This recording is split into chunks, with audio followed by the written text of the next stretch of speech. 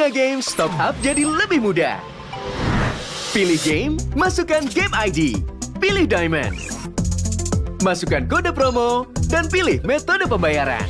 Masukkan kode OTP dan konfirmasi pembelian. Selamat, kamu dapat tambahan kuota. Kumpulkan DG Point setiap top up. Tukar dengan merchandise dan voucher game menarik. Nikmati juga promo setiap harinya. Upgrade gameplaymu sekarang.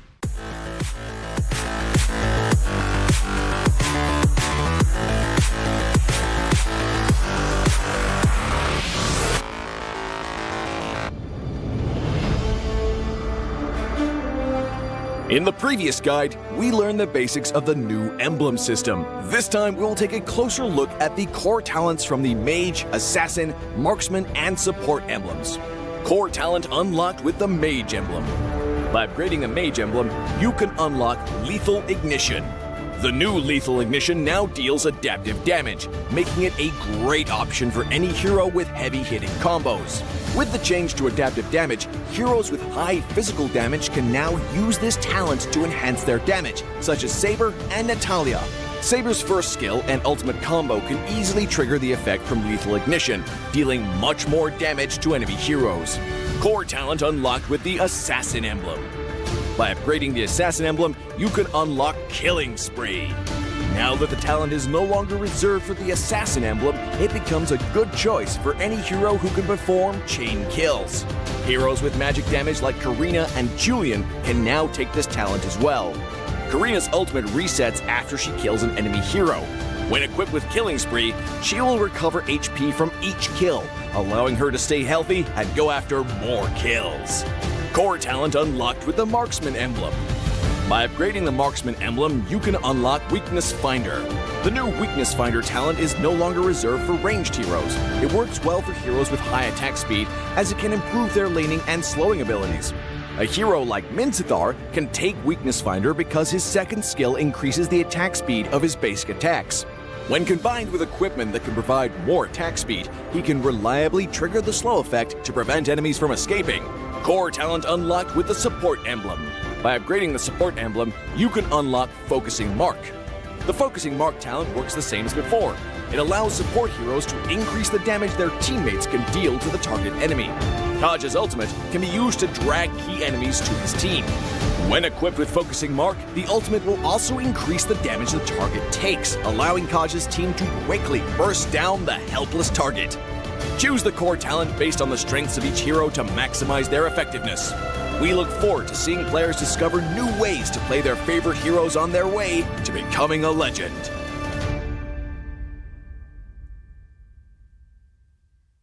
Tahu nggak, Awesome Generation itu punya rule sendiri, kayak aku.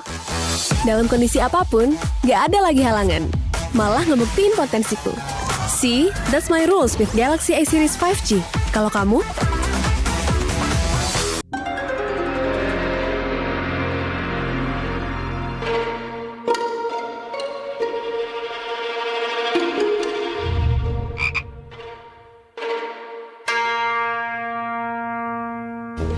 Pus.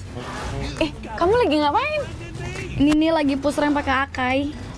Ikut dong. Double kill. Triple kill.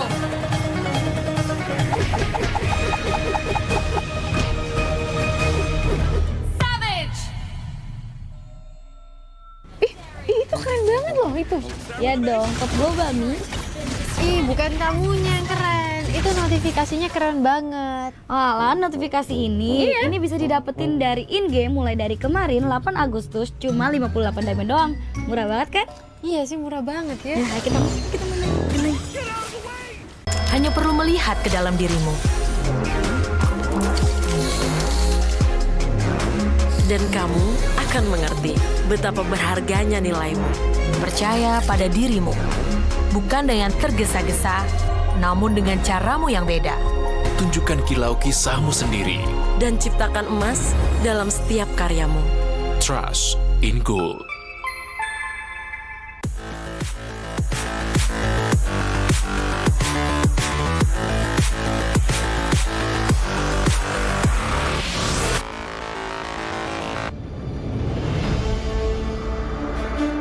In the previous guide, we learned the basics of the new emblem system. This time, we will take a closer look at the core talents unlocked with the basic common emblem, tank emblem, and fighter emblem. Core talents unlocked with the basic common emblem. By upgrading the basic common emblem, you can unlock 2 core talents, Impure Rage and Quantum Charge. Both are suitable for most heroes. The new Impure Rage talent now deals adaptive damage, making it a good damage-enhancing talent for a variety of heroes, such as Eve, Nathan, and Diggy.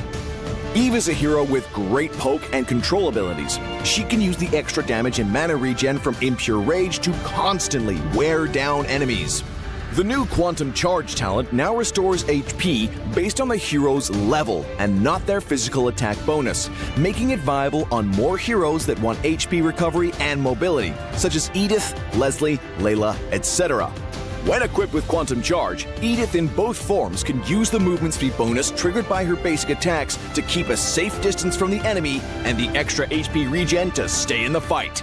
Core talent unlocked with the tank emblem. By upgrading the tank emblem, you can unlock Concussive Blast. Concussive Blast works the same as before, providing an extra source of AoE damage for high HP heroes, such as Johnson, Baja, and Hilda. Hilda is a high HP hero who can tank a lot of damage when equipped with a full set of defensive equipment. The Concussive Blast talent will not only enhance her survivability, but also boost her damage. Core talent unlocked with the Fighter Emblem.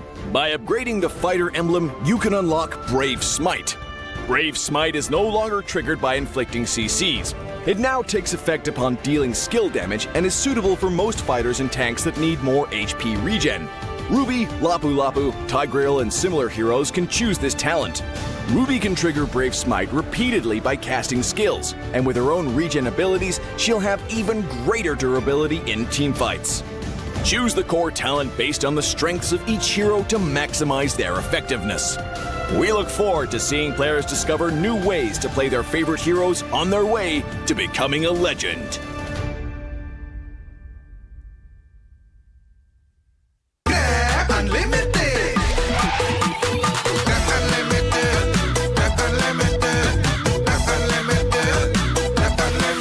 Modal gratis, untung berkali-kali.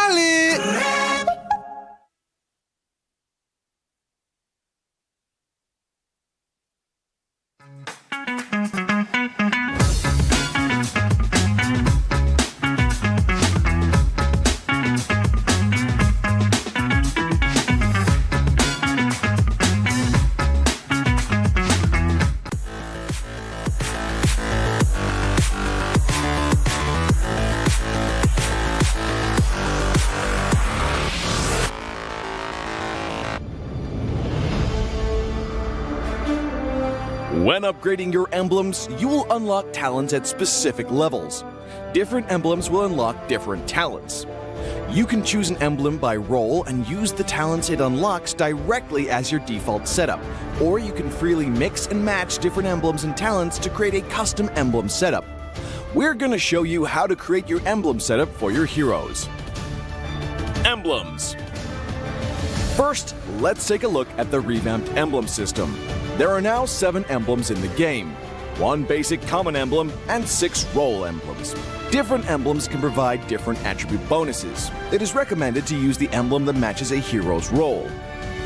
Standard talents, Tier 1. After selecting an emblem, you can then choose from 8 standard talents at Tier 1.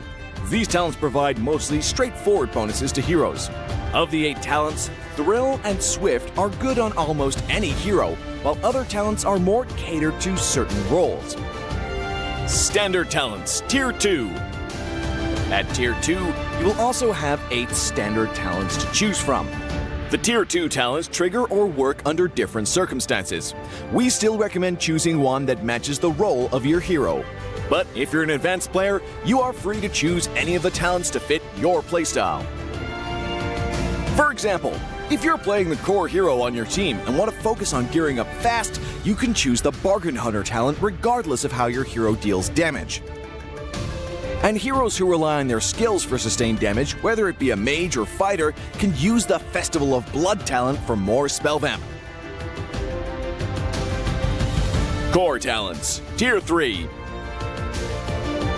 Finally, let's talk about the most important talents, the core talents. There are 8 core talents available in the game, and each provides a unique and powerful effect. We recommend choosing the core talent to match your hero's role and only use core talents from other emblems for advanced or unconventional tactics. The revamped Weakness Finder talent is no longer reserved for ranged heroes. This talent is now a viable option for any hero that relies on basic attacks and wants better laning and the ability to slow enemies.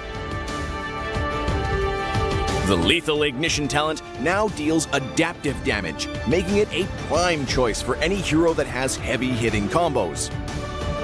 While the revamped emblem system still uses the existing talents, we have removed the restrictions between emblems and talents, opening up new possibilities for many heroes.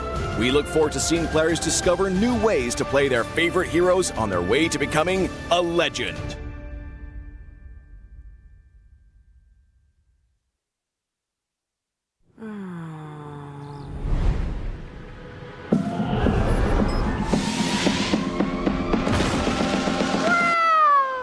It's only you who rocks my world.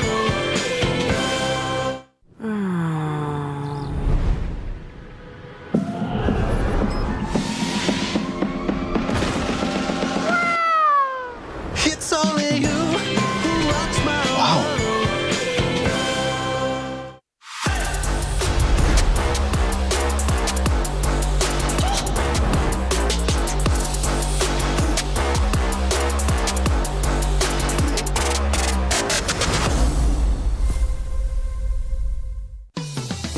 Belanja di Indomaret makin banyak untungnya.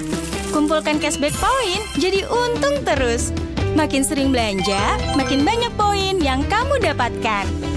Dapat diskon, jadi untung terus. Bayar belanjaanmu dengan poin yang kamu punya. Belanja jadi gratis, jadi untung terus. Dan untung terus dapat banyak promo. Jadi member Indomaret Poinku sekarang. Untungnya non-stop.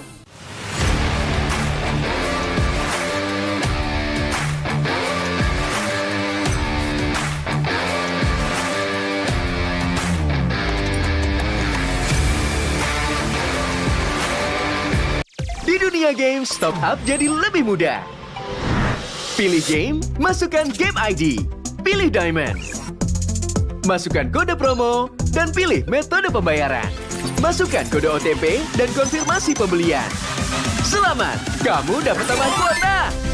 Kumpulkan DG Point setiap top up. Tukar dengan merchandise dan voucher game menarik. Nikmati juga promo setiap harinya. Upgrade gameplaymu sekarang.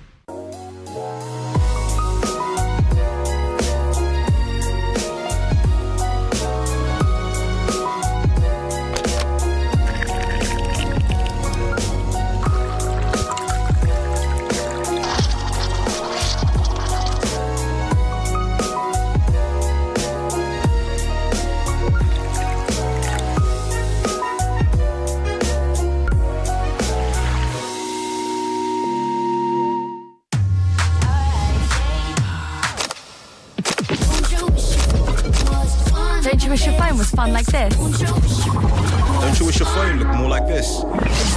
Don't you wish your phone could flex like this? Don't you wish your phone could fit in here? Don't you? Samsung Galaxy Z Fold 5 and Z Flip 5. Pre-order now.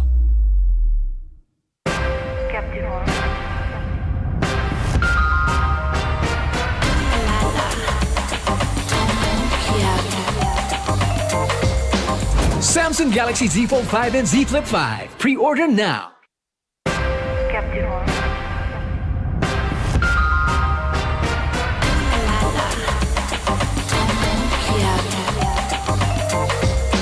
Samsung Galaxy Z Fold 5 and Z Flip 5. Pre-order now. Look who finally showed up. Unload your weapon and return the goods. And if you ask nicely, I just might let it go.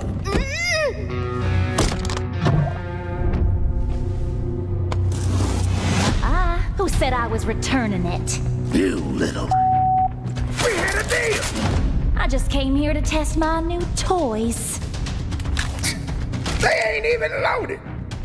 Staring down the barrel and you're still daydreaming about being an inventor? Huh?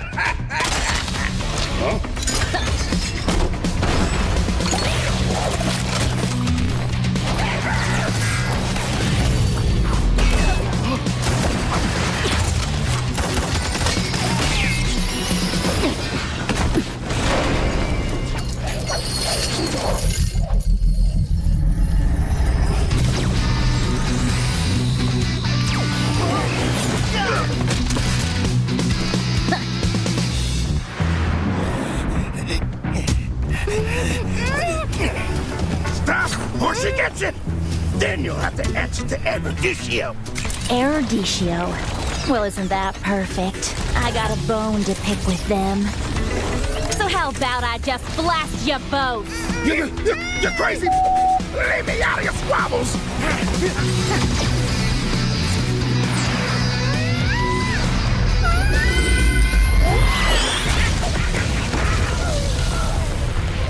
That was dirty. Haven't you heard? I do things my way. I really don't like being used as bait, you know. Anyway, let's return that to Erudicio. Oh, I have something special in store for them down the road. So I'll take this as payment.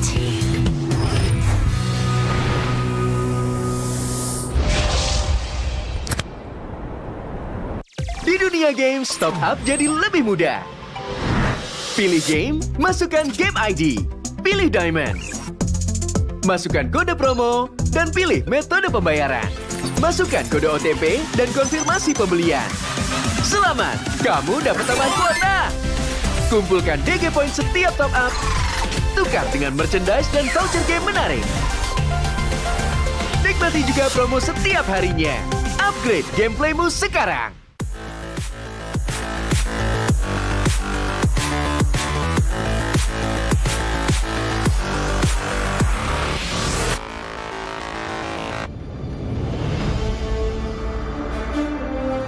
In the previous guide, we learned the basics of the new emblem system. This time, we'll take a closer look at the core talents from the Mage, Assassin, Marksman, and Support emblems. Core talent unlocked with the Mage emblem. By upgrading the Mage emblem, you can unlock Lethal Ignition. The new Lethal Ignition now deals adaptive damage, making it a great option for any hero with heavy-hitting combos. With the change to adaptive damage, heroes with high physical damage can now use this talent to enhance their damage, such as Saber and Natalia. Saber's first skill and ultimate combo can easily trigger the effect from Lethal Ignition, dealing much more damage to enemy heroes. Core talent unlocked with the Assassin emblem.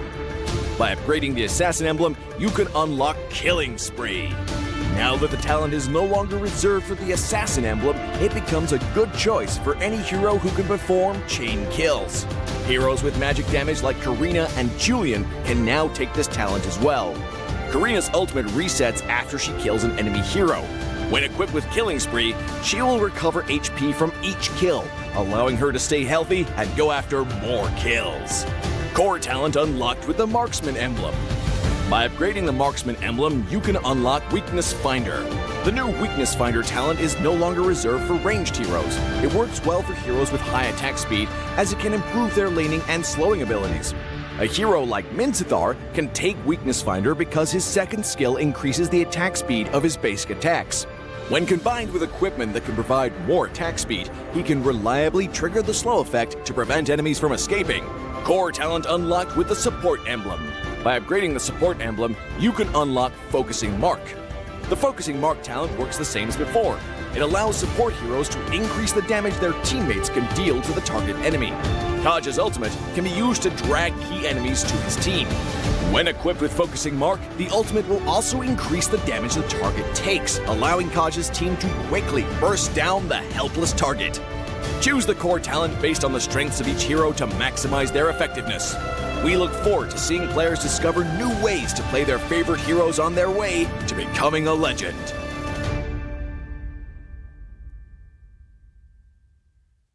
Tahu nggak, Awesome Generation itu punya rule sendiri, kayak aku.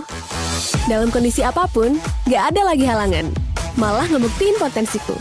See, that's my rules with Galaxy A series 5G. Kalau kamu?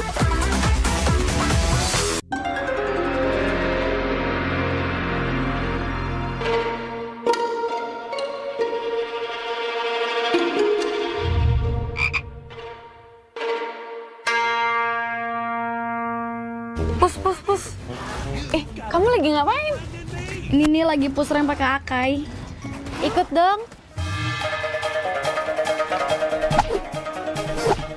Double kill. Triple kill.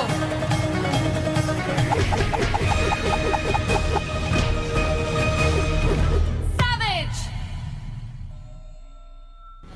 Itu keren banget loh itu. Ya dong, top global nih.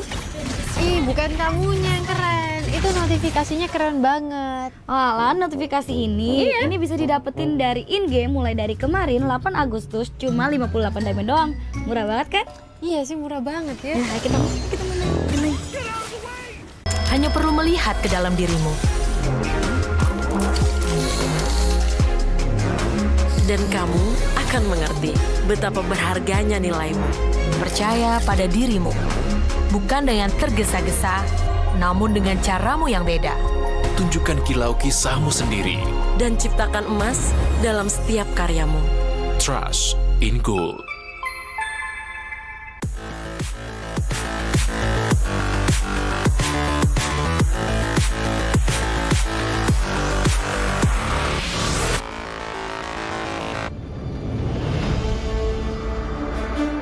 In the previous guide, we learned the basics of the new emblem system. This time, we will take a closer look at the core talents unlocked with the basic common emblem, tank emblem, and fighter emblem.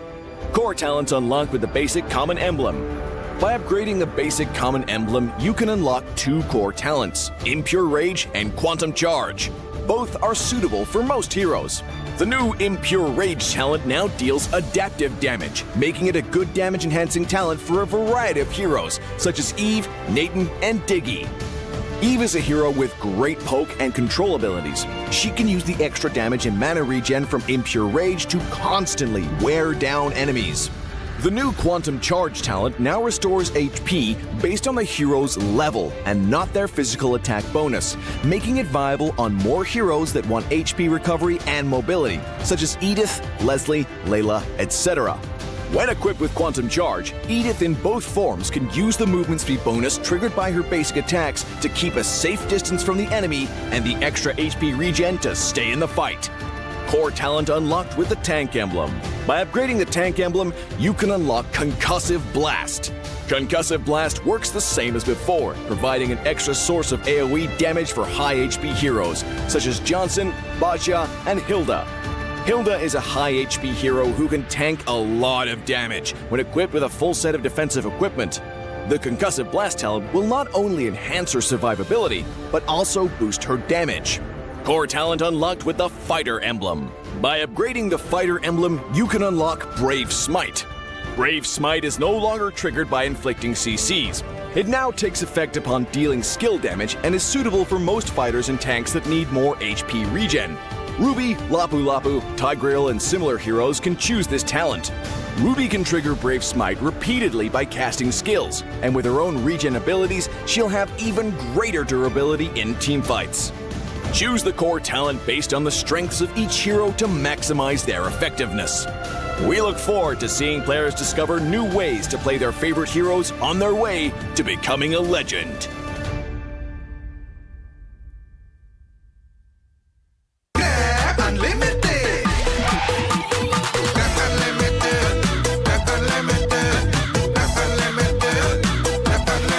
Modal gratis, untung berkali-kali.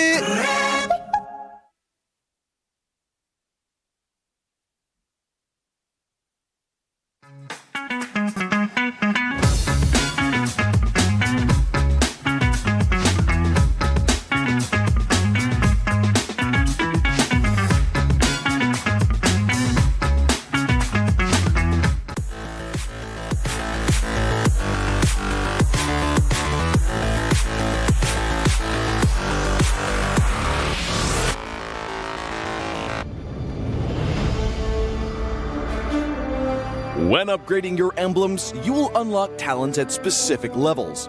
Different emblems will unlock different talents.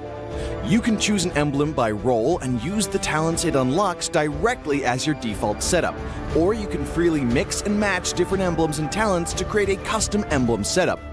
We're going to show you how to create your emblem setup for your heroes. Emblems. First, let's take a look at the revamped emblem system. There are now 7 emblems in the game, 1 basic common emblem and 6 role emblems.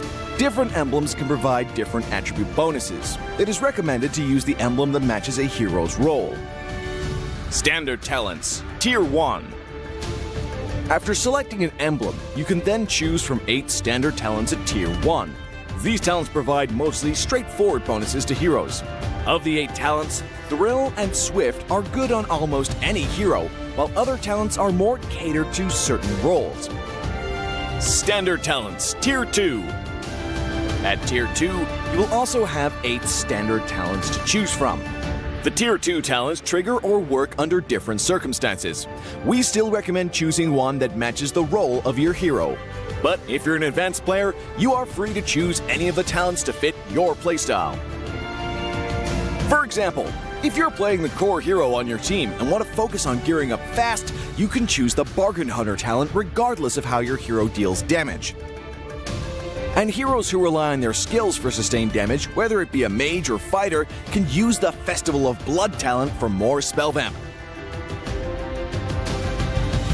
Core talents, Tier 3. Finally, let's talk about the most important talents, the core talents. There are 8 core talents available in the game, and each provides a unique and powerful effect. We recommend choosing the core talent to match your hero's role and only use core talents from other emblems for advanced or unconventional tactics. The revamped Weakness Finder talent is no longer reserved for ranged heroes. This talent is now a viable option for any hero that relies on basic attacks and wants better laning and the ability to slow enemies. The Lethal Ignition talent now deals adaptive damage, making it a prime choice for any hero that has heavy-hitting combos. While the revamped emblem system still uses the existing talents, we have removed the restrictions between emblems and talents, opening up new possibilities for many heroes. We look forward to seeing players discover new ways to play their favorite heroes on their way to becoming a legend.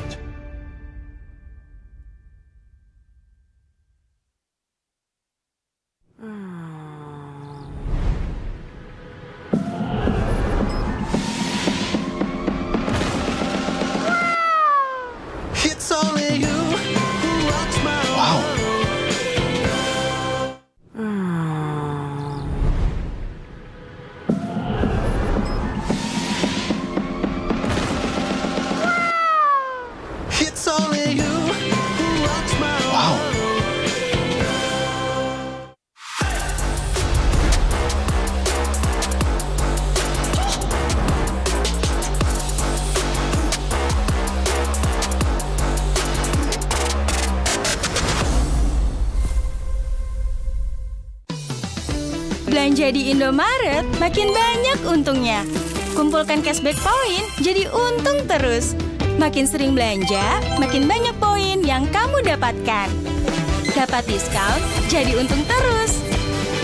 Bayar belanjaanmu dengan poin yang kamu punya. Belanja jadi gratis, jadi untung terus. Dan untung terus dapat banyak promo. Jadi member Indomaret Poinku sekarang. Untungnya non-stop.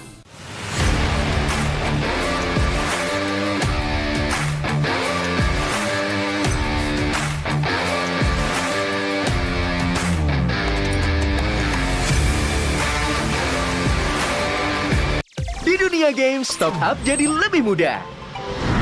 Pilih game, masukkan game ID. Pilih Diamond. Masukkan kode promo, dan pilih metode pembayaran. Masukkan kode OTP dan konfirmasi pembelian. Selamat, kamu dapat tambahan kuota. Kumpulkan DG Point setiap top up. Tukar dengan merchandise dan voucher game menarik. Nikmati juga promo setiap harinya. Upgrade gameplaymu sekarang.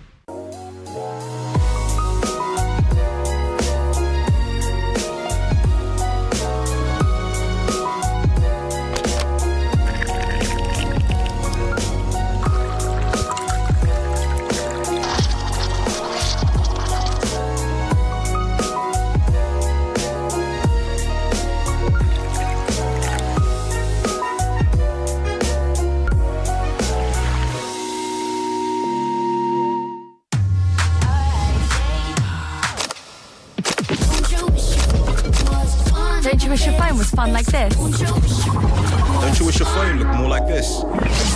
Don't you wish your phone could flex like this? Don't you wish your phone could fit in here? Don't ya? Samsung Galaxy Z Fold 5 and Z Flip 5. Pre-order now.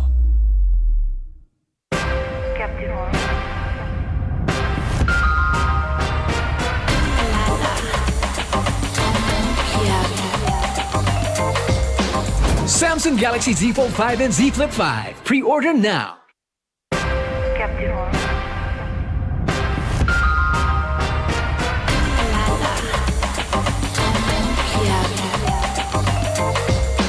Samsung Galaxy Z Fold 5 and Z Flip 5. Pre-order now. Look who finally showed up. Unload your weapon and return the goods. And if you ask nicely, I just might let it go.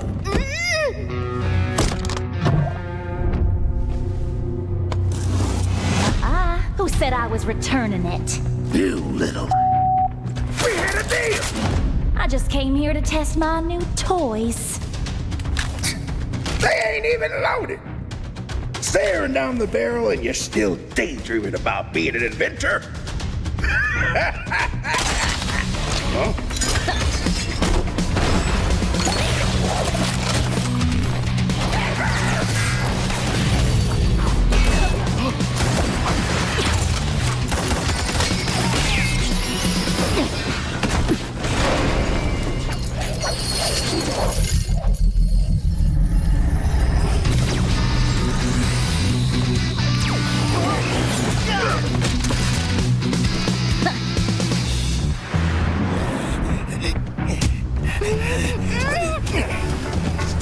Or she gets it, then you'll have to answer to Eruditio. Eruditio? Well, isn't that perfect? I got a bone to pick with them. So how about I just blast you both? You're crazy! Leave me out of your squabbles!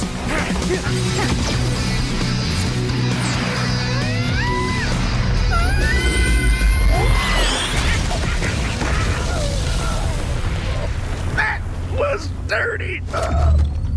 Haven't you heard? I do things my way. I really don't like being used as bait, you know. Anyway, let's return that to Eruditio. Oh, I have something special in store for them down the road. So I'll take this as payment.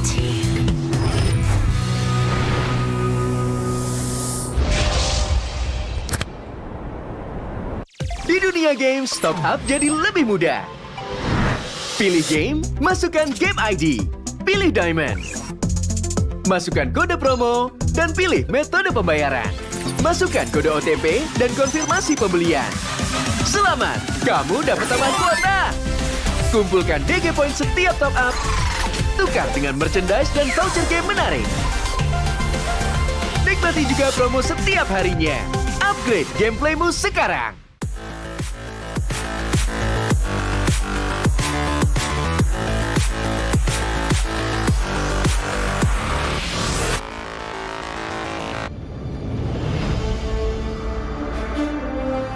In the previous guide, we learned the basics of the new emblem system.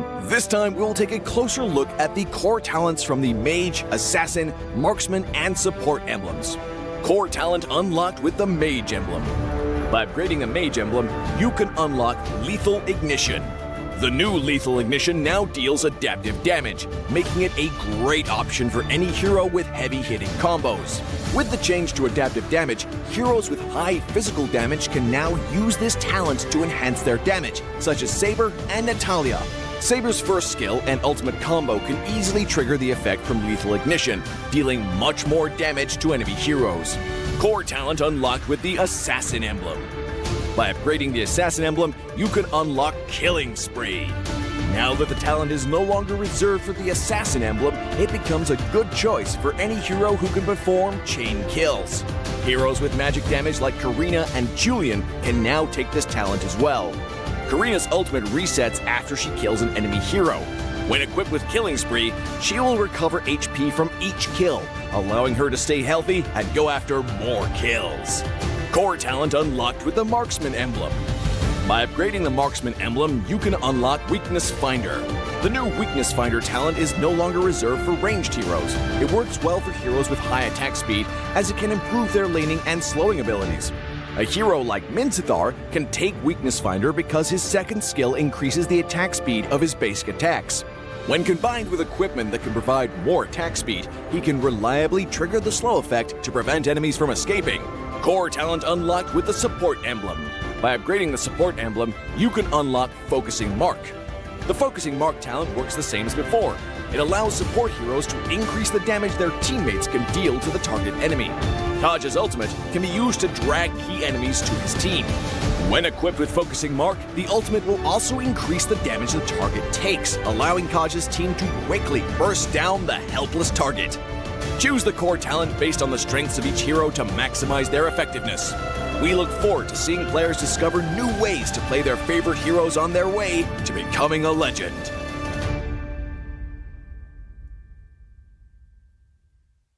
Tahu nggak, Awesome Generation itu punya rule sendiri, kayak aku. Dalam kondisi apapun, nggak ada lagi halangan. Malah ngebuktiin potensiku. See, that's my rules with Galaxy A Series 5G. Kalau kamu?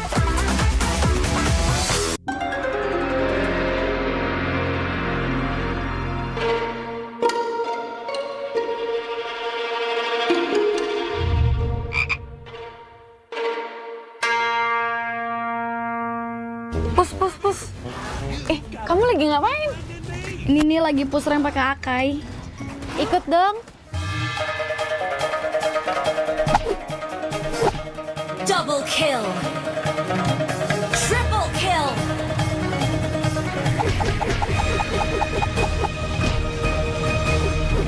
Savage. Itu keren banget loh itu. Ya dong, top gue Bami. Bukan kamunya yang keren. Itu notifikasinya keren banget. Alah, notifikasi ini bisa didapetin dari in-game mulai dari kemarin 8 Agustus cuma 58 diamond doang. Murah banget kan? Iya sih, murah banget ya. Nah, kita main. Hanya perlu melihat ke dalam dirimu. Dan kamu akan mengerti betapa berharganya nilaimu. Percaya pada dirimu. Bukan dengan tergesa-gesa, namun dengan caramu yang beda. Tunjukkan kilau kisahmu sendiri. Dan ciptakan emas dalam setiap karyamu. Trust in Gold.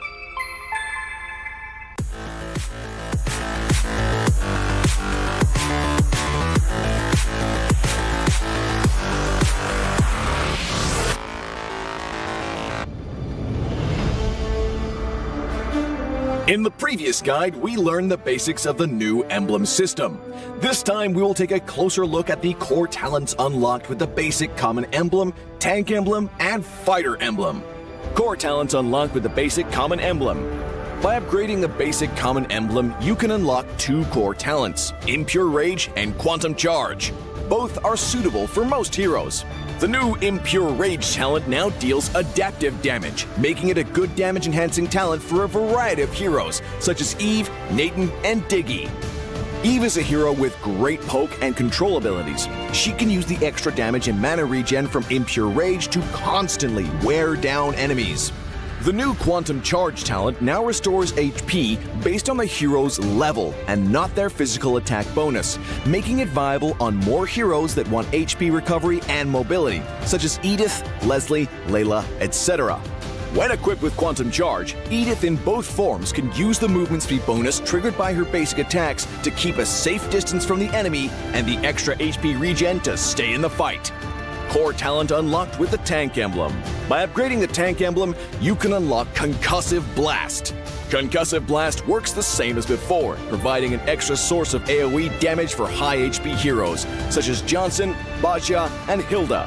Hilda is a high HP hero who can tank a lot of damage when equipped with a full set of defensive equipment. The Concussive Blast talent will not only enhance her survivability, but also boost her damage. Core talent unlocked with the Fighter emblem. By upgrading the Fighter emblem, you can unlock Brave Smite. Brave Smite is no longer triggered by inflicting CCs. It now takes effect upon dealing skill damage and is suitable for most fighters and tanks that need more HP regen. Ruby, Lapu Lapu, Tigreal, and similar heroes can choose this talent. Ruby can trigger Brave Smite repeatedly by casting skills, and with her own regen abilities, she'll have even greater durability in teamfights. Choose the core talent based on the strengths of each hero to maximize their effectiveness. We look forward to seeing players discover new ways to play their favorite heroes on their way to becoming a legend.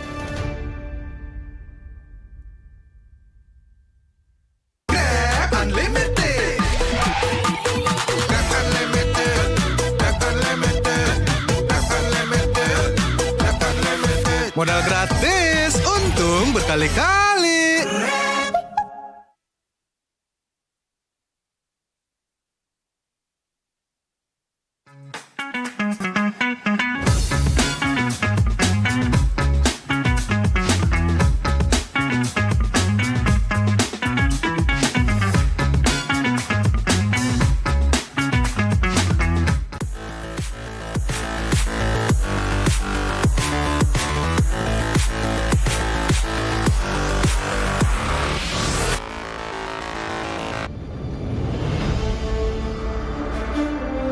When upgrading your emblems, you will unlock talents at specific levels. Different emblems will unlock different talents. You can choose an emblem by role and use the talents it unlocks directly as your default setup, or you can freely mix and match different emblems and talents to create a custom emblem setup. We're going to show you how to create your emblem setup for your heroes. Emblems. First, let's take a look at the revamped emblem system. There are now 7 emblems in the game, 1 basic common emblem, and 6 role emblems. Different emblems can provide different attribute bonuses. It is recommended to use the emblem that matches a hero's role. Standard talents, Tier 1. After selecting an emblem, you can then choose from 8 standard talents at Tier 1. These talents provide mostly straightforward bonuses to heroes. Of the 8 talents, Thrill and Swift are good on almost any hero, while other talents are more catered to certain roles. Standard talents, Tier 2. At Tier 2, you will also have 8 standard talents to choose from. The Tier 2 talents trigger or work under different circumstances. We still recommend choosing one that matches the role of your hero. But if you're an advanced player, you are free to choose any of the talents to fit your playstyle. For example, if you're playing the core hero on your team and want to focus on gearing up fast, you can choose the Bargain Hunter talent regardless of how your hero deals damage. And heroes who rely on their skills for sustained damage, whether it be a mage or fighter, can use the Festival of Blood talent for more spell vamp. Core talents, Tier 3. Finally, let's talk about the most important talents, the core talents. There are 8 core talents available in the game, and each provides a unique and powerful effect. We recommend choosing the core talent to match your hero's role and only use core talents from other emblems for advanced or unconventional tactics. The revamped Weakness Finder talent is no longer reserved for ranged heroes. This talent is now a viable option for any hero that relies on basic attacks and wants better laning and the ability to slow enemies. The Lethal Ignition talent now deals adaptive damage, making it a prime choice for any hero that has heavy-hitting combos. While the revamped emblem system still uses the existing talents, we have removed the restrictions between emblems and talents, opening up new possibilities for many heroes. We look forward to seeing players discover new ways to play their favorite heroes on their way to becoming a legend.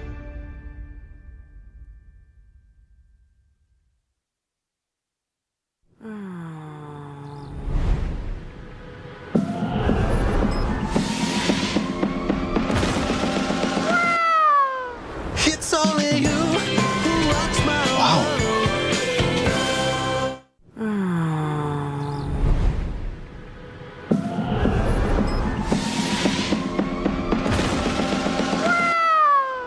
It's only you who rocks my world.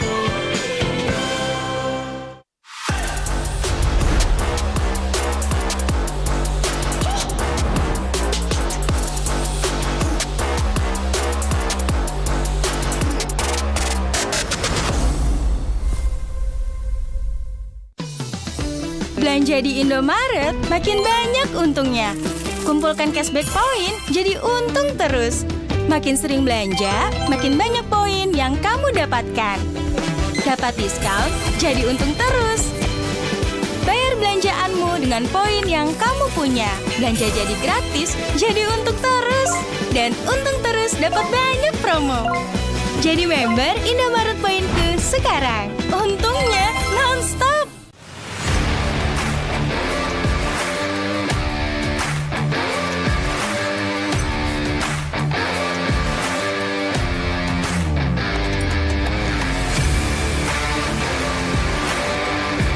Di dunia games, top up jadi lebih mudah. Pilih game, masukkan game ID. Pilih Diamond.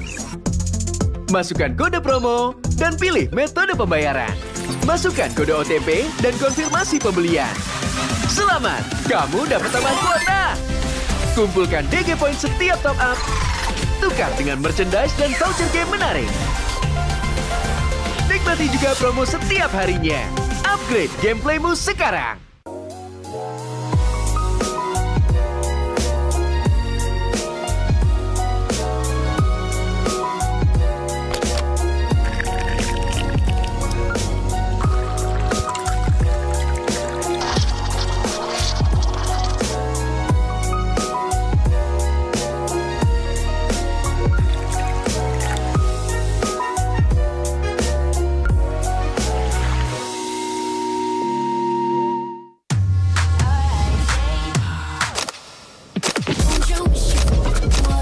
Don't you wish your phone was fun like this? Don't you wish your phone looked more like this?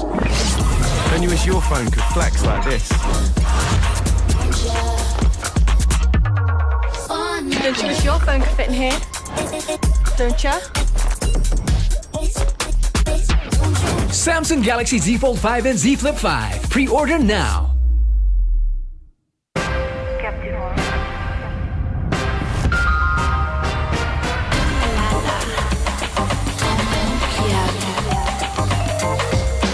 Samsung Galaxy Z Fold 5 and Z Flip 5. Pre-order now.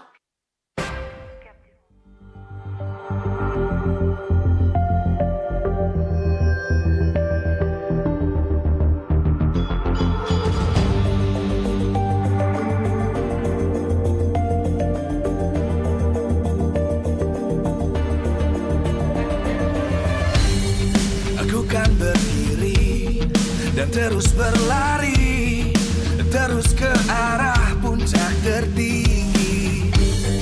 Ku takkan berhenti, hanya sampai di sini.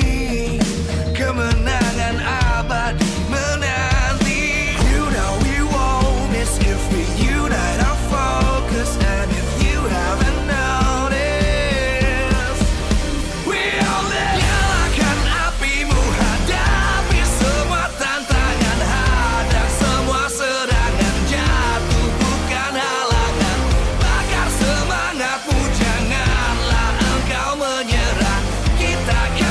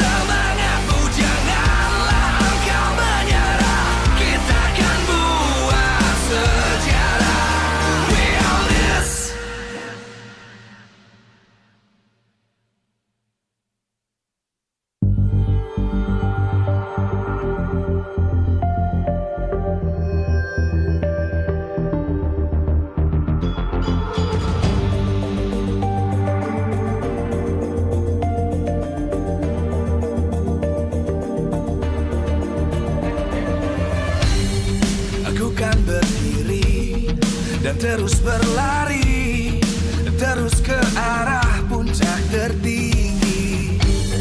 Ku takkan berhenti, hanya sampai di sini. Kemenangan abadi menanti. You know we won't miss if we unite our focus. And if you haven't noticed, we all live. Nyalakan apimu, hadapi semua tantangan, hadang semua serangan, jatuh bukan halangan. Bakar semangatmu, janganlah engkau menyerah. Kita akan buat sejarah. We all this, we won't miss. We all this, we won't miss. Saatnya beraksi, jalani ambisi. Aku kan menyawakan hari ini. You know we won't miss if we unite our focus. And if you haven't noticed, we all live. Nyalakan apimu, hadapi semua tantangan, hadang semua serangan, jatuh bukan halangan. Bakar semangatmu, janganlah engkau menyerah. Kita akan buat sejarah. We all this, we won't miss. We all this, we won't miss. We all this.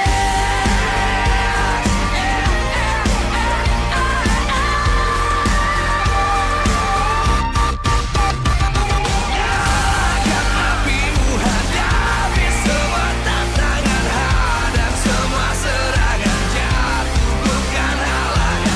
Bakar semangatmu, janganlah engkau menyerah. Kita akan buat sejarah. We all this.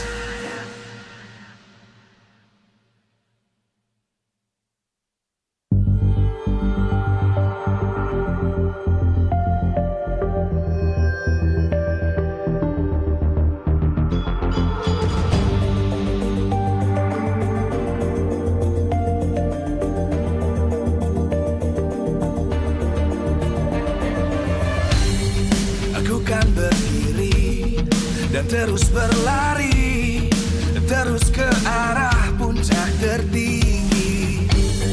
Ku takkan berhenti, hanya sampai di sini.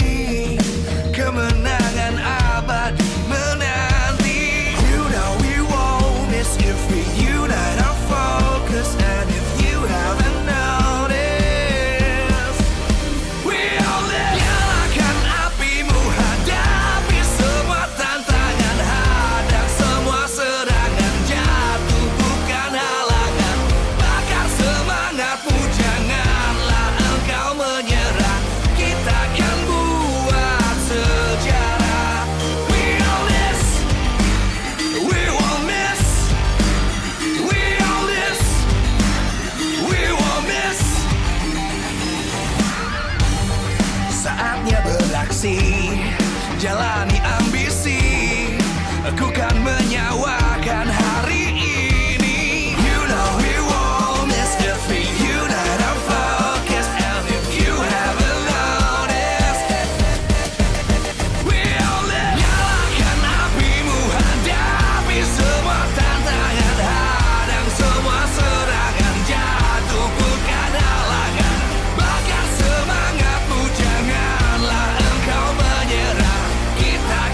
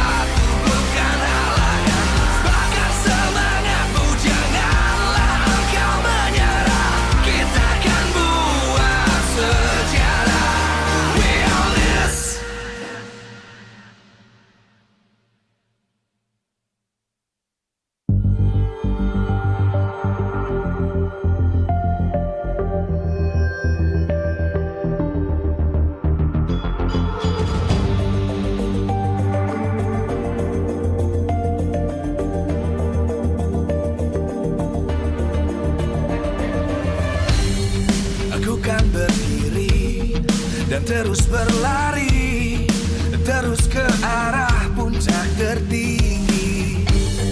Ku takkan berhenti, hanya sampai di sini. Kemenangan abadi menanti. You know we won't miss if we unite our focus. And if you haven't noticed, we all live. Nyalakan apimu, hadapi semua tantangan, hadang semua serangan, jatuh bukan halangan. Bakar semangatmu, janganlah engkau menyerah. Kita akan buat sejarah. We all this, we won't miss. We all this, we won't miss. Saatnya beraksi, jalani ambisi. Aku kan menyawakan hari ini. You know we won't miss if we unite our focus. And if you haven't noticed, we all live. Nyalakan apimu, hadapi semua tantangan, hadang semua serangan, jatuh bukan halangan. Bakar semangatmu, janganlah engkau menyerah. Kita akan buat sejarah. We all live.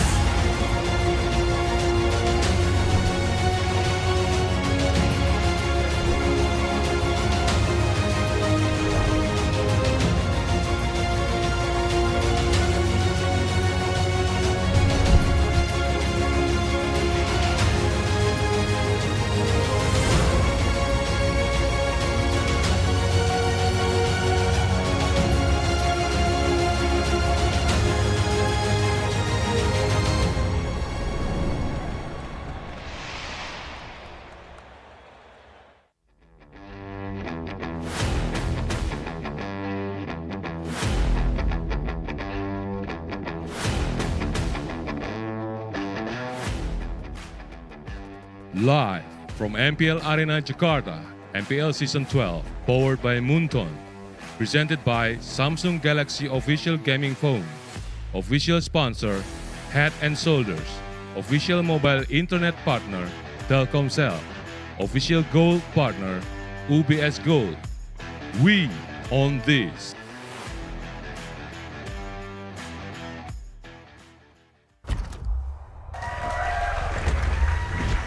The battle for our ISF champions here for the first match of the day. We have Bigatron Alpha going against Evo's Legends.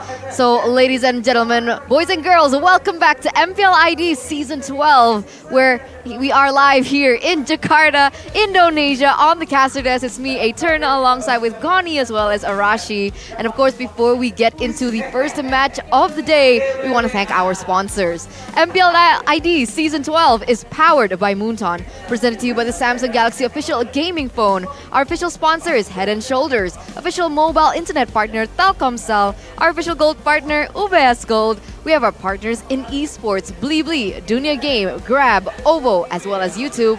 Our official broadcast is Maxstream, Teferi Sport, and Video. We have our suppliers Indomart, Point Coffee, Mineski, and Samsung. And MPL ID Season 12 is supported by PBSE.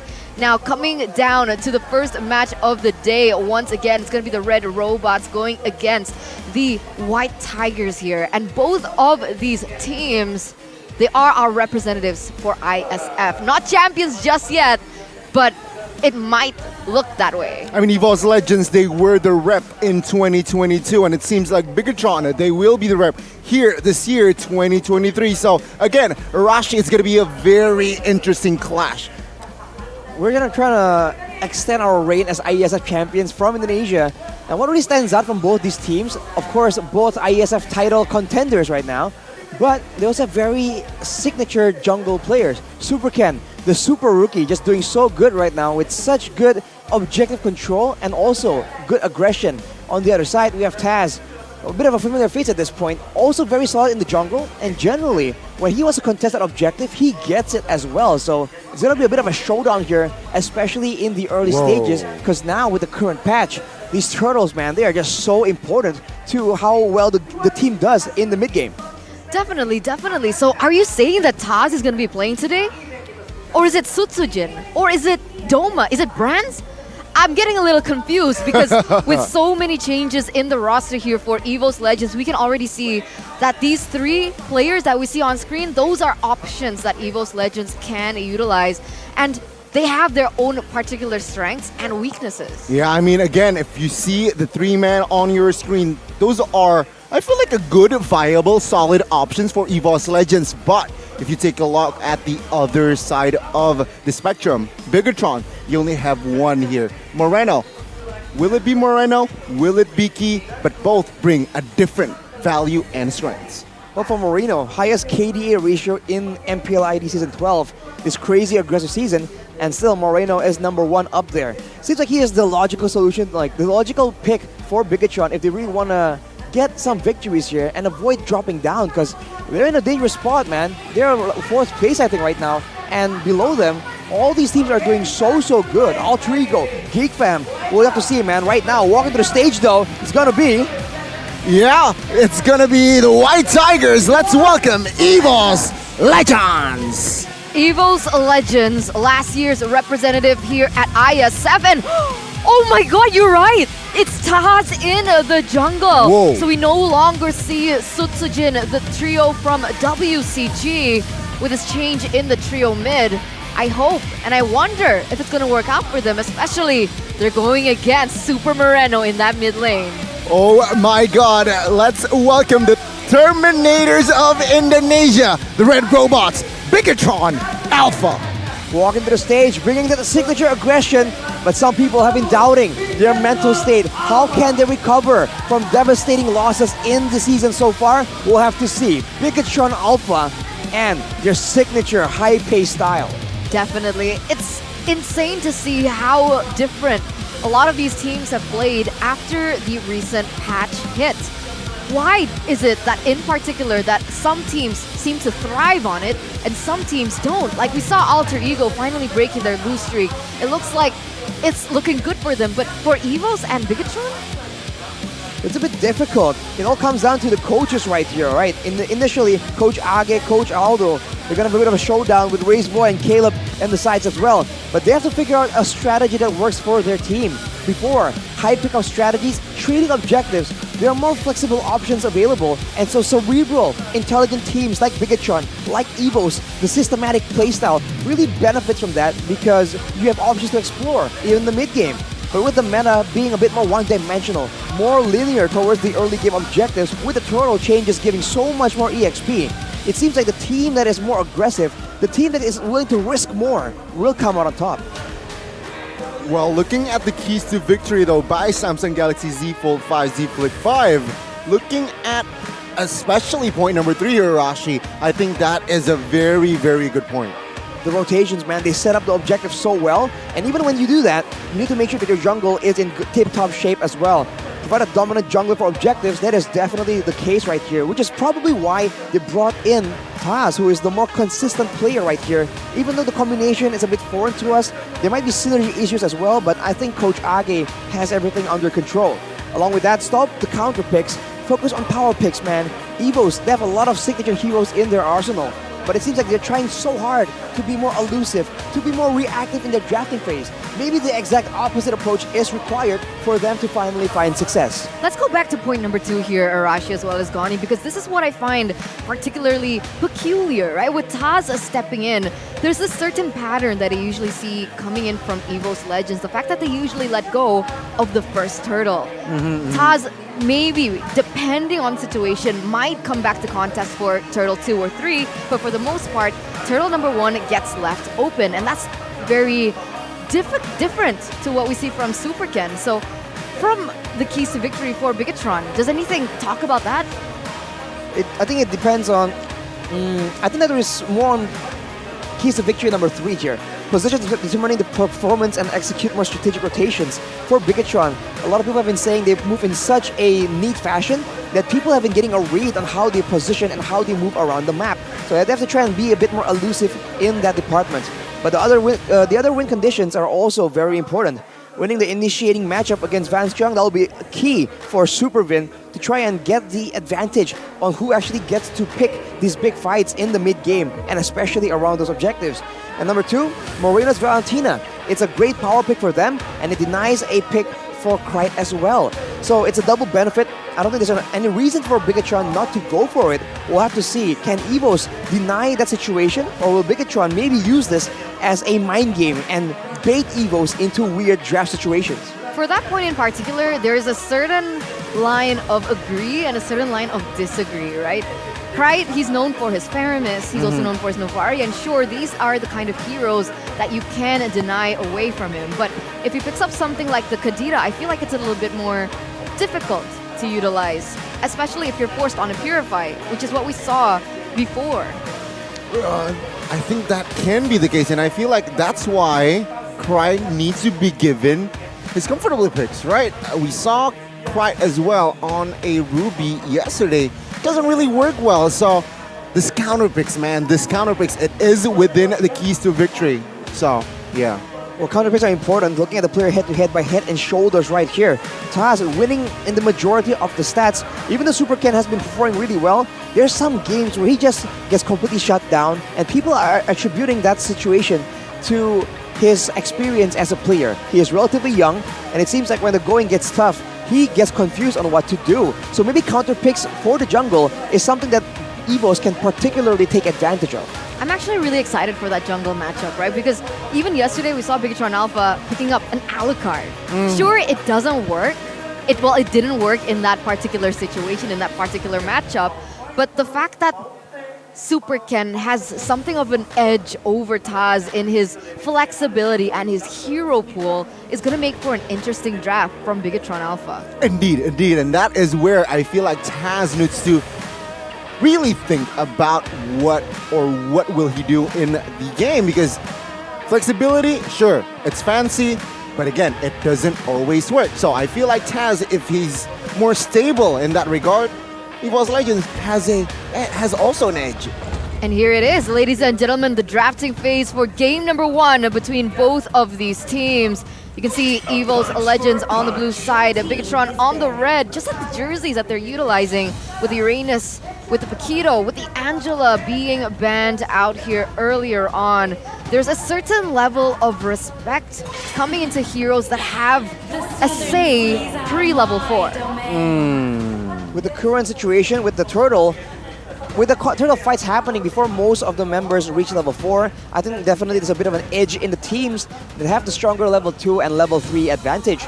For now, Aldo will be focusing on banning away the Kadira, usually a pick that Bigatron themselves like to utilize, but right now against Krite, maybe that's a risk they don't want to take. For EVOS, it really seems like the EXP lane, Sorizo, is where everything is being targeted. They want to make sure that they have the advantage in the setups, and in order to do so, they need Fluffy to be able to make plays, to be able to out-rotate Sorizo. You know what? I think what is in the head of Aldo, he wants to open and leave the Joy open here. I don't think he will ban the Joy, knowing that Fluffy isn't really a Joy player, and now Joy in that jungle is low-key weak, right? Because you don't have the Vengeance, you don't have the kit in your arsenal. So I feel like Bigatron might just leave the Joy open. Baiting them into a Joy pick, that is definitely something that Coach Aldo could utilize in the situation. Right now, even if the Joy gets taken, there's still the Valentina open as well. So at this point, Bigatron, they gotta pick their poison, or they gotta target someone else. They go for the Kaja, but this means that the Franco is still an option for both these teams if they want to try and be a bit more aggressive in that pick-off game. Oh, we have a comment here from Makabe though. So far, Brands has been difficult to touch due to Van Strong as a roamer. For now, let's give Brands a try, but if his performance wavers in the middle, Doma can be tried. Okay, very interesting take. But there you go. EVOS somehow forced in this Joy pick. Right now, Bigatron, they will pick up the Fredrin and as well as Valentina, not prioing the Franco, a hero that can suppress this Joy. So what Bigatron is saying is that they're falling back to their keys to victory, right? They said utilize Super Moreno's Valentina, try to utilize it in order to deny a pick away from Krite, and that's exactly what we're seeing. Plus, this Fredrin is still flex. What I really wanted to go back to was your point about Joy in the jungle being weak. Do you agree with that? I think at this point in the current meta, It's very situational. The fact that there's a lot more messy team fights, a lot more crowd control, heavy compositions, means that the Joy and other assassins just become a lot more vulnerable. And the Joy usually relies more on the shielding and the crowd control reduction or cleansing with the ultimate to try and get an advantage there. But with so much damage being thrown around, it just seems weaker unless, right, they secure a team composition that can really supplement that kind of dive playstyle. And speaking of weak, speaking of sustain, they have gone for the Tarizda that's tanky already on its own with the passive, but also for the Faramis with the Cold Altar. This can give the Joy that second chance at life. This is such a good team fight, but this is very heavily reliant on level 4. So Evos, are they banking on maybe just leaving that turtle open in the first phase? Because clearly Faramis needs level 4 in order to have a little bit more of a say in these team fights. He needs the Cult Altar. Sure, he can utilize that pickoff earlier on, but Tarizla, he needs level 4 too for the pound zone. Yeah, exactly. So asking a Bigatron a question here, what are you going for? Are you going for early, as in pre-level 4, to just cut the waves, cut the rotations of EVOS Legends and take advantage of that? Or they also too want to play it safe? With this Franco pick though, it seems like the answer is Bigatron, they want to play it safe. They also just want to sustain. Finding a good hero that can lock that Joy, it's a solid pick. I can also say that it's actually early, right? Because Franco level 1 already has that hook. The fact that they can actually capitalize on that and utilize that before they go for even the team fight on the turtle shows me that the value of Franco is a little bit higher than what we're seeing from EVOS Legends. It is the only other suppression hero available, so that's a very dangerous situation for the Joy indeed. And so far, it's great, but keep in mind, they only have a Fredrin and Valentina, so if they hook someone right now, it needs to be the Joy if they want to really get a very decisive pickoff. What's worse is there's a Cult Altar here as well, so if they are not careful with how they go for this could be a counter-engage situation being taken by EVOS. Looking at the bans, a lot of focus in the Golden as well, but for Bigatron, banning away that Beatrix is definitely targeting Brands, who has been very decisive, very dangerous on that Beatrix pick. Very interesting here. So Bigatron can also limit. I think Irithel here in this composition is also good because they need someone that can deal damage in the backside, right? With Franco, with Fredrin, you can't tank in a sense. But I think, yeah, what else? What else is there? Clint, Leslie, there's so many options for that gold lane now. And I feel kind of differently about Irithel here. With the Beatrix already being banned, what matchup is required for an Irithel to be picked up? The Irithel does well against a 1-1 to be honest, but seeing that Bigatron bans the Leslie, it's a bit of a hint towards the Claude, which is still open. It can be used still to just deny the Cult Altar. That will be the instant quick pick by Bigatron. So now for EVOS, what will they put in the hands of Brands to deal with this? If they want to go for a proper team fight, or someone can just stand their ground, he can go for that Clint. If he wants to be a bit more frisky, he can go for that Ixia pick as well, who just received a bit of a buff in the last patch. Ixia. So it's risky. It's very risky. We were talking about this earlier on, and I gotta say, I don't really like her. The fact that she has no escape mechanism whatsoever, going against something as mobile as the Claude, it doesn't click to me. So for the gold lane, there are a few options, right? I guess Brody, Harith, Clint, those are the three that really stand out to me. They need someone in the back line, and there you go, the Clint does come through. So EVOS Legends here, I gotta say, their composition is more well-rounded, right? You can have someone that can open fights, but you can very front to back-ish, right? With Edith and Tarizla being in the front, and of course Clint, and as well as the Faramis there, somehow in the back. Pulling it back. It's extremely front to back-ish, definitely. They have a lot of crowd control, a lot of AoE, and this is a combo we've seen very often right now, the Cult Altar into an Edith. This means that during the fights, there's going to be essentially two teamfight heroes just dishing out that damage again and again. And for Bigatron, they wanted the X-Borg, so they're going to try and maneuver away and maybe use that slow, use the utility to try and kite away from the Cult Altar and disengage. But the issue with EVOS is they can force Bigatron to fight, especially in those big objectives. So I think Bigatron, they're in a bit of a tougher situation here. Definitely. There's less tools for them to utilize compared to EVOS, who can rely on many sources. They have Faramis, they have Clint, they have Edith even, they have the Terizla Faramis as well. There's just so many solutions to different problems, whereas Bigatron, there's a small window of opportunity, but I do like that last X-Borg pick for the Terizla in that lane. It should help and stave off the aggression of Fluffy, who is notoriously on his power hero. And with that, before we dive in, ladies and gentlemen, please show your support as we take a look at the Land of Dawn. Welcome to game number 1 between EVO's Legends and Bigatron Alpha. Let's get it. Well, the early game is going to be so important right here. Card control favoring EVO's, mobility essentially favoring the side of Bigatron. Their signature playstyle is the 3-man high-tempo roaming death squad, but with Super Ken on the Fredrin, with the priority more on the objectives now. This is just not the way Bigatron is used to maneuvering. With this composition, we'll have to see if they can try and outsmart EVO somehow to try and get a lead before the turtle fight comes around. Ooh, early solo kill already, Fluffy, man. This guy went in on a Terizla. Very nasty. Yeah, that's not the outcome that I was expecting at all. Under 1 minute kill onto Super Cerezo, which in my head, Super Cerezo had a little bit of an advantage in because of the fact that he does percent HP. It's confusing for me. Well, the Xbox also has a lot more poke damage, so I think what happened was that Fluffy went for a full all-in, and Cerezo just wasn't respecting it. He used his flicker as well right there, so that's quite unfortunate.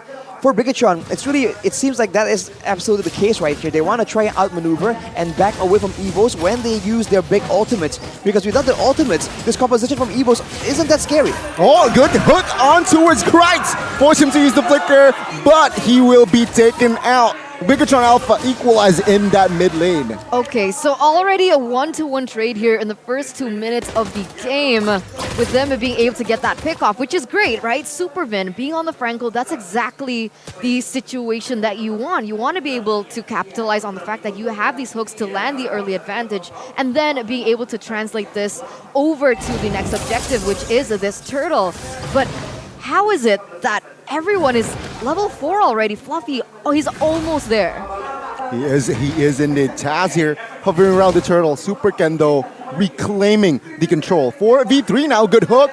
Fluffy, penalty zone hasn't been popped, but Taz finds a retry. Cold Alter popped by both teams now. Take a look at the silence. Moreno, Supervin will be taken out in the backside. Flicker out.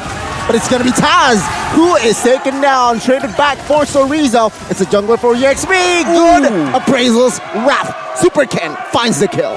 Early game fight with the Cold Alter.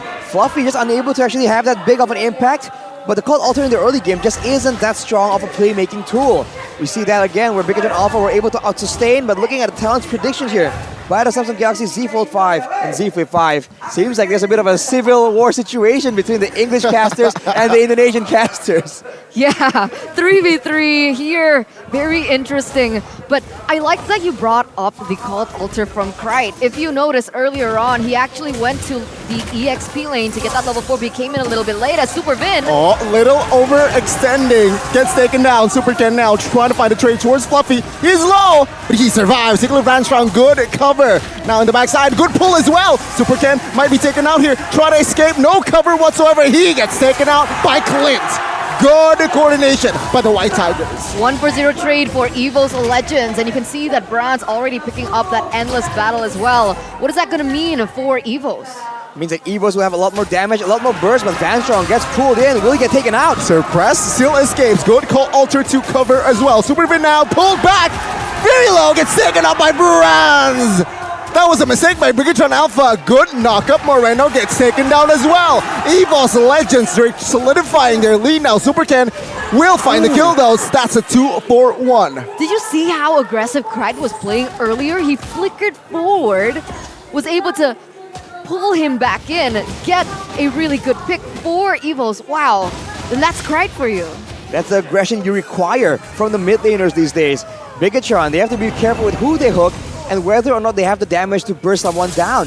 Because unlike usually, Super Ken has kills, 3 and 1, but he's on a Fredrin. He's not an assassin. He does not have the kind of burst damage they require to take someone down. Now with the turtle coming up, you can see Evo's pushing Bigatron Alpha away. Yep, the turtle will find for Super Ken though. Good retray. And it seems like EVOS Legends, they do not want business. Good hook to re-engage. Suppression comes in, the damage is there, the taunt, everything. Super Ken will claim the kill. That's a 2-4-0 with that turtle. Yeah, Bigatron Alpha, they're collapsing. I mean, at that point, it was a 50-50, right? Super Ken as well as Taz, they were both on the same level. But the fact that Super Ken was still able to get that retribution away from Taz, it actually brings Bigatron Alpha on a little bit of a lead. Again, just a repeat of the previous seasons, man. These fighter junglers have so much of a better time securing the Lord in those situations because they don't have to worry about getting crowd controlled, getting bursted down as much as Taz on the Joy. Supervin makes a play right there, but looking at the macro game from Bigatron, they're making this work in their favor. Even though EVOS Legends on paper should be winning all these early game team fights, they just have to be a bit more decisive with how they want to fight. I agree. I mean, look at the way that they're rotating right now, right? You can see that Xbox still focusing on that clear in the bottom lane, but Bigatron Alpha, they're actively looking for a pick, which Brands is quite vulnerable to, especially on a Clint. We'll have to see what he itemizes for. Later on, most likely he's going to go for the Great Dragon Sword as well, but look at Super Ken just being so tanky. Oh, soaking a lot of damage. The purple buff was stolen as well, but Fluffy finds the kill.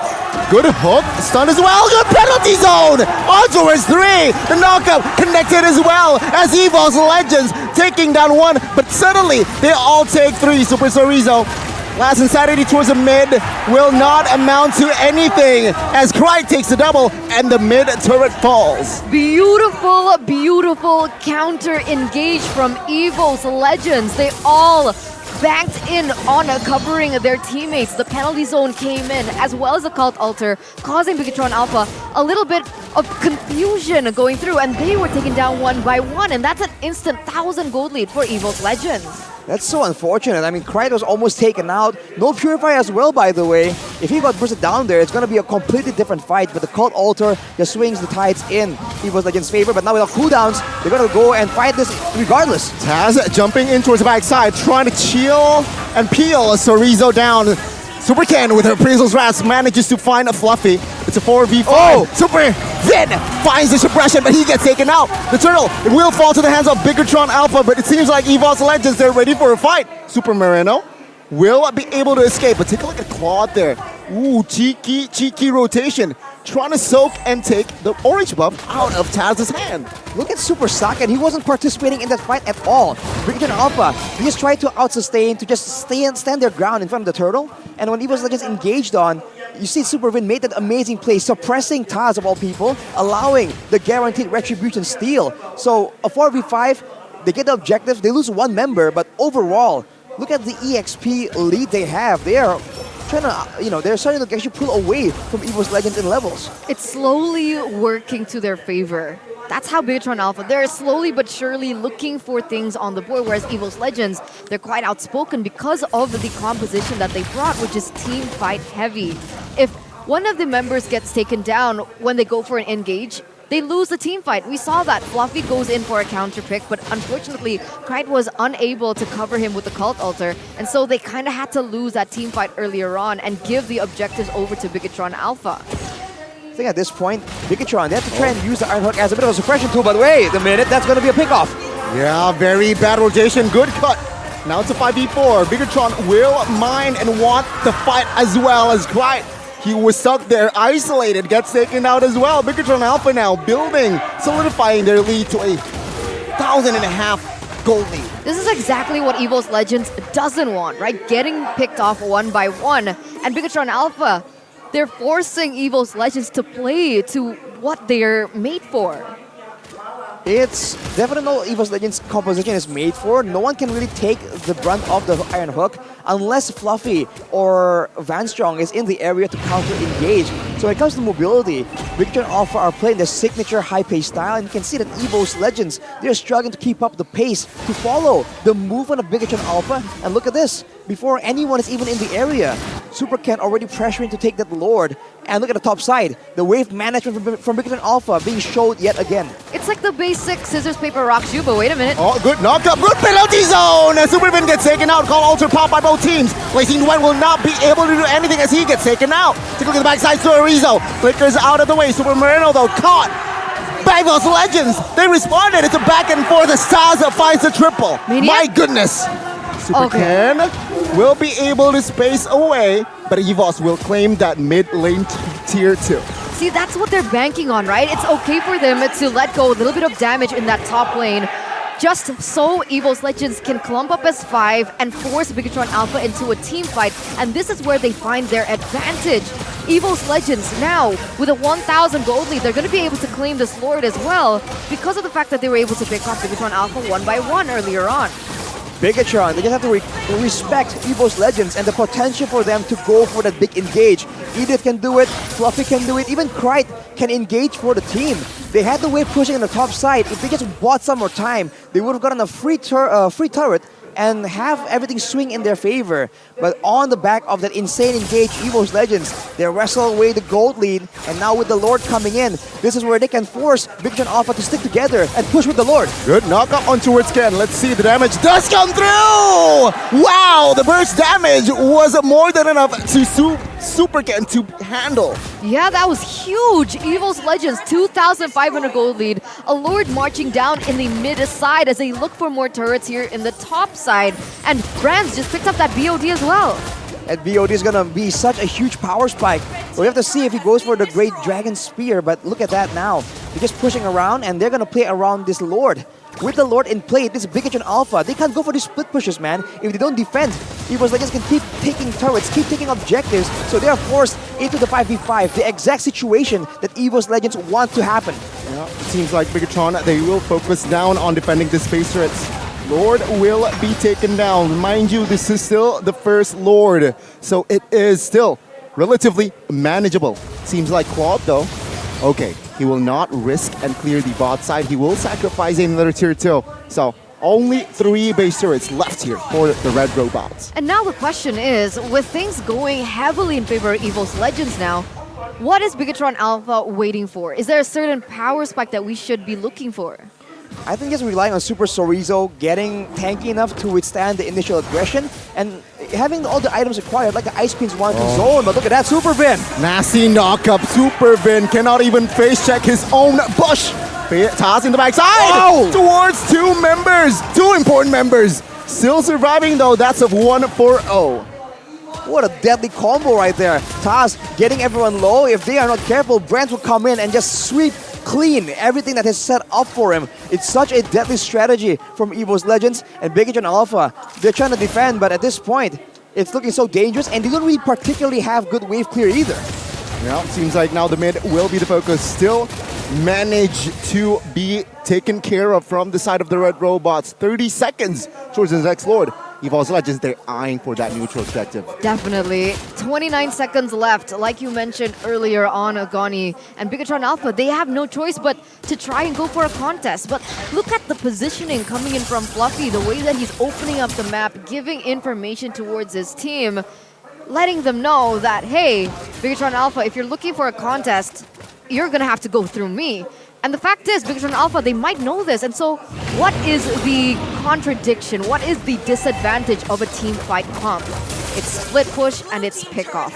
Bigatron Alpha, they're trying to look for that engage by going for these turrets in that top side. And EVOS Legends, now they're forcing Fluffy to deal with that. It has worked. Fluffy pulled away from the fight. That's a penalty zone not available for the big team fight. Even the base turret, they let it go for a bit too long, and now they can't even engage on the Lord fight properly unless Van Strong makes a play. Bigatron Alpha have found a play that gives them some sort of advantage. They still have eyes on Fluffy, but everyone else isn't converging on the Lord just yet. What are they waiting for? Look at Super Saiyan, right? They're banking on the fact that EVOS Legends will tunnel vision on a team fight, and then they can utilize Super Saiyan on the Claude to go for a split and just end the game. This is something we've seen so many times before. I'm hoping that EVOS Legends do have an idea, but looking at the rotations here for that mid trio, maybe they know. Maybe they're looking to go for a pick onto Super Saiyan here. This is a very intelligent move from EVO's Legends, man. They leave the jungler just in case a big 50-50 can happen, and they're sending members to try and punish the members split pushing on the top side of the map in case they go a bit too aggressive. But right now you can see that Bigotron Alpha are playing it very patiently as well. They're slowly but surely pulling members away, but I think EVO's Legends, they are the ones who have a bit of a chance to go for a trap here. Okay, there you go. Conceal. Supervin, health HP. Claude Super Saiyan doesn't really want to show his face on the map yet. Lord of 15,000, reset it though. It's another reset. It's neutralized. Oh, they want to fight though. Supervin caught. Brown with the burst damage is able to take him down. To present Appraisal's Wrath. Call Alter Pop though. Super Sorizo will not be able to do anything topside. Oh, it's cleared by Terizla. EVO's Legends, they have more control in the Lord. They just have a lot more frontliners, they have a lot more crowd control, and they have more DPS as well. If Brands gets zoned out, Van Strong on the Edith can still output a very healthy amount of DPS. You are seeing that being taken into consideration right now, but look at Pride getting so low! Oh, terrified as well! He flickers away, survived! But the shutdown from Super Ken was huge! Good penalty zone! Let's see the damage. 6,000, Van Strong gets taken out. Oh, the Lord will be taken by Bigotron Alpha! And it was Legends. One by one, they will be taken down. Fluffy will be next as Cryde and Brands is the only two remaining. That's a 1v3 trade for a Bigotron Alpha. How did they make that possible?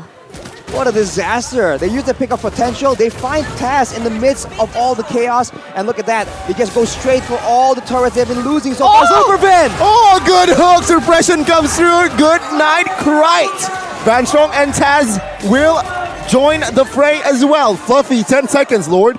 Marching top side. It seems like Bigotron, they're taking it slow because the minions isn't in their favor yet. Not just yet. The top side, there's a lot of members available, but with the Cult Altar, they can definitely defend this.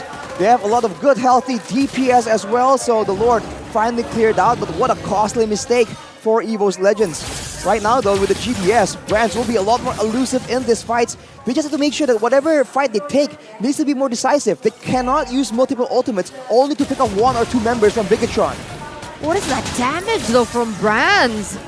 That's Clint for you. That's post-patch Clint for you. Late game Clint with the GDS, more crit damage, more cooldown as well. It's definitely dangerous, but what's more dangerous is your exposed topside lane for EVO's Legends. Bigotron Alpha are playing it so well, and for now, both teams are just on damage control. Man, what a back and forth game, ladies and gentlemen. Our opening game of today. Wow. Wow, indeed. It's insane how many brain cells are being utilized by both of these teams as they look to find just small opportunities, small windows that they can capitalize over on. Like, even in that particular team fight for that Lord, you can see that it's like, okay, I know what you're doing. No, I know what you're doing. Here, I'm going to counter you with this, but I'm going to re-counter you with that. And that's the constant situation that Fluffy and Super Saiyan were in the middle of, that they were involved in. So coming to this next Lord, 40 seconds in, I think that playmaking, that style is going to be even more important and interesting to see. Are EVO's Legends going to try and punish the fact that they already know that Super Saiyan and Super Vin will always be roaming around together? Because if they can, that'll be a huge win for EVO's Legends. I think they just have to try and be a bit more aggressive in a way at the right time. Because for Bigotron, they're just picking the fight so well right here. They're forcing EVO's Legends to get more confused on when exactly they want to fight because they have to constantly worry about the backline. So with Taz having a glowing wand right now, he's going to be a lot more dangerous in these fights. If EVO's Legends want, they can send one member to the other side of the map from the Lord to try and have someone be a constant pressure because honestly, they have enough damage already in this late game with their picks. Look at Brands critting for almost 2k damage. That is way more than enough in the middle of a big fight. But who would they send, is the question. You can't send Brands alone, clearly. Joy is a little difficult because if you need a contest for the objective, it's not a gamble that is worth risking. Would you send Fluffy? Low mobility. I feel like if you really have to, you can send Fluffy because he has technically an escape too, but no, he's going. They're going for Super Vin. Oh, he has Immortal. Will be popped. Now the cover will not be committed. Flicker will save his life. What a play by Supervin. And it seems like EVOS Legends, their espionage attack was shut down. Yeah, it didn't work. That was the thing that I was eyeing for, right? EVOS Legends looking for a counterplay, but the fact that they weren't able to get that kill, this might spell disaster for EVOS Legends for this next Lord. Let's see though, Fluffy chunk to a quarter HP. Lord, who gets it? Super Ken does! And take a look at the collapse. Blazing Duet popped, Cold Alter popped as well. Fluffy will survive. Finds the kill also with Super Saken. Super Ken was able to dodge from that skill. Immobilized though, very low, loses his immortal. Let's see, Super Ken gets taken out.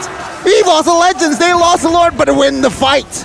That's a great pick off. 2 members down for Big Tron Alpha. This means that EVOS Legends have the window they require to clear out the Lord, and more importantly still, siege down these base towers. They're going for it right now. Yeah, it seems like, let's see, tier base turret bottom side will be taken down. Lord though will need to be taken care of by EVOS Legends, and it seems like they will. Ooh, Brand's nasty damage indeed. And it seems like both teams will just stay chill for now. Yeah, Taz is just focusing on that Lord, but look at this. It looks like EVOS Legends might want to force something. They don't necessarily find it, but they see Super Vin with the conceal. Quite isolated, but he's able to escape. And it seems like, again, 2 base turrets taken down from the side of Bigatron Alpha. Now, Bigatron Alpha cannot really utilize that split push top side too frequently because they need to take care of the bot side now. How to turn tables, man. They lost, initially EVOS lost the top side base turret, but now they've gained the mid and bottom side. And to make things worse for Bigatron, the Lord is spawning on the top side as well. EVOS Legends now can play it patient. They can be the ones just staying around and waiting for Bigatron Alpha to be forced to send someone, and their already weaker pick of comp will suffer even more in the team fights unless they can make something happen. They have to try and play something intelligent here. Okay, good knock up towards Super Ken. The coordinate HP, go penalty zone! Super Ken gets taken out as well, Blazing Duets will not be able to do anything. Super Saken gets taken down! And now it's a 2-4-1 still. Immortal will be taken out, and as well as the member. 3 members from side of Bigatron Alpha is down in the Land of Dawn. Super Vin is Super Cerezo. They're the only 2 players left standing with these waves crashing in that mid side. Oh, they can end. A good knock up flicker though. Vanstrong gets taken out. Super Cerezo will pop the last of Insanity. But there you go.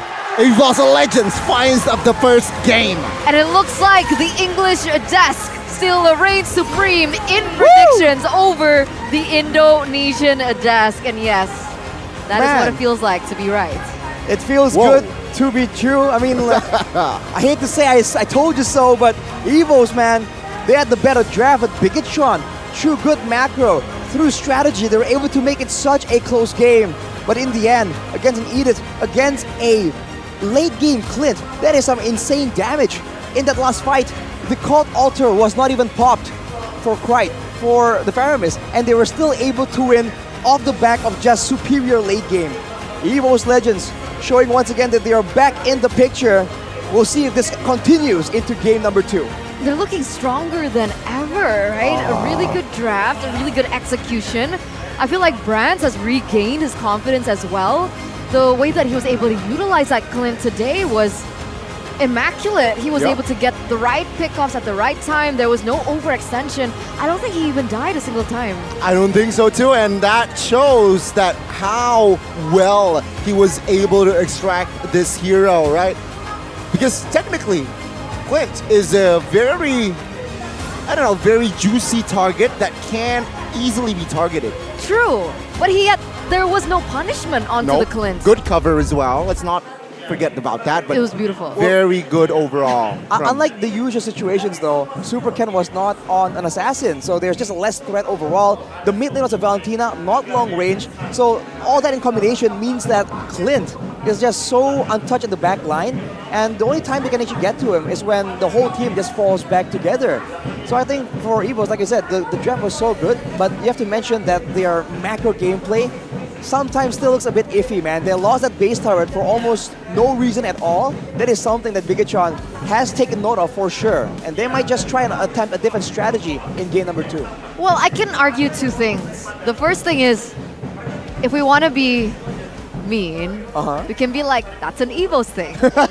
Number 2, that's what we were talking about, right? Like, is it worth to lose an inhibitor turret? Okay, not an inhibitor turret. It was like a second tier turret at the point, right? It was a base turret. Okay, I mean, towards the end, it was a base turret. Okay, wait. Initially it was let's the talk about this second-tier first, turret. though. Right. Yes, The yes. player of the game, brands on the Clint by the Whoa. Samsung Galaxy Z Fold 5, Z Flip 5, and this is what we were talking about, right? Look at his KDA, 10-0-10, not taking down a single time, and he was very active. I think earlier on in the first, few minutes, the fact that he was already rotating to that mid side to join in that team fight and get a kill for Evo's Legends, I think that was a really huge rotation going against a hero, which is Claude, who has high mobility. It was peculiar to me. I mean, this burst physical hero, right? He has the endless battle as well. And in basketball, we call this stat a double-double. A 10 kill and 10 assists. 10 kill, 10 assists. Well, double-double, he sure showed that he is definitely capable. And then the late game, man, with the weapon mastery, right? With that emblem that also gives him more critical chance, right? The fatal, that makes his damage just so insane in the end. Even though it's technically almost a 4v5, they were still able to come out on top right there. So I think something else that Bigatron needs to try and take advantage of, aside from the macro, right? It's also, I don't know, maybe the assassins ain't that bad, Connie. We were talking a bit about the joy in the jungle, right? And it might be weak, especially against a Franco, but in the right situation, like we said, right now the meta is so confusing, man. It's so situational. Some of these heroes doesn't seem like they would work, right? Joy against the counter, but when you add all these teamfight tools, when you add brands taking away so much attention, that TAS has a lot more free reign. Look here, they're able to actually take down multiple members in the early game because there wasn't enough damage. That's where Evos were just a bit too overconfident in the Cult Altar. But in the mid game, once more damage is available, the superior composition just came out so strong. That penalty zone, man, was such a good engage tool.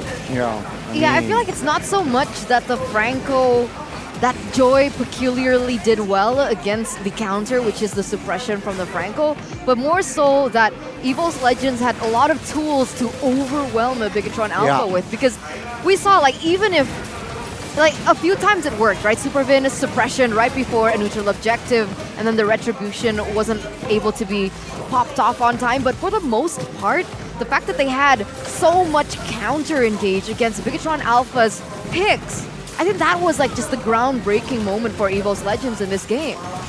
That's how you counter a pick-off comp, man. You take one of the guys out, like right there, Krite gets taken out, no Cold Altar. Pay attention to that. But Brands was just demolishing everyone. Super Marino right here. He went and took the Cold Altar for himself, but he does not have the Wrath from Van Strong's ultimate that allows him to output that much damage in the late game. And eventually, Evo's Legends, man, with such superior numbers at the end of the fight, they were just able to completely wipe clean the base of Bigatron. Okay, let's go back to that point earlier on. Right. About the inhibitor Initially, turret the thing. second tier turret, yeah, so and then the base turret. Exactly. Initially, it was the first turret. The first tier turret. Is that first tier or second tier? First the tier, middle second one. tier. Okay, so second tier turret. Is it not worth it to let the second tier turret go in order to look for a big 5 team fight in Lord to get the neutral objective, get picks, and then utilize that to their advantage? Because in my idea, it's like you lose 1 turret for 3 turrets of Bigatron. Right, I mean, if you don't lose, I think the base turret is not worth trading with a Lord, but the second tier was okay, but Bigatron didn't allow it. So we have to see if Evos can amend that mistake, man, in the next game. Okay, and with that, we are going to head to a short break, ladies and gentlemen. Stay tuned, we'll see you after in just a bit.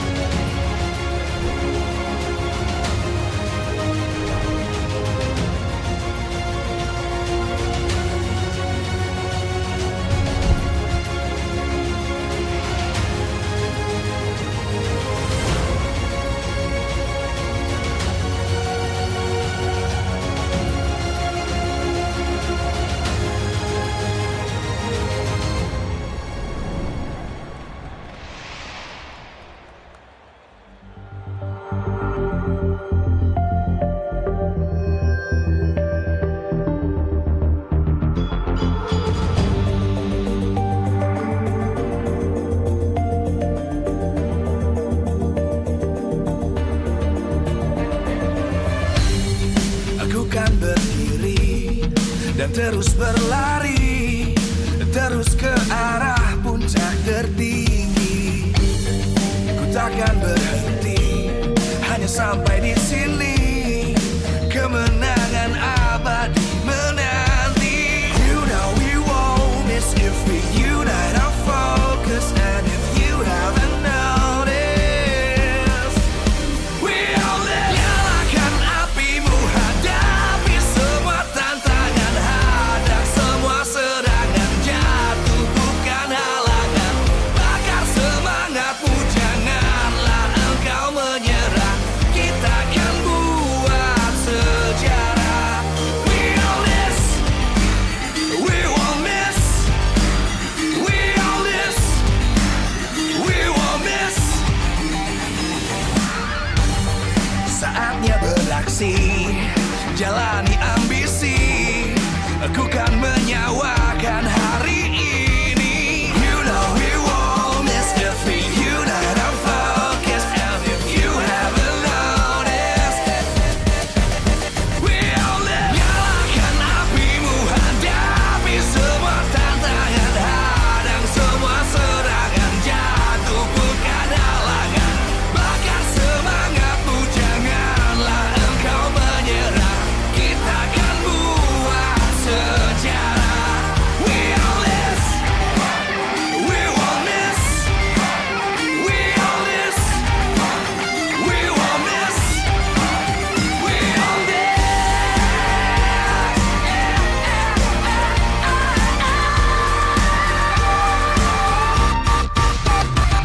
Nyalakan apimu, hadapi semua tantangan, hadang semua serangan, jatuh bukan halangan.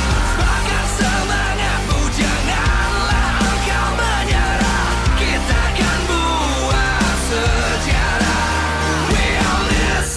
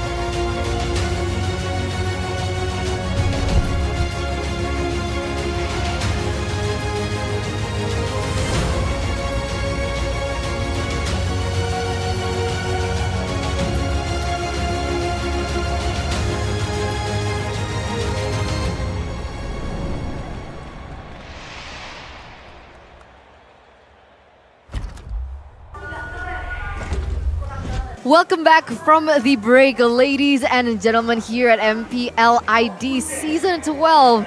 Remember, it's a 1-0 for Evos against a Bigatron Alpha here. Back on the caster desk, still with me, Eterna, Gani, as well as Arashi. And that's got to be one of the most entertaining games I've ever watched. And I wish I could watch it on a device. And an interesting device It's as such a well. small screen, Exactly. though. On your device, it's such a small screen. Exactly. So we got options.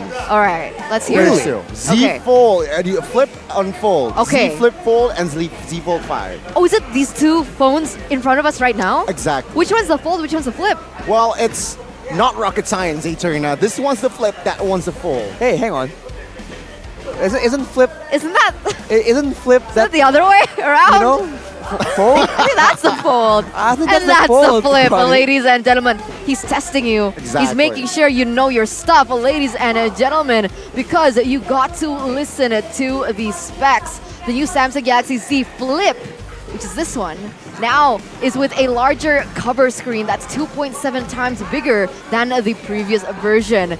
Perfect for capturing the best selfies. And the best thing about it is, you know, you'd think that there'd be a line, a divider. Yeah. Nope. You don't see it at all. It's gone. It's magic. How's that possible? Technology. Design. I think Samsung is just on a different level, man, honestly. Like, how do you... I never thought it was possible, right? I thought there would be a crease or something, you know, it's going to be fragile as well. But so far, I mean, these phones have been standing up to the test of user usage. And you know, Indonesians, we're pretty rough with our devices, man. You know, we lose a game. That's true. That's true. That's true. And that's why you gotta listen to this part, right? Because you guys can pre-order the Samsung Galaxy Z Fold and a Z Flip now. Link is in the description, or you guys can check out samsung.com/ID because there's installment options starting from 666,000 IDR. You guys get free double storage upgrade and a free 1-year Samsung Care and 2 years of screen protection. That's a value. Exactly. So for those of you who get temperamental when you guys are pushing rank, you know, Samsung's got you. They understand you. And so does Dunia Games Telkomsel. Because when you're watching your favorite team play, you guys might feel like you want to play too, right? So you guys can actually go ahead and come to the venue here at EXO Hall. Step by at the booth because with every in-game items and vouchers that you purchase, you guys can get free 3 gigabytes of quota. Ladies and gentlemen, I'll repeat that. You buy something in-game, you get 3 gigabytes of free quota. Wow. Per purchase. Per purchase. If you're Arashi with this 3 gigabytes, you might last up to a year, right? A Yeah. year? Yeah. 3 gigabytes for a year? No, I mean like unlimited quota for a year Well, because you of keep how much you purchasing. top up in-game. Exactly. You keep purchasing. No data purchase required, man. 3 gigs every 3 purchase. Wow. You buy 2 things every month. You should be good to go. You should. So scan the QR code down below Arashi or head over to the Dunia Games app or the website, duniagames.co.id. And there it is, ladies and gentlemen. That is what the pro players are utilizing in order for them to get dubs in this particular match between Evos as well as Bigatron. And it poses the question, right? Because of the new patch, a lot of people, literally everyone, has told me, hey, Turna, turtles are a million times more important Then? than everything else. All right? It's so important. Don't let that first turtle go. But the fact is, did Evos Legends secure that first turtle in that game? I don't think they did, man. Exactly. They So got beat tell up. me, talk to me about it. I think it's on the back of their composition, right? They have a lot of late game situations, and they were banking on the Cult Altar being enough. But I keep saying this, the Cult Altar level 4, yes, you can survive the initial fight, but unless your opponent is very limited in damage output, I think eventually you still end up dying anyways. So you gotta use it to get something and get out quick. And speaking of getting in and out quick, the top 3 roamers on week 3 right here. Woo! Hi, Vanstrong, Supervin.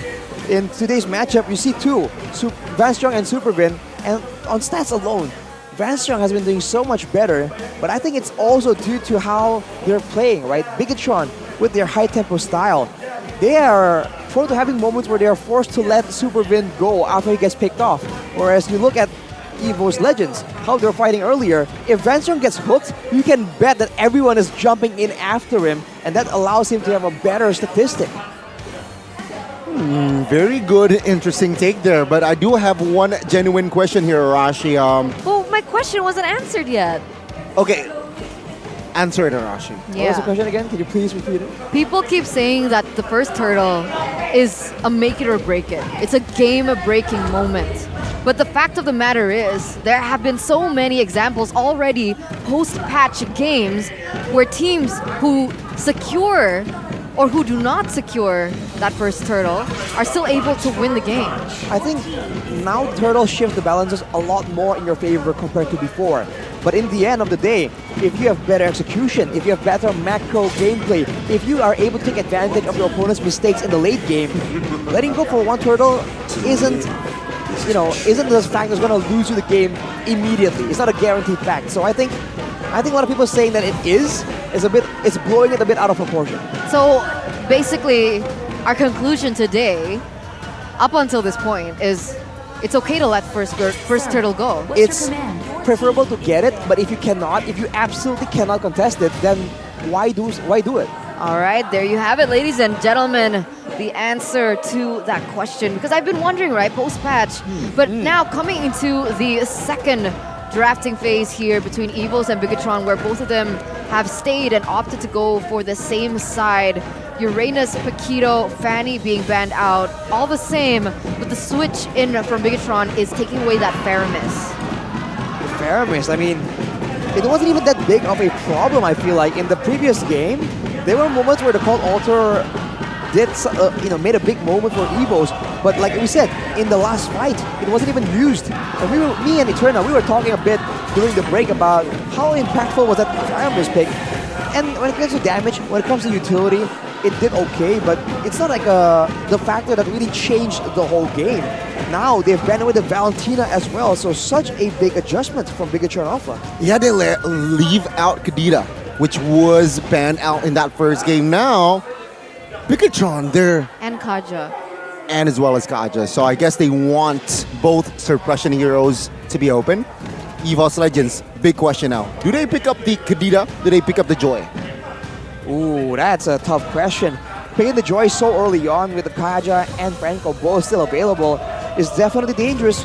But if EVOS can secure the same kind of team comp, we have seen that you can't very easily get pickoffs anyways. Everyone and the kitchen sink just comes in dashing after you. So I think the Kadita still is more valuable. Why do I say this? It's because of the hero pool, right? With the Valentina taken out, with Faramis taken out as well, there's not many options for Krite to utilize. Sure, there's no Varia, there's Farsa as well, but the problem is,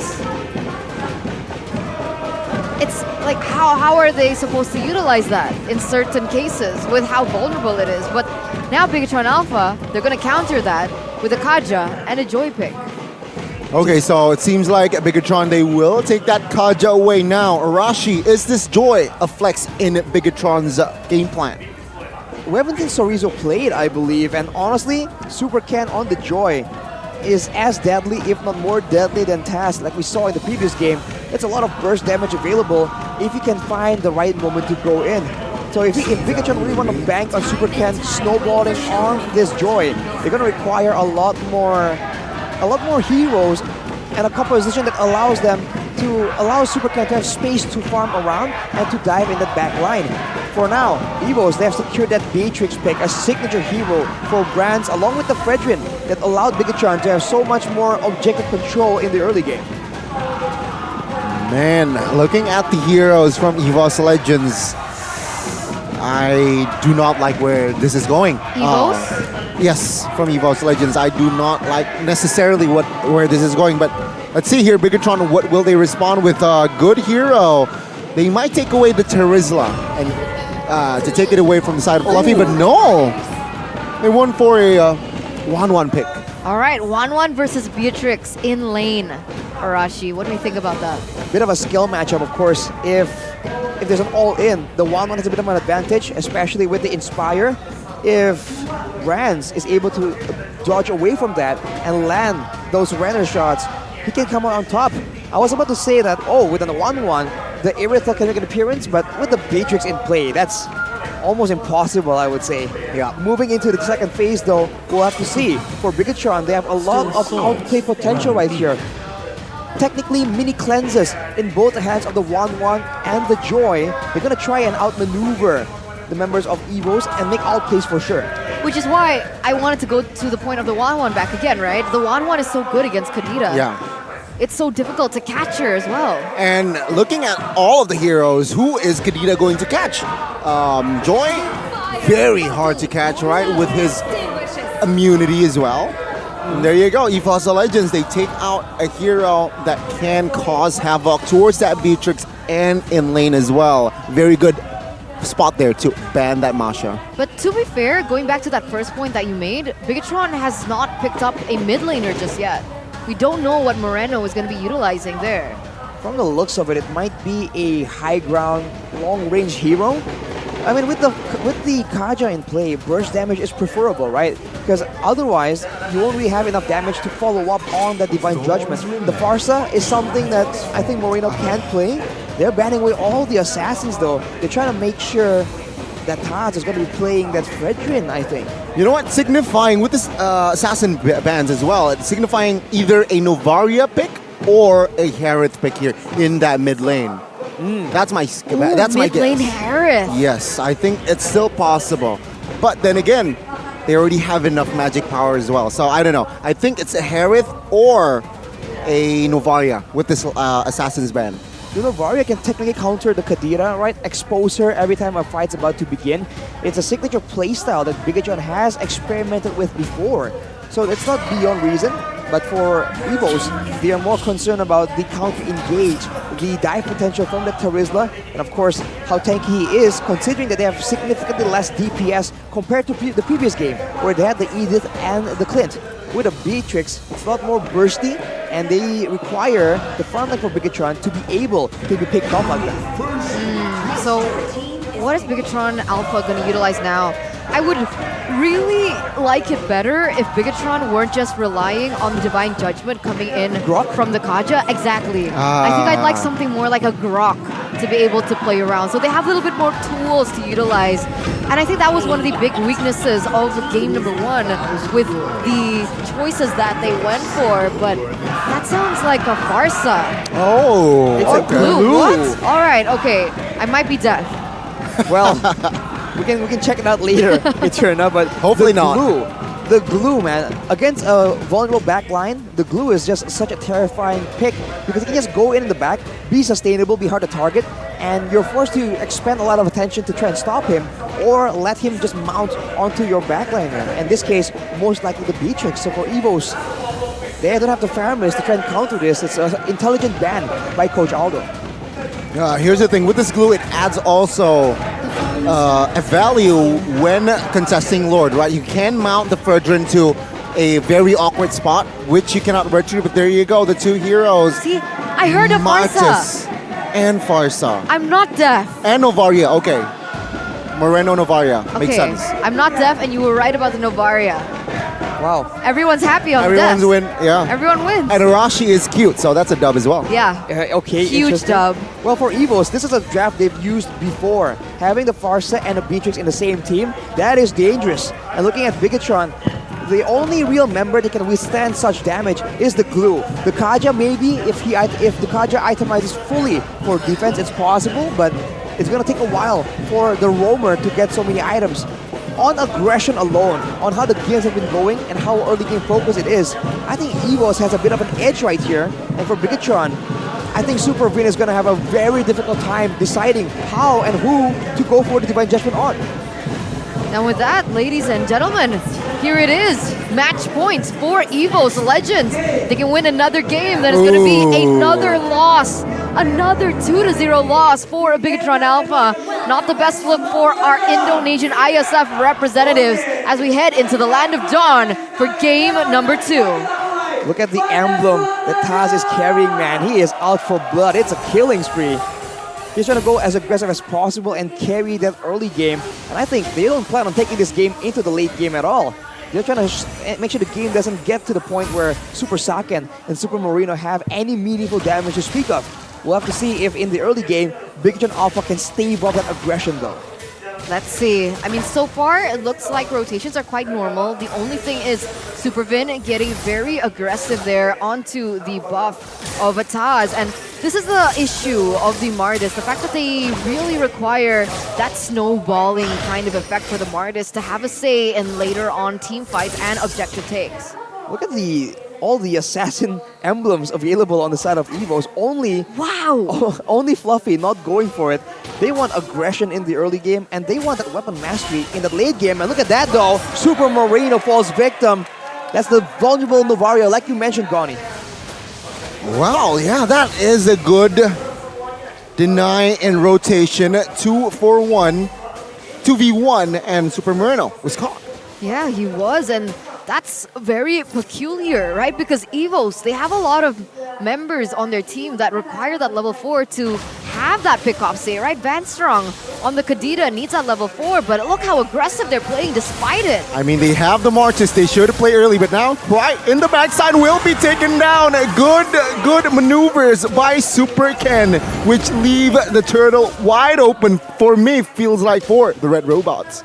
Ooh, Cried being a bit too aggressive there. Going in with the wings by wings, meaning he does not have it for the escape plan. It's still early in the game though, he will be respawning, but his level 4 will be severely delayed. Bigatron Alpha, they were unable to use that window to decisively contest this turtle. Fluffy already looking for an opportunity with a Martis pick. Oh, hang on, the top side. Good flicker Divine Judgment. Take a look at the Bruce Passion to cover, but the crossbow attack will be enough to take him down. Now let's focus on the turtle. So Rizzo opening up the turtle. Evil's Legends will not be able to take it as Super Ken finds the retray. Taz now mounted. No follow-up though. Super Chorizo might be caught. Petrify connects. Airborne gets Chorizo down. Super Ken finding the flank too. Oh. Take a look at the combo there. Good snipe by Super Moreno to make sure Fanstrong gets taken down. Evil's Legends gets one pick, but all in all, a Bigatron Alpha, they win almost all of those trades. They get the neutral objective, they get a pick onto Brands, they get another kill in that mid lane. Bigatron Alpha, it's super different. They're dictating the pace of the game right now. Super Marino is just deadly with this Astral Spheres, man. With all the squishy heroes available on the side of Evo's Legends, they couldn't really withstand that until much, much later. And if they go that late, I think Taz will fall off as well. So they're put in the pick your poison situation, and already Brands getting pressured by Supervin. Yeah, Supervin has the Divine Judgment, but no flickers. Ooh, good flank. Oh, Van Strong gets taken down. Brands as well in the backside. That's a double for Super Ken. Taz finding the trade, shutting him down.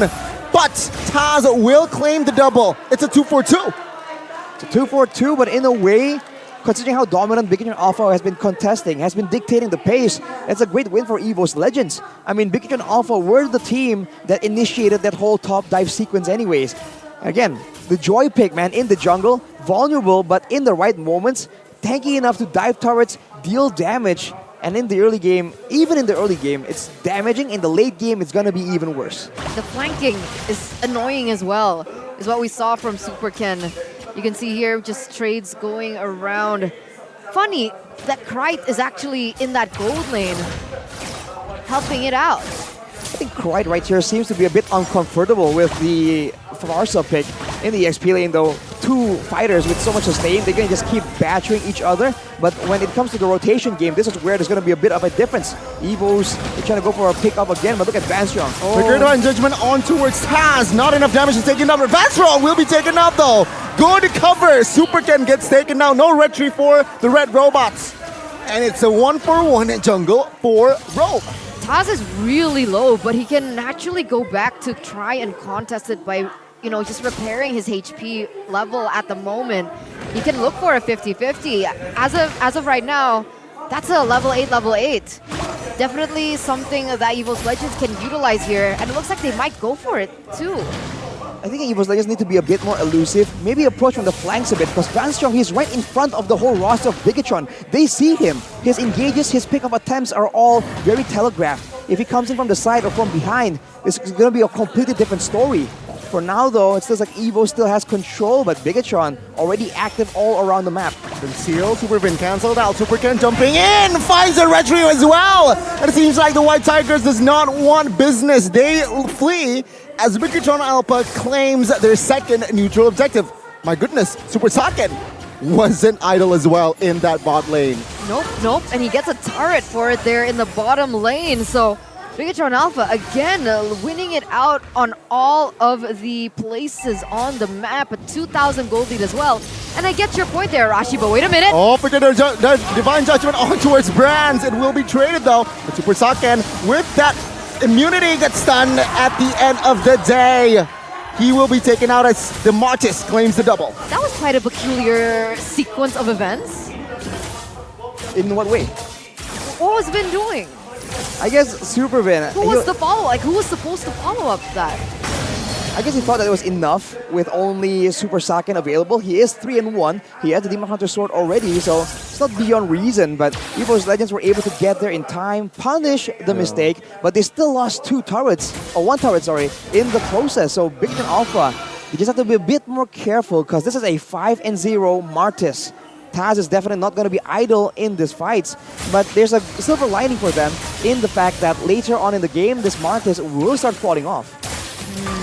Super Ken rather, almost takes Van Strong down. The top side, it's heavily occupied by the side of the red robots and claims their turret.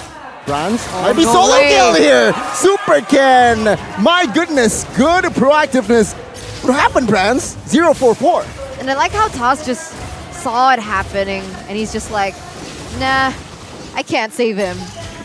Well, he was on the way, but at that point, it's just a bit too late.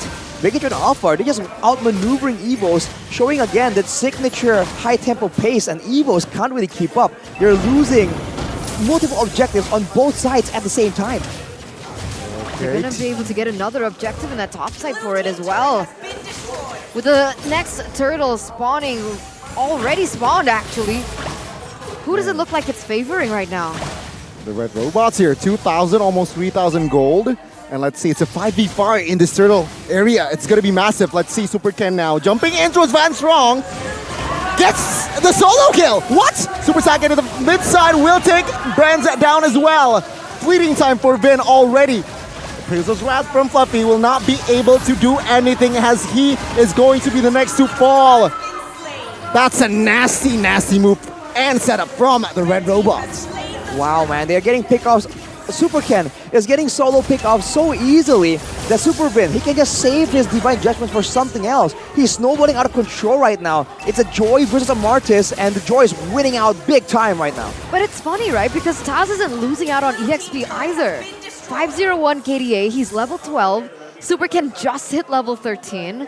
So you think that Super Ken is snowballing out of control, but Taz is doing a really good job at trying to close and just, you know, claw his way to close that gap as much as he can. I think the difference in the heroes, right? Late game Joy is still definitely a huge factor. The Martis, not so much. And it's also an assassin up against a fighter. For a fighter, snowballing is great, but for an assassin, snowballing is almost crucial to the playstyle. So for Super Saiyan, this is definitely, you know, a better situation to be in compared to being on a Martis. For Evos, they just have to start respecting the potential for Bigatron Alpha to just go for these pickoffs, man.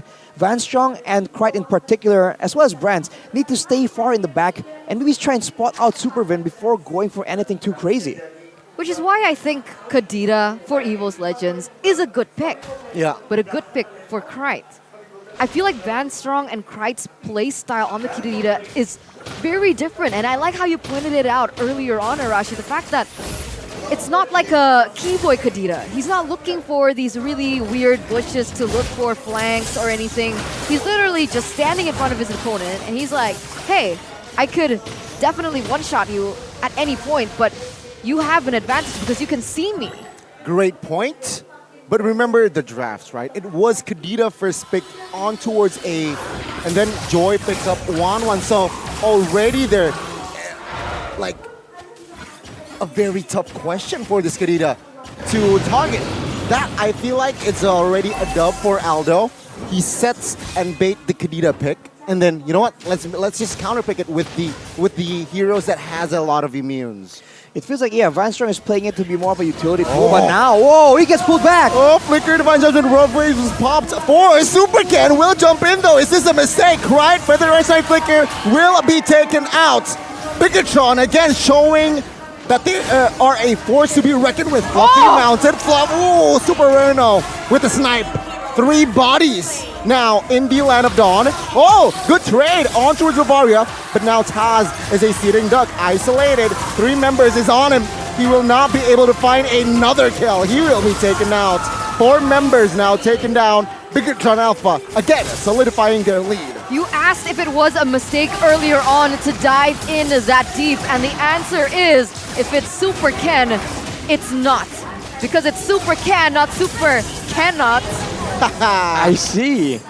Well, man, Evos Legends, look at how panicked they get once Super Ken makes a move. Everyone uses their ultimates, but none of them were landing. There's not enough crowd control to keep it in place. You saw the Bandit's Rage being used by Brands. You saw the Feather Airstrike being used by Krite, but none of it is good enough. And the fact that they have no Purifies doesn't make the game any easier for them. The only real saving grace is that with so much wave clear, the base defense is going to be quite reliable, but Super Vin can very easily go for a pickoff, and with how ahead they are, almost 10k gold, Bigatron Alpha, they could very easily go for a single pickoff and use that to translate into more objectives. That's why it's such a shame that Evos Legends opted for that Barca pick instead of something like a Franco, who can actually be utilized to lock Super Ken down. The fact that Super Ken just can walk around and step all over Evos Legends is because they don't have a source of lockdown for him. Oh, Super Ken in the backside with the Moreno snipe. Finds the kill. And good petrify onto Chorizo, but Fluffy will be taken down. Loses Immortal. Oh, crossbow attack onto his Van Strong. Will take his life as well. As Bigatron Alpha in game 2, they managed to force the series to a game 3. Welcome to game number 3.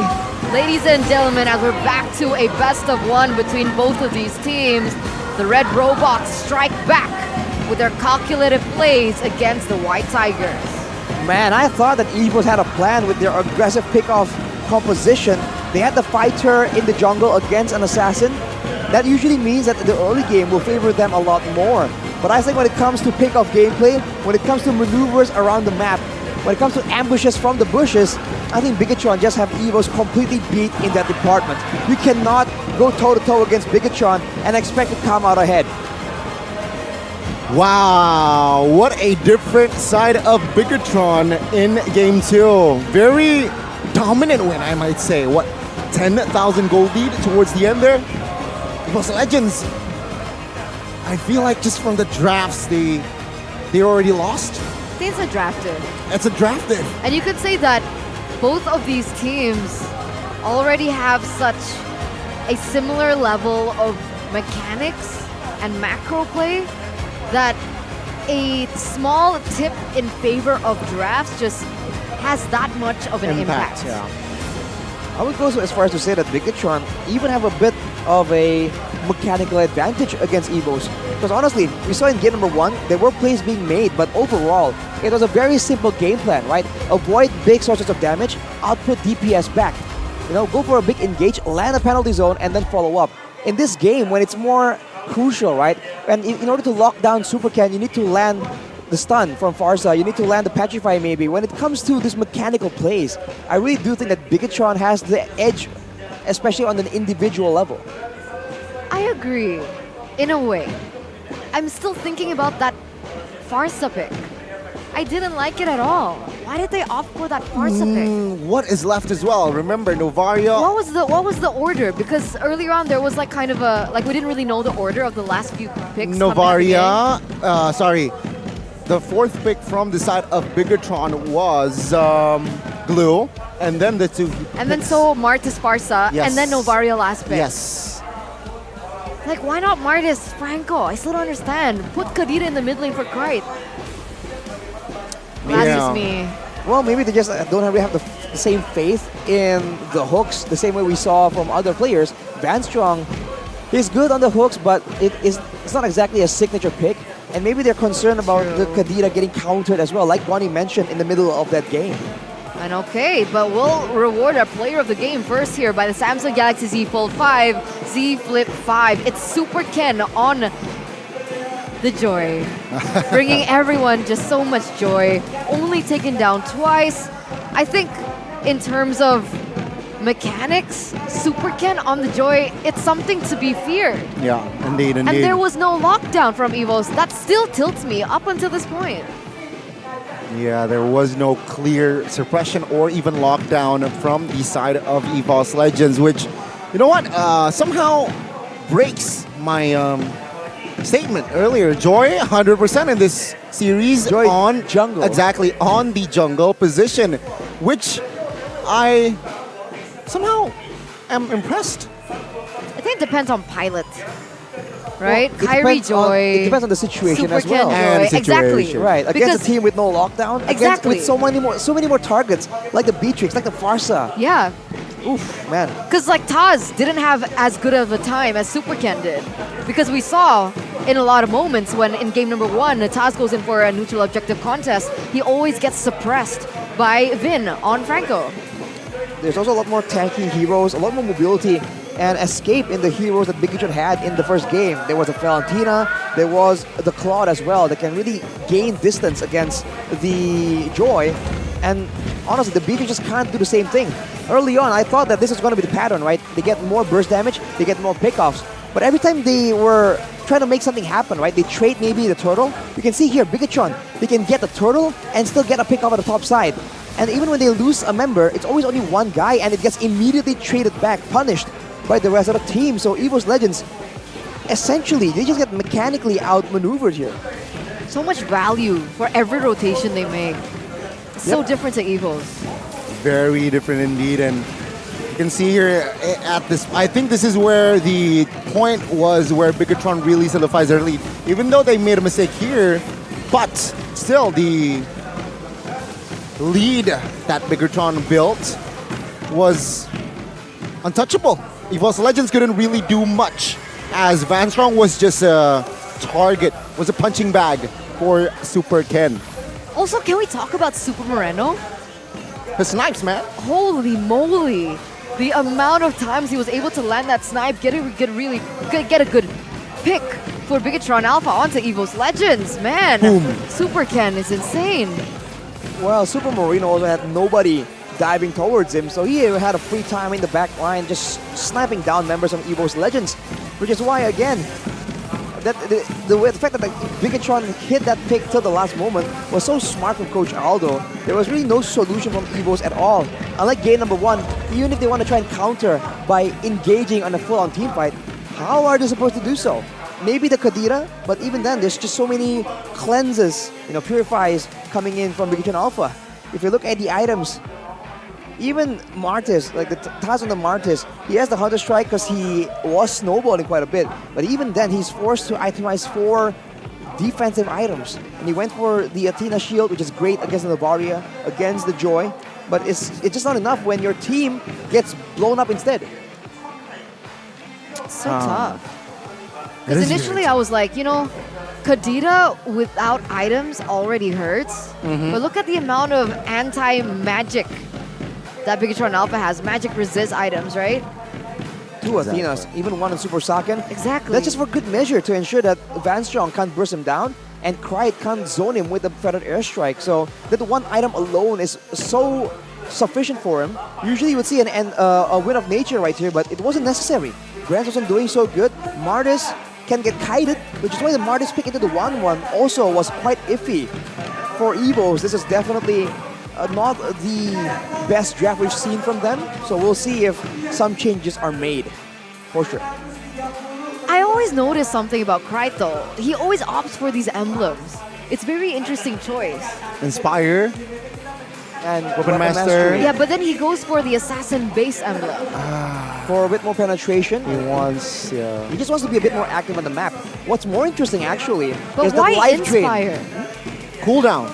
More 5%. cooldown, especially here without any card control. But that's for active skills, right? Right. For Feather Airstrike, yeah. Oh, Feather Airstrike. And for his first skill, right? The stun. He was one of the only stuns available for Evos Legends, so having more stuns, in theory, is so important. Super Moreno, though, we saw earlier, he had that life drain emblem, man. We don't see that very often.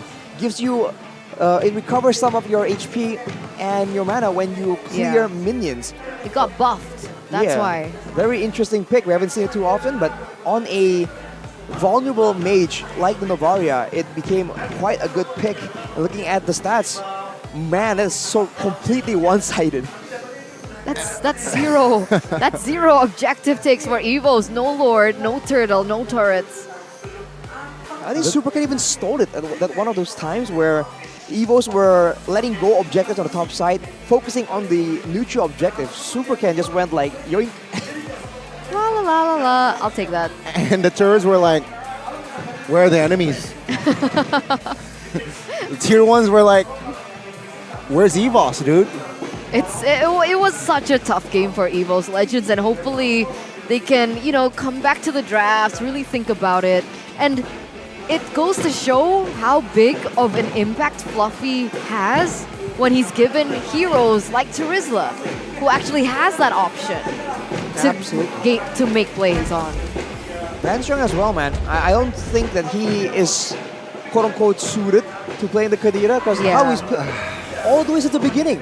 Remember the first turtle fight, he was inside the turtle pit. Like, bro, everyone is looking at that exact point. You're in the spotlight, and you can't do that as a Kadira, man. How are you gonna surprise your enemies? And then Moreno's like on the Novaria. Well, that makes my job easier. Hey, it's a free target. He's in the pit, he can't move around too much. Exactly. It wasn't value the way that he was playing. But you know what it is, value? gold? Yes, UBS Gold. So, ladies and gentlemen, don't forget to invest in UBS Gold X MPL ID Season 12 with prices starting from 500,000 rupiah, and you guys can get a free MLBB skin with it. If you guys are interested, don't forget to check it out at ubslifestyle.com, UBS Lifestyle e-commerce, as well as Blibli UBS Lifestyle. But back to that, no value. No value. I mean, they just have to get more valuable picks. We talked about having, when they're in condition, is to actually go for their own signature picks instead of the reactive picks. And I think game number 2, they definitely reacted sort of. Yeah. Tried to change it a bit too much, and as a result, it just didn't work out. It didn't synergize well either. Yeah. So back to game 1, man. Even though it looks like it's countered, even though it's a joy against a Franco, go with what works for you. So, Evos, look at your keys to victory, stick with it, because we'll see what you're able to pull out in game number 3 after this short break. Ladies and gentlemen, stay tuned, don't go anywhere, we'll be right back.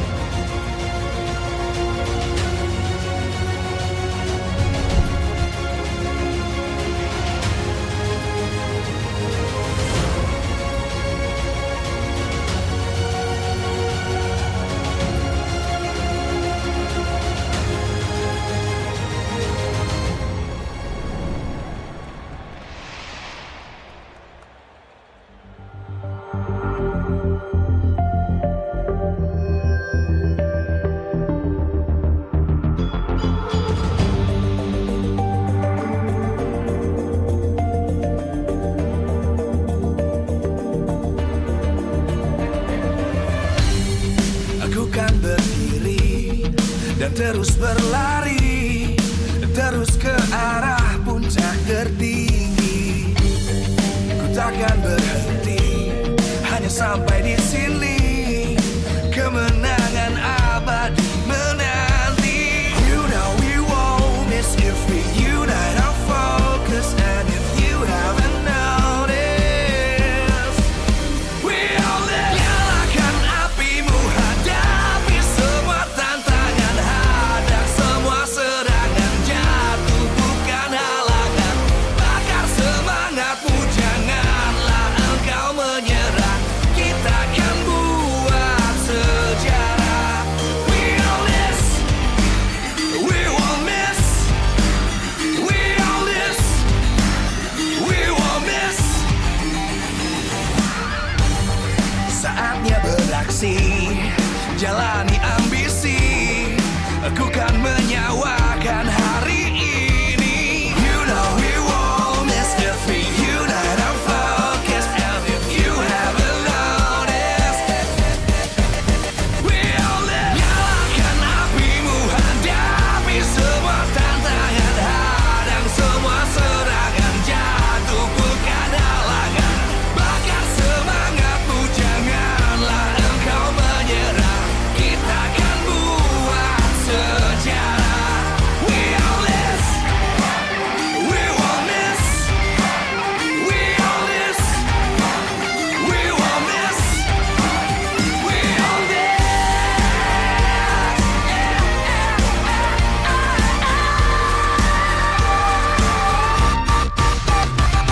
Nyalakan apimu, hadapi semua tantangan, hadang semua serangan, jatuh bukan halangan. Bakar semangatmu, janganlah engkau menyerah. Kita akan buat sejarah. We all this.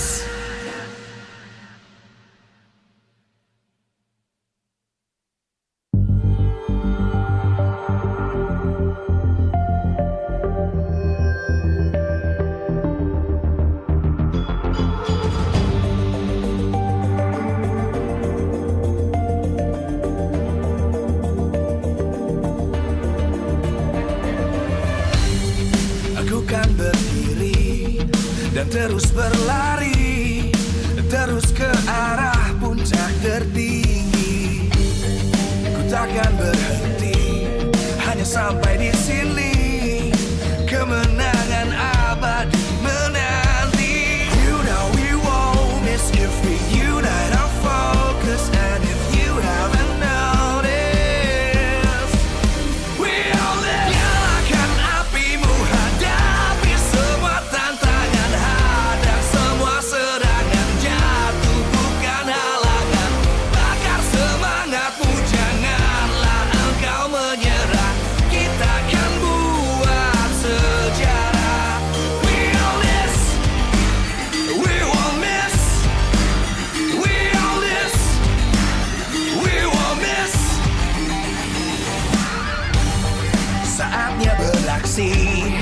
jalani ambisi. Aku kan menyawakan hari ini. You know we won't miss if we unite our focus. And if you haven't noticed,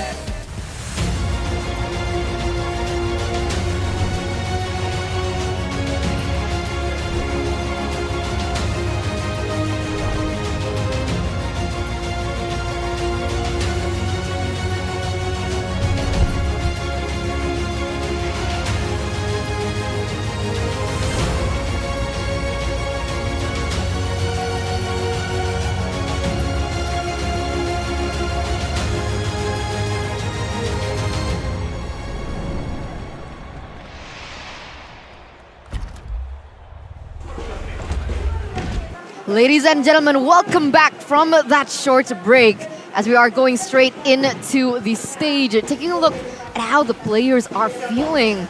And it looks like your Super Ken, he's feeling the pressure. Already a 1-1 here.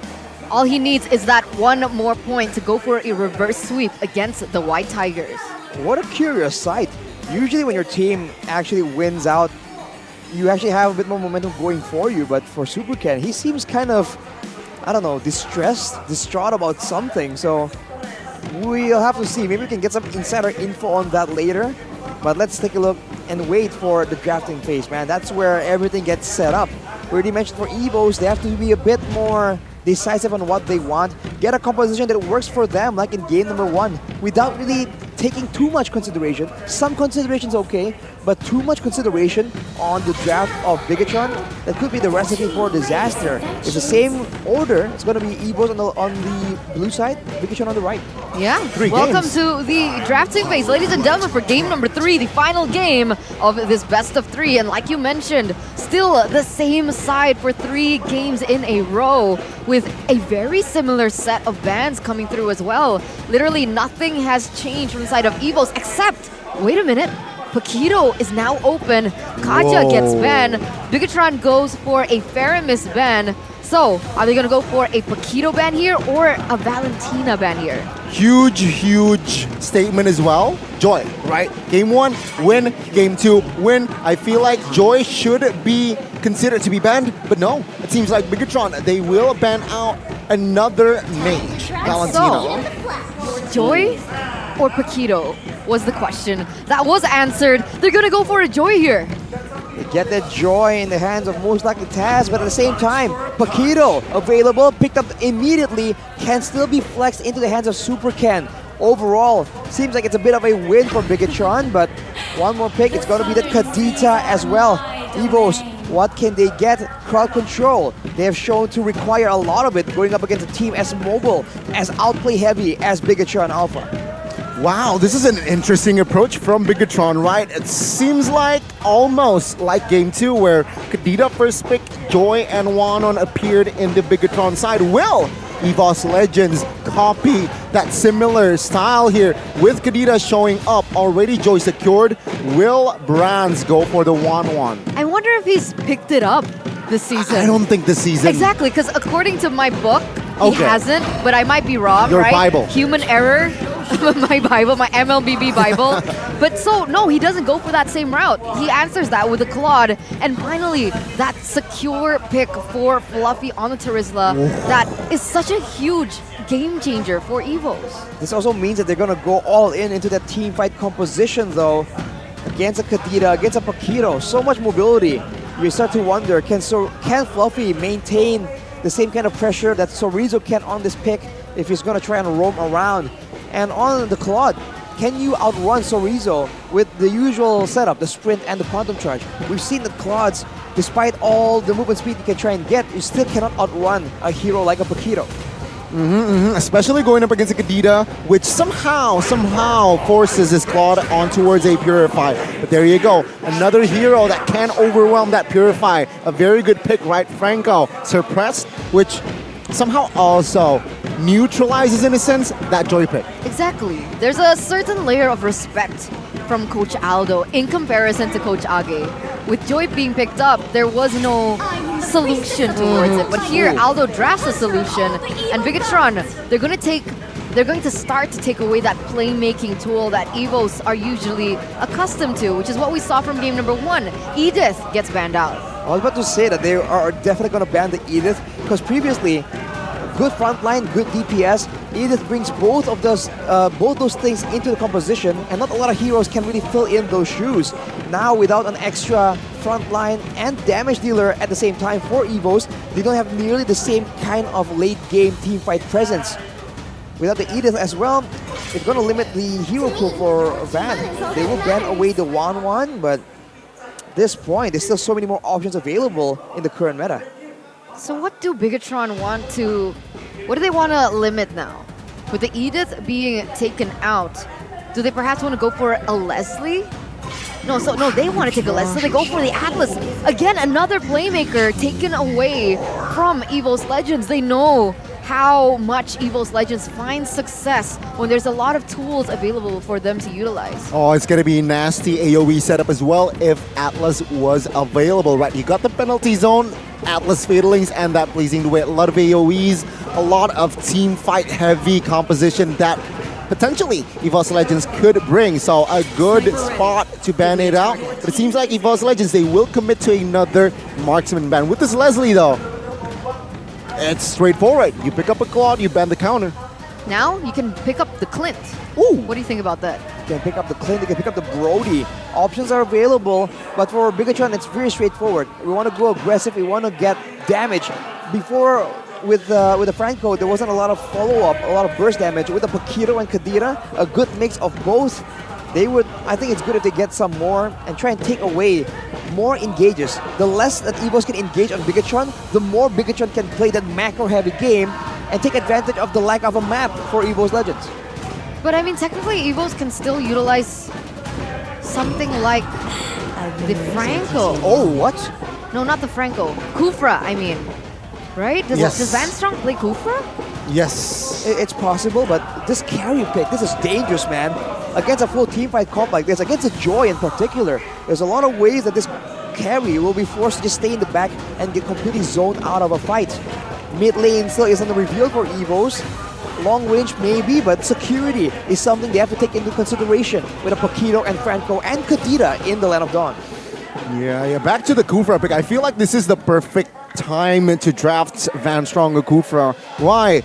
It forces more Saken onto a Purify, which makes him a juicier target for that Joy. So a very good, solid pick if they pick up the Kufra. And, they're going for another Garak, though. Yves, post-patch, is it still good, Arash? Yeah, let's talk about that. It's definitely still effective, but it's no longer as oppressive. In a way, you still have the same kind of flexibility, defensive tools that allow you to be a bit more slippery, a bit more survivable, which is great against this composition from Bigatron Alpha, but you don't have the same kind of slows that can stop this Paquito and Kadira and Carry technically from moving into your team. To make things worse, Bigatron, they have taken up that Baxia. There's not a lot of units available, not a lot of heroes that can counter how tanky this Baxia can get.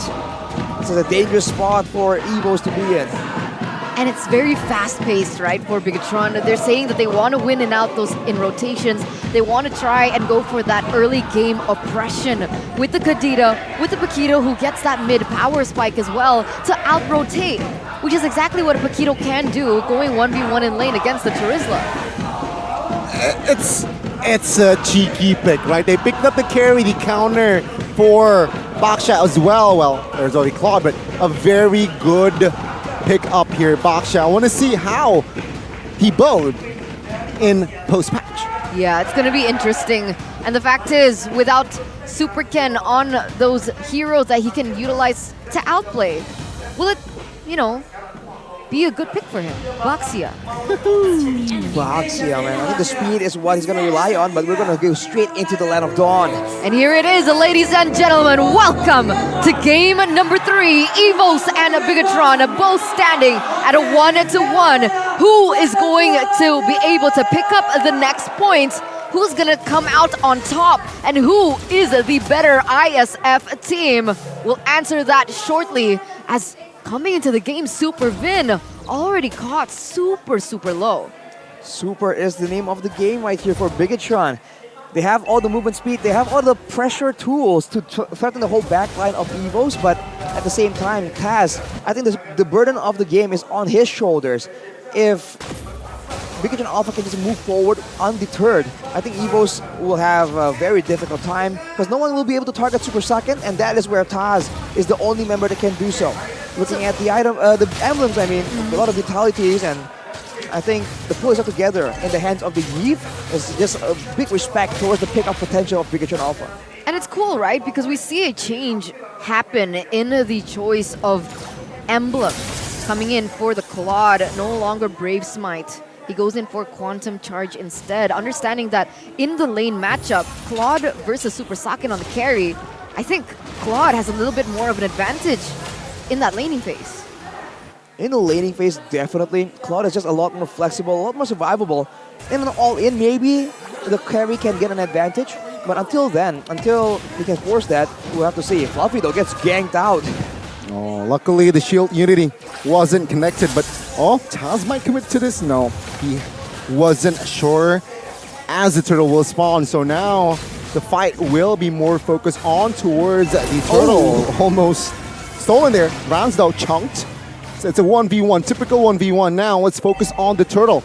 Super Ken already in the vicinity, as well as Taz. Chorizo looking for another angle. See, Vin isn't level 4 though, so there's no hunt. Super Ken focuses down on turtle, penalty zone to cancel it out. Super Ken still finds the retry. The backside, right, was caught by Chorizo and Moreno. Good knock-up as Fluffy will be the next casualty.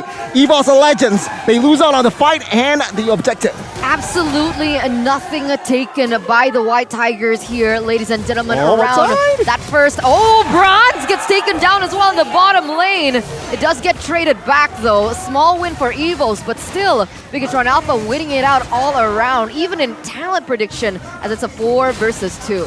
Oh man, almost a 2,000 gold lead. Rashi 3 minutes in. I mean, Bigatron Alpha, this is what we expected. Big early game plays, and the backline from Evos Legends, they're just way too vulnerable. There are no cover tools at all this time. Maybe a DPZ, right? A defensive penalty zone could be used, but look at the hunt. Oh, good night, Taz.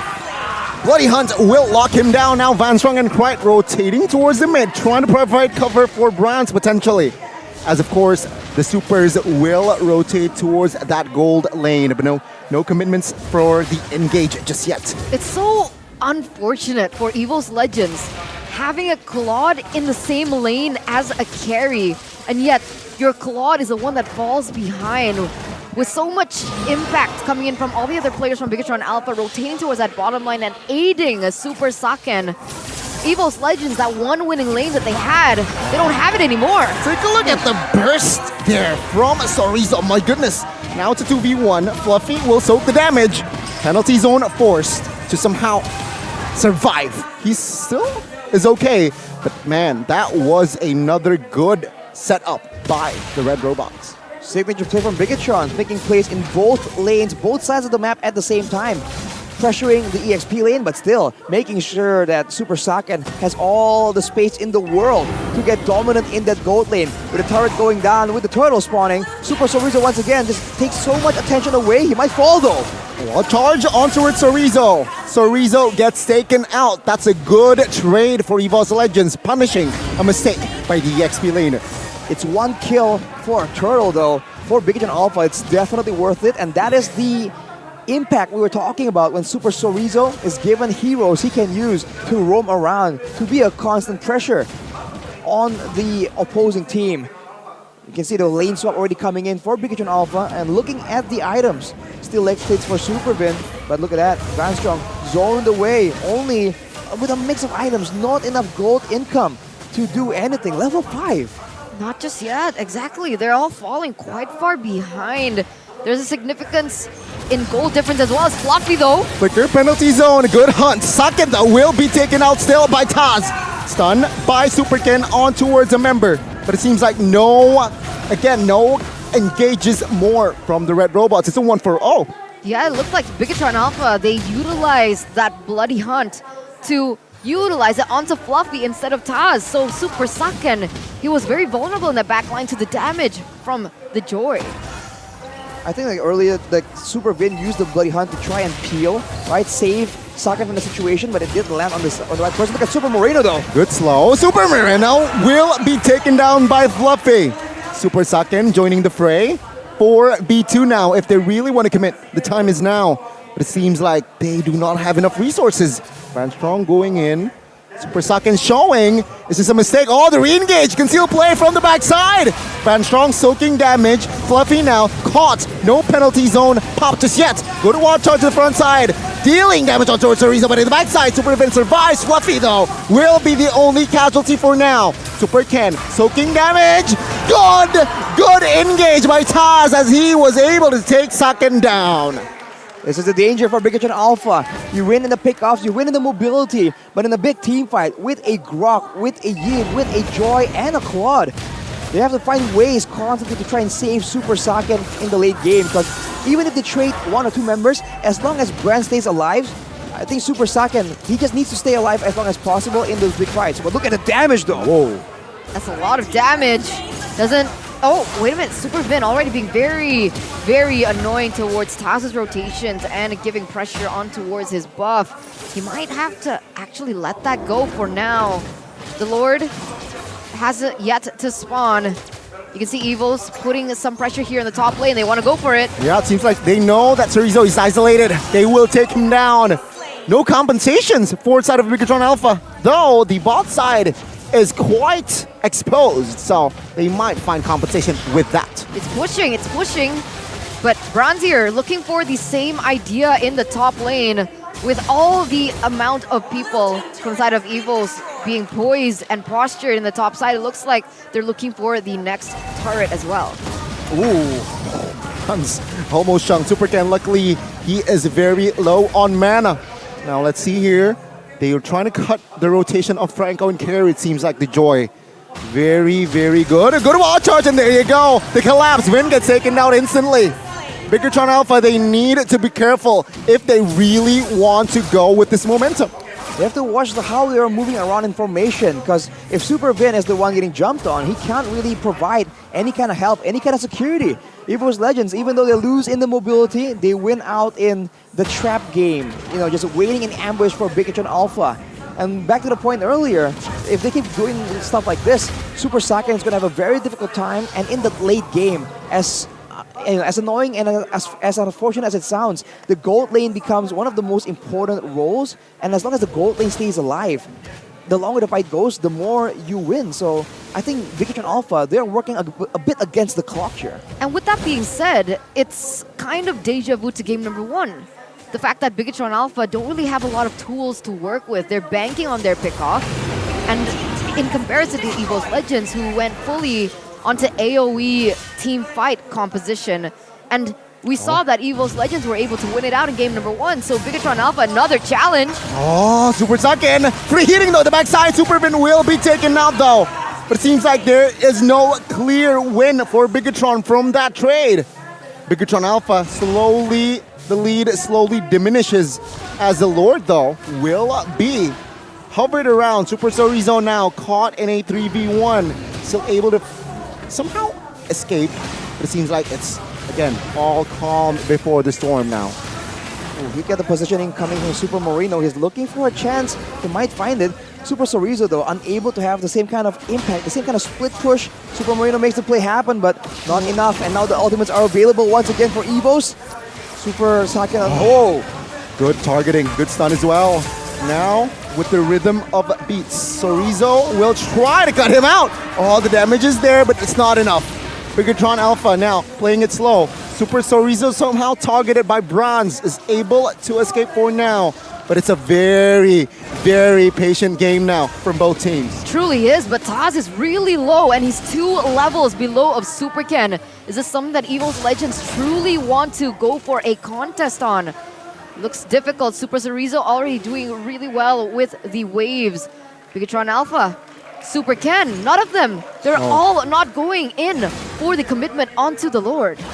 Now Super Chorizo is showing on the top side though. Evo's Legends have a bit of an urgency if they want to try and get some more value. They will be able to get the mid tower, it seems, by pushing that wave just a bit, so good management, good maneuvers, but they might lose this top turret unless Brands moves to clear it. This could be the green light for Bigatron Alpha to make a full commitment towards this turtle, this Lord. That's a conceal, that's a green light. Let's see, Fluffy now. The hunt is still not pop touches. There you go. Just to cover, he gets taken down. But take a look at Taz, looking for an angle. Super Ken will find the retry as well, though Super Vin will be taken down. Taz finds a double. It's a Lord for 2 members. Bigatron Alpha, they flee from the fight. Losing 2 for the Lord is still value, but it was a bit of miscoordination, man. Super Vin was able to suppress Taz, but the follow-up just wasn't there. Bigatron Alpha, they just have to be a bit more coordinated, but with this Lord, they have the chance now to elevate that split push strategy even more. Looking at a bit of the items, Bloodlust X for Super Chorizo is allowing him to be this impudent, but he might get punished now. Okay, let's see. Super Ken just trying his own Van Strong, trying to slow him down as Bob Charge was forced. But it seems like now with Super Vin joining, no, they have not yet to find a connection. Lord, bot side is already charging, is already marching. Bigatron taking it slow. Their prio is that tier 1 and 2 in the mid lane. They're going to be able to get the middle lane one, but more so that top lane too. I think Bigatron Alpha will still be unable to get those inhibitor turrets, and time after time in these team fights, I see that Evo's Legends, they're capitalizing on the lack of range coming in from Super Saken, right? Super Saken, let's say Bigatron Alpha looks for a good hook. And then you can see that counter engage coming in from Fluffy and eventually Van Strong with the wild charge. And then the real world manipulation just gets popped in that makes Super Saken a little nervous. Do I go in? Do I commit onto this? Do I wait out the real world manipulation? What do I do? Because if he does commit, there are a lot of moments when he gets taken low, and that is where Taz finds that loophole to take him down, which makes sense. Why his KDA is the way that it is, 1-2-2. Just very little impact in these team fights. I feel like how defensively he's forced to actually position. He might as well go for something like a sprint, man. Because against the Joy, the Purify won't save you, the Flicker technically won't save you either, but the sprint technically will. It will allow you to run away from Taz long enough for you to survive from his initial electrifying beats. It's a weird, choice. It's a weird option if they want to explore it, but I think it has a bit of value here. But whoa, look at that hook though. Oh, hook and hunt finds Van Strong. Fluffy though, the backside will not be able to find anything. Oh, the knockup was huge as Bronze was caught in the middle of everything. Chorizo now hunting Bronze down as Bronze wasn't able to soak in the damage quite. Now the next viable target. Chorizo though, wow! That's a double for Taz at the backside. What the heck? He gets stunned. Moreno is there. Taz will be the next in the chopping block. 4 members taken out. For 2 only. Evo's Legends losing every single member except from Krite, who is forced to recall because of how low he is. And Bigatron Alpha, they win it on all accords. They're going to be able to blitz this next Lord for themselves for free without any contest, seeing as Taz, it's going to take him 50 seconds to come back in. Evo's Legends, they had a man down, picked off, and they still went for the fight. Even Brands goes in to try and make a play, salvage the losing team fight with the Blazing Duet. But as a result, he gets bursted down by Super Moreno in that fight. That was very unfortunate. And losing 4, losing the Lord as well. Bigatron Alpha, they're going to try and make full use of this. But it's just a bit of a deja vu situation. Evo's Legends still have a very solid wave clear. It's all on Bigatron Alpha to make a crazy play that Evo's Legends won't be able to see coming. And they need to give space for Super Saken. Look how rich he is. He's #1 on the most player gold at the moment. And the reason why we haven't felt his impact is because most of the members, most of the time, Super Saken gets zoned out of the team fight or gets taken out just in general, as a whole. But Taz, he wasn't able to focus on Super Saken. Super Saken was able to deal out that damage with the gold and the items that he's already been able to farm. And now, it's a big question for Evos. How are they going to tackle this? Lord munches the top base turret. Taz solo kill? Oh, almost, you're right. Chorizo barely survives there in the jungles of EVOS Legends. But only one base turret here, it seems like, will be the casualty. Bigatron hovering around the mid. Will they be able to succeed though? Super Reno looking for an opening as well, but it seems like EVOS Legends, they're too quick with it. The bot tier though will be taken out. Ooh, you can see that EVOS, they're desperate to try and find something in retaliation. Losing the two side base turrets, that's actually more damaging than you think. The middle one is the dangerous one because you can just push all the way down if you just get wiped out. But the side lanes, this is what allows that macro gameplay to come in handy. And with the control now, you can see Bigatron, they're a lot more dominant in the positioning, but with the Iron Hook being used, these are the windows that EVOS Legends can use to try and go for an aggressive fight. I agree. And Siege for Bigatron Alpha is not going to be as easy as well. They don't necessarily have the high ground or the range, but Super Saken. Oh, Super Ken isolated, loses Immortal. Moreno finds Taz in the backside. He will be stunned though. Will be taken out as well. Blazing Duet will not be able to find anyone just yet. Fluffy, next casualty. Super Sorizo opening the fight. Hunting Brands down as it is going to be a 2-for-1. Oh, the minions is enough. Let's see. Bigatron, they can end. 3 members just defending Super Saken and Super Ken. It's reading in the backside. Ben loses Immortal, but it seems like Brands and friends will be able to clear this one out for now. Oh, that was so close. The fact that Brands was able to survive all throughout that, with the fact that that beautiful wall was placed before they went into the base to prevent the other members from Bigatron Alpha to enter. All these things, all these small decisions that EVOS Legends made allows them to still stay relevant in this game and even gain earlier control onto the Lord compared to Bigatron Alpha. EVOS, they are desperate for this. They're trying to burst it down, but there's not enough damage. Bigatron has arrived. Let's see. Oh, Van Strong gets taken out instantly. Cry to the backside. Oh, good play by Sarita. Taz though will find the retribution. But what is it for as 3 members will be taken out? Sorizo finds the double. What in the world? Threading the needle so beautifully. Taz still able to get that retribution. However, Krite, Bronze, the cores are gone for EVOS Legends. Can they defend? Can Fluffy and Taz defend? Let's see. 1810 will be the spawn for the Lord. Oh, it's no enough time. Bigatron Alpha will end at the base first. Bigatron Alpha finds a reverse. Sweet.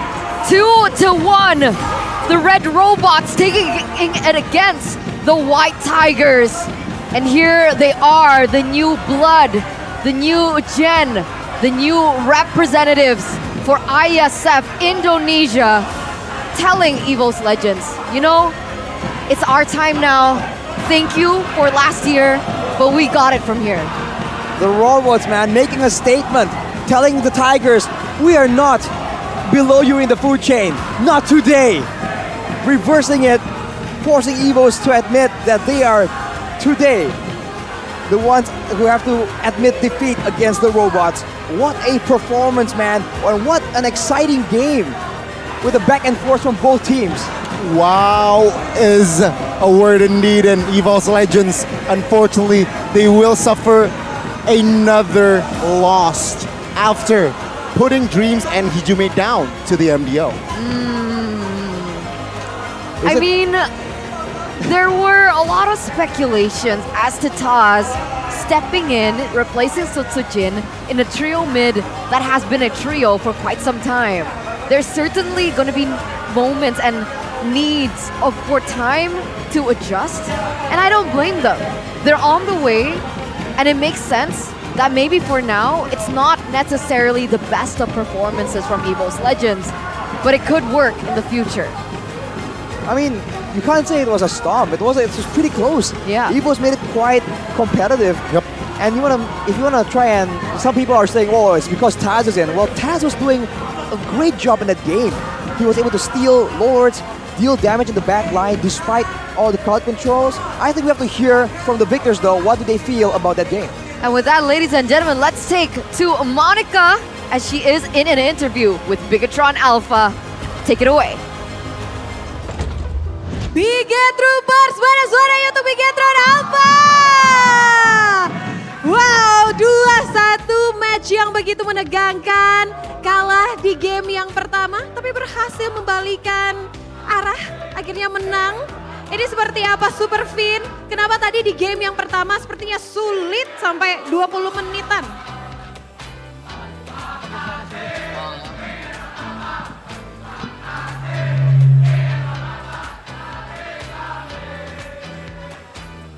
Ya kenapa game 1 sulit ya karena emang EVOS tim yang kuat juga lah. Jadi ya emang hari ini seru lah. Seru sekali, apalagi ini kalian adalah wakil Indonesia di ISF World Championship 2023 dan ketemu dengan EVOS Legend yang adalah juga ISF Champion ISF 2022. Gimana Moreno ketemu Champion ISF 2022? Kenapa? Gimana rasanya ketemu EVOS Legend yang jadi champion, yang sekarang juga champion ISF 2022? Apa rasanya? Iya, ngalahin lagi ya? Ya biasa aja, maksudnya ya semangat aja. Maksudnya nggak kepikiran kayak pengen ngalahin juara bertahan ISF gitu-gitu, nggak. Cuma kayak fokus pengen menang aja. Fokus pengen menang aja dan menang ya? Ya tapi gitu. sulit nggak sih?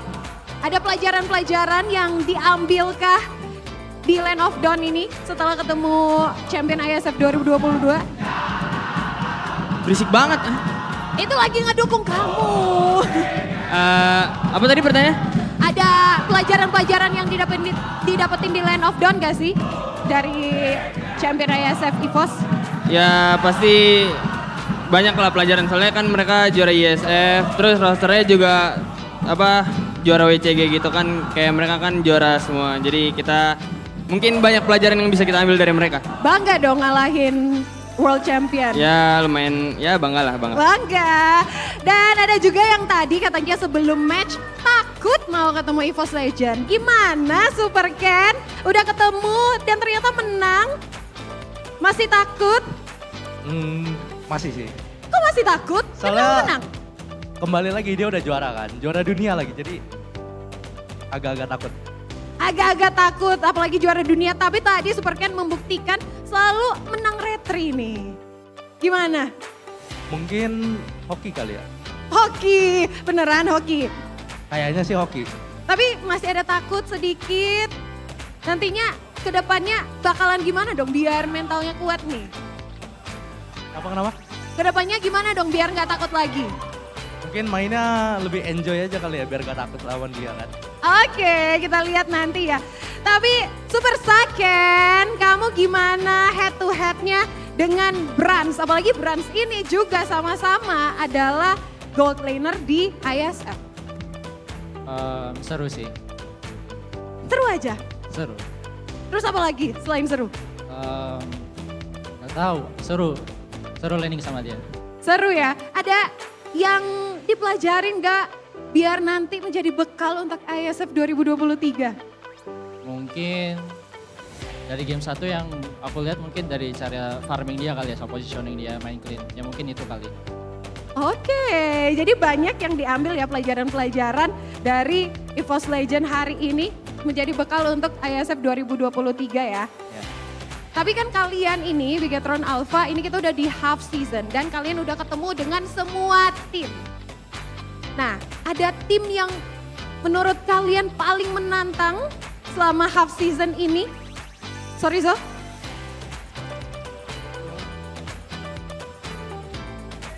Semuanya menantang ya? Semuanya menantang, tapi kalau pilih satu?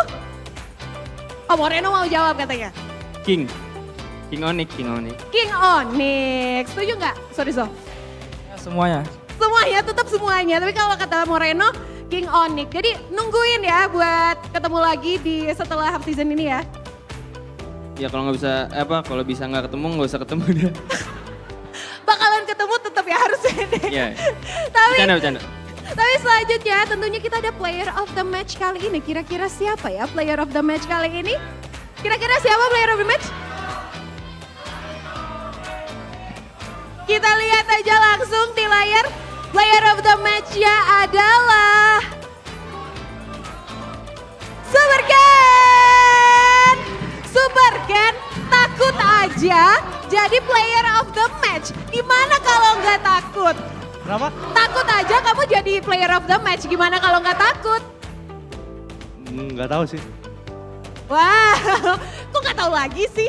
Apa? Kok nggak tahu? Soalnya aku takut. Soalnya takut. Jadi masih takut dong? Katanya Masih. tadi lagi berusaha supaya nggak takut. Katanya tadi berusaha supaya nggak takut. Tapi biar nggak takut, Biget Troopers, biar kita kasih semangat. Mana tepuk tangannya untuk Bigetron Alpha dong, sekali lagi. Dan yang terakhir, Super Vin, bisa ada pesan-pesan untuk Biget Troopers yang selama half season ini udah setia dong. Tentunya ngedukung kalian semua. Makasih buat Biget Troopers yang udah dukung. Ya ini baru half season, semoga kedepannya kita bisa meraih kemenangan lagi. Sekali lagi kita berikan tepuk tangan untuk super kita Bigetron Alpha. Dan langsung aja untuk kita mengulas lebih lanjut bagaimana kemenangan dari Bigetron Alpha ini super tim kita. Langsung aja kita tanyakan kepada para caster di sana. Back to you casters.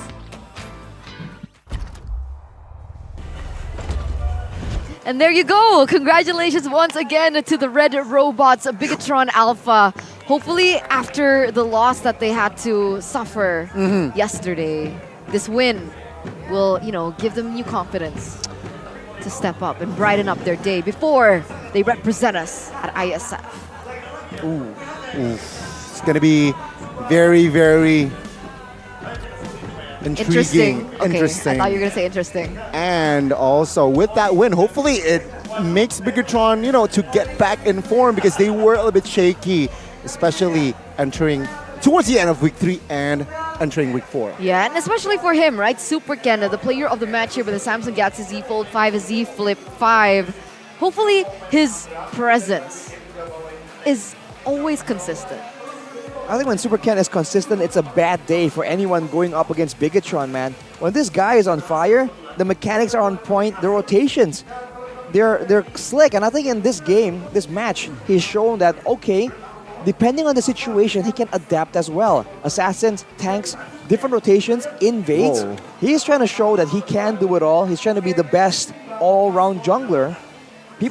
People were saying he might match up to Kyrie. We'll have to see though. So far, not just yet. I think he's on the way. He's really young, He's making progress, for Exactly. I think a lot of people have said that there are new junglers at MPL ID who are on the way to that point, right? We have Van from Aura Fire. Oh, yeah. We have Super Ken from Bigetron Alpha. Don't forget Niall.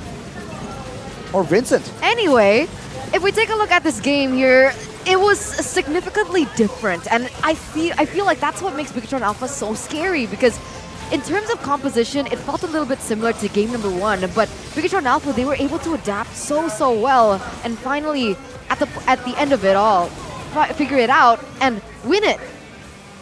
I think it all depends on how the execution goes as well. Of course, big moment pickoffs like this are always game-changing in the current meta, and so the team, they can find more tools is great, but look at Grants here.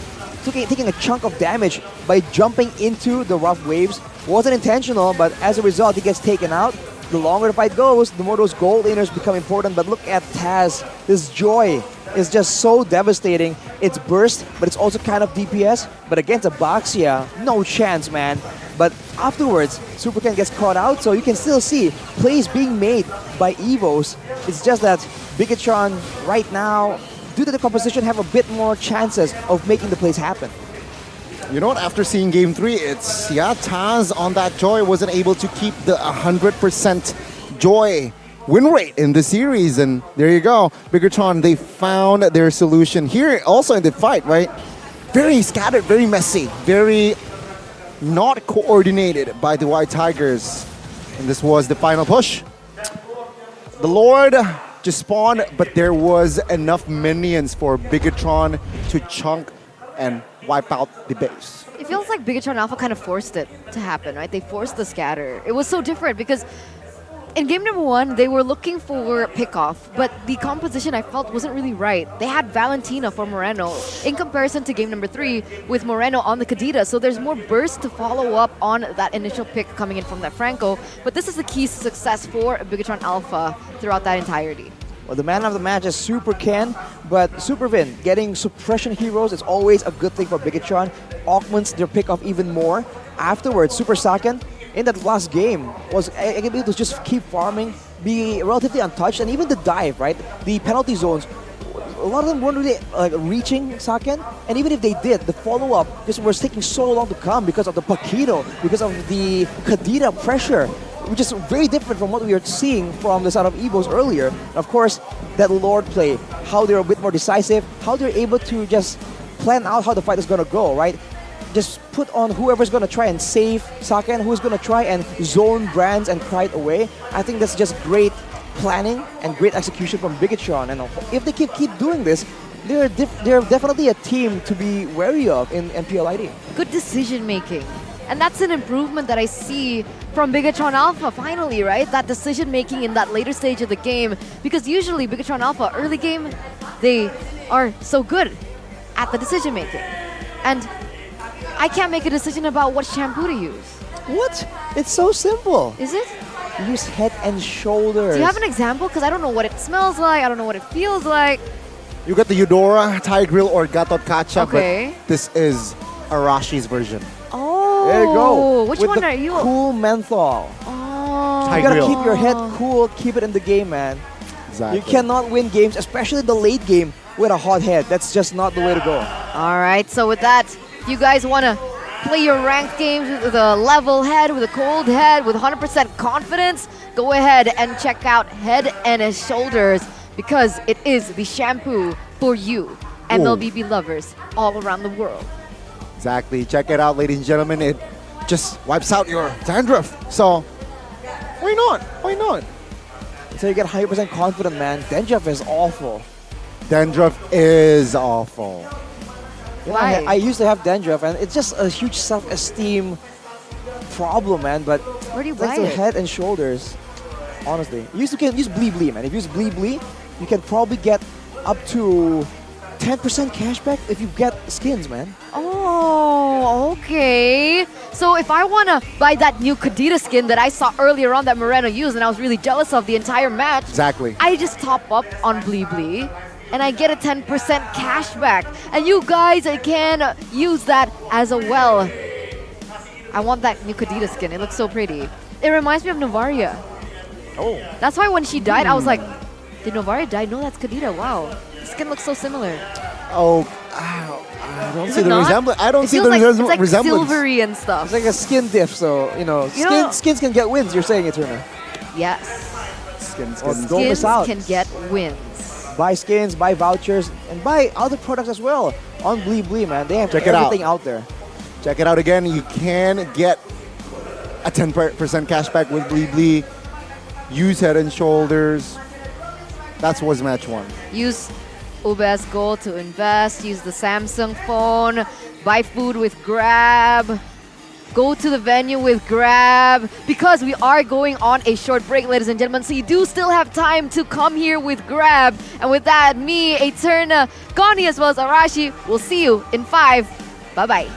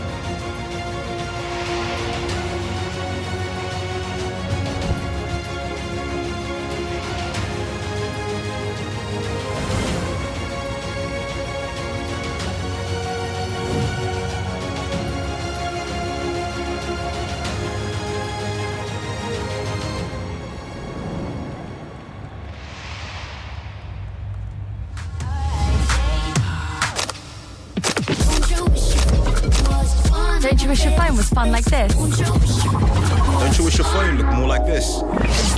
Don't you wish your phone could flex like this?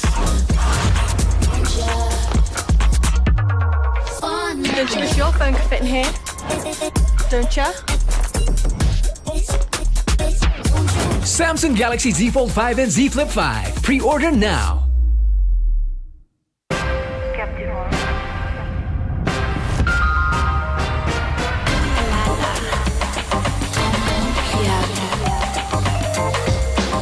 Samsung Galaxy Z Fold 5 and Z Flip 5. Pre-order now.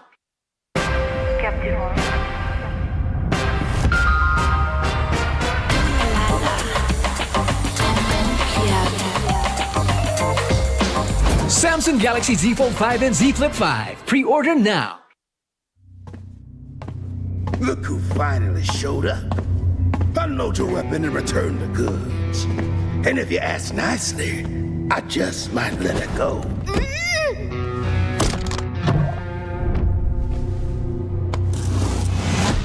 Who said I was returning it? You little... We had a deal! I just came here to test my new toys. They ain't even loaded. Staring down the barrel and you're still daydreaming about being an inventor? Huh?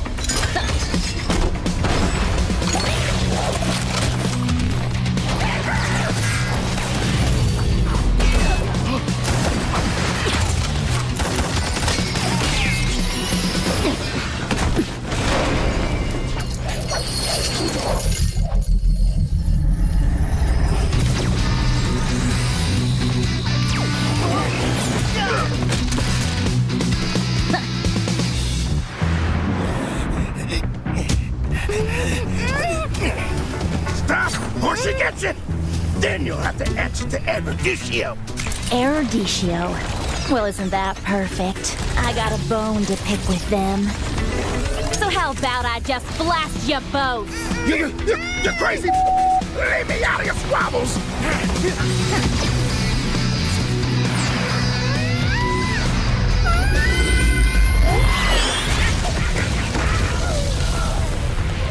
That was dirty! Haven't you heard? I do things my way. I really don't like being used as bait, you know. Anyway, let's return that to Eruditio. Oh, I have something special in store for them down the road. So I'll take this as payment.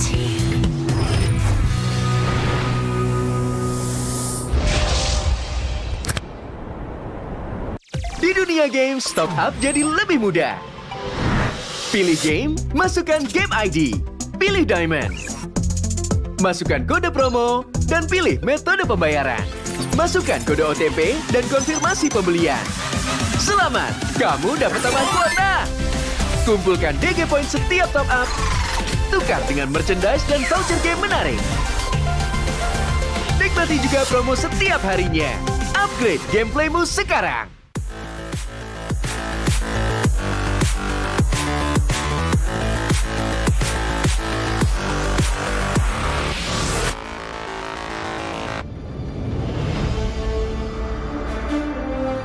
In the previous guide, we learned the basics of the new emblem system. This time, we'll take a closer look at the core talents from the Mage, Assassin, Marksman, and Support emblems. Core talent unlocked with the Mage emblem. By upgrading the Mage emblem, you can unlock Lethal Ignition. The new Lethal Ignition now deals adaptive damage, making it a great option for any hero with heavy-hitting combos. With the change to adaptive damage, heroes with high physical damage can now use this talent to enhance their damage, such as Saber and Natalia. Saber's first skill and ultimate combo can easily trigger the effect from Lethal Ignition, dealing much more damage to enemy heroes. Core talent unlocked with the Assassin emblem. By upgrading the Assassin emblem, you can unlock Killing Spree. Now that the talent is no longer reserved for the Assassin emblem, it becomes a good choice for any hero who can perform chain kills.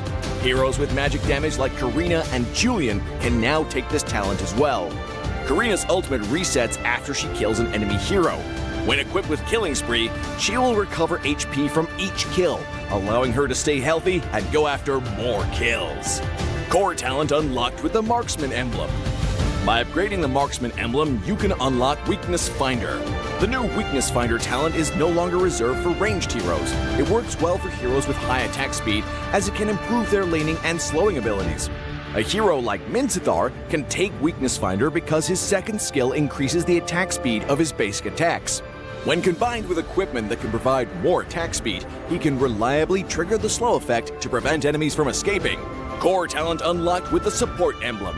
By upgrading the Support emblem, you can unlock Focusing Mark. The Focusing Mark talent works the same as before. It allows support heroes to increase the damage their teammates can deal to the target enemy. Kaj's ultimate can be used to drag key enemies to his team. When equipped with Focusing Mark, the ultimate will also increase the damage the target takes, allowing Kaj's team to quickly burst down the helpless target.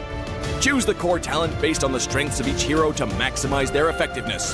We look forward to seeing players discover new ways to play their favorite heroes on their way to becoming a legend.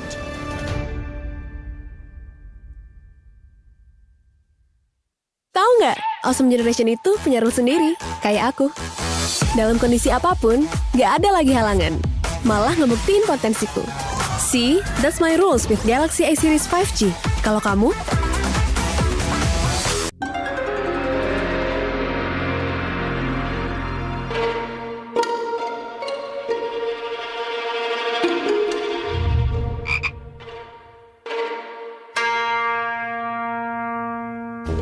Pus. Kamu lagi ngapain?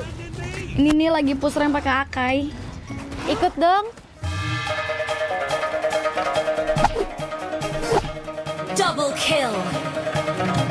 Triple kill.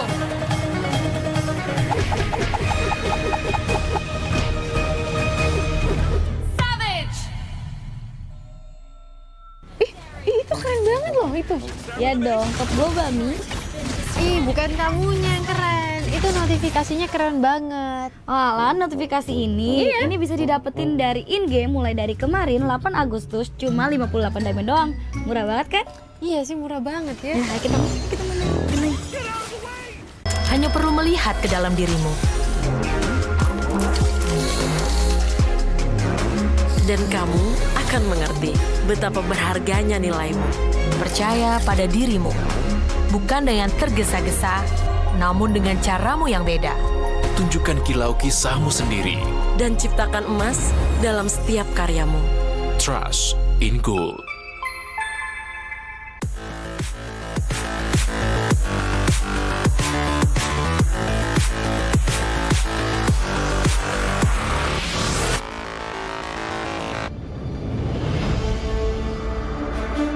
In the previous guide, we learned the basics of the new emblem system. This time, we will take a closer look at the core talents unlocked with the basic common emblem, tank emblem, and fighter emblem. Core talents unlocked with the basic common emblem. By upgrading the basic common emblem, you can unlock 2 core talents, Impure Rage and Quantum Charge. Both are suitable for most heroes. The new Impure Rage talent now deals adaptive damage, making it a good damage-enhancing talent for a variety of heroes, such as Eve, Nathan, and Diggy. Eve is a hero with great poke and control abilities. She can use the extra damage and mana regen from Impure Rage to constantly wear down enemies. The new Quantum Charge talent now restores HP based on the hero's level and not their physical attack bonus, making it viable on more heroes that want HP recovery and mobility, such as Edith, Leslie, Layla, etc. When equipped with Quantum Charge, Edith in both forms can use the movement speed bonus triggered by her basic attacks to keep a safe distance from the enemy and the extra HP regen to stay in the fight. Core talent unlocked with the tank emblem. By upgrading the tank emblem, you can unlock Concussive Blast. Concussive Blast works the same as before, providing an extra source of AoE damage for high HP heroes, such as Johnson, Baja, and Hilda. Hilda is a high HP hero who can tank a lot of damage when equipped with a full set of defensive equipment. The Concussive Blast talent will not only enhance her survivability, but also boost her damage. Core talent unlocked with the Fighter emblem. By upgrading the Fighter emblem, you can unlock Brave Smite. Brave Smite is no longer triggered by inflicting CCs. It now takes effect upon dealing skill damage and is suitable for most fighters and tanks that need more HP regen. Ruby, Lapu Lapu, Tigreal, and similar heroes can choose this talent. Ruby can trigger Brave Smite repeatedly by casting skills, and with her own regen abilities, she'll have even greater durability in teamfights. Choose the core talent based on the strengths of each hero to maximize their effectiveness. We look forward to seeing players discover new ways to play their favorite heroes on their way to becoming a legend.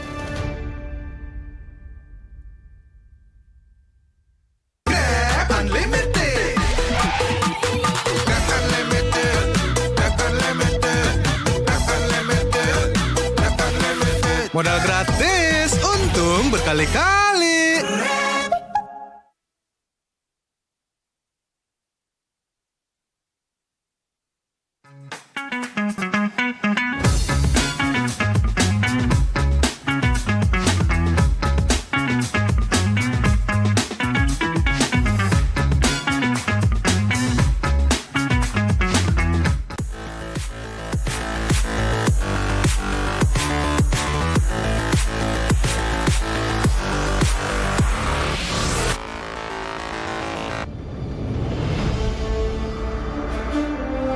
When upgrading your emblems, you will unlock talents at specific levels.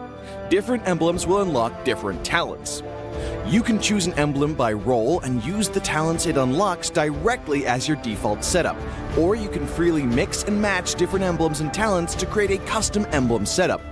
We're going to show you how to create your emblem setup for your heroes. Emblems. First, let's take a look at the revamped emblem system. There are now 7 emblems in the game, 1 basic common emblem and 6 role emblems. Different emblems can provide different attribute bonuses. It is recommended to use the emblem that matches a hero's role. Standard talents, Tier 1. After selecting an emblem, you can then choose from 8 standard talents at Tier 1. These talents provide mostly straightforward bonuses to heroes. Of the 8 talents, Thrill and Swift are good on almost any hero, while other talents are more catered to certain roles. Standard talents, Tier 2. At Tier 2, you will also have 8 standard talents to choose from. The Tier 2 talents trigger or work under different circumstances. We still recommend choosing one that matches the role of your hero. But if you're an advanced player, you are free to choose any of the talents to fit your playstyle. For example, if you're playing the core hero on your team and want to focus on gearing up fast, you can choose the Bargain Hunter talent regardless of how your hero deals damage. And heroes who rely on their skills for sustained damage, whether it be a mage or fighter, can use the Festival of Blood talent for more spell vamp. Core talents, Tier 3. Finally, let's talk about the most important talents, the core talents. There are 8 core talents available in the game, and each provides a unique and powerful effect. We recommend choosing the core talent to match your hero's role and only use core talents from other emblems for advanced or unconventional tactics. The revamped Weakness Finder talent is no longer reserved for ranged heroes. This talent is now a viable option for any hero that relies on basic attacks and wants better laning and the ability to slow enemies. The Lethal Ignition talent now deals adaptive damage, making it a prime choice for any hero that has heavy-hitting combos. While the revamped emblem system still uses the existing talents, we have removed the restrictions between emblems and talents, opening up new possibilities for many heroes. We look forward to seeing players discover new ways to play their favorite heroes on their way to becoming a legend.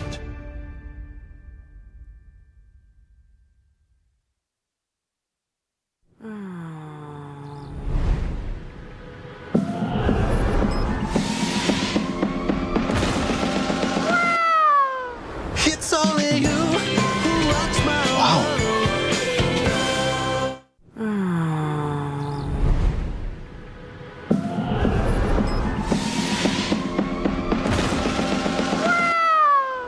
It's only you who rocks my world.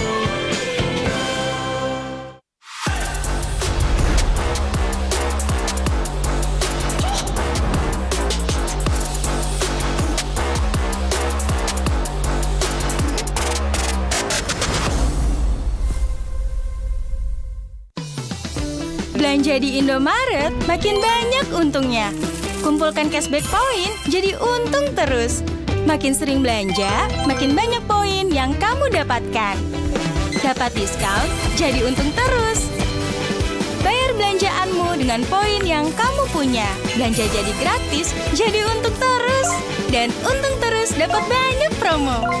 Jadi member Indomaret Poinku sekarang. Untungnya non-stop.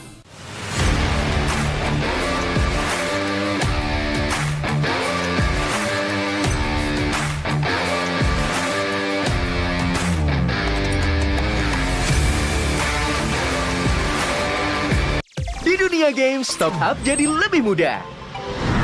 Pilih game, masukkan game ID. Pilih Diamond. Masukkan kode promo, dan pilih metode pembayaran. Masukkan kode OTP dan konfirmasi pembelian. Selamat, kamu dapat tambahan kuota. Kumpulkan DG Point setiap top up. Tukar dengan merchandise dan voucher game menarik. Nikmati juga promo setiap harinya. Upgrade gameplaymu sekarang.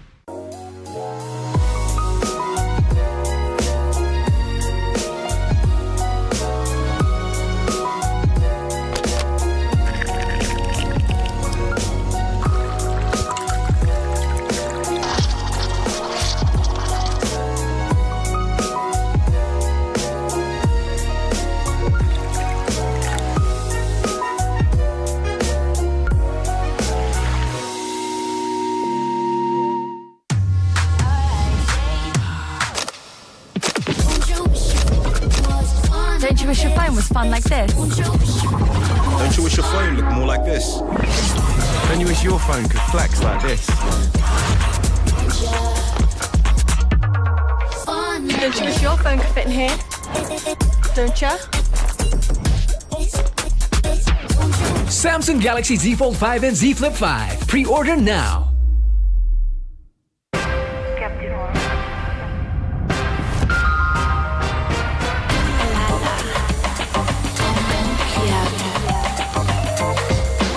Samsung Galaxy Z Fold 5 and Z Flip 5. Pre-order now.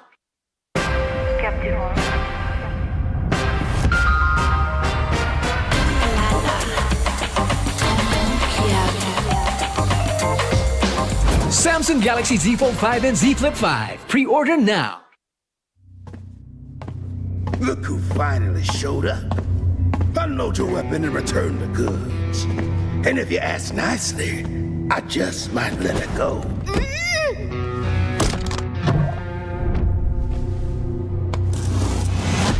Who said I was returning it? You little... We had a deal! I just came here to test my new toys. They ain't even loaded. Staring down the barrel and you're still daydreaming about being an inventor? Huh?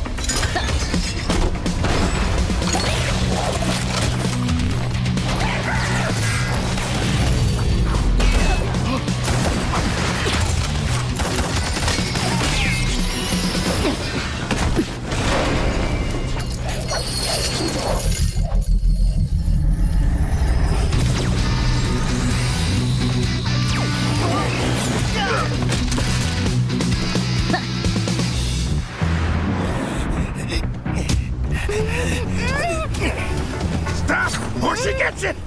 Then you'll have to answer to Eruditio. Eruditio? Well, isn't that perfect? I got a bone to pick with them.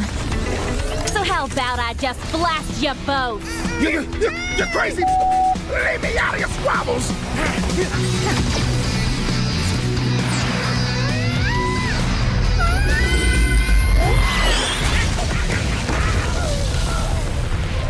That was dirty! Haven't you heard? I do things my way. I really don't like being used as bait, you know. Anyway, let's return that to Eruditio. Oh, I have something special in store for them down the road. So I'll take this as payment.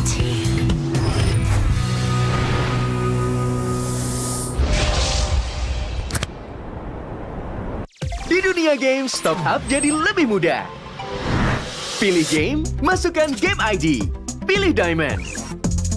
Masukkan kode promo dan pilih metode pembayaran.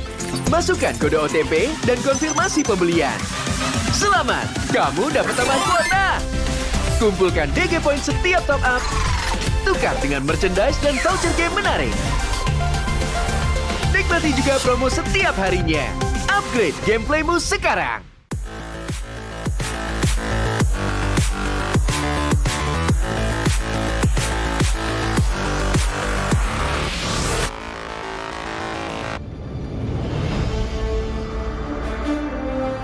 In the previous guide, we learned the basics of the new emblem system. This time, we'll take a closer look at the core talents from the Mage, Assassin, Marksman, and Support emblems.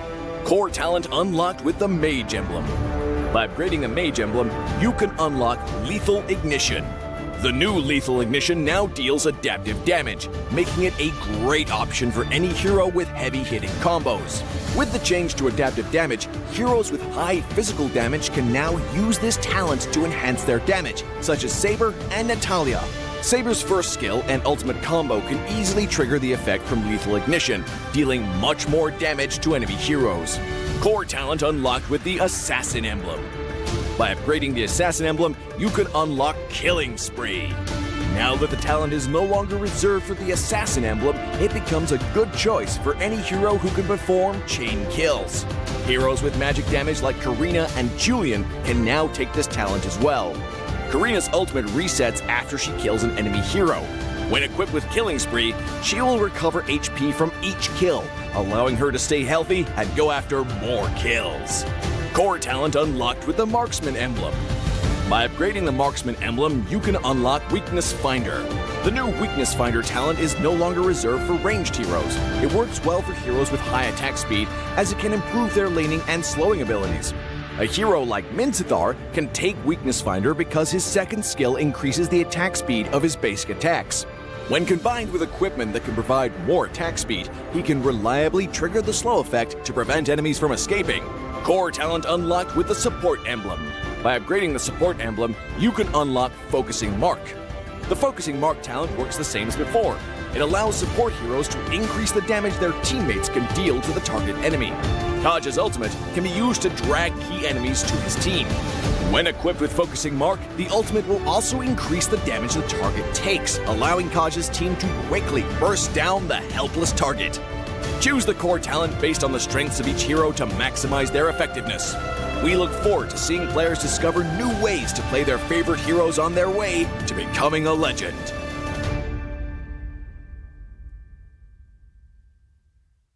Tahu nggak, Awesome Generation itu punya rules sendiri, kayak aku. Dalam kondisi apapun, nggak ada lagi halangan. Malah ngebuktiin potensiku.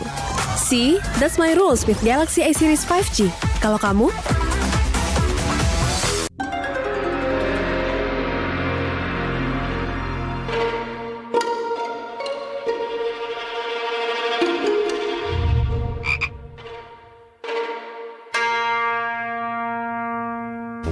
Pus. Kamu lagi ngapain? Ini nih lagi push rank pakai Akai. Ikut dong.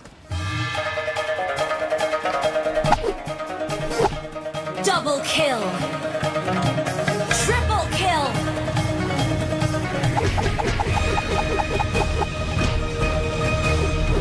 Savage. Itu keren banget loh itu. Ya dong, top global Mi. Ih, bukan kamunya yang keren. Itu notifikasinya keren banget. Alah, notifikasi ini bisa didapetin dari in-game mulai dari kemarin 8 Agustus cuma 58 diamond doang. Murah banget kan? Iya sih, murah banget ya. Nah, kita main. Hanya perlu melihat ke dalam dirimu. Dan kamu akan mengerti betapa berharganya nilaimu. Percaya pada dirimu. Bukan dengan tergesa-gesa, namun dengan caramu yang beda. Tunjukkan kilau kisahmu sendiri. Dan ciptakan emas dalam setiap karyamu. Trust in Gold.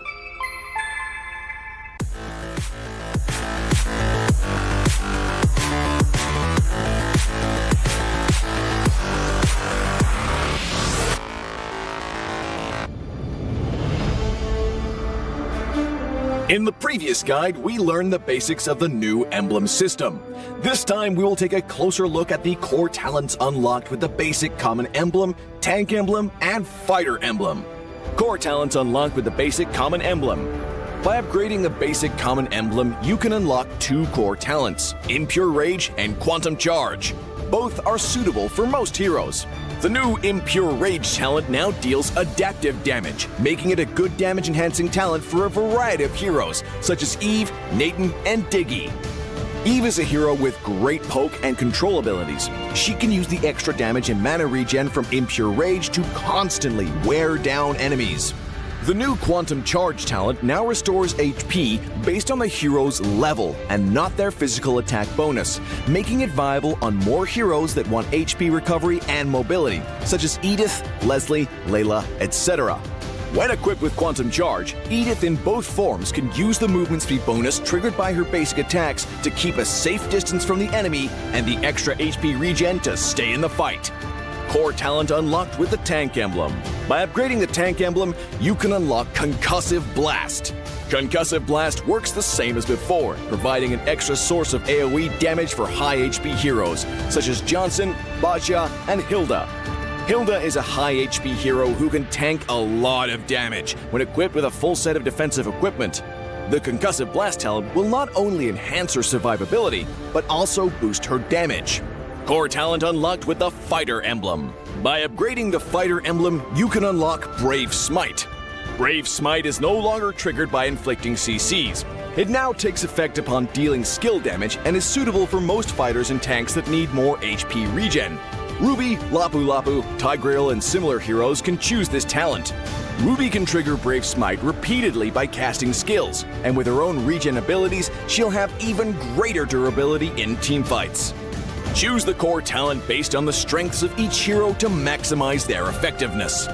We look forward to seeing players discover new ways to play their favorite heroes on their way to becoming a legend.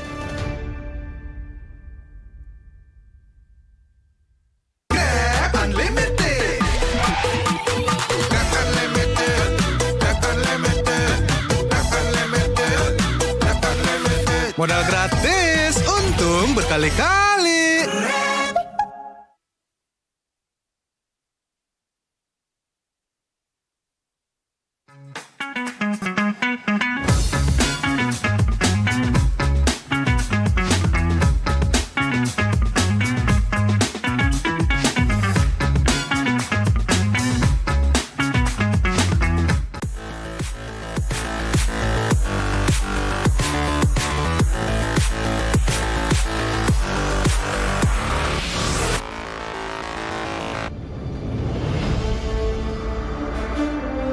When upgrading your emblems, you will unlock talents at specific levels. Different emblems will unlock different talents. You can choose an emblem by role and use the talents it unlocks directly as your default setup, or you can freely mix and match different emblems and talents to create a custom emblem setup.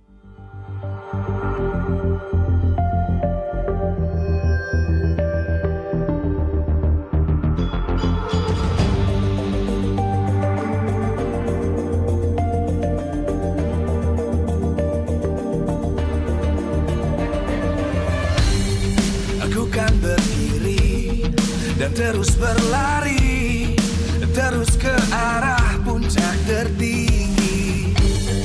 Ku takkan berhenti, hanya sampai di sini. Kemenangan abadi menanti. You know we won't miss if we unite our focus. And if you haven't noticed, we'll nyalakan apimu, hadapi semua tantangan, hadang semua serangan, jatuh bukan halangan, bakar semangatmu, janganlah engkau menyerah, kita akan buat sejarah.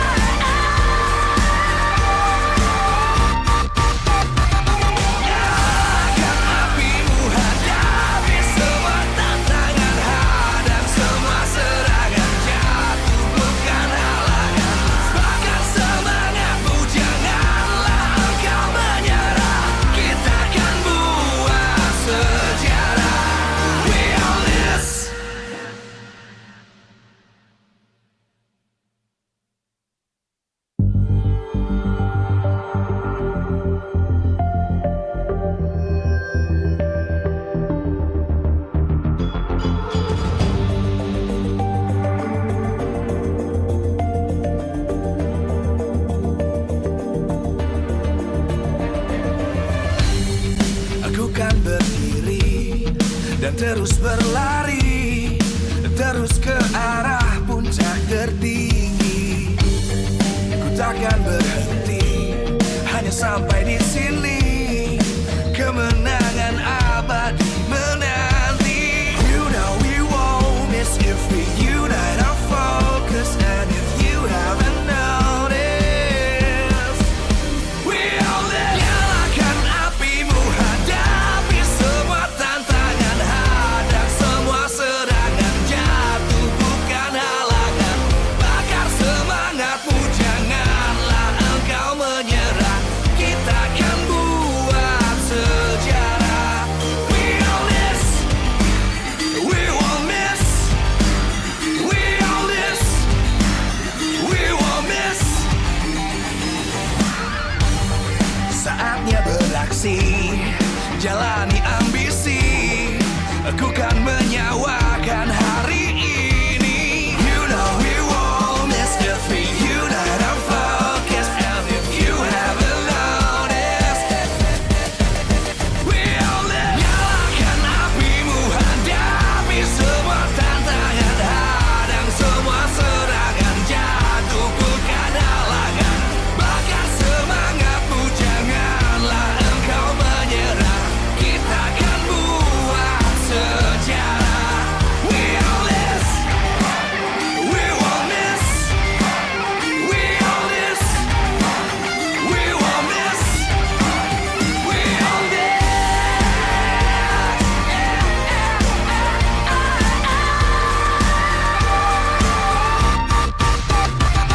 Nyalakan apimu, hadapi semua tantangan, hadang semua serangan, jatuh bukan halangan. Bakar semangatmu, janganlah engkau menyerah. Kita akan buat sejarah. We all this.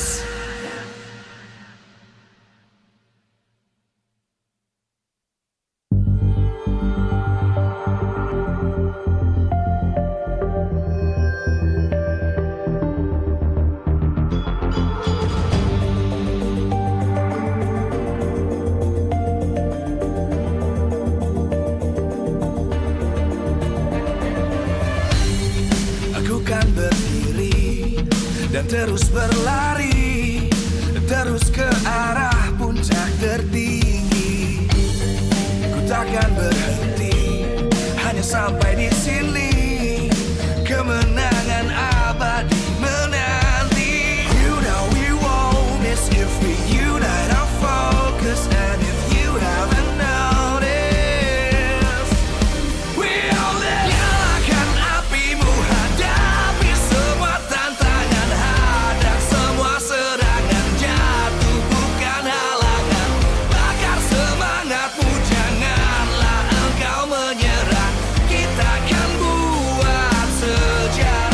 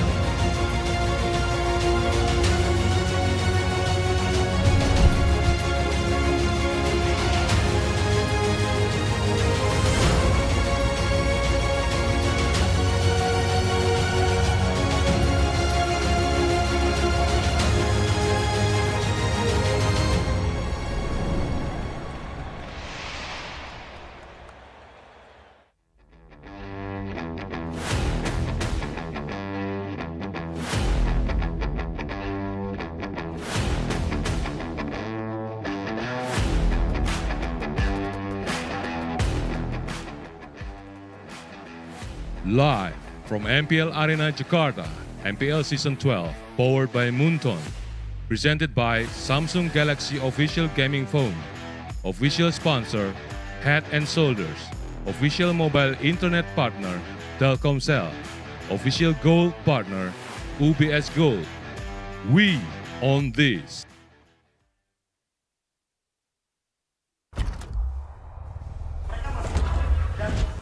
The last match and therefore the last stand of Geek Fam is upon us, ladies and gentlemen, as we welcome you back to MPL ID Season 12 here, Week 4, Day number 3.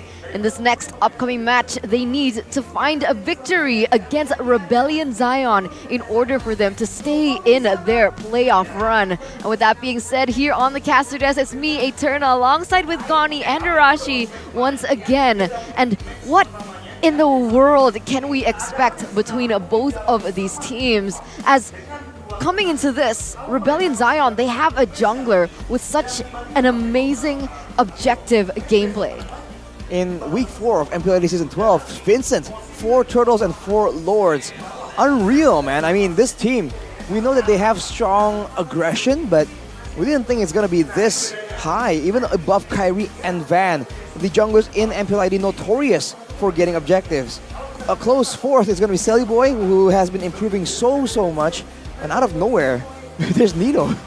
With the 2 Lords secured as well. Where'd he come from? Which I feel like Rebellion has an edge, right? Because no Geek Fam players is in this data. Nile, if we're talking about the jungler, there's no competition. So I feel like with this stat, Vincent has already gained that confidence, which grabbing Turtles and Lords, very important in the game. Exactly, and I feel like that was detrimental to their success against EVO's Legends yesterday when they were able to win it 2-0 against them because of the fact that he's so reliable in that position. But what will that do as we welcome their opponents? Let's welcome Beloy and friends as well onto the stage. It's Geek Fam! The Geeks coming in to try and tame the Raging Bull. Let's see if they can pull it off with the main roster, with the new strats and newfound confidence in their performance. Can they outsmart the Beasts? That's definitely the question here. And in this particular matchup, it is going to be Chidera, as it seems like Geek Fam have finally found their main 5, and they look stronger because of it. What kind of surprise picks? What kind of cheese picks? What kind of cheese strats will we expect from Geek Fam today, as they were the ones to bring a Saber Roam onto the professional MPL ID stage? And it worked as well in that particular game. Well, what we can expect here, Kadera, very good on the Irrital. Post-match, Irrital is a beast. Definitely is. There's a lot of ways to utilize that pick as well. And Kadera, we have seen him play it before in the previous seasons, not in Season 12 though. We have to see if that actually makes an appearance. It will all depend on these guys, their opponents, with the main roster as well. Vincent, the man who will try and wrestle control over the neutral objectives. It will be Rebellion with Sway Low, so let's welcome the Blue Bulls, Rebellion Zion. Swaylo coming back into the roster has really sparked something new within the team. Rebellion Zion okay, so that's the choice of entrance that they were gonna make. I was anticipating it. Very interesting choice there. What was that around? Is that a Jujutsu Kaisen reference? The Could be. Con? Well, we have to confirm later on, but that was one way to make a statement. We'll have to see. Is that statement meaning they're trying to devour Geek Fam? We'll have to see and watch if the coaches can make it happen. Up on the stage right now, Coach Chico with Vive, his analyst in tow, and Coach Erpang, the new addition for Geek Fam. What can this new coach bring to the table? We'll have a different formation, different strategy for the Geeks. I'm definitely hoping that we see something crazy and outrageous, unorthodox. We've seen it work, and it's insane because what we've known to be that being a signature for Geek Fam has now kind of resurfaced for Rebellion Zion. Swaylo picking up the gourd yesterday, working out as well. Yep. See, these are these things that we can expect, I think, from both of these teams as we take a look at the keys to victory here by the Samsung Galaxy Z Series. contest ODTZ's pick of heroes, he is an absolute menace on that Franco, on the Edith. Any kind of playmaking hero, Audi will be on the case. And sure, Beloyski's presence remains hidden. When he is not on the map, when you have no idea where he is, even if you get a pick off, you're always having the thought behind in the back of your head, just going, where's Beloy? Is he trying to re-engage? Is he trying to pick someone off? Along with that, a boy, free to deal damage in team fights, he is definitely going to be responsible for a lot of damage, especially if a lot of attention, a lot of eyes are on Kadera. I really like point number 3 as well here. A boy able to free hit as well. And remember, if we're talking about his hero pool, Lilia is his signature hero 2 seasons ago. With the Lilia buffed, adjusted as well, will Lilia come to surface in this particular match? I actually want to talk about that. Do you think Lilia is viable to utilize? I think it's still viable, but no longer as... So back then, it serves both a DPS tool as well as a bit of a burst tool, right? You catch someone and you just get tons of angry glooms on the target. It's a lot of burst damage, and you can get more by using the black shoes. Now that you can't do that, you're really stuck on DPS and AoE, which is not necessarily a bad thing because they reduce the cooldown of the energy as well. But for Keys of Victory by the Samsung Galaxy Z Fold 5, Z Flip 5 for Rebellion, bring out pocket picks to counter Geek's power heroes. The more unexpected, maybe the better against a team as calculative as Geek Fam. Pressure nails, risky movements, he cannot be allowed to make those crazy plays and get punished for it. And of course, be aware of Geek's 4-and-1 split strategy. If they can make it dirty, make it messy in the Land of Dawn, especially for the neutral objective control, which they seem to be so dominant on, that could be the solution they can use to shut down any macro possibilities from the side of Geek Fam. Looking at a team head-to-head here by Head and Shoulders though, game victory rate and the average KDA and the hero pool, all in favor of Rebellion. But the longer the game goes, there's a chance for Geek Fam to come out on top. They're a team that's so decisive all the way till the end, no matter how long the game goes. Oh, very good. Clean and balanced head-to-head here by Head and Shoulders. So Geek Fam, Rebellion, it's just a matter of execution, I feel like.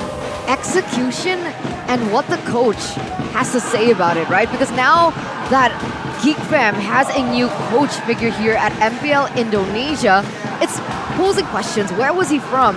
He used to serve as an analyst for Onyx Prodigy in MPL Indonesia Season 7, where he was able to successfully secure 3rd, 4th place position as a semi-finalist in the MDL Season 7 playoffs. So he has the experience, and especially that MDL global ban, right? Yep. And so you're forced to kind of explore these different kind of heroes that perhaps we'll see here at MPL Indonesia as we are headed straight into the drafting phase for game number 1. It looks like Geek Fam are gonna be on blue side, Rebellion on the red. So Geek, do they go for the just contest on these kind of heroes, take away Paquito from Cars, but they're gonna start with the Yves ban instead? Really Yves ban, I feel like right now, especially with the quote-unquote nerfs for the Yves, it's not exactly that strong, but I guess they're respecting Suelo and his reputation for the high ground mages. For the side of Rebellion, they're responding with a Natalia ban. We didn't see it banned out in match 1, but in game 2, with Beloyski in the picture, this is definitely a hero you need to watch out for, especially after the changes to the stealth mechanic in the latest patch. Well, looking at the situation right now, it's going to be a Franco ban here from the side of Geek. So perhaps signifying that they want to find and go for the Joy pick here in that first pick. It's full respect, Goni, that's what it is, also, right? Franco Audi TZ, the way that he was able to perform on the Franco, it was huge. And so they're going to respect that out as well. As Rebellion Zion also taking away the Fanny away from Nile. One of Nile's power picks, I would say, in that jungler position.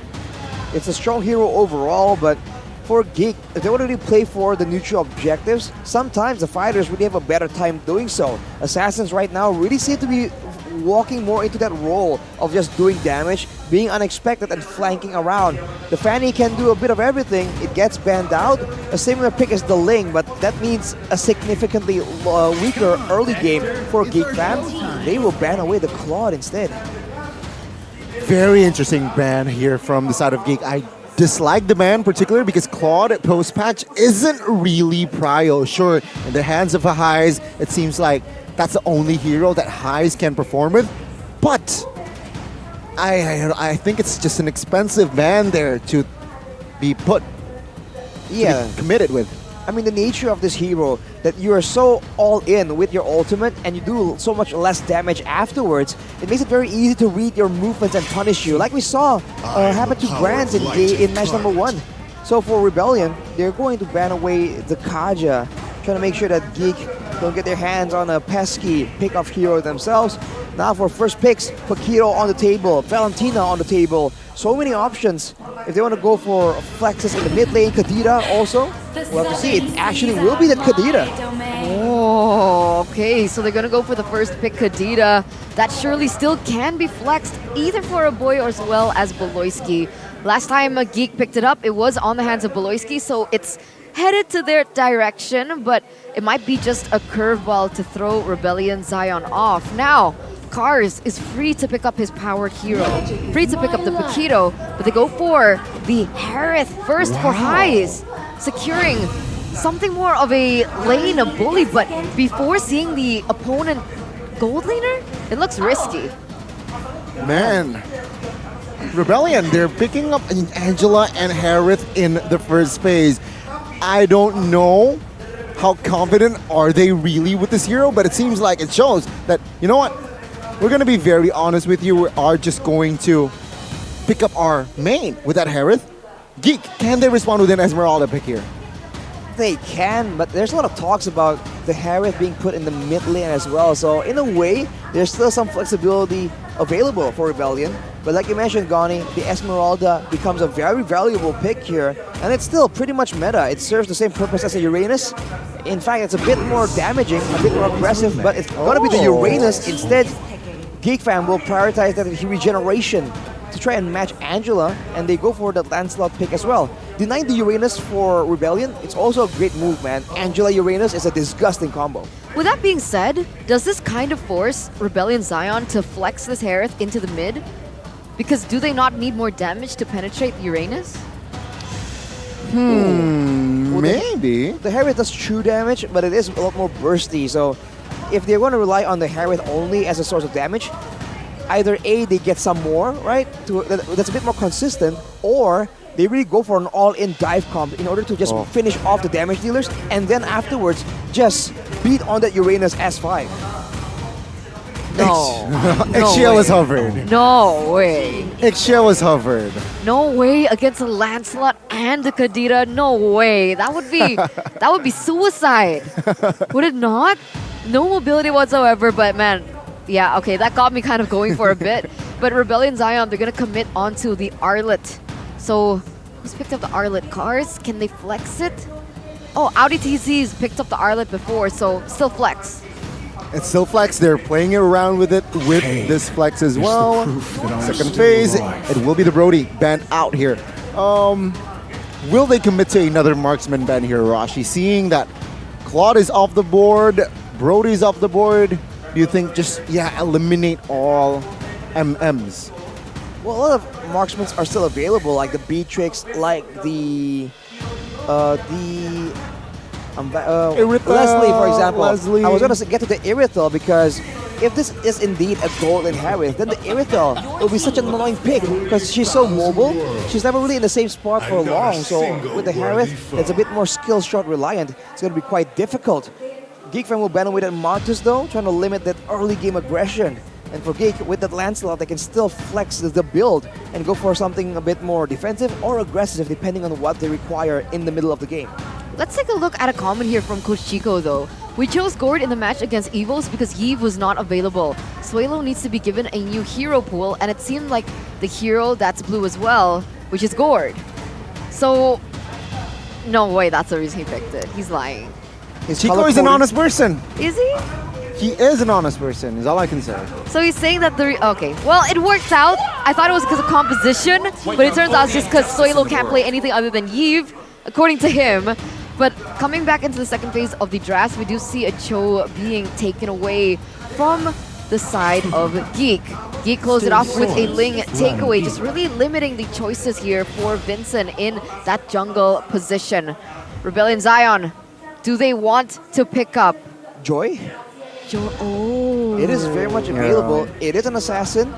And looking at the band so far, right, the Cho, the Brody, these are all heroes that are good to try and stave off assassin dive pressure. So I think the Joy becomes a pick, but at the same time, feels like too much magic damage. Right, and we haven't seen it too often from Vincent either, so it's a bit of a reach. Maybe they're going to go and hide it and pick something else first instead. What will they pick here? Because it's confusing, right? Is it Rome, EXP? Okay, there you go, EXP. So Arlet Rome, Angela mid, Harith gold lane is what I'm seeing. Also, isn't there a possibility for Paquito jungle? You're right. Or Arlet mid? You never know, man. You don't. 12. It's Suelo as well. He has used the Arlet in that mid lane. And it sort of worked, even though eventually it did get outscaled for Geek right now. With so much crowd control and so much macro pressure as well. The Lancelot can match the mobility and maybe clear out the far side of the map, but they need someone to match this Paquito pressure if it does indeed go to the EXP lane. So with the arenas already there, they go for the Minotaur. Is this a debut? Oh, it's not. It is not a debut. Okay. Minotaur Beloyski. Wow. This is a debut for him, though. With the Beatrix, man, that's a lot of counter-engage potential. You're jumping in to try and get on the Beatrix, you get knocked up, but the Leo Mord! Oh, Lord. This is dangerous. Angela Leo Mord combo. It's so crazy because we were talking about it backstage, talking about the keys to victory for Rebellion Zion to utilize that flex potential, that creativity that they have. And a lot of them weren't even talking about Suelo's creativity, but to use something like a Leomord. Literally, Leomord was, oh man, Kabe and Owl, they have foresight into the future. But with that being said, ladies and gentlemen, both compositions have been set in stone. Finally, we see a Leomord coming back onto MPL ID. When was the last time we saw him? A long time ago, with the changes, with the buffs in the patch, with the new items available to augment his potential. This Leomord, we've been hearing rumors about it. We've been talking about the potential with a Killing Spree emblem. Vincent is going to be out for blood, and this is definitely a pick that's going to be troublesome for Geek Fam. And don't forget, they have the Angela to make it all worse. And here it is, ladies and gentlemen, welcome to the Land of Dawn for game number 1 between Geek Fam as well as Rebellion Zion. Let's see if Rebellion Zion can utilize this Leomord pick properly and look for a snowball from that early game. If the Leomord gets snowballing, it's going to be so difficult. In a way, it's like a Martis, but it has better late game, I must say. We went against it, I think, some of the casters were playing together and we went up against it, and it was so unkillable, and it does so much damage off the back of so little items as well. So it's a very efficient pick, and I think Rebellion are going to take full advantage of it. Take a look at the rotation here. Beloyski already trying to clear camp top side. He's low though. Flicker will not be popped. But oh my god, Suelo dealing damage towards the boy, but it's just a trade. Now Luke already opening vision for Vincent and also delaying the purple buff take. Uh-oh, that's going to be a problem here for Vincent's rotation. It's going to slow him down just a little bit. But in this early game, there's a lot of sustain coming from Luke. He's not going to die. He can still flicker out. And there it is, the annoying nature of Luke on a Uranus for the enemy jungle.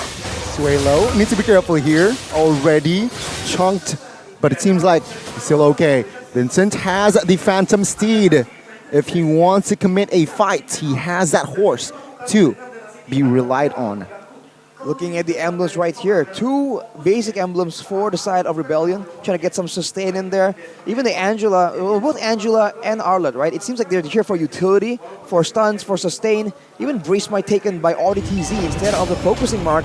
We'll see if that harms their pick of potential. For the side of Geek Fam, it's all the assassin emblems. They're trying to get aggressive right here, but the mid lane Arlet. We'll see how effective this is at staving of aggression. Look at Suelo though. He got airborne, will be taken out in the backside though. Oh, what is going on? Nile with the steal! Vincent wasn't able to find the retry. Cars very low, trying to survive, and he will, question mark? Oh my god, Luke. No way. Oh, too deep. Cars! No way! With the outplay, first of blood falls, but it will be traded back. But what a play from Cars. What a play for Cars, but it's still Geek Fam securing the advantage here in the early stage of the game. Being able to pick up that turtle is huge, as it's a Papulung versus everybody situation in the talents prediction, as he is the only one who sees the potential from Geek Fam's composition. Wow. That situation is always so random these days, but it seems like the overwhelming majority of the talents are picking Rebellion Zion. And I think it's due to this Leo Mort pick, man. A lot of expectations, a lot of hype is behind this pick. But man, what a play by Cars earlier. Luke needs to try and calm down, man. He dove the turret so early on against a Paquito. That is a dangerous maneuver, and he really paid the price for it. He really did. And you guys don't need to pay full price with Grab. Get yourself a discount of 90% if you utilize that promo code, as well as scan the QR code down below. Phantom Seed, with the help of that Shaman Force, it will take Beloyski down. Take a look at Gadara now, quite isolated, but is still able to clear the wave. You have to keep in mind right now that Beloyski, he's usually the main engaged tool, the main playmaker. He does have the potential to go for a Flicker, Minnow, and Fury. But at the same time, it's not the same kind of engage like a Kufra, like a Natalia. Cars the 1v2. Let's say he pops the sprints as well to ensure his safety. But 10 seconds to the next turtle. Let's see which setup is better. I'm curious, right? Because with a boy picking up the Kadira, who do you necessarily want to target? Audi TZ maybe? But look at his positioning. Yeah. Rarely shows in the map. Cars now trying to distract. Hard guard popped. A boy caught in Suelo's hands. Knocked up though. He gets taken down. Oh! There you go, Niles. What? Suelo almost gets the outplay. But it seems like Rebellion will not have enough space to comfortably take the turtle loop now. Soaking damage. Take a look at Cars. He's low. He will not be joining the fight, which shows that Geek Fam will win this next turtle. He went under turret for that, Suelo. Sure, there's an outplay potential, but in the grand scheme of things, is it worth it to lose another objective to Geek Fam, who up until this point has had a really good time, and not a lot of them have been actually punished for it, but wait a minute. Oh, good knock up! Oh, Vincent gets taken down! RTZ low as well in the backside. What will he be able to do, Suelo? In this Arlet will not be able to stave off the pressure as the mid lane turret will be very low. Geek, minute 5, very angry Suelo, still surviving in this mid-side area. But it seems like no, they will not commit to a Suelo. They will though commit to a turret. They just need to be trying to go for the objectives. Geek Fam finally cracks down that first mid turret, opening up the rest of the jungle potentially for rotations from the mid lane. Cars did a good job trading for a turret in the bot side, but Rebellion Zion, they're trying to go for the more aggressive composition, but they're not winning it out. They're just not getting the right plays in these fights, and they're just getting picked off. They need to be playing together a lot more, but look at this audience prediction by the Samsung Galaxy Z Fold 5 and Z Flip 5. Dead even. Is it actually 50-50? Is this the first time in Season 12? I don't think I've seen it before. 50-50% audience prediction, as looks like Geek Fam, they're going for a 50-50 play, but Rebellion Zion want to go for a counter engage. Good final slash on towards Beloy. Forced him to use the flicker. No casualties. Rebellion Zion though still hovering around the top side, as well as Geek waiting for the next wave. A boy jumps in, finds the burst on towards Audi. A boy gets a killing spree. Suelo now caught low. Phantom Seed. Vincent will not be able to catch a body just yet. Rebellion Zion still losing a trade. What a play by a boy right there. Trying to outplay the whole situation. Actually coming out on top due to that pickoff. It was very clean, and in the other side of the map, you can see that the Uranus, the Lancelot, making all the plays happen. Nile is still showing off his mechanical prowess. Oh, flicker popped. Will it be enough though? No. Vincent claims the 200 gold. What? that is what he desperately needs. He does. He does. He needs to stack these kills, even from that early game. But so far, they haven't been able to do that. Geek Fam have been holding the pressure from the first minute of the game with a 2,000 gold lead already. Let's take a look at their chances here for the Turtle. Vincent, level 10. Nile, level 11. Does Rebellion Zion really want to go for a contest? The big problem here for Rebellion Zion is the fact that they are full dive comp and they're up against a Minotaur. If they engage carelessly, that's everyone getting knocked up 3 times again and again. And that is dangerous against a team with so much follow-up, like the Beatrix, like the Kadita as well. So they're trying to go and play it a bit more pick-off style. They might succeed here. Oh, Ropeways was forced to escape. With the passive, it will bring back the HP, but Nile finds the last hurdle. Take a look at the fight. It collapsed as Vincent wasn't able to catch his Barbiel. He will be taken down. Suelo forced to use the flicker, quite low highs, trying to cover. That was a huge fight, a huge dub for the Geeks. For sure, 3,000 gold lead. Do you see how much damage Shadera is also dealing onto Rebellion Zion members?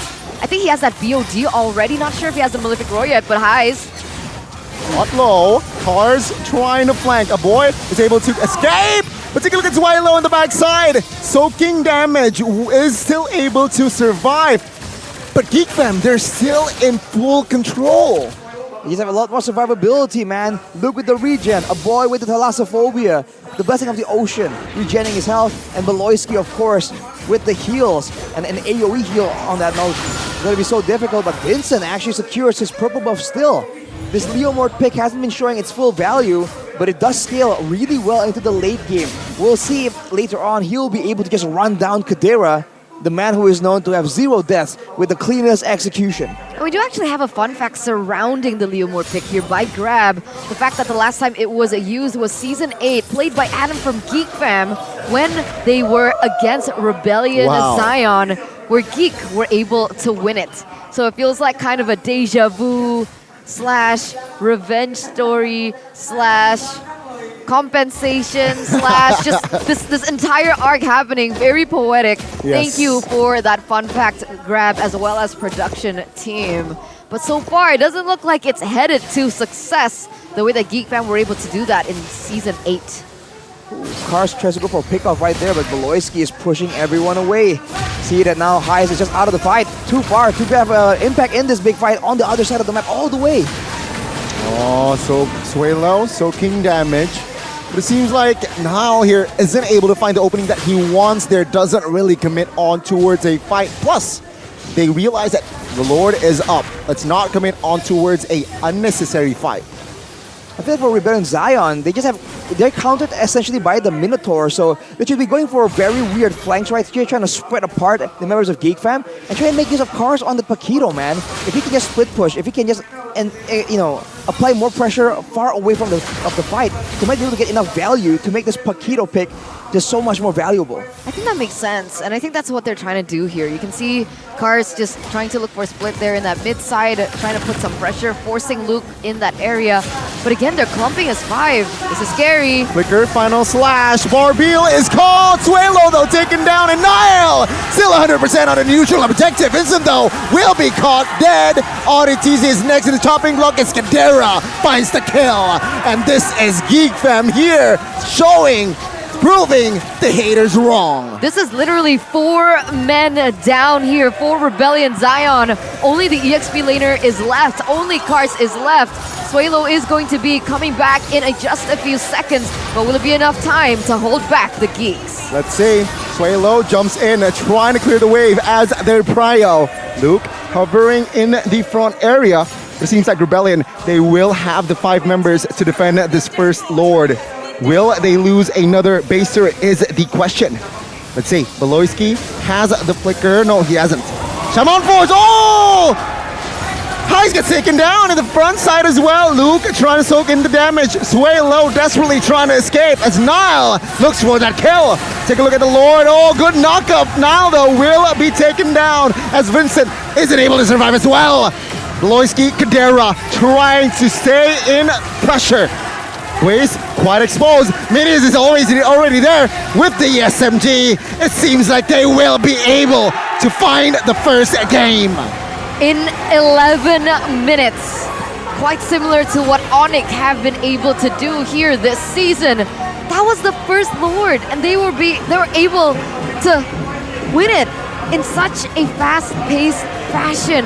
That is the beauty of composition. Just like Arashi mentioned earlier, the fact that they were clumping up, they were able to get the full value from that Minotaur lockup. And Minu and Fury, man, just threw a whole lot of problems for Rebellion Zion, and they just seem to shatter into shambles whenever things don't go their way.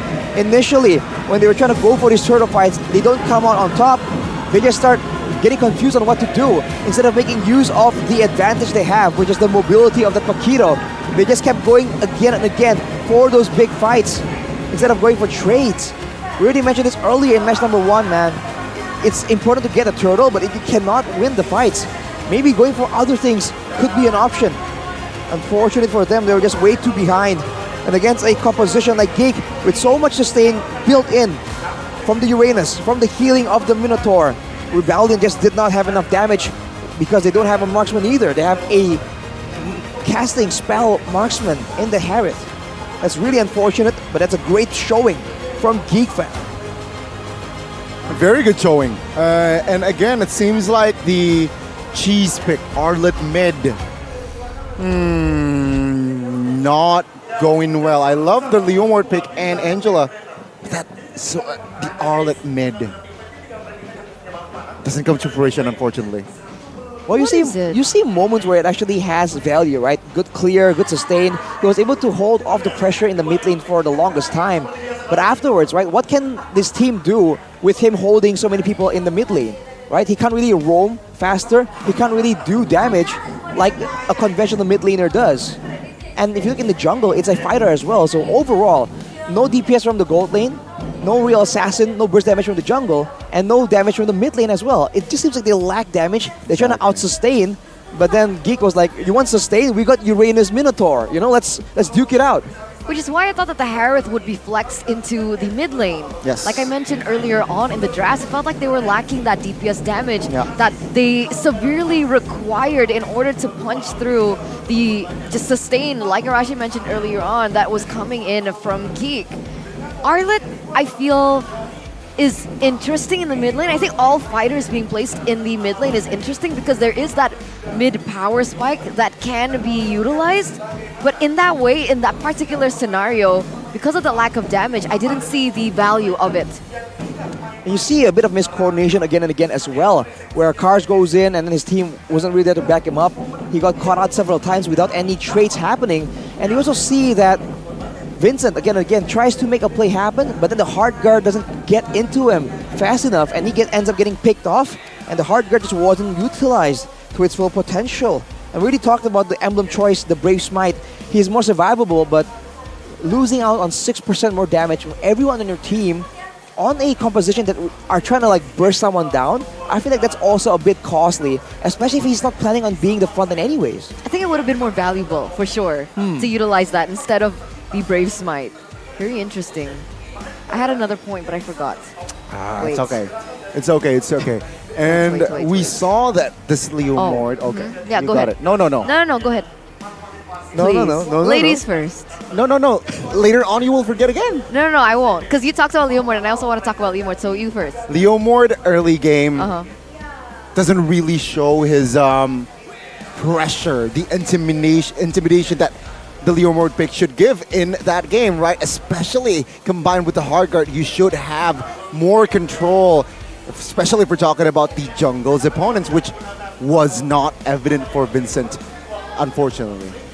I feel like the Leomord pick, like you mentioned, it didn't show value. I think it was too risky to pick up that Leomord as well. A little too expensive. Greedy is the word that I'm looking for, right? Because even if they were trying to look for that early game oppression, just those small moments where the Uranus was able to delay the pattern and the rotation was, I think, very costly for Rebellion Zion. And with the choice of emblems coming in from the Leomord, going in for Assassin, right? I think they went for a killing spree. I think so. He didn't yeah. find value in that as well. And why? Because when they go in for these engages, there's always a beautiful counter engage that happens from the man you see on your screen here, Beloyski on the Minotaur. Player of the game by the Samsung Galaxy Z Fold 5, Z Flip 5, 92% KP. 11 assists. He went for the Dominance Ice very early on, knowing that regeneration is the name of the game. And this is like the main pick that you really screwed over the plans for Rebellion. And you can see that Rebellion just had no real adjustment. They had more macro potential with the Paquito, with the Angela as well, mind you, a global ultimate. And yet, the Angela and everyone else, they were just stuck trying to fight 5v5, which is exactly where Geek Fam and their combo just shine so much better. So they get knocked up, they get hit with the Bandit's Rage, perhaps the Nibiru's Passion, and then if they don't really pay attention, that's where the Kadira comes in and gets a huge pickoff. So overall, I feel like it's a great, there's potential in the draft. It's not completely countered by all means, but it really wasn't executed as cleanly as it should be either. And with that being said, let's take a look at what exactly happened from game number 1 to warrant that player of the game from Beloyski. Because earlier on, when it was just laning phase, we didn't really see the full effect of it. But as we go into the later stage of the game, when these teams go for 5-man team fights, these clump ups, that's when we start to see the full value of the Minuan Fury, like we saw earlier on over there. In the case of victory, we talked about how the Minotaur, right, doesn't really, Beloyski needs to stay out of sight, stay hidden, but here it's the exact opposite. Whenever there's a fight, Beloyski just shows up, stands next to Kadera, and just like that, the main plan of Rebellion Zion to dive in the back line gets thwarted, and they can't do anything. This was repeated all the way since that attempt in the top side for the tower dive, and I think Rebellion, again, just weren't able to adjust to find a different way to engage the fight, a different way to find targets. And that's the thing though, once Geek Fam establishes a 5,000 goal lead, that spells doom for Rebellion Zion. They weren't able to find anything on the map. They tried to be proactive, but because there is no damage with that Arlet mid, there's no clear burst. It was a struggle for them to find the effective, the right place as well. It truly was. I mean, that was a 12-minute game, 11, almost 12-minute game. And it was so one-sided at some point, that instant flip coming in. What's going on? Well, Rebellion Zion, they keep trying to go for the 5v5s. Even though it's not working, they just didn't do anything else, which is why in the last fight, they lost one member, but they're still trying so hard to try and contest in that Lord. And if you look at the item disparity, man, even for Vincent, he just built that great Dragon Spear at the end of the game. So he was stuck on 3 items the whole time. And if you compare that to the members of Geek Fam, they're almost 1 whole item down. And there's no way you can win a fight easily without going for a pickoff at that point. But they went for it anyways. They lose 4. And after losing 4 with the Lord coming in, they just got the game ended before they could even react. Only 1 tower taken from them as well. Like you mentioned, there was potential for the macro play. They just did not use it properly. And I think some things need to be changed right here. If they want to go burst, they need more tools, more ways to do so, more crowd control maybe, to make sure that pesky heroes, especially like the Uranus, stays in place to get punished. Or get a bit more damage or a bit more long-range options in order to be a bit more flexible against a team that is just so crafty like Geek Fam. The other thing that I really wanted to highlight about Rebellion Zion's performance was overcommitments. I think Cars as well as Suelo, there were a few minor moments where they went in a little bit too deep and they get killed in return. That wasn't traded back really well. And it just gave value over to Geek Fam and helped them snowball. The way that we saw here with Chidera picking up the rich guy, 844 GPM. 844, that's a very respectable amount. Considering that Rebellion Zion were putting a lot of aggression onto this man, he just finds a way to just get income, even though all the pressure is on him. Kadera, man, he's one of the more underrated players in the MPL, in my opinion. And he is just showing it again and again. And there's no wonder Geek Fam is using him as one of the main members of the main lineup. Yeah, and what a first game overall. I personally thought that Rebellion, with this sort of composition, they were able to I expected more, just in conclusion. But then again, all of us did. Okay, all of us Except did. Papulong. Except Pop Wulong, exactly. Geek Fam, I feel like Kadera, again, I forgot the X factor here, right? Kadera bring stability in this Geek Fam, which also was shown in that game. On that Beatrix, he was untouched, practically with the covers as well. But then again, Kadera is just a very independent marksman that is always reheating, it seems like, especially during team fights. There was not enough tools for Rebellion Zion to try and counter the Beatrix anyway, right? What were they supposed to do? Cars? Were they banking on cars? Well, Who were they banking on? Because anyone who goes in for an engage, like you mentioned, gets hit with a Minoan Fury. It's such good cover, such good counter engage. I think flanks need to be done a lot more by Rebellion, because the whole idea about this composition is that they have to go in, they have to dive and make it messy, right? They don't have anyone that has to stay in the back and be really safe, like, you know, like a Beatrix, like a Leslie, or like a carry. So they have a Harith. The whole idea is to get all in the back line, get all messy, but Rebellion just were unable to grab that opportunity. Yeah, they weren't. And talking about grab, Yikes. MPL ID Season 12 has begun. And don't forget, ladies and gentlemen, grab promotions are ready to be enjoyed. Don't forget to use the promo code MPL ID XGRAB and get a 50% discount on Grab Food and a 90% discount on Grab Bike and Grab Car throughout the event. This promo is for new users, and if you guys want to get a Diamond or MLBB Hero skins, stay tuned for grab challenges. If you want more information on that, go ahead and check grb.to/MPL.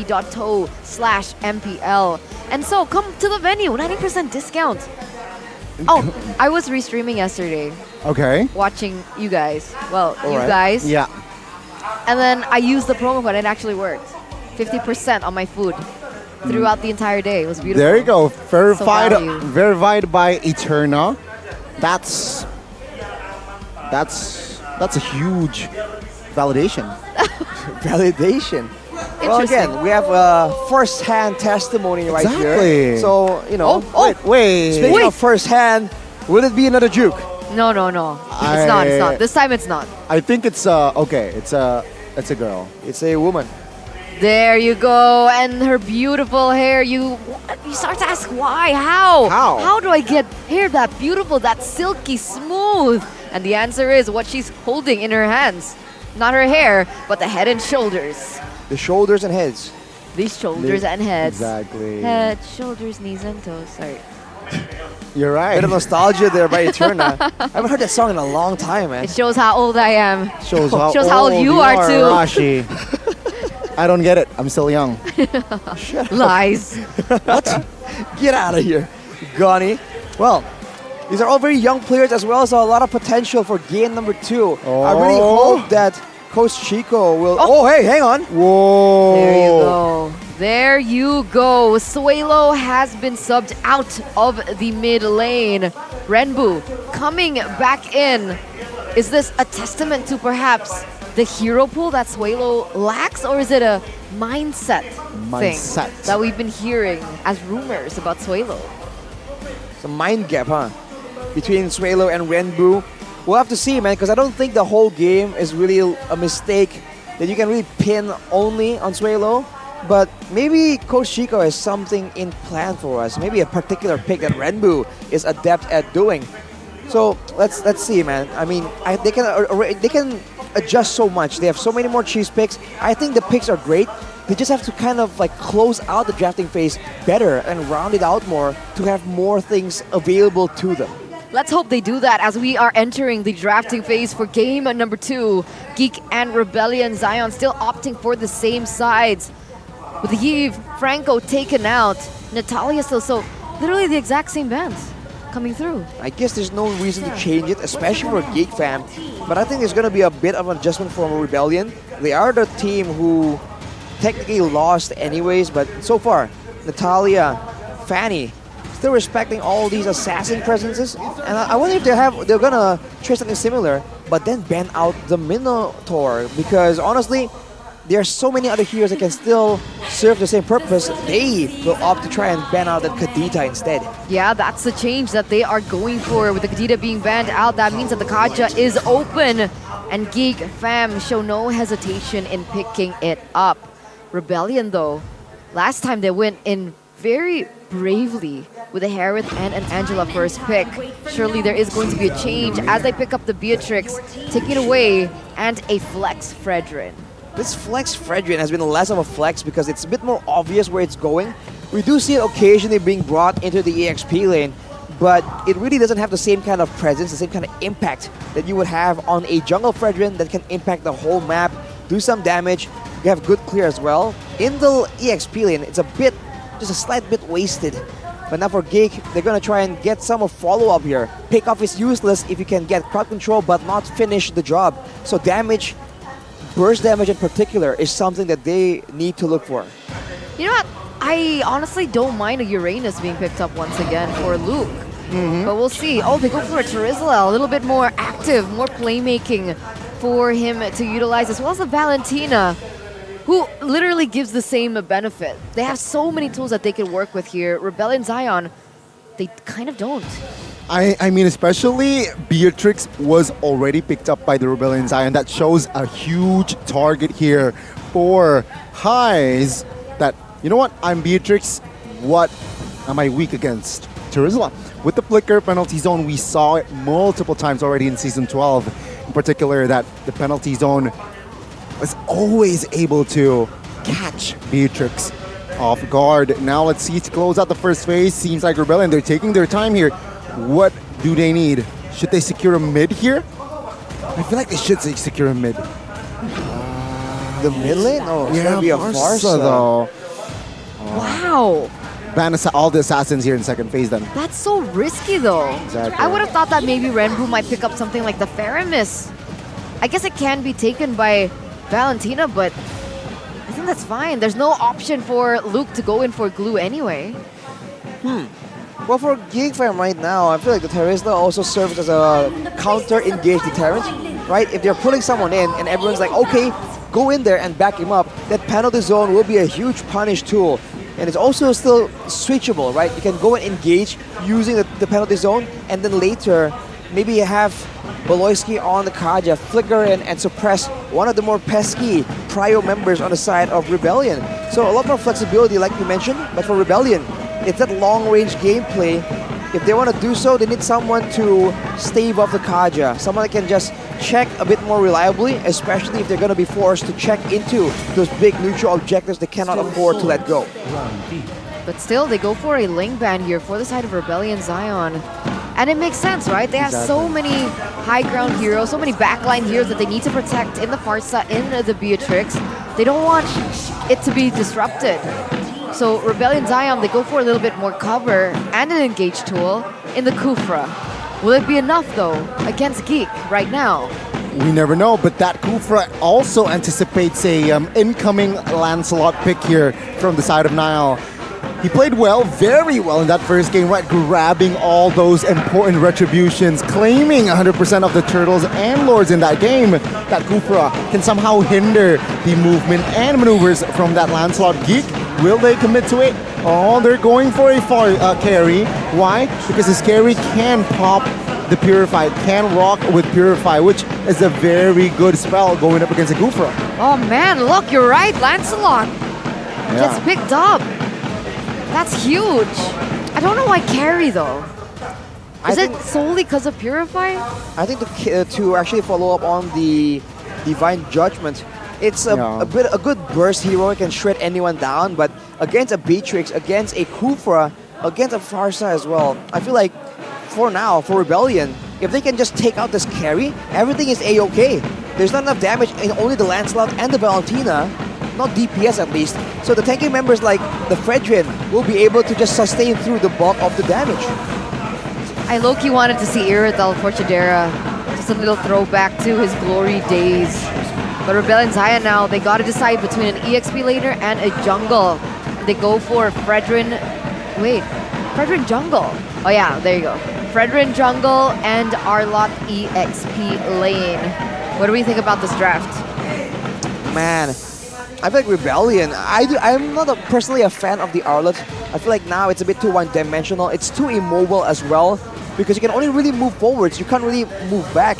With so many fights going back and forth, having a proper lore dance in the current meta, that immobility could be very easily punished by the side of Geek Fam. And they are the ones with the more playmaking tools, so I think they are the ones dictating the pace here. I agree. They have the penalty zone from Luke. They have the divine judgment. They can utilize Nile to dive into the back line, secure the objectives as well, and not to mention the flexibility of the Valentina, who can just, you know, take away either the final slash or even the feather airstrike coming in from the Farsa. Yep. But also, it's a flicker party. 4 members other than the jungler opted for that flicker. And here we are in the flicker party, ladies and gentlemen, as we invite you into the land of Dawn. The second game of the series, a Geek going against Rebellion Zion. Remember, this is one of the last games, perhaps, that a Geek have in the first leg. So they do want to give it all out here and take this win, perhaps maybe 2-0. Off the bat for Rebellion, there's a lot of aggressive potential right here with the combination that we've seen so often last season, I believe. Well, aside from the Beatrix, the Fredrin, Farsa, and Kufra. This is a surefire combination to get very good pickoffs in the early game. But Geek Fam, they are used to this playstyle as well, especially because most of the fights really begin only when the turtle is up. In that situation, I think the composition of Geek Fam has a massive advantage. Seems like Geek, they're trying to focus on stealing this camp, which Rebellion, they managed to delay the take here. Fredrin already on that way, or on his way. It seems like Beloyski will be able to grab it. Wow. Whoa, wait a second. Yep, TZ now caught half HP. Top side though, Arlit and as well as Terizla still going at it. Unbothered in that lane, but it seems like it will somehow favor Luke. Tenacity is on 3 members for the side of Rebellion. They're trying to survive a lot of the pick-off potential attempts, and maybe the tenacity will be critical in ensuring the frontline members like Vincent, Cars, and Audi TZ. And so in saving their lives when the Divine Judgment does come through.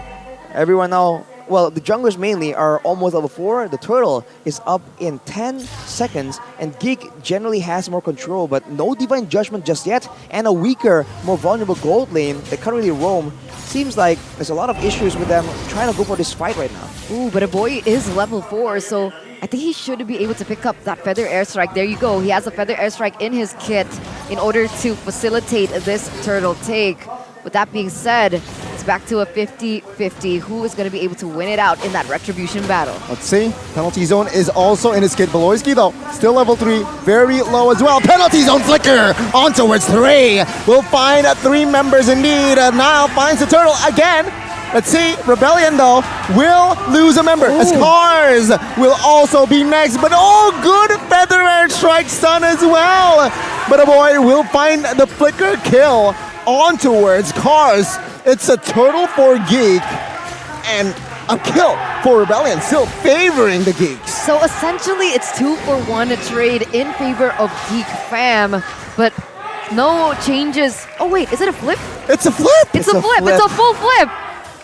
It's Papulong against the world again! How does he manage to always be the odd one out? I don't understand. Does he peek at our answers? That might be the case. Well, whatever it is, back into the game right here, Geek Fam. Getting a win, getting the turtle, allows them to get level 4 and they just go straight at it. The level 4 power spike for the EXP lane for Luke was so valuable right there, but now Rebellion Zion, they're trying to look for burst potential, for pickoffs, but Audi is just not as available to try and make these plays. Just look at the items here, a lot of physical defense being built up, but now that's going to be the big engage. Good catch. No possible way for a boy to escape that one. A lot of crowd control was given towards him, and mind you, he has no flicker. As Arashi mentioned, a little bit of a caster curse going down there, or caster bless. Caster bless, right? As he mentioned, Audi TZ and his lack of impact. There he goes again onto Nile. Luckily, he doesn't have his ultimate up and ready just yet. So Nile is going to be A-okay. But up until this point, even though Rebellion Zion were able to get that one pick, Geek Fam still controlling. And it looks like they're looking for the next neutral objective in that turtle. By default, Geek Fam will be controlling it for sure because they have the better pick-off potential. Rebellion, even if they have Audi TZ, I think the best bet right now is to send Vincent and Cars in the front line and leave Audi available to just roam around on the sides, looking for a chance to just land that massive Tyrant's Rage, Tyrant's Revenge combo. onto the back line. Let's see, 100% total take game 1 and 2. Will Vincent be able to find his first turtle? And it seems like, oh, good divine judgment. Retribution on towards Nile again.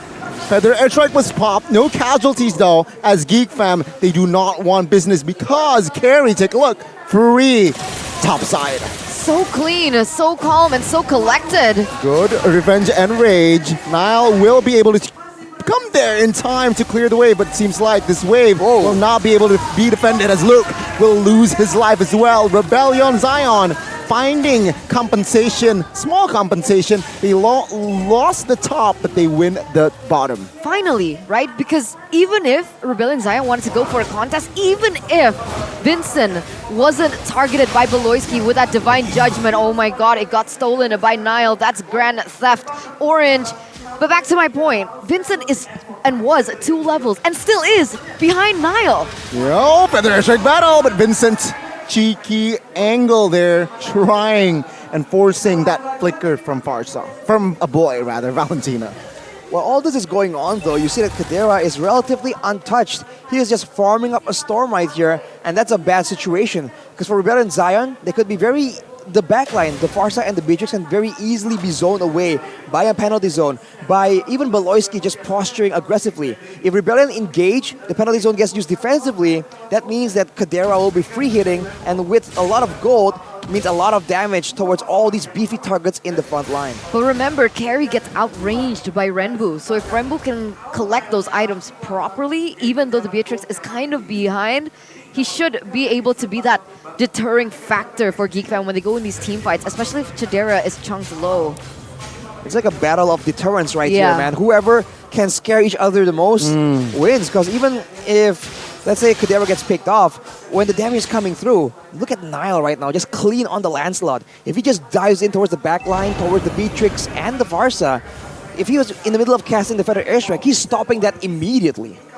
You know what? Very interesting, right?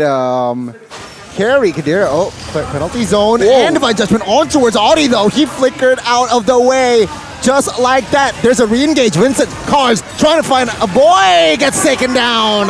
But Renbu will claim that kill, as that was a very interesting approach. Now Nile, perfect turtle, no more. Vincent claims his first neutral objective take in this series, and seems like he wants more. That purple, even though he has no retry, he also knows that Nile has no retry. Seems like it's a 1v2 for now. Let's see who grabs it.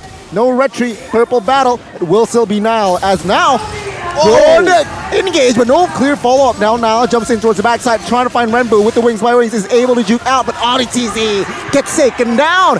Kadera with a free hit, as it is Rebellion there, over-committing in the mid lane.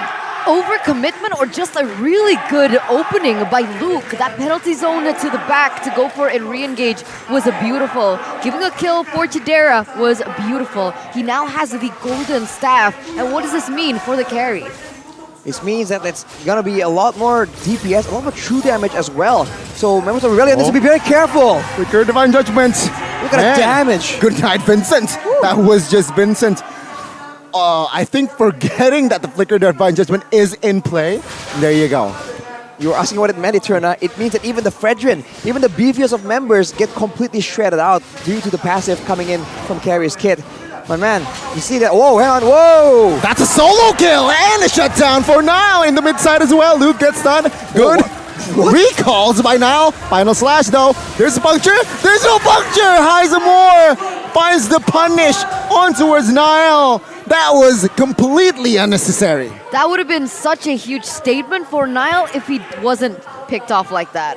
Right? That just now looks like an overcommitment. He punctured under the turret. And he had, I guess he miscalculated. It didn't reset. He wasn't able to get out. That was unfortunate. It kind of like ruined how the play looked so dominant. But back to the point of the composition, Eterna. Whenever Luke jumps at the back line, what can Heiz and Renbu do? They can't burst the Terizla down fast enough, and they really can't match the damage coming in from the carry. Yeah, the commitment on towards the Revenge and Rage, on towards Luke. Feather Airstrike pops as well. Luke quite low. Will he recall? He will. With that information, Rebellion Will they commit? Now, 1v4 situation. This is why Kufra is good. Able to stop the maneuvers of Lance. He's able to escape though, but that shows the green light to commit to this Lord. Top HP right now. Oh, good divine judgment on towards Audi. He gets taken down now low. Trying to find the steal. He's able to get it! Rebellion Zion now flees. Cars terrified, but Vincent will be the first one to fall. There you go. Kadera, good taunt. Good penalty zone as Kadera finds the double. Will he find the triple? A boy claims cars in the mid lane, but it's now Geek Fam solidifying their lead. Beautiful team fight. They spot Kai's there into that bush. He's still able to get away until not. Okay, Niall's not going to overcommit onto that one, but that was a huge victory for Geek Fam. That was 4 huge. members taken out. Sure, Highs doesn't get punished up until this point, but look at the space that was bought for a Geek Fam. The dominance, the oppression, taking all the buffs away, and the recalls. Here it is. Wow. I love it. Signature Geek showing dominance. Just waiting for the Lord to push out as well. And look at this bold move. Kadera left alone to just push out that lane. That could have been very easily dangerous, but Rebellion, they don't really dare to move out of their basic and Beloyski. Okay, he has Flicker Divine Judgment. The conceal play though will not be committed more. As Geek Fam, the game is far from over, but wow, the confidence to just recall for 30 seconds earlier. Bold move. Was it 30 seconds? It felt like quite a long time actually. I'm not surprised if it 10, actually 15. was. 10 to 15 maybe. Let's just say 30 seconds. Give them a little bit more just spice to what they did. But with the 7,000 gold lead, what has it been given? What has given? Yeah. What has been made out of it? There you go. That's how to English. Well, Niall has that semi-tank build, which is so effective because for now, Rebel and Zion don't really have enough damage. That allows now to be a bit more oppressive with his movement as well, pressuring everyone back. Wind of Nature secured for Kadera, so in a 1v1 beat, just basic attack matchup against Highs, he will win it out at this point due to the true damage. So at this point, I think that Geek already have all the tools they require to secure a game. The only issue right now is the lack of range in their composition because they still have to crack open the base, which is where the Lord will come in very handy. It also will come in 40 seconds. So Geek Fam just trying to maintain their lead, deny any goals for Rebellion Zion, and they're waiting for the next Lord. And they're doing such a good job at it as well. Vincent, still level 12. Wow. Compared to Niall at 15. Exactly. What in the world? A very solid Lancelot display here from Niall. Not just this game, but both games. Actually, right? Yeah. They lost. They got the point as well, and it seems like this Lancelot is just the power pick for Niall. And it's also Luke. This Terizla, whenever you're on a team fight, it's just so valuable for so many reasons. It's a bit like, I don't know, it's a bit like it's overloaded. It's like a Yeve almost, but in the EXP lane. It does so many things. Damage, sustainability, anti-burst, crowd control, AoE. And the only time that Geek Fam lost a fight is when Luke used that penalty zone onto one member. As long as he keeps landing it consistently on the back line, and at least use it in conjunction with his team's engage, perhaps Beloyski's Divine Judgment, it's very hard to imagine Geek Fam just having a bad fight. I think Renbu is starting to regret his choice of spell, right? He went for Flicker instead of Purify. Yeah. He might be regretting it now because clearly Heist might have a more difficult time picking up that Purify, but here Beloyski goes in for a pick. Conceal play, 7,000 HP now, comfortably grabs the Lord as Rebellion Zion failed to respond. Literally no fight whatsoever from Rebellion Zion. They didn't look for a contest, they couldn't find a proper opening, and it shows the advantage that you have as a team and your composition if you're given a little bit more tools to work with. Audi TZ on the Kufra, how many picks have we seen him get? Like one or two? At two, most I think? 3. I think 3 is the most possibly. I think it's 2 more likely, but maybe 3 at most. Well, he just can't really find an opening. There's no space in the jungle, and there's no follow-up. If he lands a big combo, onto one member, you can bet that Luke will zone the rest of his team around. He gets bursted down by Kadera, and that will be the end of it. Unless he actually lands the combo on Kadera, but we already know this man does not allow for that kind of error.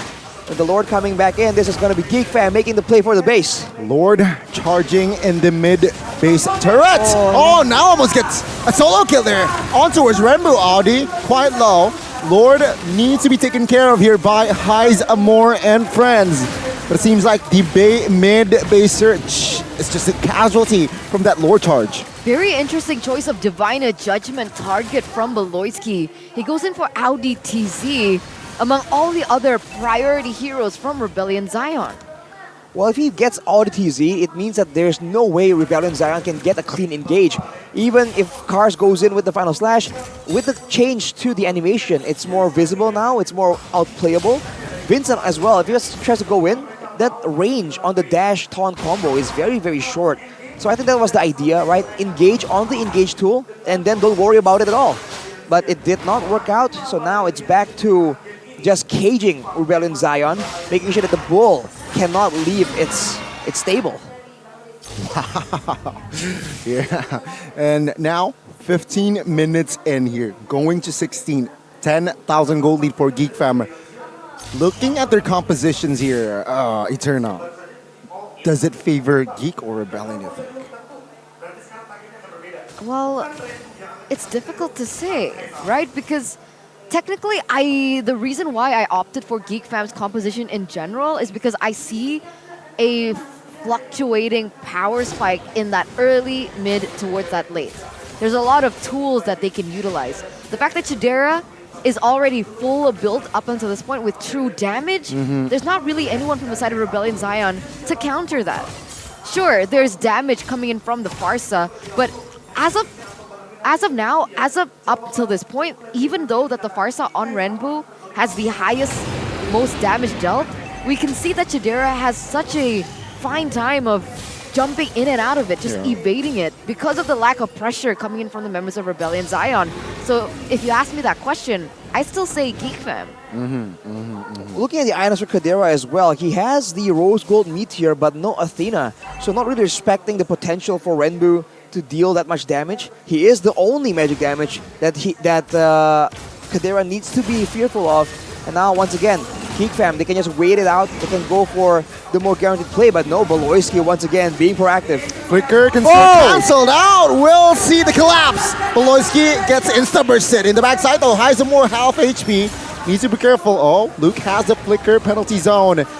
Waiting for it to be popped. It seems like he's still holding on towards it, but the Lord now will be the main target. Flicker, penalty zone, finds the target. Cars in the backside, forced to use the Flicker. Auto TZ flickers away as well.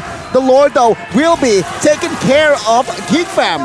And it seems like Rebellion Zion, they lost the fight and the Lord. But that premonition coming in from Audi TZ was beautiful to cancel that engage. Oh, Niall still going to be able to get out of that damage from the Feather Airstrike. Luckily enough, but man, that was a good move by Audi TZ. Unfortunately, it didn't really work to their favor. They still lost. Oh, they got the Lord, actually. Yeah, I thought Geek Fam got the Lord, but no, Rebellion Zion got the Lord. I missed to see it, but seems like no problem whatsoever. Yeah, I could have sworn that I thought Rebellion Zion got the Lord. So Geek Fam got the Lord. Maybe we'll see a replay here, but for Geek Fam, they went to try and finish off the death timers instead of going for the Lord, which is a smart move, but hang on. Okay, Luke walks away. While everyone was just diving, you saw that Vincent actually left the whole fight, abandoned his team essentially to focus on the Lord. It got a bit too low and he was able to finish it. So that was a miscalculation for Geek Fam. And now they lost the chance to use that Lord, and past the 15-minute mark, this is where the power spikes start getting equal. Let's take a look again, once again here. Penalty zone all the back. Everyone dives in. Vincent left alone in the back. If it worked, right, Geek Fam would have 3 members down, and at 17 minutes, that's enough time for them to push the waves out and actually get an end off it. But now, turntables, man. Yeah, no, the map is 60%. Somehow, Rebellion Zion's map here. Even though they lost the base turret, but take a look at the control. Pressure slowly building towards Geek Fam's side. the empowered waves is what allows Rebellion Zion to make use of it. But ultimately, still 2 more second-tier turrets for Geek Fam. They can still use their advantage. But like we said, past 15 minutes, it's already gonna be swinging a bit more in Rebellion Zion's favor. The gold lead is impressive at 9k still, but the longer this game goes, the more it will be obsolete. It's only gonna be used for item trades, and at this point, not a lot of items can really save or make or break the game.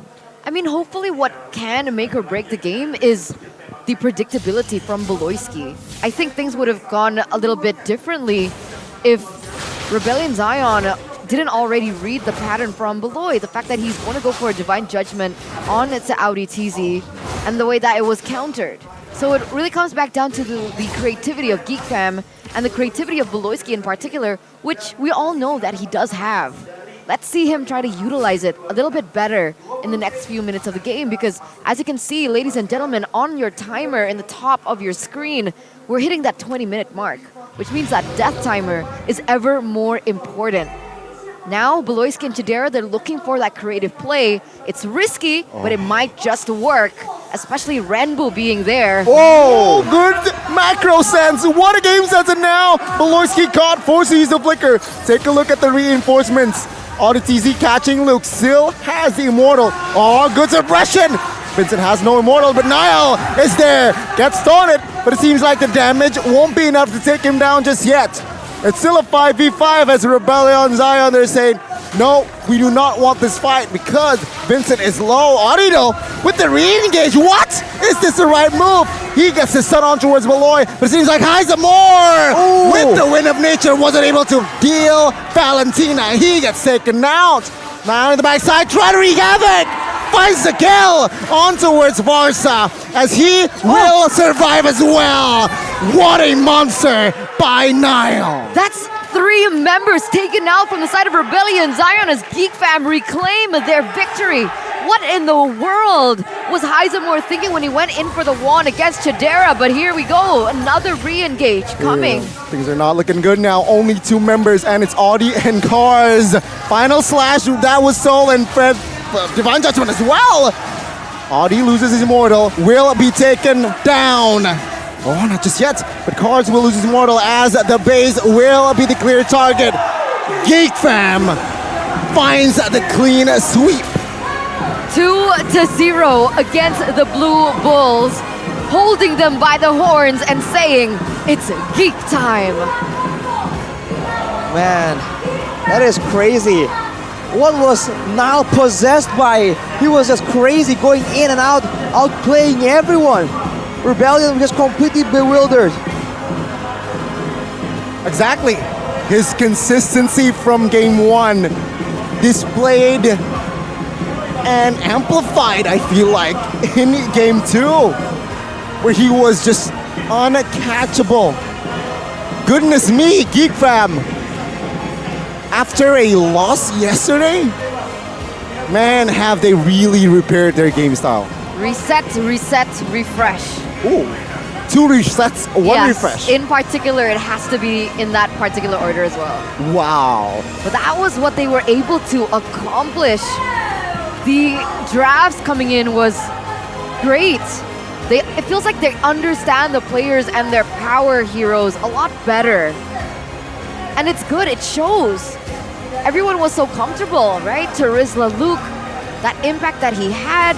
Beloyski, Lancelot as well for Niall.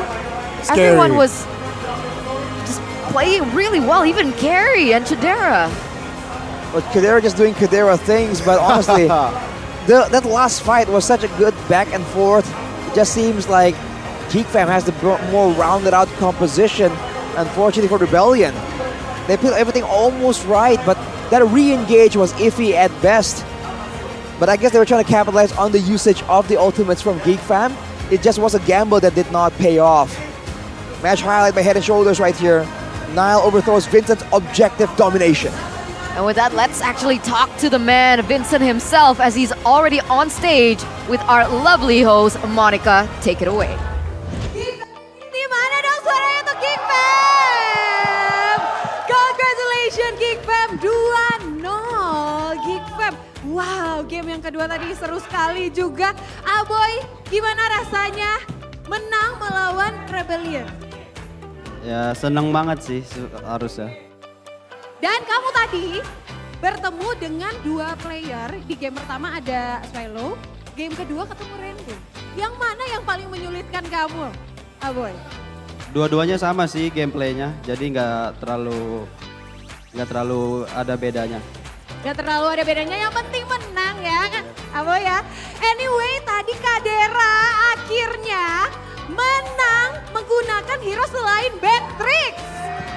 Wah, gimana Kadera? Kenapa kamu kemarin-kemarin tuh menangnya selalu pakai Beatrix sih? Kuat banget ya Beatrix kamu? Karena Beatrix punya banyak senjata.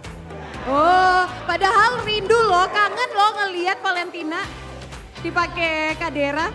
Kangen loh ngelihat Valentina dipakai Kadera. Lihat next match aja. Lihat next match, berarti nanti udah ada persiapan ya di leg kedua kalau misalnya Beatrix di respect ban, udah ada persiapan-persiapan hero pool lain ya? Pastinya ada. Ada, rahasia tapi? Iya rahasia dong. Rahasia dong, tapi Nael, gimana rasanya kontes retri dengan Vincent? Apalagi Vincent di week keempat ini secara objektif dia tuh yang nomor 1. Mendapatkan turtle dan juga lord. Biasa aja. Oh biasa aja, yang penting menang ya. Nael tapi kan gimana rasanya kamu kali ini kembali lagi bertemu dengan mantan analis kamu, sekarang jadi coach kamu. Ada mungkin itu membuat kamu atau kunci kemenangan kamu hari ini gak sih? Banyak impact lah dia. Banyak impact. Banyak impact. Impactnya se-impact apa sih? Baloy, gimana dengan bergabungnya Coach Erpang itu ada hal-hal baru yang didapetin gak Baloy? Sorry. Apa? Since Coach Erpang joined the Geek Fam, is it really impactful for you? Yeah, very impactful. He is very hardworking. Sangat-sangat kerja keras ya Coach Erpang ya. How hardworking? Like examples of that. Until 4 AM, still working. 4 AM. Oh, jadi kerja keras banget ya. Dan tentunya look posisi Geek saat ini walaupun menang ya di match kali ini, tapi kayaknya belum terlalu aman loh untuk masuk ke playoff. Ada persiapan-persiapan khusus nggak atau udah atur strategi nih biar di leg kedua bisa balas dendam, bisa lolos playoff? Bisa ya. Nah gimana kalau kata lu kata Geek Community bisa? Kata lu gimana? Masih bisa sih kalau playoff. Tapi kalau harus menang terus sih. Harus menang terus ya. Tapi pede? Pede. Pede banget ya. Anyway, di week keempat ini ada patch baru di MLBB. Itu nggak terlalu ngaruh ya buat kalian? Patch baru nggak terlalu ngaruh ya buat kalian? Kemarin ngaruh sih yang soalnya kan nggak bisa 4 kan roamer kan. Buat yang lain? The new patch, is it Yeah, impactful for still you adjusting, but today is better than yesterday. Jadi masih menyesuaikan. Dan kira-kira player of the match kali ini siapa ya? Kalau tadi di MVP di game yang pertama MVP-nya Baloy. Kira-kira kalau player of the match-nya masih sama Baloy nggak ya? Setuju nggak? Setuju? Atau ada nama lain? Mahal banget. Siapa aja boleh ya? Langsung aja kita lihat siapakah player of the match kali ini adalah Nael. Nael gimana? Rasanya jadi player of the match? Alhamdulillah. Alhamdulillah. Ini jadi dorongan buat kamu dan juga Geek Fam ke depannya menjadi lebih baik? Pasti. Pasti ya. Dan tentunya bisa dong kasih pesan-pesan untuk Geek Community, apalagi yang dari tadi udah teriak-teriak semangatin. Apa? Semangatin. Pesan-pesan untuk Geek Community yang udah semangatin. Thank you for the support for Geek Farms community. Appreciate it. Oh, pakai bahasa Inggris ya. Tapi nggak nggak afdol rasanya kalau belum dengar Kak Dera ngomong Madura. Kak Dera, terakhir sebelum kita lempar ke caster, pesan-pesan pakai bahasa Madura. Pada nggak Lah, gimana nih? Udah lupa bahasa Maduranya. sekelangkong ke di community selalu dukung.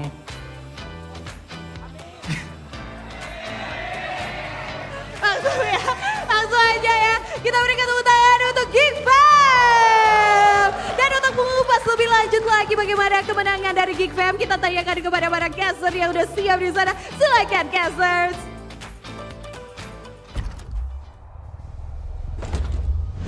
What a beautiful way to end the half season for Geek Fam with a 2-0 victory against Rebellion Zion. Whoa. And with Niall picking up the player of the match, that surely is going to cause a sensation.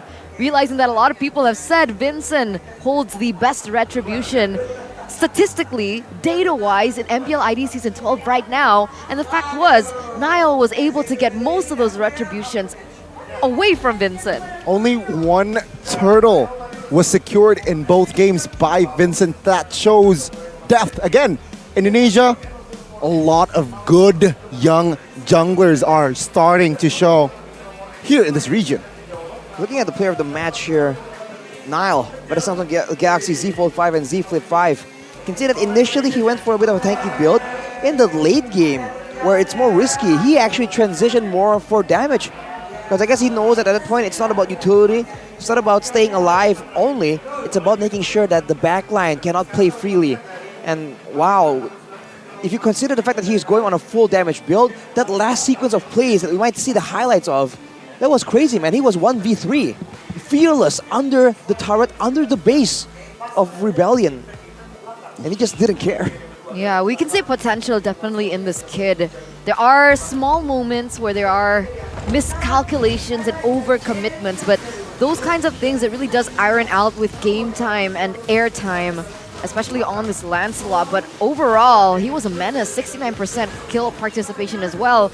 Like you mentioned earlier on, Arashi, in the first stage of the game, he went for objectives, later on, kills. He was able to completely one-shot the Farsa at one point, which is crazy. It was. This is this is it. This is solo kill. Oh, the recalls as well. But yeah, overall, I feel like synergy-wise, Geek Fam in this particular series, very much shown. Well, how did he get that? He got Final Slash, but he still got the Lord? The What was that? retribution. Yeah, the retribution. Retribution. Last second, that looked really wonky, but hey, I guess they made it work. And here, again, everyone was committing, and unfortunately, it just didn't work out for them. This is that final sequence, I believe. Boom! Vincent takes the Lord. But at that point, his team is just getting decimated. And Rebellion did a very good job just kiting out, essentially doing damage control, ensuring that they don't lose too many members, allowing them to come back here, counter-engaging on Beloy.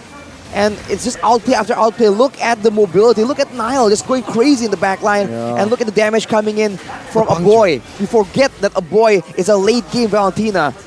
Heist was not ready for it. He got deleted. And Niall just went ham here. I have no idea what the heck this was. The timing, right? The timing. The way he utilizes, the moment he utilizes his skills. That was a Final Slash, a Winter Truncheon. There were so many moments where Rebellion Zion looked to outplay, and yet he was still able to get that kill onto the Farsa.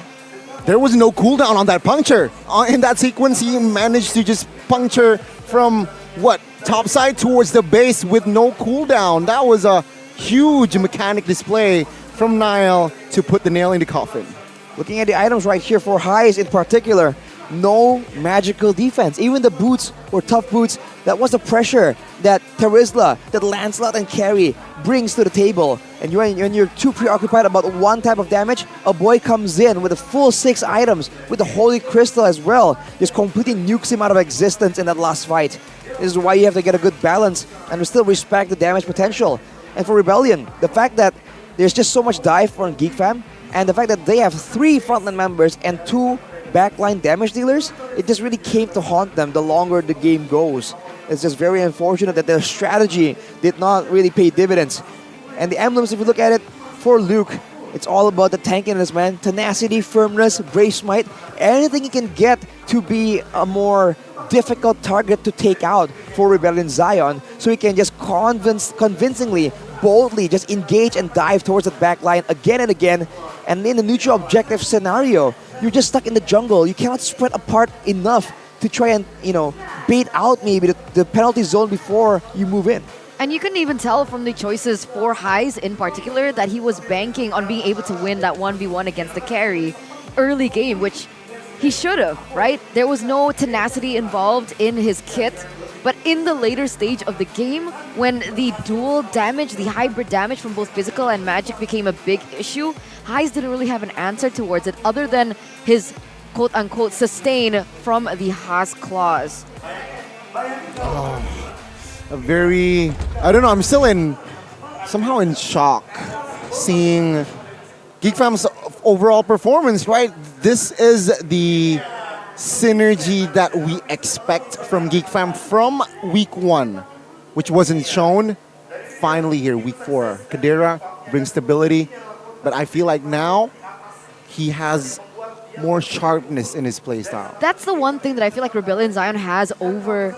No, the one thing that Geek Fam has over Rebellion Zion, the fact that they're finally, committed onto this 5-man roster. Now they're going to work with this, with Chidera coming into the gold lane, no longer Marky. But for Rebellion Zion, even mid-series, swapping out your mid laner? Yeah, I guess there was a particular reason for that we have no idea about. But for now, let's talk about the key to success. Your nail on those junglers, on those assassins, just a menace mechanically, contesting objectives, solid retributions, and of course, the very intelligent drafting, man. The engage with the Divine Judgment, and when you're trying to counter it, penalty zone. This double layer of engage that Geek Fam could bring to the table makes it very difficult for Rebellion to contest ground, especially when the game now revolves so heavily around the neutral objectives. Don't cry. Don't cry, Arashi. This is not an RRQ match. I got something in my eye, bro. Let's get him tissue here. There Thanks, you go. man. You okay?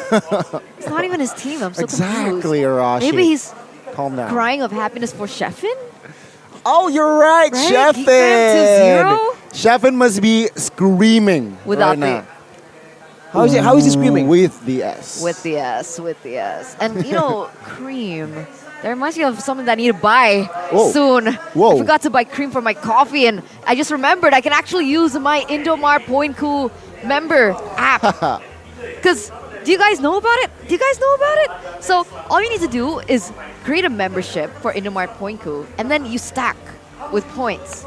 And these points can be utilized to get discounts, special member-only gifts, as well as free products. So just value all around. And special for our studio audiences, you guys got to visit the Indomar Poinku booth because there's free 37 diamonds waiting for new members that register today. So that's what you need.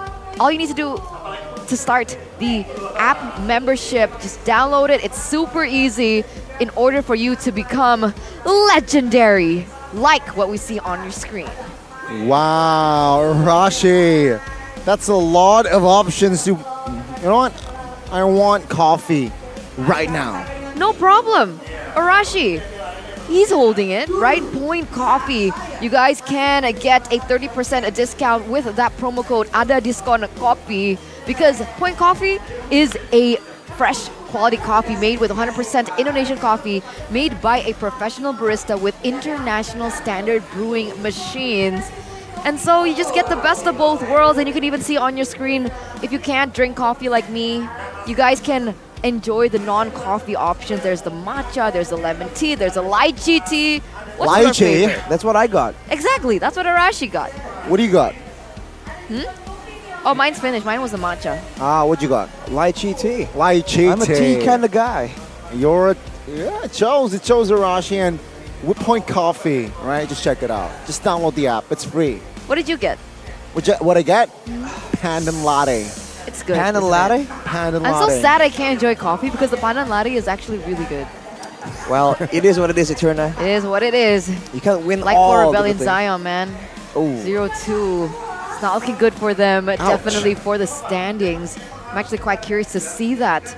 But Ladies and gentlemen, don't forget that Dunia Games with Telkomsel wants to give you guys more benefits as well. All you need to do is purchase in-game vouchers as well as items, or even come to the venue to check it out, because with every purchase in a game, you guys can get free 3 gigabytes of quota, and you can ask this friendly man over on the stand here, Mr. Pa Rahmat.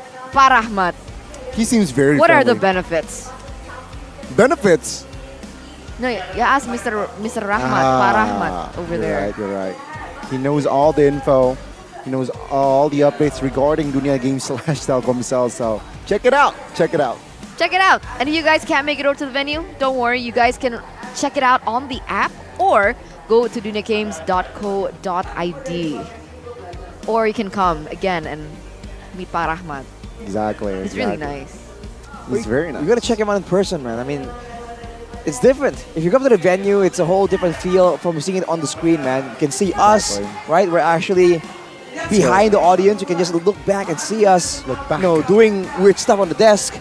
You can see the players live too, and you can feel the crowd atmosphere, man. Don't miss out. MPL ID is special. Our crowd is absolutely passionate. We are very proud of it. And talking about crowd, we are going to get one hell of a crowd as well in the next upcoming match between RRQ as well as Alter Ego. Let's see if it's going to be RRQ coming out on top, or will Alter Ego once again get another victory in the bag. And with that, ladies and gentlemen, let's go to a break. Stay tuned, don't go anywhere for another match of Mobile Legends.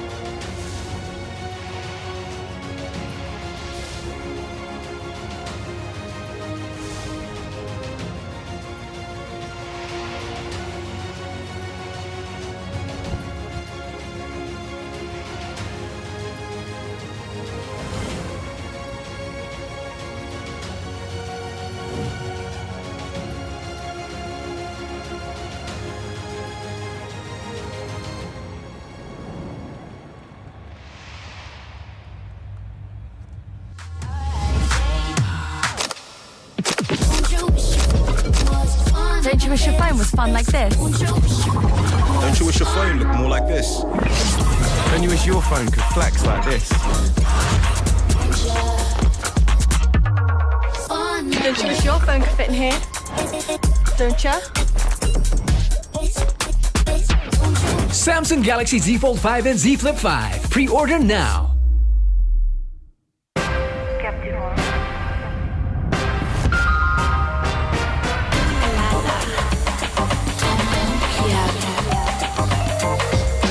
Samsung Galaxy Z Fold 5 and Z Flip 5. Pre-order now.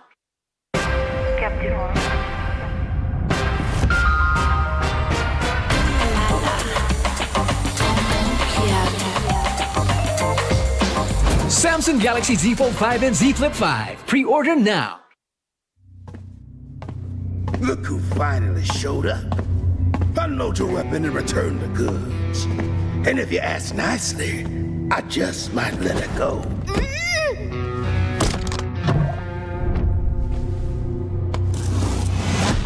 Who said I was returning it? You little... We had a deal! I just came here to test my new toys. They ain't even loaded. Staring down the barrel and you're still daydreaming about being an inventor? Huh?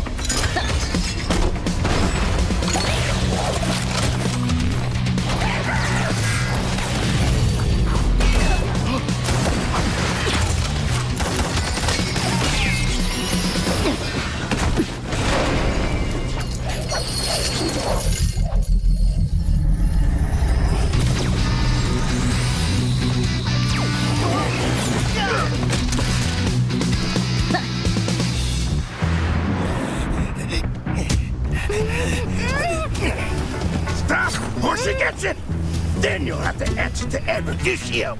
Eruditio. Well, isn't that perfect? I got a bone to pick with them. So how about I just blast you both? You're crazy! Leave me out of your squabbles!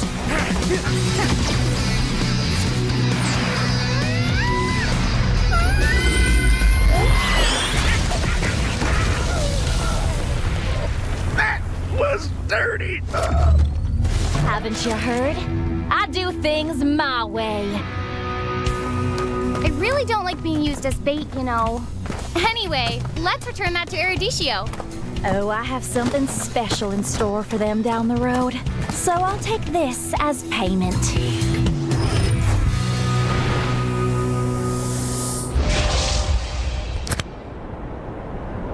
Di dunia games, top up jadi lebih mudah. Pilih game, masukkan game ID. Pilih Diamond. Masukkan kode promo, dan pilih metode pembayaran. Masukkan kode OTP dan konfirmasi pembelian. Selamat, kamu dapat tambahan kuota. Kumpulkan DG Point setiap top up. Tukar dengan merchandise dan voucher game menarik. Nikmati juga promo setiap harinya. Upgrade gameplaymu sekarang.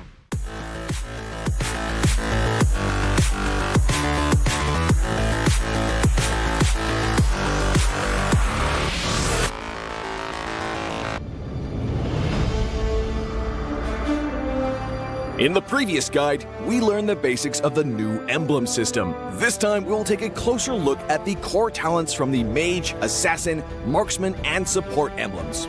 Core talent unlocked with the Mage emblem. By upgrading the Mage emblem, you can unlock Lethal Ignition. The new Lethal Ignition now deals adaptive damage, making it a great option for any hero with heavy-hitting combos.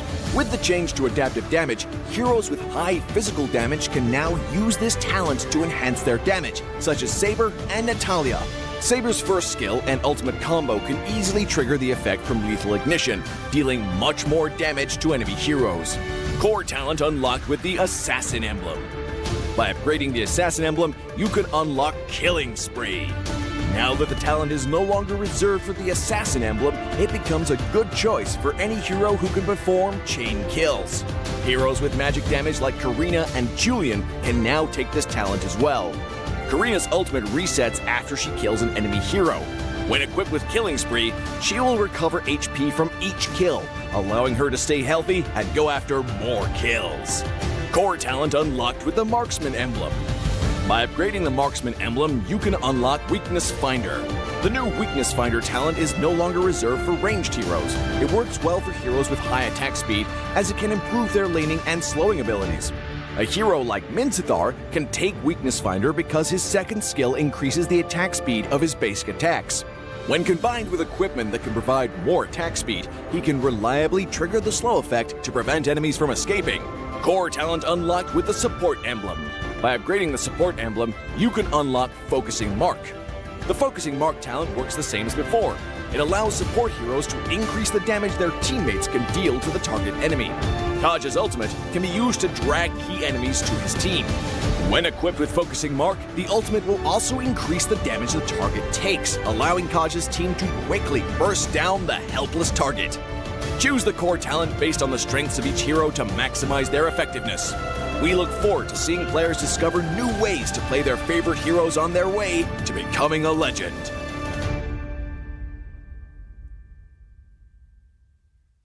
Tahu nggak, Awesome Generation itu punya rules sendiri, kayak aku. Dalam kondisi apapun, nggak ada lagi halangan. Malah ngebuktiin potensiku. See, that's my rules with Galaxy A Series 5G. Kalau kamu?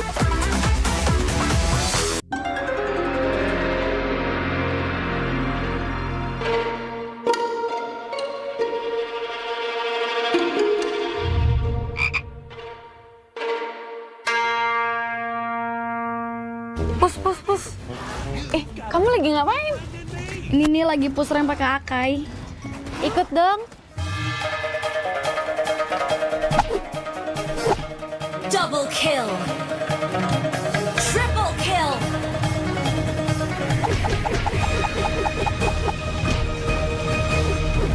Savage. Itu keren banget loh itu. Ya dong, top gue Bami.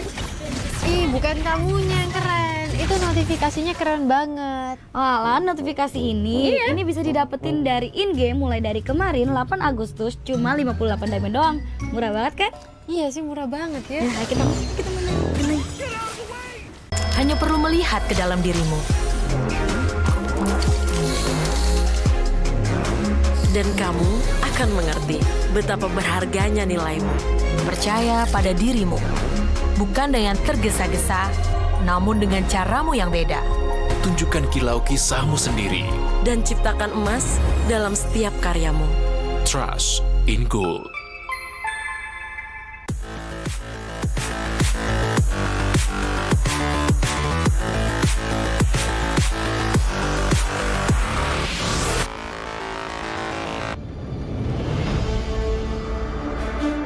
In the previous guide, we learned the basics of the new emblem system. This time, we will take a closer look at the core talents unlocked with the basic common emblem, tank emblem, and fighter emblem. Core talents unlocked with the basic common emblem. By upgrading the basic common emblem, you can unlock 2 core talents, Impure Rage and Quantum Charge. Both are suitable for most heroes. The new Impure Rage talent now deals adaptive damage, making it a good damage-enhancing talent for a variety of heroes, such as Eve, Nathan, and Diggy. Eve is a hero with great poke and control abilities. She can use the extra damage and mana regen from Impure Rage to constantly wear down enemies. The new Quantum Charge talent now restores HP based on the hero's level and not their physical attack bonus, making it viable on more heroes that want HP recovery and mobility, such as Edith, Leslie, Layla, etc. When equipped with Quantum Charge, Edith in both forms can use the movement speed bonus triggered by her basic attacks to keep a safe distance from the enemy and the extra HP regen to stay in the fight. Core talent unlocked with the tank emblem. By upgrading the tank emblem, you can unlock Concussive Blast. Concussive Blast works the same as before, providing an extra source of AoE damage for high HP heroes, such as Johnson, Baja, and Hilda. Hilda is a high HP hero who can tank a lot of damage when equipped with a full set of defensive equipment. The Concussive Blast talent will not only enhance her survivability, but also boost her damage. Core talent unlocked with the Fighter Emblem. By upgrading the Fighter Emblem, you can unlock Brave Smite. Brave Smite is no longer triggered by inflicting CCs. It now takes effect upon dealing skill damage and is suitable for most fighters and tanks that need more HP regen. Ruby, Lapu Lapu, Tigreal, and similar heroes can choose this talent. Ruby can trigger Brave Smite repeatedly by casting skills, and with her own regen abilities, she'll have even greater durability in teamfights. Choose the core talent based on the strengths of each hero to maximize their effectiveness. We look forward to seeing players discover new ways to play their favorite heroes on their way to becoming a legend.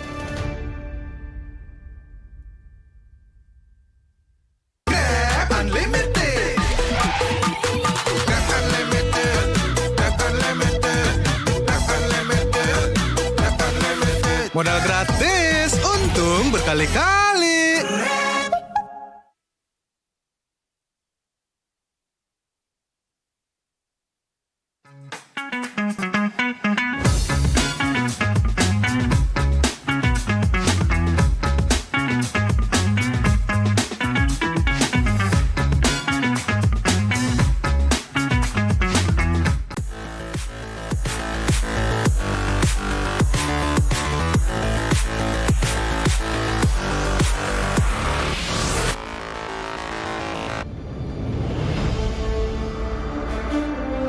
When upgrading your emblems, you will unlock talents at specific levels. Different emblems will unlock different talents. You can choose an emblem by role and use the talents it unlocks directly as your default setup, or you can freely mix and match different emblems and talents to create a custom emblem setup. We're going to show you how to create your emblem setup for your heroes. Emblems. First, let's take a look at the revamped emblem system. There are now 7 emblems in the game, 1 basic common emblem, and 6 role emblems. Different emblems can provide different attribute bonuses. It is recommended to use the emblem that matches a hero's role. Standard talents, Tier 1. After selecting an emblem, you can then choose from 8 standard talents at Tier 1. These talents provide mostly straightforward bonuses to heroes. Of the 8 talents, Thrill and Swift are good on almost any hero, while other talents are more catered to certain roles. Standard talents, Tier 2. At Tier 2, you will also have 8 standard talents to choose from. The Tier 2 talents trigger or work under different circumstances. We still recommend choosing one that matches the role of your hero. But if you're an advanced player, you are free to choose any of the talents to fit your playstyle. For example, if you're playing the core hero on your team and want to focus on gearing up fast, you can choose the Bargain Hunter talent regardless of how your hero deals damage. And heroes who rely on their skills for sustained damage, whether it be a mage or fighter, can use the Festival of Blood talent for more spell vamp. Core talents, Tier 3. Finally, let's talk about the most important talents, the core talents. There are 8 core talents available in the game, and each provides a unique and powerful effect. We recommend choosing the core talent to match your hero's role and only use core talents from other emblems for advanced or unconventional tactics. The revamped Weakness Finder talent is no longer reserved for ranged heroes. This talent is now a viable option for any hero that relies on basic attacks and wants better laning and the ability to slow enemies. The Lethal Ignition talent now deals adaptive damage, making it a prime choice for any hero that has heavy-hitting combos. While the revamped emblem system still uses the existing talents, we have removed the restrictions between emblems and talents, opening up new possibilities for many heroes. We look forward to seeing players discover new ways to play their favorite heroes on their way to becoming a legend.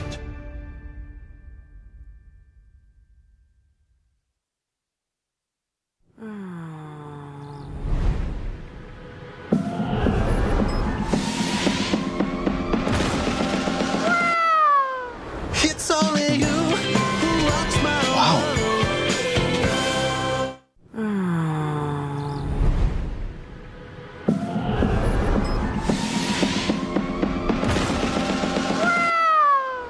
It's only you who rocks my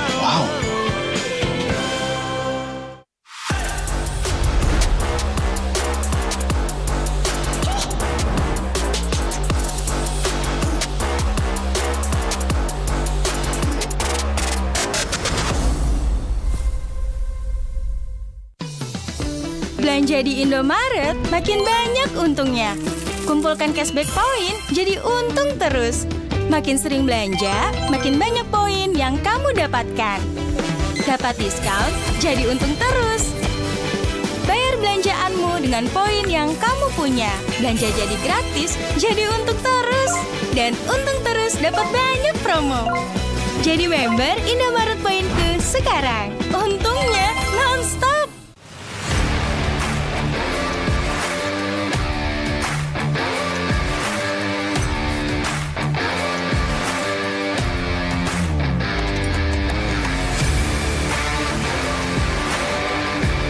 Di dunia games, top up jadi lebih mudah. Pilih game, masukkan game ID. Pilih Diamond. Masukkan kode promo, dan pilih metode pembayaran. Masukkan kode OTP dan konfirmasi pembelian. Selamat, kamu dapat tambahan kuota. Kumpulkan DG Point setiap top up. Tukar dengan merchandise dan voucher game menarik. Nikmati juga promo setiap harinya. Upgrade gameplaymu sekarang.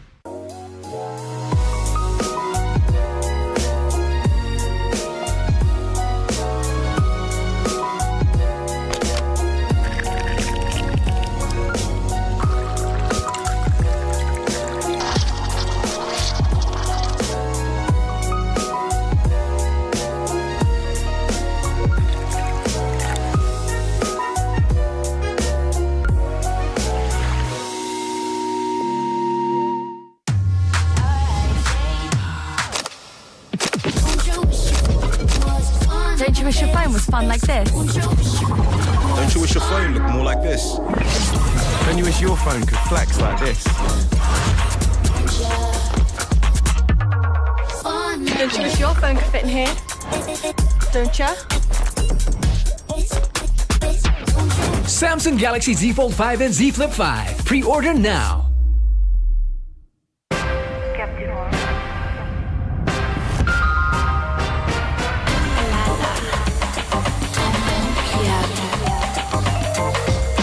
Samsung Galaxy Z Fold 5 and Z Flip 5. Pre-order now.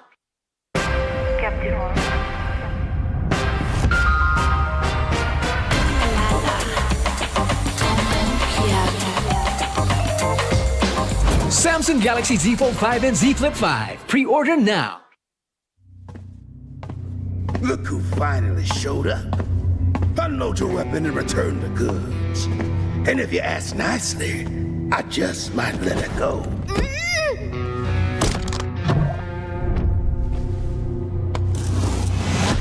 Who said I was returning it? You little... We had a deal! I just came here to test my new toys. They ain't even loaded. Staring down the barrel and you're still daydreaming about being an inventor? Huh?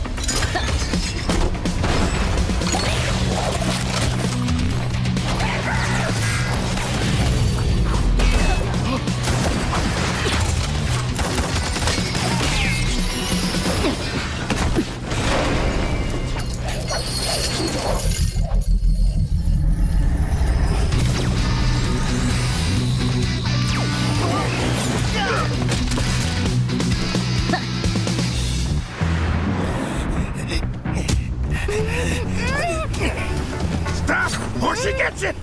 Then you'll have to answer to Eruditio. Eruditio? Well, isn't that perfect? I got a bone to pick with them. So how about I just blast you both? You're crazy! Leave me out of your squabbles!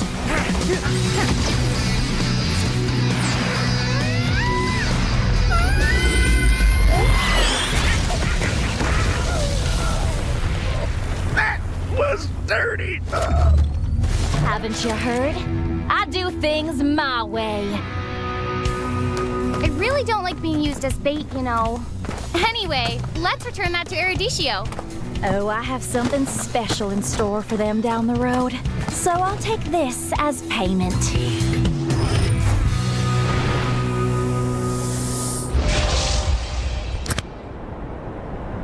Di dunia game, top up jadi lebih mudah.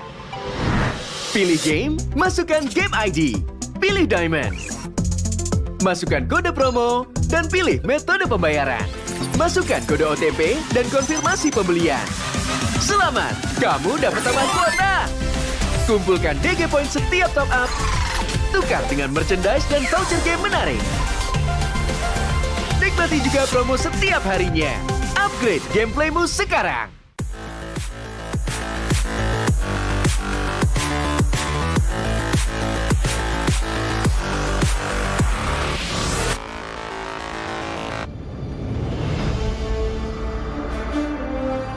In the previous guide, we learned the basics of the new emblem system. This time, we'll take a closer look at the core talents from the Mage, Assassin, Marksman, and Support emblems. Core talent unlocked with the Mage emblem. By upgrading the Mage emblem, you can unlock Lethal Ignition. The new Lethal Ignition now deals adaptive damage, making it a great option for any hero with heavy-hitting combos. With the change to adaptive damage, heroes with high physical damage can now use this talent to enhance their damage, such as Saber and Natalia. Saber's first skill and ultimate combo can easily trigger the effect from Lethal Ignition, dealing much more damage to enemy heroes. Core talent unlocked with the Assassin emblem. By upgrading the Assassin emblem, you can unlock Killing Spree. Now that the talent is no longer reserved for the Assassin emblem, it becomes a good choice for any hero who can perform chain kills. Heroes with magic damage like Karina and Julian can now take this talent as well. Karina's ultimate resets after she kills an enemy hero. When equipped with Killing Spree, she will recover HP from each kill, allowing her to stay healthy and go after more kills. Core talent unlocked with the Marksman emblem. By upgrading the Marksman emblem, you can unlock Weakness Finder. The new Weakness Finder talent is no longer reserved for ranged heroes. It works well for heroes with high attack speed, as it can improve their laning and slowing abilities. A hero like Minzathar can take Weakness Finder because his second skill increases the attack speed of his basic attacks. When combined with equipment that can provide more attack speed, he can reliably trigger the slow effect to prevent enemies from escaping. Core talent unlocked with the Support Emblem. By upgrading the Support Emblem, you can unlock Focusing Mark. The Focusing Mark talent works the same as before. It allows support heroes to increase the damage their teammates can deal to the target enemy. Kaj's ultimate can be used to drag key enemies to his team. When equipped with Focusing Mark, the ultimate will also increase the damage the target takes, allowing Kaj's team to quickly burst down the helpless target. Choose the core talent based on the strengths of each hero to maximize their effectiveness. We look forward to seeing players discover new ways to play their favorite heroes on their way to becoming a legend.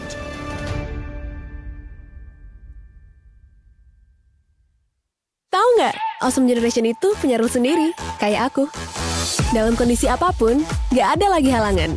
Malah ngebuktiin potensiku. See, that's my rules with Galaxy A Series 5G. Kalau kamu?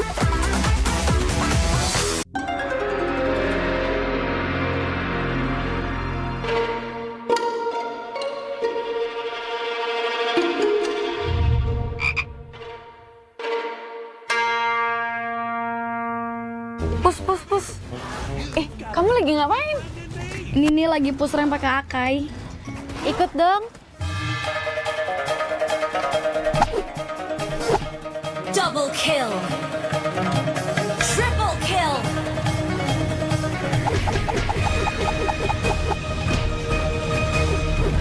Savage. Itu keren banget loh itu. Ya dong, top global nih. Bukan kamunya yang keren. Itu notifikasinya keren banget. Alah, notifikasi ini bisa didapetin dari in-game mulai dari kemarin 8 Agustus cuma 58 diamond doang. Murah banget kan? Iya sih, murah banget ya. Nah, kita main. Hanya perlu melihat ke dalam dirimu. Dan kamu akan mengerti betapa berharganya nilaimu. Percaya pada dirimu. Bukan dengan tergesa-gesa, namun dengan caramu yang beda. Tunjukkan kilau kisahmu sendiri. Dan ciptakan emas dalam setiap karyamu. Trust in Gold.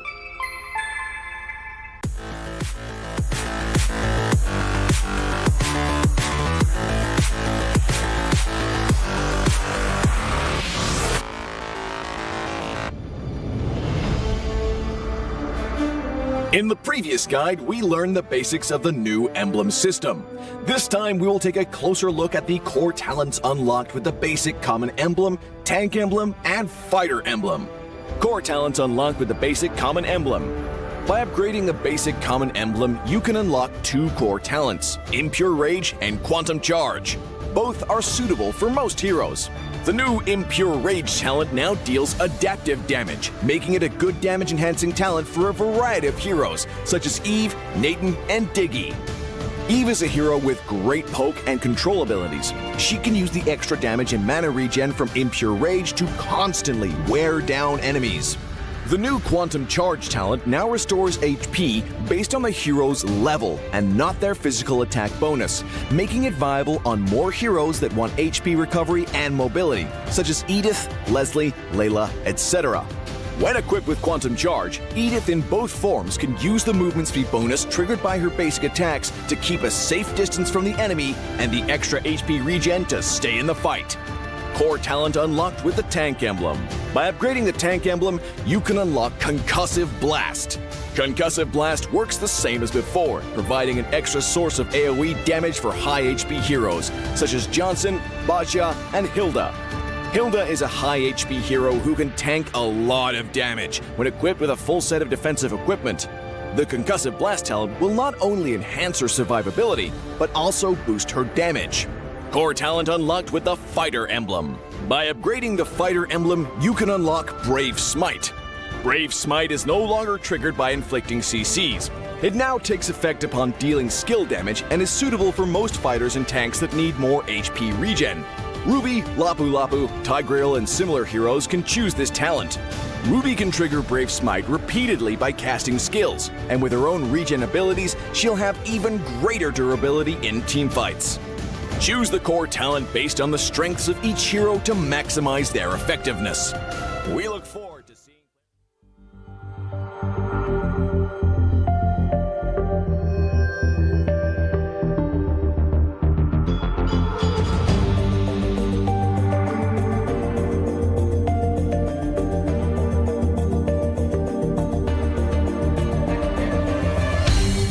Aku kan berdiri dan terus berlari, terus ke arah puncak tertinggi.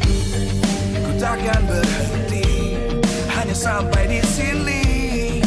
Kemenangan abadi menanti. You know we won't miss if we unite our focus. And if you haven't noticed, we all live. Nyalakan apimu, hadapi semua tantangan, hadang semua serangan, jatuh bukan halangan.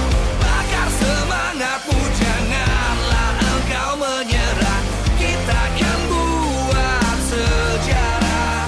We all this, we won't miss. We all this, we won't miss. Saatnya beraksi, jalani ambisi. Aku kan menyawakan hari ini. You know we won't miss if we unite our focus. And if you haven't noticed, we all live. Nyalakan apimu, hadapi semua tantangan, hadang semua serangan, jatuh bukan halangan. Bakar semangatmu, janganlah engkau menyerah. Kita akan buat sejarah. We all this, we won't miss. We all this, we won't miss. We all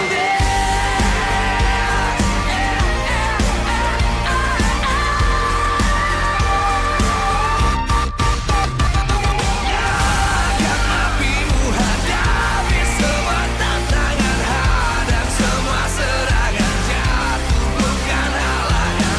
Bakar semangatmu, janganlah engkau menyerah. Kita akan buat sejarah. We all this.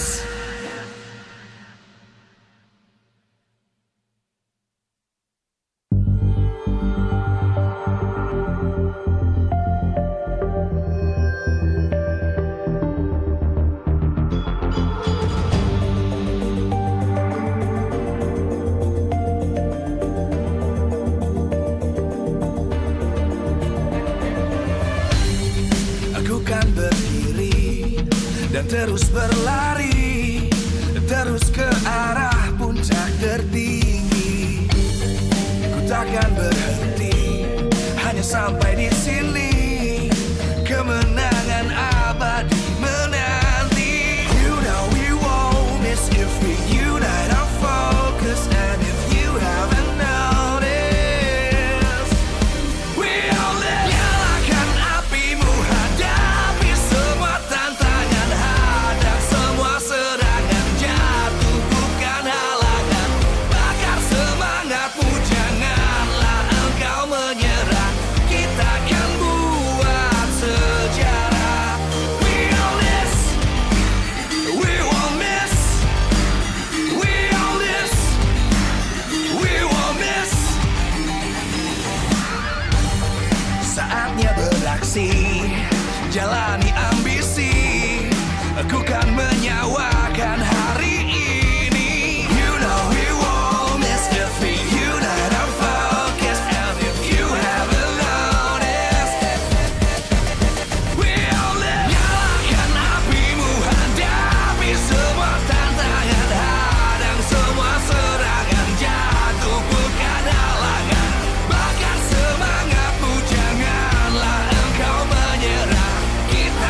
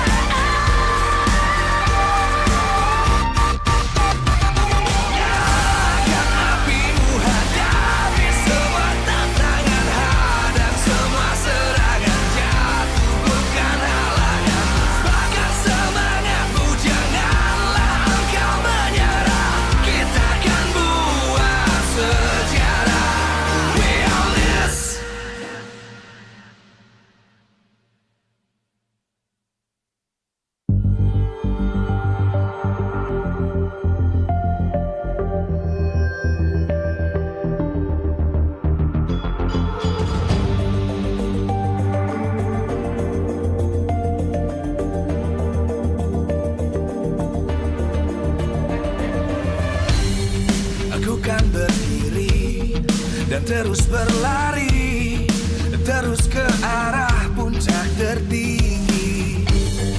Ku takkan berhenti, hanya sampai di sini. Kemenangan abadi menanti. You know we won't miss if we unite our focus. And if you haven't noticed,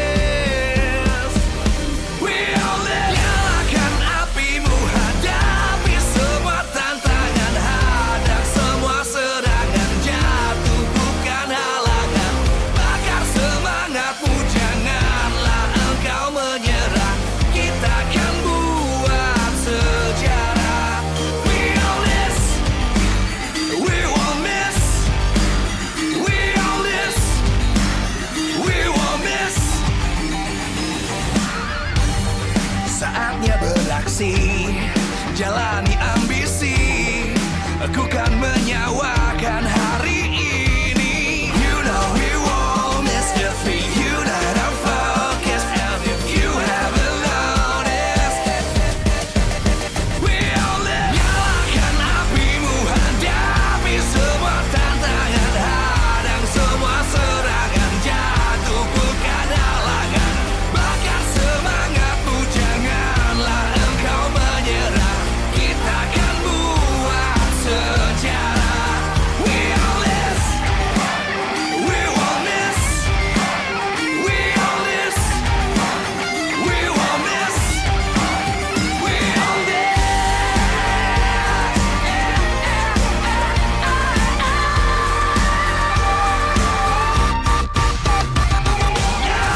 Nyalakan apimu, hadapi semua tantangan, hadang semua serangan, jatuh bukan halangan. Bakar semangatmu, janganlah engkau menyerah. Kita akan buat sejarah.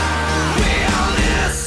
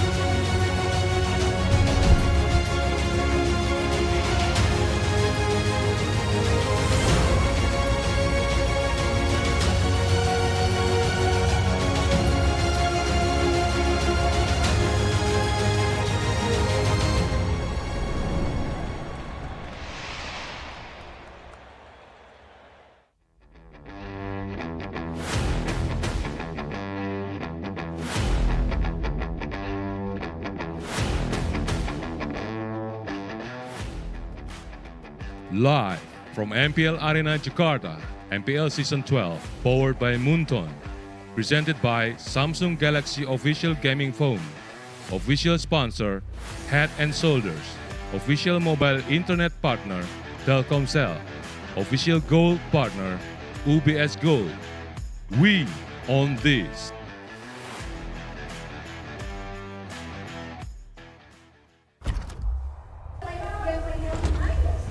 Two teams on the opposite side of the spectrum. It's RRQ going against Alter Ego as they go head-to-head against one another in the last match of today here at MPL ID Season 12.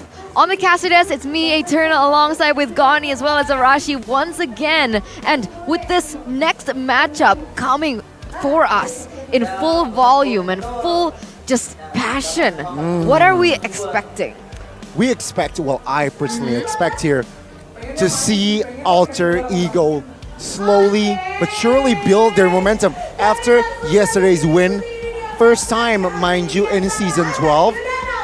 Will they be able to, again, find that rhythm on the other side? RRQ, though, very different story. They just took their first loss. That's definitely the question there. Let's talk about it a little bit after we thank our sponsors, because MPL ID Season 12 is powered by Moonton, presented to you by the Samsung Galaxy official gaming phone, our official sponsor Head & Shoulders, official mobile internet partner Telkomsel, our official gold partner UBS Gold. We have our partners in esports, Blibli, Dunia Game, Grab, OVO, as well as YouTube. Our official broadcast is Maxstream, Teferi Sport, and Video. We also have our suppliers Indomart, Point Coffee, Mineski, as well as Samsung. And of course, MPL ID Season 12 is supported by PBSE. Now, touching back onto that topic, I like it, right? Alter Ego on a particular momentum. It's no longer a patch curse, it's a patch bless. Something that we've seen for the past 2 seasons. A bit of a reverse situation for Alter Ego, man. When everyone thinks it's over, right? It turns out that this is the new kind of situation for Alter Ego. The patch just seems to be more supportive of them, if anything. But in this particular matchup, the same can be said for RRQ. Both these teams are known, at least back then, to be very aggressive, to go all the way in, full commit, all these big fights, and they are never afraid to just trade blows again and again. So a lot of people are expecting an absolute firework, an absolute slugfest between the Kingdom and Alter Ego. Definitely, and in particular, you could say that it's a slugfest between both gold laners, right? Nino, on the other hand, I'm actually wondering if Zin is going to be playing, because there's certain just history between both of these players. When there was that interview that we saw, it's probably on the Indonesian broadcast, but they actually brought out Sin and Nino to try and talk about this quite a bit. Nino was still saying he really wants that matchup, he wants to try and right the wrong, but we'll have to see if that actually comes to fruition. For now, if it does happen, Sin does have the, he quit while he was ahead, technically, so I think that's going to be a bit of a thorn in Nino's side.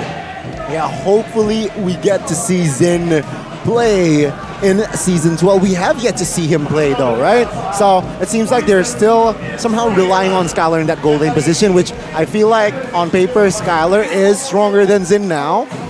But same story, it's still a highlight lane in that gold lane, Skylar and Nino.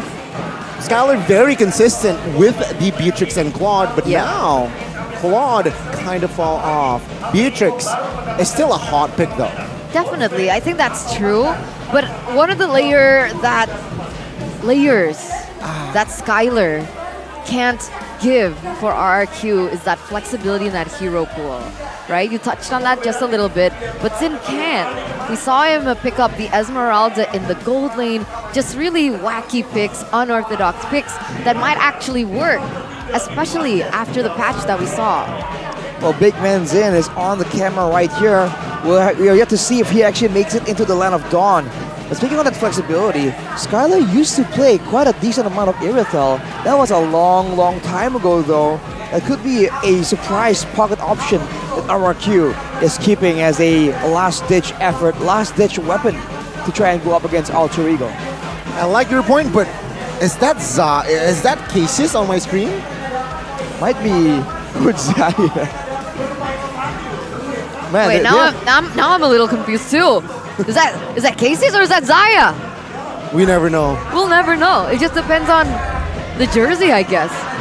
But wouldn't it be so epic if they traded jerseys beforehand? Yeah, and then when they walk on stage, they go to the opposite side, and you think it's the wrong side, but it's not. Can you imagine the fans? Yo, Casey just gonna take a picture and like, haha, got you. Man, that would be crazy. It really is. It really is. And, talking about them, it's actually quite interesting because these two players, these two coaches. Oh, wait a minute. It's not Zin. Oh, it's still Skylar. And let's welcome the Kings of Kings. It's Rex, Regium, Kaon. With Skylar coming in once again, still the main 5 that we see on your screen. You can see that it going to be a very interesting matchup, especially with Captain Clay at the helms. I'm wondering what kind of surprise picks, surprise aggression that we will see and witness from the Kingdom today. I think there's a lot of potential, especially in the roaming position for Naomi. On the other side though, Udil Pai, Nino, Sunny Boy. We're gonna see what the mask can bring to the table. Let's welcome the uncrowned kings. It's Alter Ego Esports. Alter Ego Esports. Man, you'd write this team off over and over and over again, and they prove otherwise. I think a similar journey was just happened for them last season, and it seems like it's going on again today. This really is the proving ground for Alter Ego. If it really is the beginning of a good start to them, especially this season. But looking at this is, again, which one is which? Which is which? Some doppelganger action we have right here with the coaching staff. Hey. Whoa, hey. Oh. See, I told you! Oh my god, they switched! That's so funny! You don't know, man. Cassius and Zaya, Nafari and Rave. We'll see what they bring to the table in the drafting phase tonight. It's kind of crazy, man. The teams are fighting against each other. The coaches are going toe-to-toe when it comes to the drafting. And even the fan base. If you're in the stadium today, if you're in the arena, you can see the Kingdom going up against the Alter champs. They're just trying to out-cheer each other, and it's absolutely massive. We can hear it through our mics. Can I say something before we get into the tidbits? These are two teams with such similar coaches once again. Look at this. But again, different spectrum. Why different spectrum? I think it's just the meta, the adjustment period as well. I think for Alter Ego, it's just been a very tough learning curve. And now with the change from the very hesitant pick of meta to the aggressive meta, it's just a lot more in line with what Alter Ego really likes. So we'll see if RRQ can find the same kind of success. And when you see this this combination picture, you really start to see the resemblance, man. It's kind of uncanny. That and the record, Arashi. The record, 5 wins, 1 loss for RQ. But on the other side, it's 1 win and 5 loss. And fun fact, if they do end the series, it will also be the same. It's either 5-2 RQ or 6-2. It's going to be the same after this match. Yeah, Wow. that's it. That's the spectrum. Right? That's the mirror. That is so interesting about both of these teams.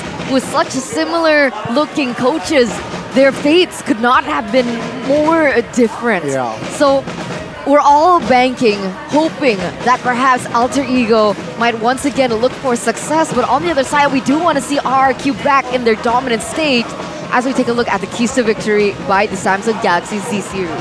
Skylar plays actively with alternatives beside the Beatrix. We talked about the Irithel, we talked about some other options. Will we see something even crazier? Back then there was a pop on Koopa in the gold lane. We haven't seen that for a long time, but maybe with Assassins coming back into the meta, you can never really count some of these heroes out. Win the matchup against Alter Ego's mid-duo, if they can do that, that just smoothens out the rotation pattern for both Clay and Naomi. Both players who are so active, so aggressive, and trying to influence the other lanes, including the jungle. So that matchup is definitely something that RRQ will try and get all the way in the drafting phase. But on the other hand, here's the victory by the Samsung Galaxy Z Flip 5. Z Flip 5 for Alter Ego. Punish Fairstick's overextending habits. We saw this in their last defeat for RRQ. Fairstick has been just very aggressively overextending, and he's been punished a lot for it. If Alter Ego can exploit that, that is indirectly more guaranteed towards their neutral objective control, where Sully Boy is actually doing really, really well right now. Yeah. Rassi's hero exploration with more flexible drafts, that's also something that Alter Ego can use. Now that he can actually go defensive and aggressive, they can use that to try and outmaneuver, outsmart RRQ in the drafting phase. Yeah, I feel like Rossi now coming into the fray, not wrecked, has bring a new breath of fresh air, just like he did back in Season 11.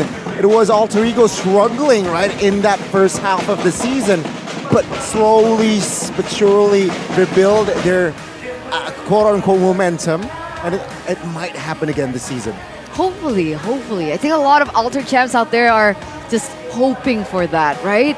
After such a tough early start to the season, you finally get to break that lose streak, and then of course you're hungry for more. At least so Alter Ego can make it to the playoffs, because if they don't make it this season, that's yikes. First time in 4 seasons. Exactly. So with that being said, ladies and gentlemen, let's welcome you into the drafting phase here for both of these teams. Alter Ego on the blue side, RRQ on the red side. And despite all the changes and all the change in opinion on the Claude, it is still going to be respected away from Skylar. Fun fact right here, we were looking at a bit of the stats earlier, and actually for RRQ, their winning rate when they are first pick is 25%. On second pick, it's about 90. It's a huge disparity, and now that RRQ is on the second pick, it's a bit of a scary situation for Alter Ego, but they are focusing all their attention on the gold laners, whereas for RRQ, same old, always these assassins in the jungle. Yeah, very two different approaches, but very committed, right? With the Claude and Beatrix Man, it's just targeted heavily towards Skylar. But there you go, the Paquito ban saying, you know what, we also respect the potential coming from Banana in that EXP. But no, different. RRQ, all 3 bans, somehow regarding towards the jungler. All very fast first pick. It's going to be Kadita. Already a very different change on playstyle coming from Alter Ego, picking up the Kadita first. It should fall into the hands of Rossi, but it still can be flexed onto Udil, taking a look at their history this season. Wow. But for RRQ, this is it. It's so typical RRQ, picking up the Fredrin. We know how RRQ, how much they love the Fredrin, but this is it. Iritel, finally, we're gonna see it in the hands of Skylar. That's so early though, what? First pick gold lane. We don't see this too often, but RRQ, their gold laner generally just performs. What they need to hide is the roamer and the mid laner, as well as the jungle on occasion. So this might not be the worst of ideas. The Kadita pick has denied a pick from Clay, but if Clay wants to be aggressive, the Valentina is still available, unless Alter Ego picks it up and goes for the very devastating double burst mid lane combo. What do you think about the Terizla here? Again, in response to that Iritel pick. Yeah, Terizla and as well as Brody will be picked up. And this Terizla serves two purposes, right? It's asking a question. Iritel, do you want to go Purify or do you still want to go Inspire? Or Flicker? Sprint. Oh, yeah, right. Sprint is an option as well for Iritel. Wow. Well, in the gold lane, this matchup is going to be confusing quite a bit because, again, the Brody can do a lot of damage, can have more poke, but I think in the long drawn-out team fights, RRQ will have a bit of an advantage right here, especially with the X-Borg making it into the fray as well. The Firaga armor will be so useful in burning out the damage and the combos from the Kadita and perhaps the Brody as well. It's... With the X-Borg being picked up by RRQ, do you not think that RRQ needs a little bit more disengage tools? Do they not need to protect the Iritel just a little bit more here?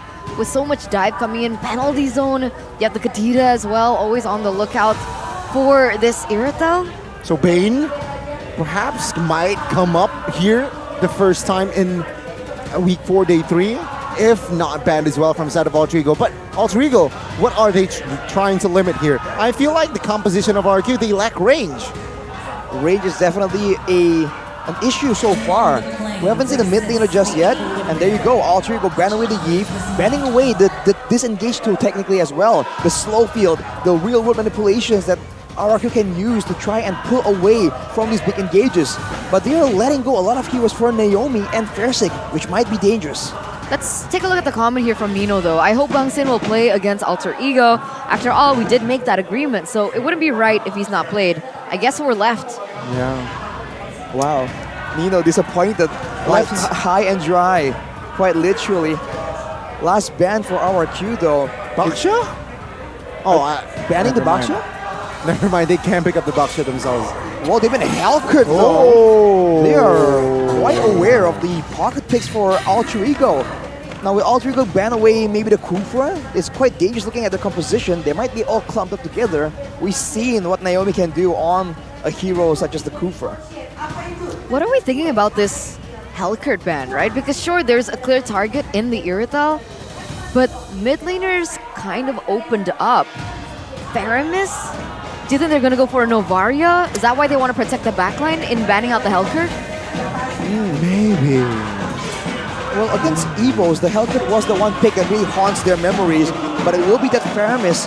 So, Alter Ego, they're trying to go all in. They do not want the delays to happen. If they want to go for the Novaria, that could be an option. Good crowd control, good intel management as well. But it is a bit more utility more than damage. And the long range will help them, but it doesn't really have good synergy with the rest of the team. What's a good pickup here? The mid or the roam here? I feel like they can pick up the mid. Just wait for that last pick for the roam to give Edith hero towards Naomi. Edith. Yeah, when you're trying to be defensive, the Edith is always a solid pick, and it allows you to have a bit more diversity in your damage options. We're talking about range right here, right? So the first pick is going to be... Oh, the Valier! What? Wow! All right, the debut of Valier ever at MPL ID Season 12. It finally makes an appearance in the hands of RRQ. You said you want disengage, Eterna. Well, this is it? Exactly. Against the dive comp. I wouldn't expect this. And technically, because of the new patch, because of how important that first turtle is, the fact that Valier is already really powerful, level 1, it kind of makes sense. You just stack these up and it really amounts to so much damage in the early game. He can remove crowd control as well with his ultimate and providing a lot of crowd control in those long clumped up team fights.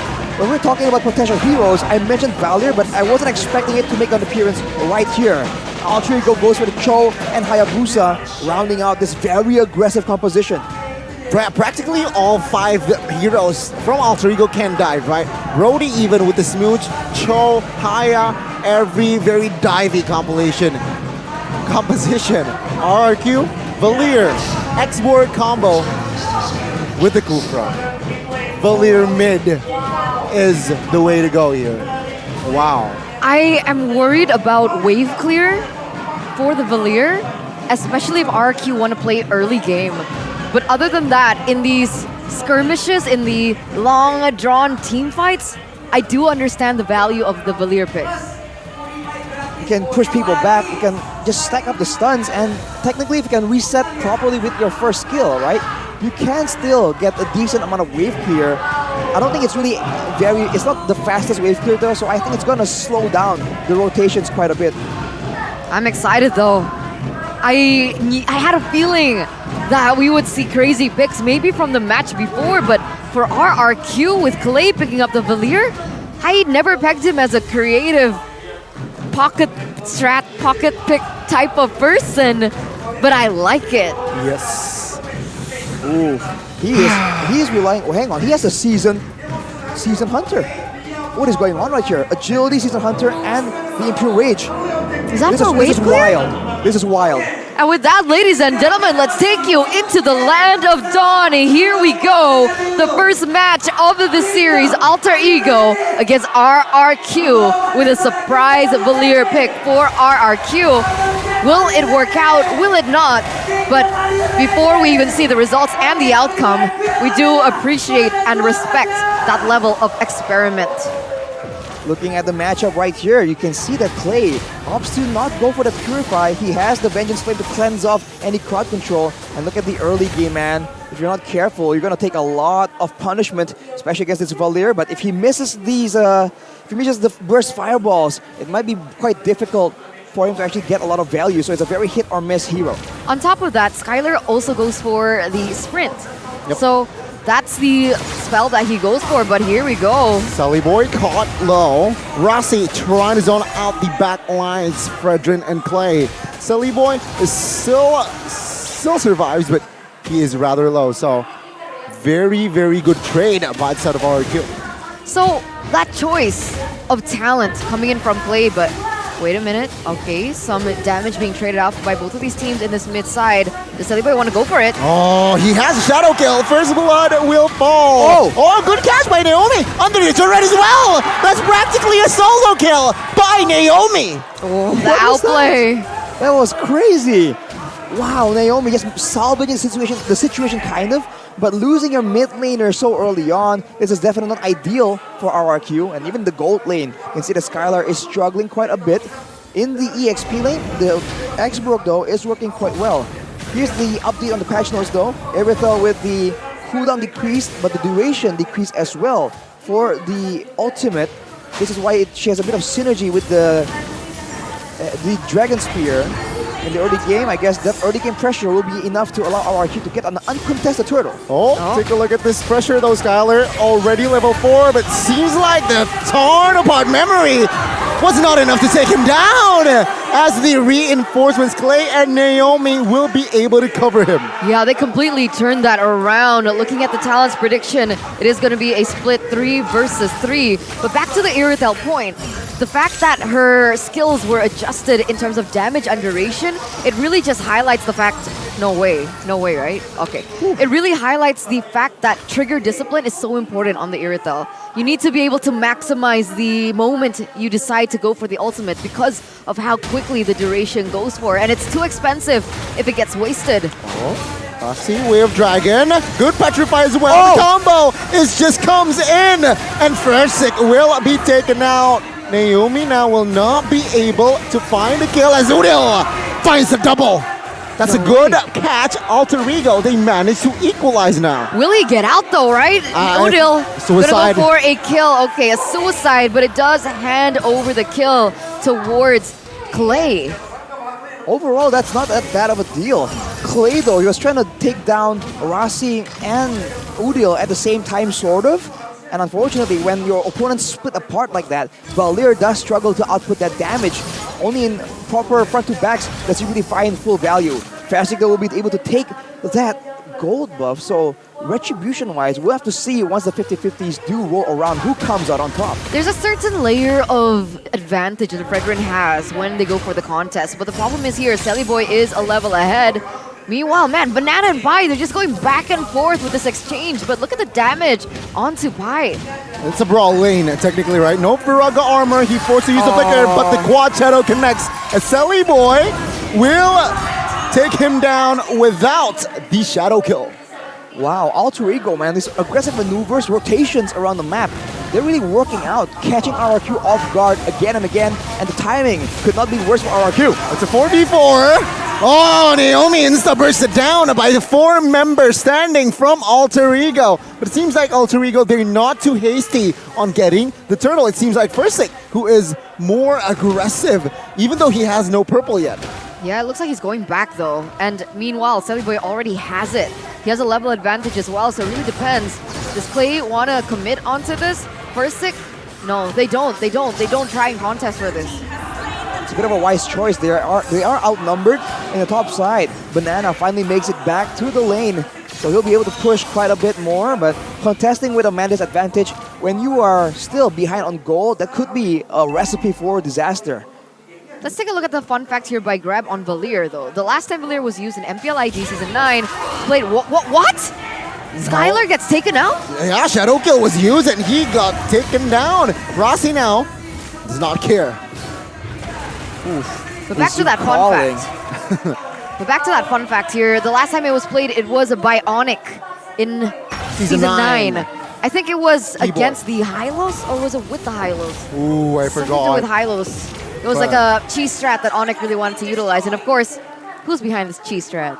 Aldo. There you go. They didn't manage to win though in that particular game, unfortunately, forced out of Onyx. So right now, Valir is still sitting at a 0% win rate. Let's see if RQ can make it a 50 as we take a look at the in-game equipment here in the first 6 minutes of the game.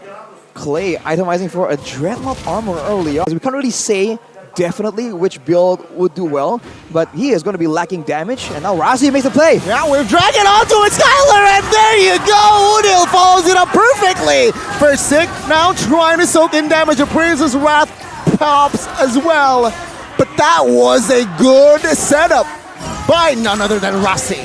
Beautiful. A good pick onto Skylar of all players. It really is going to hinder his ability to catch up on that farm and get those important items that he severely needs, especially now that he's lost that lane.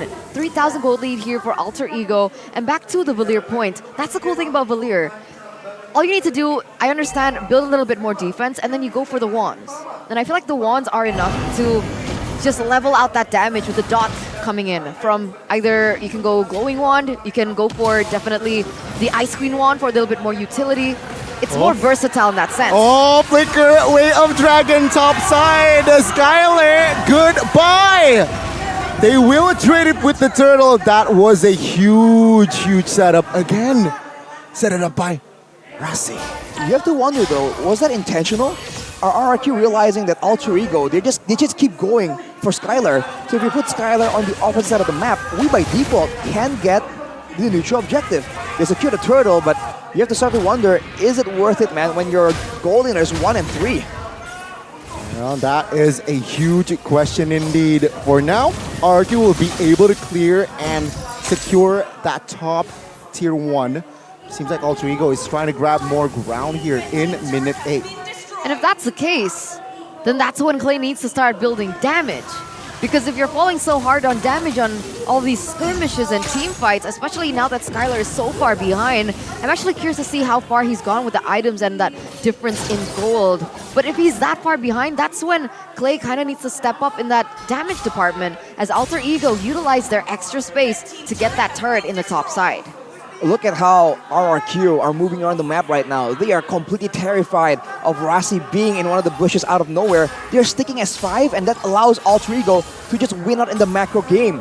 RRQ has lost a tower out of nowhere for no real trade-off, and they're still sticking up in the mid lane, only sending Banana to stop Nino. It might be too late though. The mid will be the target, but it seems like Alter Ego will catch and knock up Naomi. He will be taken down here, surely, with the Way of Dragon as well. Pi secures the kill. Play in the backside will receive the torn apart memory, which takes his life. Alter Ego Esports solidifying their lead now to a 5,000 gold lead. What a disaster. It might not be over just yet, though. Seems like Fairstick wants to try and find something. He gets kicked, though. Good angle from Rasi, but, ooh, good flicker as well. As Insanity now popped as a defensive maneuver. Sally Boy in the backside with the shadow kill will not have enough damage. A full to kill a Banana. Wow. That was very close. That was very close. A little too close for comfort if you are a Kingdom right now. Back to that 5,000 gold lead already for Alter Ego. Looking strong, looking dominant as, again, Rasi. He's so good at finding those perfect moments and the follow-up coming in, or maybe even Pi going in for the engage. And that's the problem, right? They have to worry about 2 separate tools for RRQ. And again, not enough disengage when it happens.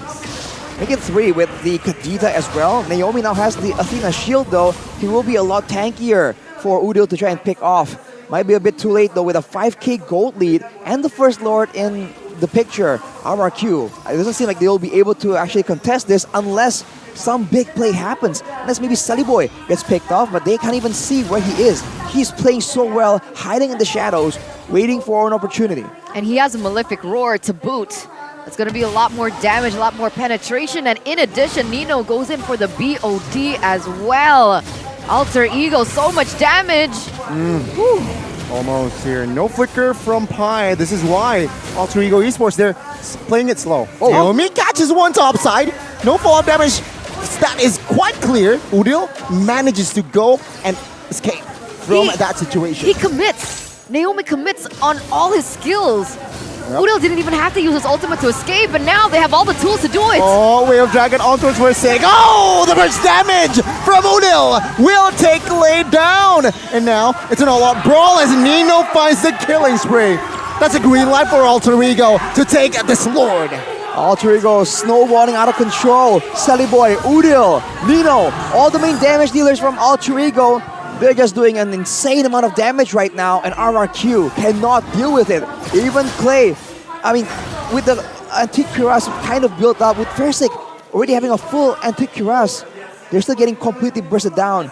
We finally have a chance to look at the items and look at the gold disparity, man. Whoa. 4,000 for the jungle, 2,500 for the gold lane. RRQ can still kind of defend, but looking at the items, it's all defensive. And look at that mechanical outplay, Sally Boy. Oh, indeed. Banana will not be able to defend this mid-tier 2. With Alter Ego, the damage is definitely evident here. Oh, torn apart memory was somehow popped there. But the Lord, this is the first Lord, it won't charge. So it seems like RRQ will be able to hold all of their base turrets. But remember, right, Skylar only has 2 items, if I'm not mistaken.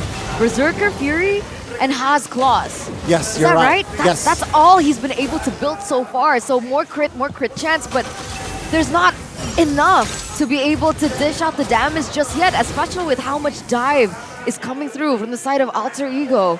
What do they do now? What should RRQ do? Well, Skylar just finished the great Dragon Spear, so now he can be a bit more mobile as long as Udil doesn't really catch him with his pants down. Whoa. But for RRQ, aside from that, Clay has the glowing wand, so now there will be a lot more damage that Alter Ego needs to be considering. But so far, they just have to move around, and quite frankly, the poke damage on the Valir is not nearly as troublesome as a Yves or a Farsa. Not yet. That's the thing. I feel like despite the presence of a Valir early game, he still needs those items. Okay, let's see. RQ trying desperately to take the purple, which Persik did. Pi soaking the damage. Banana will lose all of his Viraga armor. It seems like Alter Ego playing it very, very slow. 16 minutes, a minute towards the next Lord. Does Pi have magic resist? Magic damage resist? Pi radiant armor. Oh, so there you go. That's why it's so difficult for the Valir at this point because of how far behind he is. He needs something of a, I don't know, divine glaive, glowing genius wand is what I meant. Maybe to stack that damage in and glowing wand to boot. Well, the glowing wand is great enough because it does percentage HP damage, right? But like you mentioned, with the resistance that's built up from Pi, if he goes for a genius one, that's great, but there's no real synergy with the rest of his team. So I think if he wants some more damage, Divine Glaive is the way to go, or just go with flat out more damage, and hopefully one of your fireballs will nick the other members from Alter Ego. But look at this, everyone gathering on the bottom side, trying to clear the wave before the Lord is up. But now they have a treacherous path to try and figure out if the Lord is going to be a death trap by Alter Ego. Oh, Selly Boy needs to be careful. It looks like he wants to clear down that bottom lane. They might just let it go at this point. Yeah. RQ, it seems like you're trying to find compensation, trying to find the tier 2 in the bot's side, which I feel like they will. And they will trade it for the Lord here, so is it worth it? Ooh. If they are so confident that they will not be able to actually win in the fight, I guess that's better than nothing. Now there's more pressure in that bot side. Any minions pushing will be a lot more of a serious risk because it will be going directly to the base turret. And now with this Lord having a bit of a charge, you can bet that Alter Ego will be looking for a chance and opportunity. Banana has finished the Ice Queen's wand, so there's going to be a lot more utility, a lot more slows for Alter Ego to trudge through. And Skylar has the Wind of Nature, so he will be a bit more immune to the burst damage, and this is where the Hayabusa generally falls off. But with how on point Selly Boy has been, there's a chance he'll be able to bait that out and still make a big play with the Shadow Kill. I agree. There's only one wand, and there's also a turn apart member that he needs to be worried about. All they need to do is just bait that out in order to deal that damage onto Skylar. But looking at this, it looks like they're actually clearing out really well. RQ, they're defending. Good defense. They will lose the base turret in the mid lane though. But Banana manages to just hold that Lord to not charge in base turret top side. That is a very small but crucial move. It's a dangerous situation for RRQ because with the Brody available for Alter Ego, that's a lot of siege potential because you can move around and move away while still channeling your basic attack, and it comes in big chunks, which is amazing to try and blow down those turrets one by one. RRQ now will be trying to stabilize, trying to secure the buffs as much as possible. 11,000 gold lead for Alter Ego. If they play this disciplinedly, there's only Naomi to rely on to make some kind of play happen, but I think Alter Ego already have that as part of their expectations. Oh my goodness. Man, MPL ID is really milking this. Look at the bottom screen. It's just been the comparison between both of these coaches for the longest of time. I think left is Zaya. Cassius, maybe? Is it Casey? I think so. Maybe though. I'm not sure. Aren't they pretty much like interchangeable? Exactly. So we don't even know until this point. But back into the game, still a 10,000 gold lead here for Alter Ego. And they really are just trying to bank on the fact that RQ can look for a snowball coming in from Skylar. At least get him where he's online. With this pick-off strategy that it seems like Naomi is looking for, they might just get it. Or will Rasi look for a counter engage? Oh, good bait now. Banana caught isolated, forced to use the flicker, but now he is still in the fight. Rasi, though, will soak the damage and is okay. He has the Immortal as well. But he wasted A flicker. a flicker, and his Way of Dragon. That's info. That is. Without the Way of the Dragon, the pickoff chance is a bit lower. But Rossi has been a lot more aggressive, and where it's most dangerous is when the neutral objectives are in contest. Right now, with the wave pushing on the bot side, it's very beneficial for Alter Ego, but Skylar, wow, pops his ultimate, just shoots out some more bots, and they're going to be making their move first to the Lord, and Udo makes a play alone. Yeah, it seems like he wants to poke the Viraga armor down, which he succeeds. Before the Lord, let's see here, Banana needs to charge the batteries to pop that last insanity. Seems like first stick unbothered. He's still the first to be in the vicinity. And he's finally level 15. It took him so long to get to that point because of how suffocating Alter Ego have been playing. Finally at level 15, a little bit more say in these neutral objective takes, if not a little bit more than Silly Boy on the Hayabusa, depending on how these roamers look for, I would say, just an engage on either one of the junglers. So it really depends on setup here, and that resource allocation is more important than ever. Now blink and you'll miss it. Look at Rossi already trying to be a bit more elusive, looking for an opportunity here. He knows that a front to back is exactly what RRQ needs to win this fight at level 15.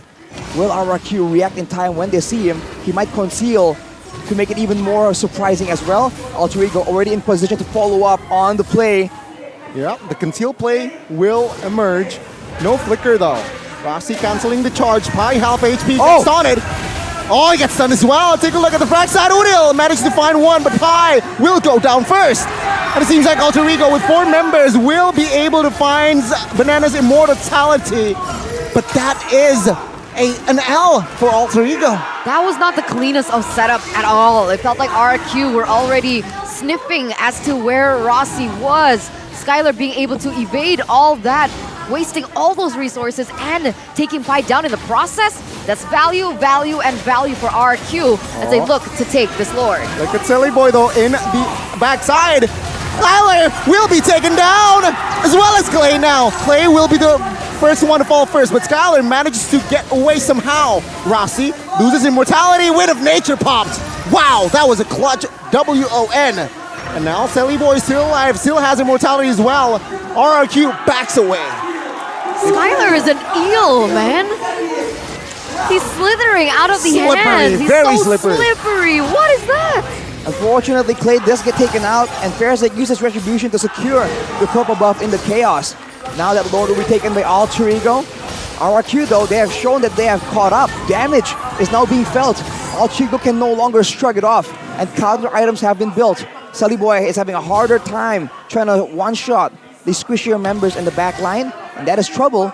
Alter Ego's composition isn't meant to be brought all the way this late into the game at 20 minutes. And let's take a look at the in-game equipment here by Junior Games, because as you mentioned, 20 minutes in, we should see full items being prepared.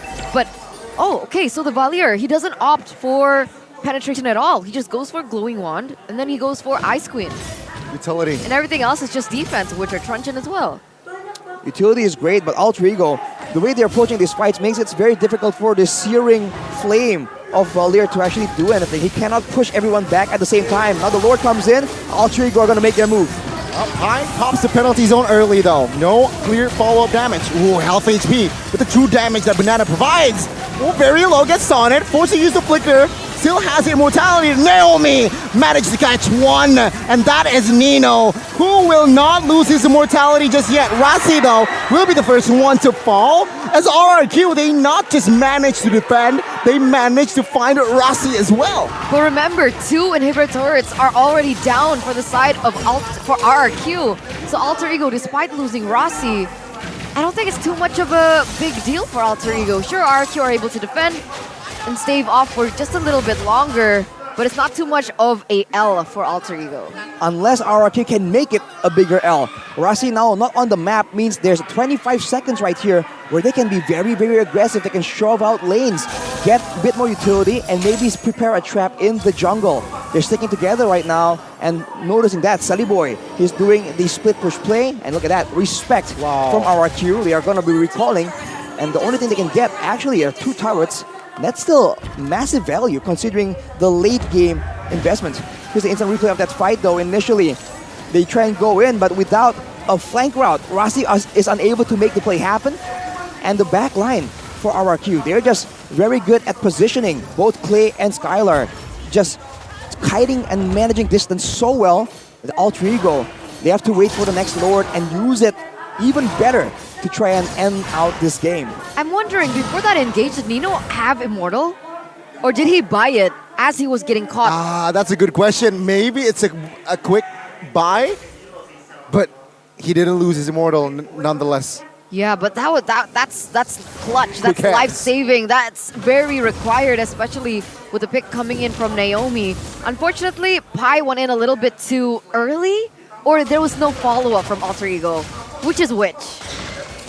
At this point, the coordination needs to be on point, man. Whatever is the reason, using a penalty zone when there's no follow-up, that's dangerous. But look at Banana. Yeah, Banana will lose all of his Viraga armor again just before the Lord. This is not a good timing to lose that armor here if you're an X-Borg. Let's see here, the setup, Alter Ego has a much better setup here. Ooh, they're already poking down on the Lord. It got resetted actually. So now it's pretty okay. Steady Boy though adjusts his build, gets the haptices to ensure that there's a bit more burst in his kit. And look at this. 3 members just watching, maintaining distance, and 2 members going to the top side, maybe to punish someone pushing the wave. But without any base tower, there's no need for anyone from Alter Ego to rotate all the way up there. RRQ, if they show 2 members right there, Alter Ego will pull the trigger and make something happen. Well, there you go, the Way of Dragon on towards Banana, who still has immortality. Banana has no enough time to pop that list insanity even.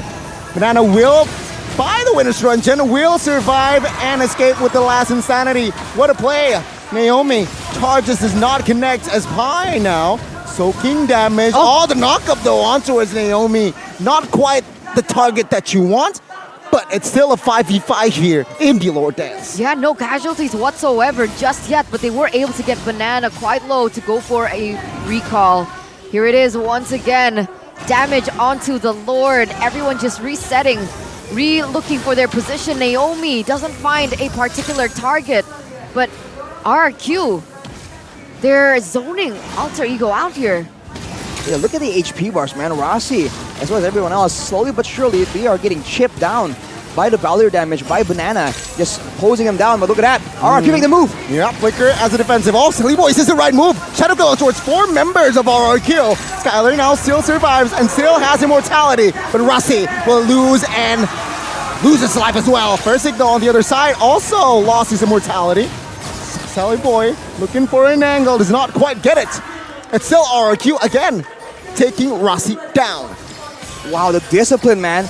In that fight, it looked like there was chaos. It looked like they were in disarray, but they regrouped, they recalibrated what they were trying to do, and they're able to get Rossi off the map for 48 seconds at this late hour of the game. They can make something happen right there, but they have to be careful. Split pushing is still a very valid option for Alter Ego. RRQ, though, this is where they need to force a fight, force something decisive. It's so lucky that Alter Ego were able to get those 2 inhibitor turrets because the lanes were crashing in favor of Alter Ego, and RRQ, they weren't able to force it despite that man advantage. Uril? Yeah, he again manages to just chip down, not just chip down, he solo killed an X-Borg, what? First Sick with the Appraiser's Wrath now finds Nino, but the knifage is not enough. Pi trying to zone 2 members, Skylar and Naomi. Take a look at Steady Boy. He finds a good angle for Skylar, and Skylar will be taken out by the Shadow Kill. Steady Boy collects the Unstoppable, as it seems like Naomi will be taken down as well. But no, not yet. He still has the Flicker. Tornabar Memory, though, will secure the kill. But it seems like Clay will be the next in the chopping block. And there you go. 50 seconds on the soonest member of RRQ. And Alter Ego, they will claim the first game. Here it is, the engage onto Versik, the only one left standing, but even he doesn't stand a chance against the aggression coming in from Alter Ego. Wow, that was a very intense game. But Alter Ego, they were the better team from early to the late as well. Wow, RRQ It was a valiant effort, and they were You don't able have to sound bring... so disappointed, Arashi. It is what it is. I mean, they were able to bring the game into such late game territory. But this is the current meta, man. The proactive team gets the benefit of surprise. And Alter Ego definitely has a lot of it every time they were able to actually go on RRQ. And with the early game plays, with the investment, taking down 2 base turrets, RRQ just could not recover. And they were forced to accept defeat in game number 1. You know the Valiant pick, man. Like valiant experimentation, but just it wasn't right for me. It was iffy. The impact was not there. They were looking to stave off that engage coming in from Alter Ego, which should work in theory, but with something of dive like a Kadita with the Hayabusa, it's not as simple as putting in a Valiant there. To be fair, the Hayabusa was picked as a last pick. So it was a bit of a surprise for RRQ as well. If this was, honestly, right, I feel like this Valor pick has a lot more value if you're up against a composition with a lot of fighters, right? Let's say there's a Mardis, Kufra, and Fredrin. Compositions like that is where this Valor would actually have a lot more things to say in the engagements. Against Assassins, a bit too difficult, man. The skills are just so clunky. It comes out so slow. It's easy to outplay as well. I think RRQ, if they want to go with the same strategy, they need a different solution. Which I feel like that Valeria pick, right? I dislike that Valeria pick, which is why I voted for Alter Ego. And it's very clear, it's night and day that once Alter Ego saw the Valeria pick, you know what, I'm going to commit the Hayabusa. And we saw how Valir go up against a Hayabusa. It was very tough. Sure, towards the end, it wasn't clear because they're very clumped up. But that early game momentum that Alter Ego manages to do and build.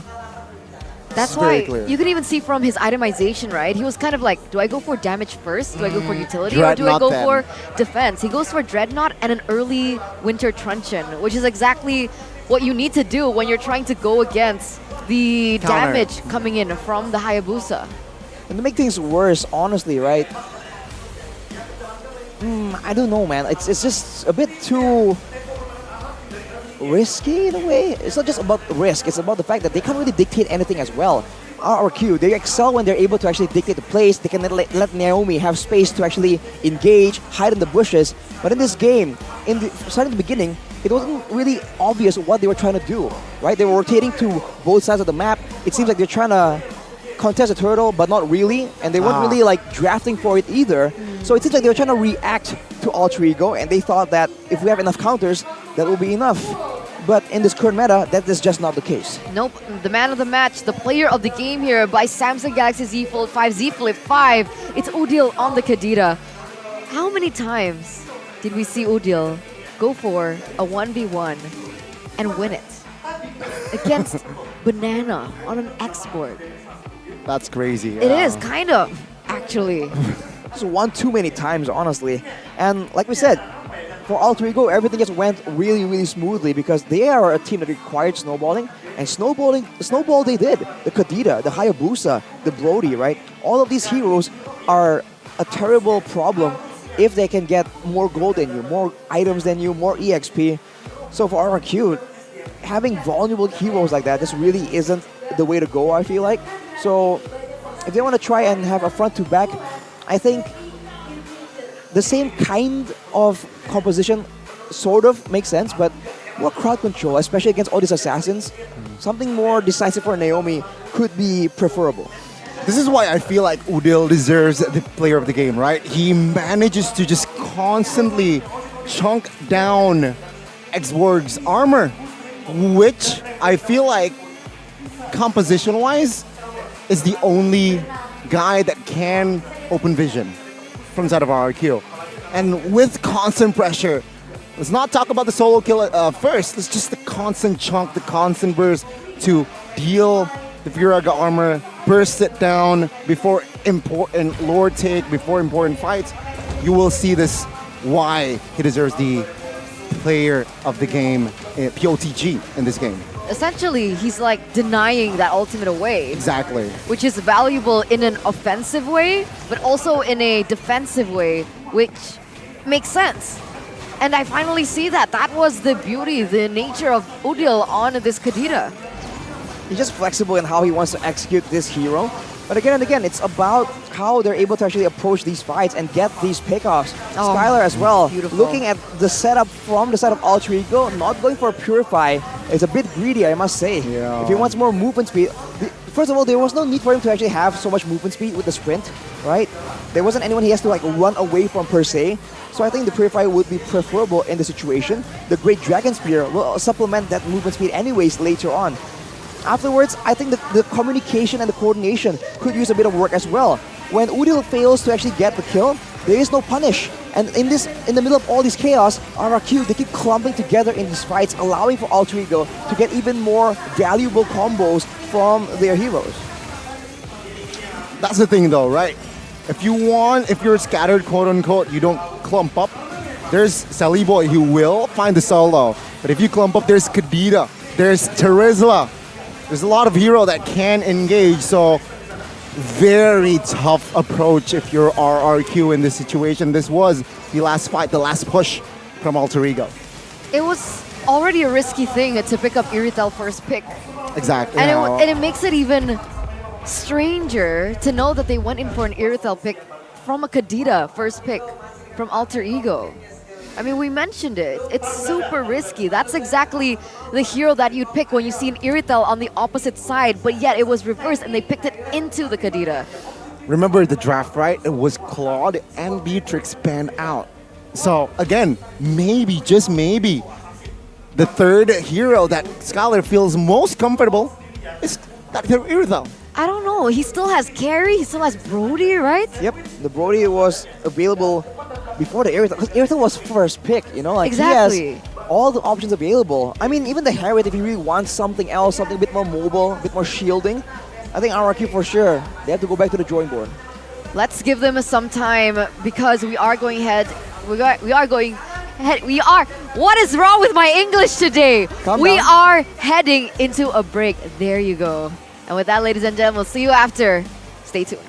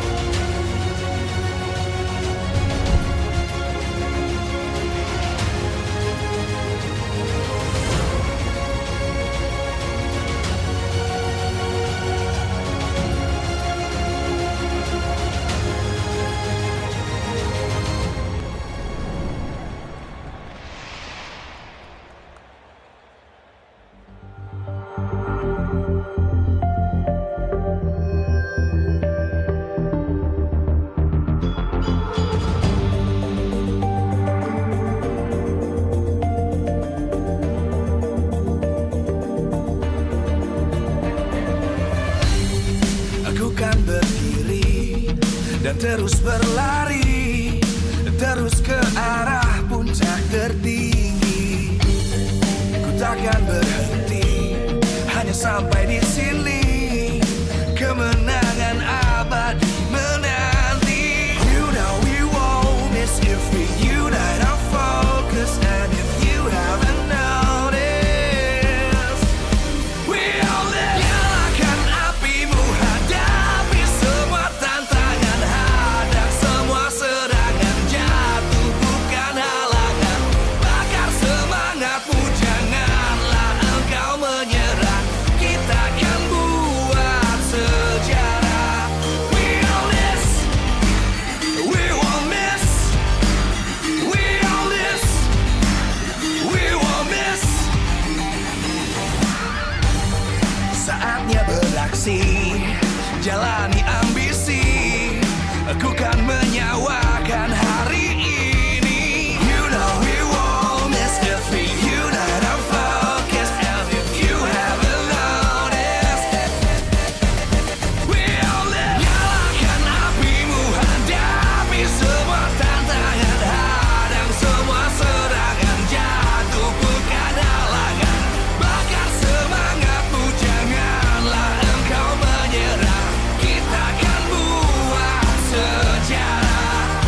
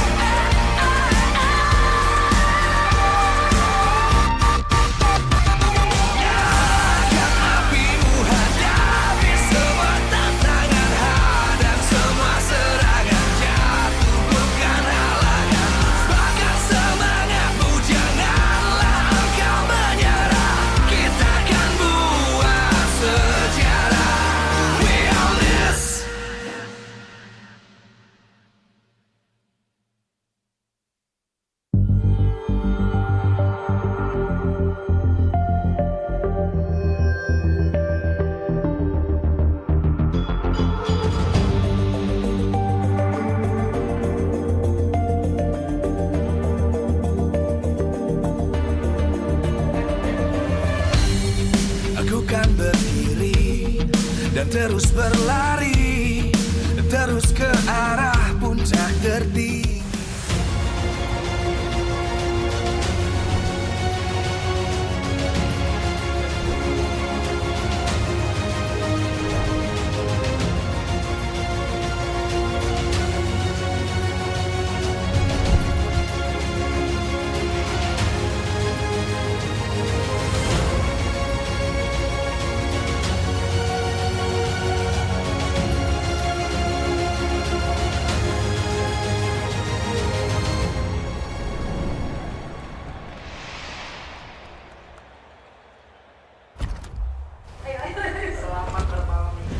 Ladies and gentlemen, welcome back from that short break as we are moments away of seeing the finale between both of these teams. It's going to be RRQ forcing a game number 3, or is it an alter ego 2-0?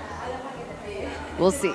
We will see indeed. And seeing Alter Ego's performance in Game 1, in case you missed it, it was a very good build-up. Alter Ego basically dominated, but RRQ, they will not go down. They did not go down without a fight. They managed to hold the game until 20, almost 30 minutes. Very good game. You know what I love about these two teams? Tell us. Their merch. Their Right? merch? Do they not have the best merch in MPL ID? Well, Dude, RRQ merch Alter is Ego pretty sick. and RRQ merch, they're so good. And the fact is of the matter, if you guys come over, you guys can get your hands on the merch because they still do sell that AOT with the RRQ collaboration, and they also sell Head and Shoulders. Let's take a look at the hair cam. Oh, she's beautiful. Again. You fell for the classic blunder. Twice! Eterna! You have to confirm before you make the statement. Get juked. Hair cam by Head and Shoulders though.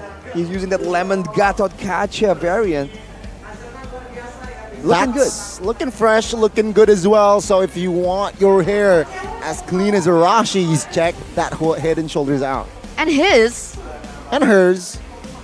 And his. And his. And also her.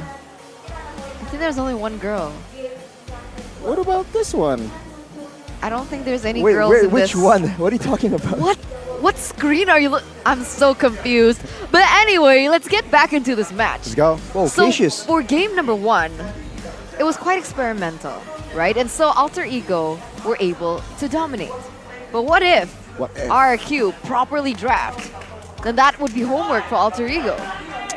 That's the assumption, but I think it's not. The assumption, of course, is that the Valier has to be some kind of experiment, right? But at the same time, it seems like they were actually planning on winning with that. So you can't really call it a full experimentation. It's not like some people are saying that, okay, RRQ is doing so well right now, they can afford to lose a match. Well, yeah, but at this point, I feel like all these teams are really battling out for... It's not just about the results and the standings. It's about respect. It's about showing up to the expectations of the fans. And the same could not be more true for RRQ. Back again at second pick. We're getting straight into the drafting phase for game number 2. And it's also true for the half-season champion title. Exactly. They have the opportunity. They do. What's your command? It's either them Onyx or or Onyx. RRQ. Yeah. Can't be Onyx again. What do you mean it can? Never say never. Never say never, indeed. And with that, ladies and gentlemen, let's welcome you into the drafting phase for game number 2. Still both on the same side, still the same bands coming through. Although perhaps a different order from the side of RRQ. Last time they banned out the Ling and the Joy.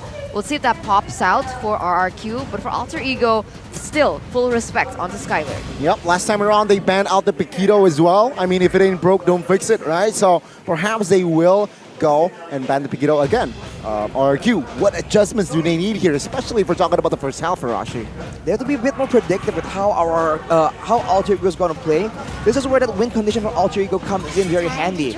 If they draft for a very defensive composition to try and shut down Rasi being aggressive, Alter Ego can very easily just transition into a more defensive playstyle.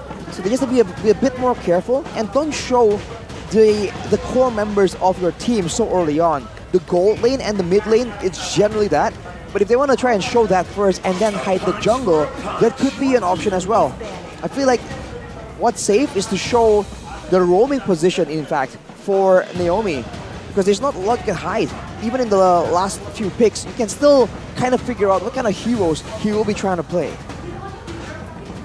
I like the flex of Naomi though. Ah. Do you not like the flex of Naomi? Like he could go for pickoff, Kaja, Franco, Natalia. Exactly, or he could go for something like that. I like that layer of flexibility that RRQ has in their lineup. Is that not too expensive to not utilize? If we're talking about like Natalia, but it's very situational, right? But there you go, the adjustments. The hero that was first picked in the game, in first game, will be banned out, leaving out the Ling. Ling. The Ling. Ling's opened up. Is Celiboy confident enough to pick it up for themselves is the question. Ooh. Especially this early on as first pick, probably not. This might be the Valentina, knowing that Udil is one of the backbones of the entire alter ego operations. But of course, if they want to really insist on the teamfight dominance, they can go for the Terizla early on. It's a very significant factor in having that solid steel wall and solid crowd control at your call and beckon, but they are trying to show RRQ how it's done. First pick, Irithel. Wow! We were surprised that RRQ first picked it in the red side. Alter Ego, blue side, first pick as well. I mean, in this case, Kadita has been taken off the board, right? So it's providing an environment that's a little bit safer towards that damage coming in from the Kadita, but that still can be replaced by other kind of heroes, dive-in heroes. Ling opened up here for Versik to utilize if he wants, and just plain range coming in. But they're gonna go for Terizla and Brody. The heroes that were used by Alter Ego in game one to shut Irithel down. Wow! Well, the Irithel without a flicker will be forced to stay inside the penalty zone if Banana can land it, so it's still a bit of a counter. In the lane, the Brody will be able to do a lot of work, but how can RRQ ensure that the lane will go as dominantly? In game number one, Alter Ego were able to gank Skylar again and again, orchestrate dives, orchestrate skirmishes that put Skylar on the back foot. If RRQ wants to do so, they need crowd control, they need mobility. Ferric's specialty has always been the Boxia. I feel like that's not a bad pickup for this game. But look at Alter Ego, man. The Eve that was banned out by Alter Ego in the second phase. They have picked it up along with the Martis. Okay, they're trying to balance out, right? They're trying to balance it out with that Martis here, trying to give pressure towards that early. So RRQ will not have that momentum from early game. Question is, what will they pick here? First phase to close that out. They might secure a hero for Naomi. They might. Franco is an option, but whoa. they go for the Valentina for Skylar instead. And I like that you mentioned it, right? The Martis pickup. Why does it work? The fact that he has a little bit more mobility, more control over the tempo of the early game compared to a Fredrin jungle, which is what RRQ opted for in game number one. It should help create a difference in focus, taking it away from the Irithel. And I think that's super valuable. RRQ now, they have a chance to start in with the bans, seeing as the EXP lane as well as the roaming position still left open. Alter Ego, they severely need engage, but RRQ, they take away the X board first. Wanted to make sure that they can't kite back. That's the whole basis of this Irithel pick, is having heroes that can slow you down or speed you up so you can actually outmaneuver and just outrun your opponents. That seems to be the backbone of how Irithel is supposed to be played. So with the Yi, they here don't want the X-Borg to be an additional slow on top of the real-world manipulation or the Void Crystals. The Kaja banned away though, leaves only Franco as a suppression hero if RRQ wants to go for it. Wow, you know what, looking at the bans here, right, RRQ, they might commit to a hero for EXP again. Why? Pi effect. Pi has been such an important role in that EXP, and there you go, the Uranus ban does come through again. And Alter Ego, I feel like they need to ban a hero for Naomi, but is it going to be Cho or Natalia? Irithel is quite vulnerable if Natalia is around. Oh, I kind of like the Natalia pick. Natalia pick can work. There are targets available in this game. But again, we haven't seen too much of the protection tools that Alter Ego could possibly use. So RRQ, you gotta be wary about that as well, right? So far, only the Martyrs can push people away. Alter Ego, they're gonna opt for that Cho pick. They've seen Naomi on it as well, but now, what will RRQ expose first? Will it be a roamer, knowing that there's only a select few handful of heroes available for Naomi to make use of? I think save it for last. Yeah. I think they should just go for the jungler here, Baksha, and just really utilize Naomi's flexibility that you mentioned earlier in that last pick. Baksha here doesn't make sense here. Adding another tanky unit apart from the Terizla, I feel like it makes sense because solely of his mobility that he will bring to the table. Yeah, he can go head-to-head with the Martis in the early game, give the Martis a little bit of a hard time, prevent that snowball. Or they can go still for the Ling. Whoa! Franco is the choice here for RRQ. I expected that maybe they could go for something a little bit more dynamic. Yeah. Even something like the Atlas, honestly. But now Alter Ego, the last two picks. So RRQ right now, their composition is not nearly as teamfight heavy as Alter Ego. It's by all means more of a pick composition, but it operates on the same premise. Someone gets a pick off, Terizla zones everyone else away. If they are ahead enough, this will work just fine. But for Alter Ego, they have used this strategy before, so they will have countermeasures available to counter, to counter their own counters. Countering their own counters. Wow. Okay. Blade armoring, basically. Okay, Novaria. Gonna be the choice as well as the glue. Okay. Okay. Oh, nasty range here that Alter Ego has set up, right? You have the Eve, you have the Novaria as a roam. It's a lot of slow as well, man. A lot of slows, a lot of range. Astral Meteor, Void Crystal. There's going to be so many slows that RRQ needs to walk through. They'll be possibly forced to use a Flicker to properly engage. An Assassin will be great here. There's not a lot of lockdown, not a lot of crowd control. If Fresy can pull off the crazy mechanics, the Ling was available. It will be picked up. There it is, the Ling are gonna be the choice here for RRQ. Man, when was the last time we saw Fursic on the Ling? It was this season, but we don't get to see it too often. I'm excited to see his performance. And I'm excited to see whether or not this is gonna work out for Alter Ego. They only have... They don't necessarily have any playmaking tools. At all. They're banking on range. That's kiting, yeah. Range and kite is, I feel like, their approach. Just poke, poke, poke till your enemies can't do no more. Well, here's the issue though. With the new patch comes a bit of a modification to the rapid boots. It now reduces slow effects. That could come in crucial in a game that is so dependent on walking through slows. Especially for Naomi on the roamer. Usually Franco does go for the rapid boots anyways. We'll see if that is what he builds. We'll see if that actually comes in clutch, especially in those late game fights where a single Iron Hook could really decide the fate of the entire game. But playing front to back, the main weakness is dive. Especially an assassin hero like Ling. If Ling is able to have the same impact that we know him to have back in the day when he was at his peak on an assassin, it looks like it's a little bit more homework here for Alter Ego to work with, especially when he goes in for those kills.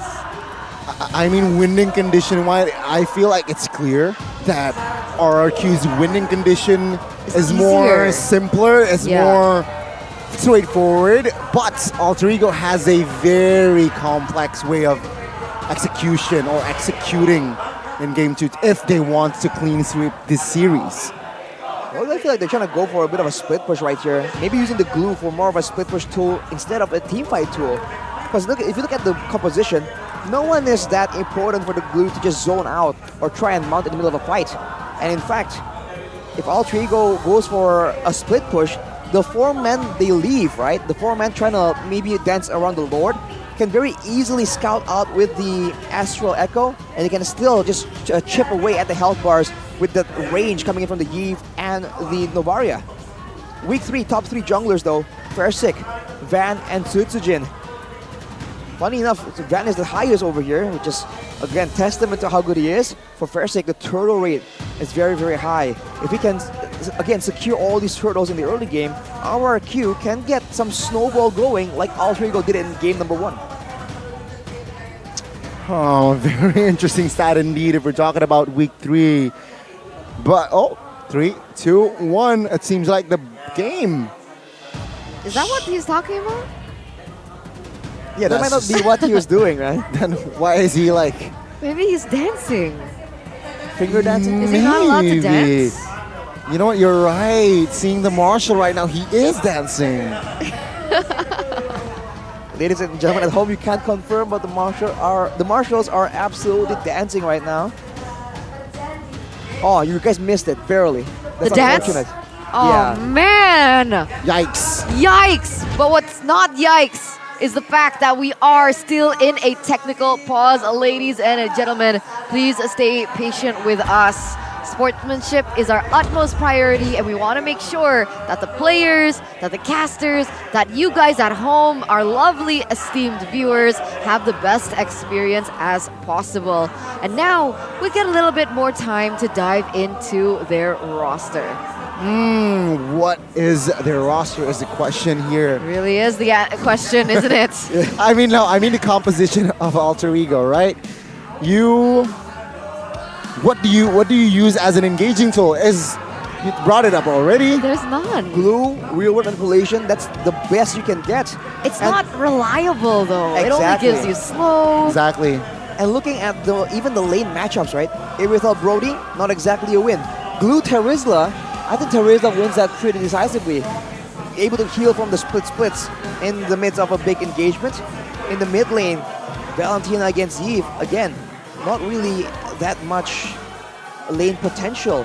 If RRQ can win the lanes initially and then shut down the smartest completely by invading and ganking, this could be the surefire solution to just take down Alter Ego and stifle their aggression. Does Alter Ego have any winning lanes? Alter Ego have Irithel Brody? Just the mid. I feel like the mid, they have more control, right? With the Yve and Novaria, if you head to head, it's Franco and Valentina, which lacks range. I feel like they can exploit that, clear it fast, and rotate towards wherever they feel. But then again, there is no engagement tool. There's no crowd control within their composition, whereas we're talking about RQ during lore dances, during turtle fights as well. They can rely on Terizla with the flicker, not Divine Judgment, flicker penalty zone. Yeah. Or even just Ling. Bloody Hunt. Ling just entering the back lines, looking for Yve. That is quite juicy. Novaria, if possible. Even the Brody has a kiss. Has a smooch. Corrosion Strike. Arashi, do the smooch. What? Do it. The Brody smooch. His skill 2. I'm not sure if I know how to do that. It's so easy. It's so easy. How would you do it first? Show an example.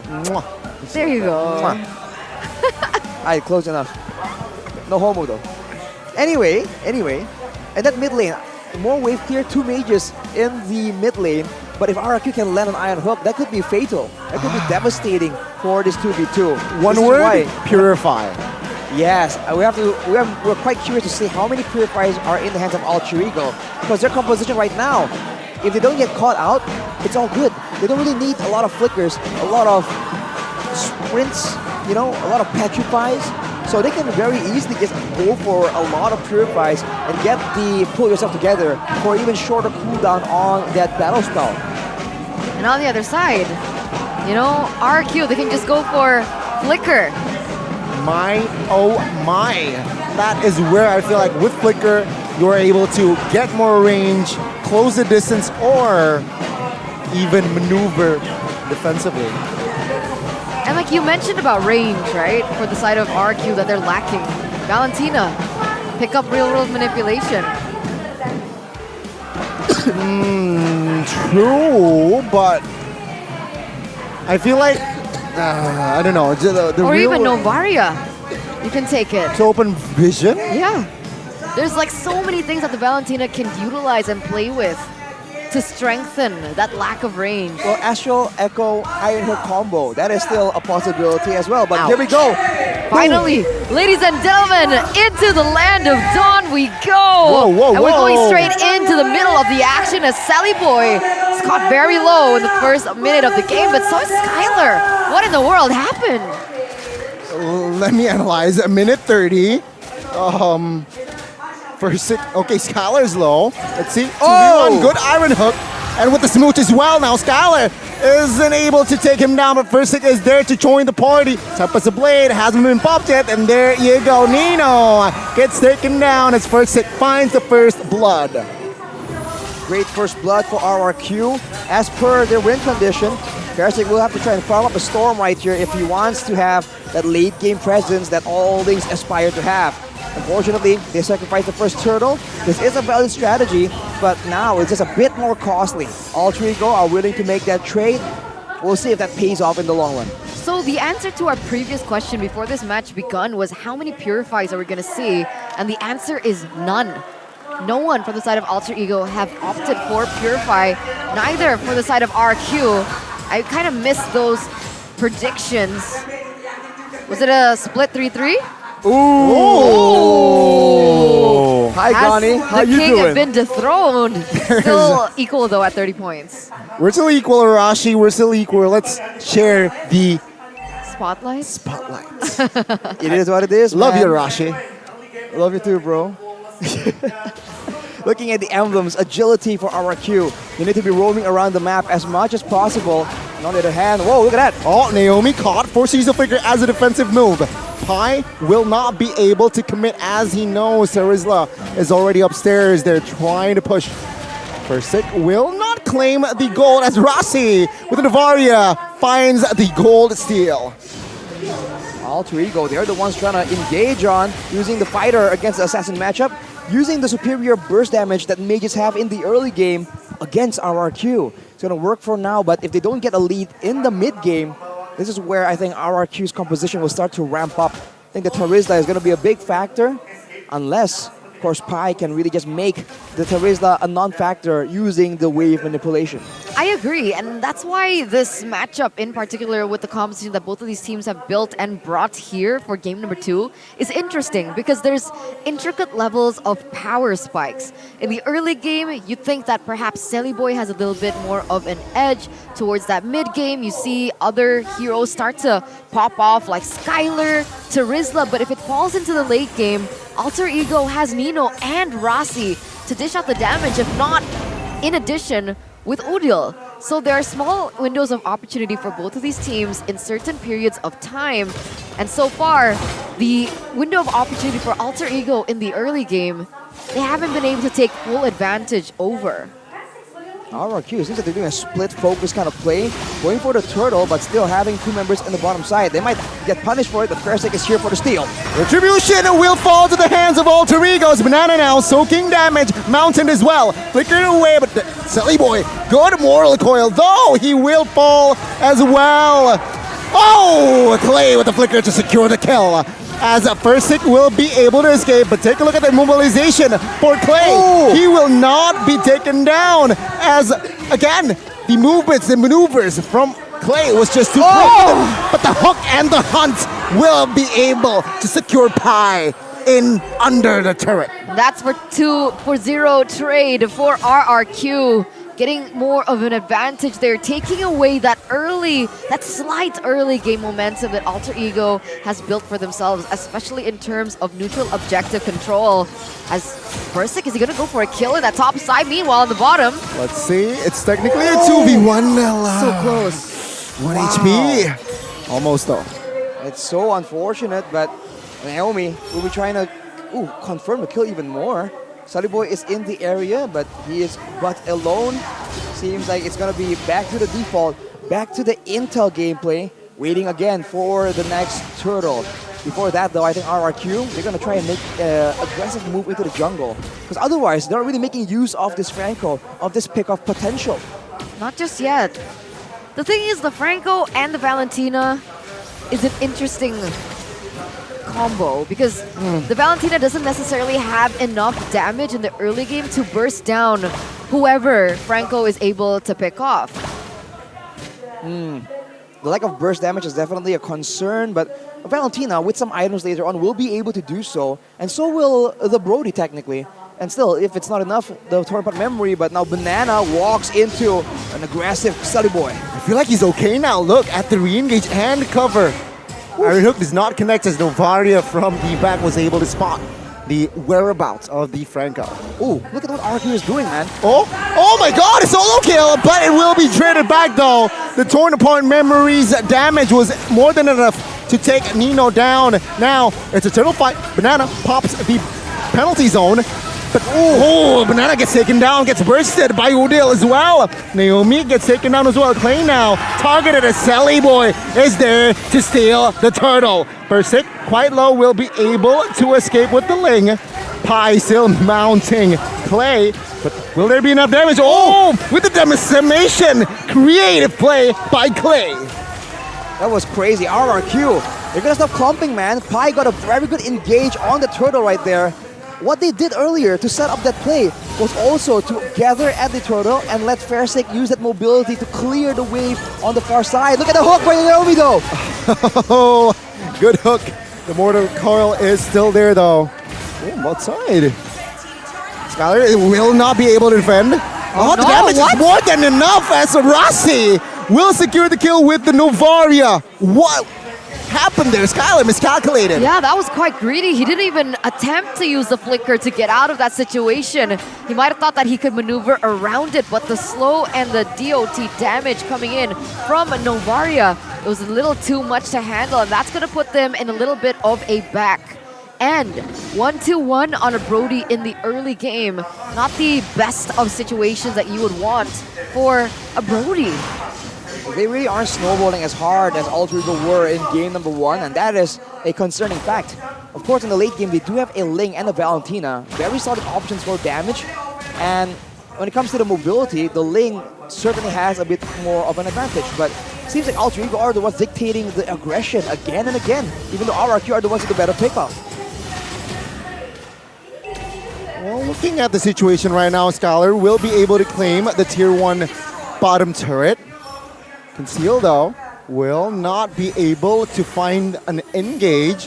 Will they commit to this? Sally Boy caught to a half HP.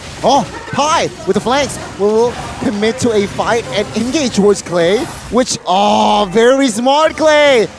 He copied the split, and he is able to escape. But look at that range again, that visibility. Nana goes in. Naomi actually gets that hook, but it's still onto Sally Boy, still able to get out of that pickoff coming in. RRQ now, once again, looking for options, looking for the engage. Doesn't quite find it just yet. And we were talking about power spikes earlier on. When does RRQ's hit? I think it's just about now. Even Clay just finished the Lightning Truncheon. That's a lot of burst damage. Alter Ego, they must be itemizing for this early. Maybe only for one source of damage, so if they can go for a proper fight, it could be massive, but Skylar gets caught out. He's very isolated now, very weird positioning. Persik though, will look for the trade back. Tempest Blade as a defensive maneuver, will be able to escape for now. But Skylar, he kind of dozed off there, bot side alone, uncovered. And of course, Alter Ego will be there to punish. He has his flicker available as well there, and he did not use it. Real-time win probability ever so slightly favoring Alter Ego right here. But look at that. Once again, Pi is making that very obnoxious frontline play. Yikes. Real world manipulation to slow Banana down. Penalty zone though, he does not care. He will be taken out though, but it seems like RRQ with the man down will not be able to find anything. Nino, very low Persik, almost gets the kill as the Astral Sphere almost gets Persik down. Now Pi will be able to escape as Sally Boy will comfortably take the Lord. RRQ, they got a lot of burst damage, but they are lacking in damage overall. Whenever Pi goes in with the split, RRQ, all they do is back away. They couldn't do anything, and they can't even stand in the real-world manipulation. If you think it's bad now, wait till Udil finishes that glowing one. It's gonna get even worse for them. Radiant armor is being built on the side of RRQ instead of Athena's. It's a good mix of burst damage and DOT. You can't blame them, but look at Udil. Real world revelation. Oh, he miscalculated. He did not see the members of RRQ is flowing in the mid lane, and he will be punished for it. It's getting messy for both of these teams. Earlier on, it was Skylar making a little bit of a mistake. Now it's Udil being traded back with RRQ being able to defend that Lord in that bottom side. What has Alter Ego been able to get? I guess they do have some damage in the top side. Hopefully they get that in exchange. But other than that, what's the push? What's the trade? Not much. Hopefully, I think the don't even minions. get it. Yeah, that was very close, but it finally gets cleared out by RRQ. Now it's back to the pickoff game. It's all in the balance. It's all about who can engage better first, Glue or the Terizla. And it's a very fine game. Oh, good penalty zone here, but no follow-up. The mid will be the target for Alter Ego. Versick jumps in and does not commit. Pi, though, mounting Skylar with the Astral Sphere. It will secure the kill. And it seems like now 3 members from RRQ will be taken out as Alter Ego now. They look to push the momentum. They find the mid-tier 2 as RRQ. They are scattered. Pi and Rossi have been doing such an excellent job at zoning away Skylar from all these team fights. Hence, the reason why he's so far behind.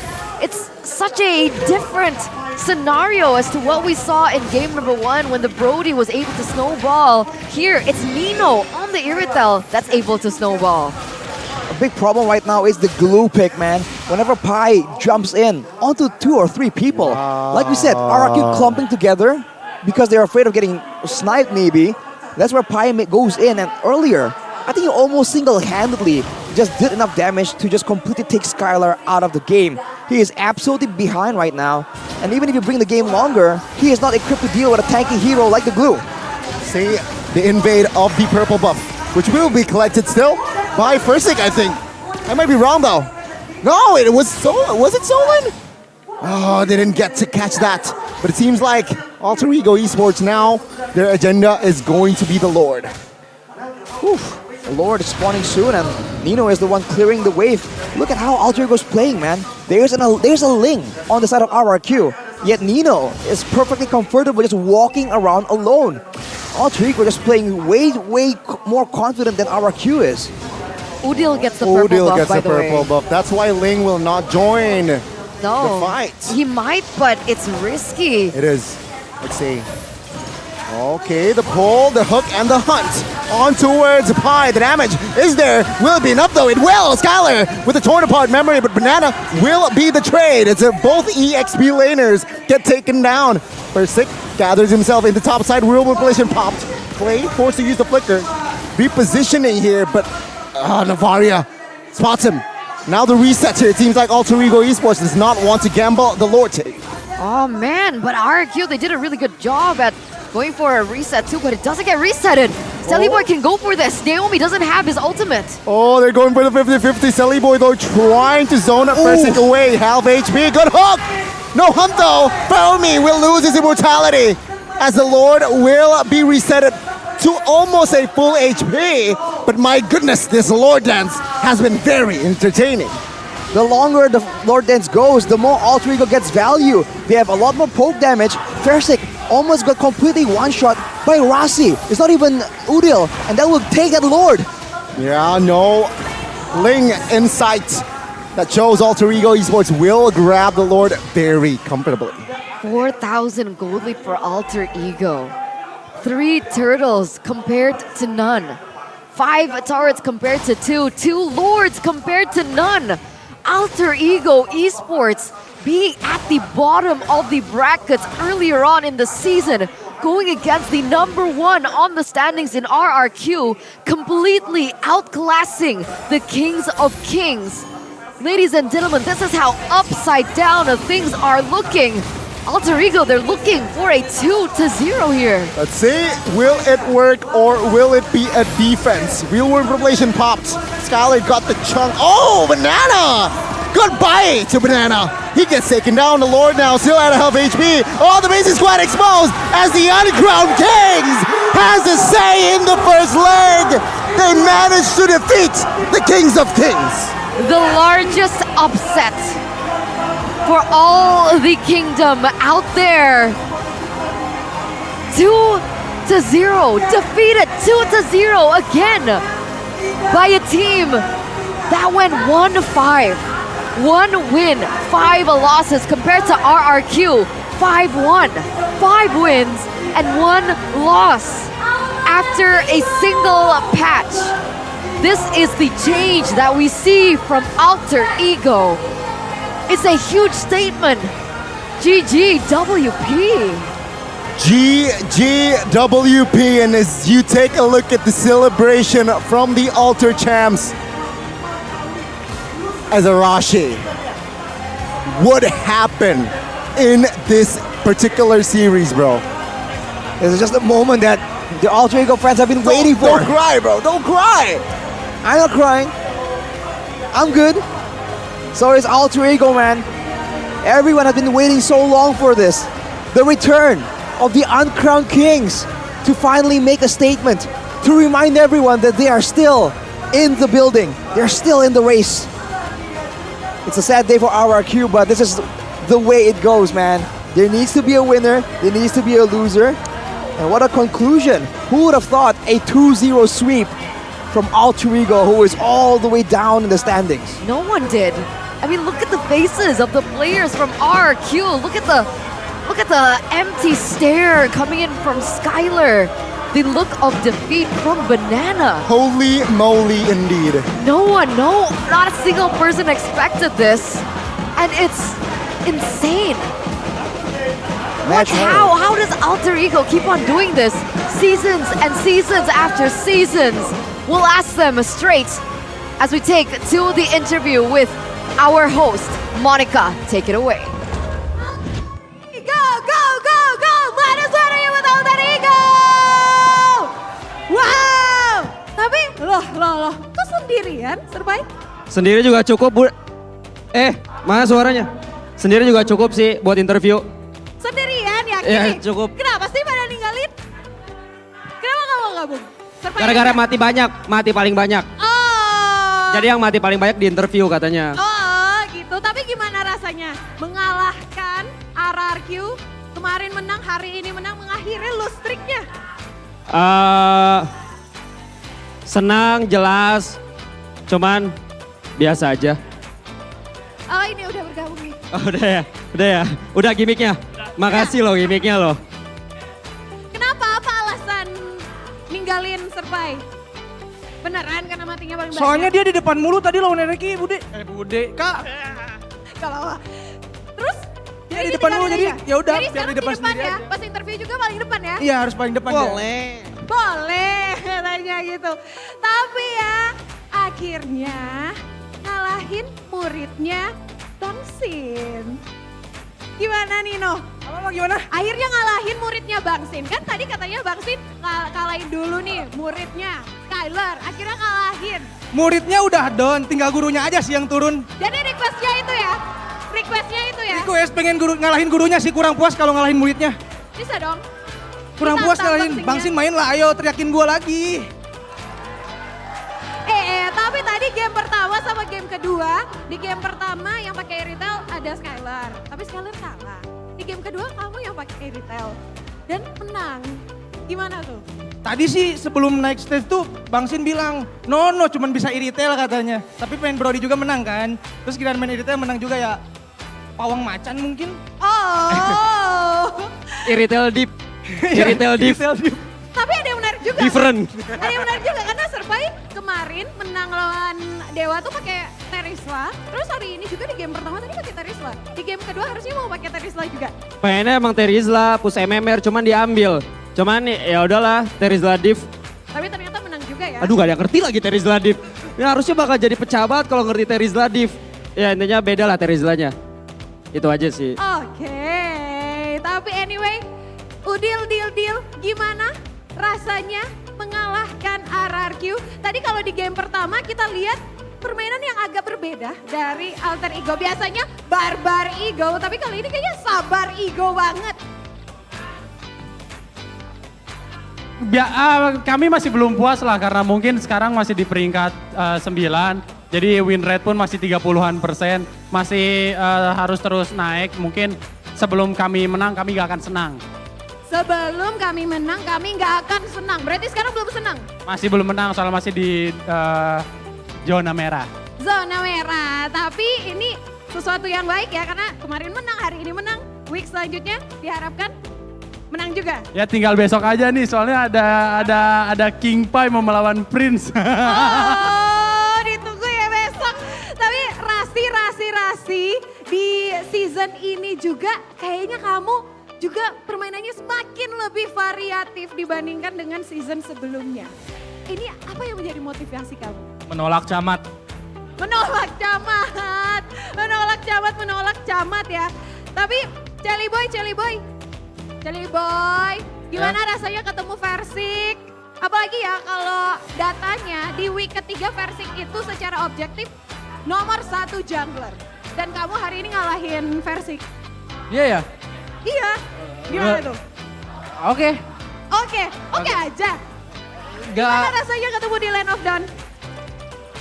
Nggak bewan sama dia sih, jadi nggak tahu. Pokoknya ya udah. Bye, tolong bye. Apa sih? Kenapa? Tolongin.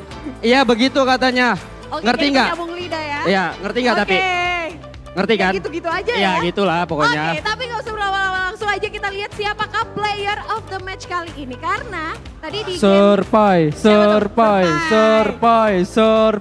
yang pertama MVP-nya Udil. Kalau player of the match-nya siapa ya? Surpai. Kita lihat.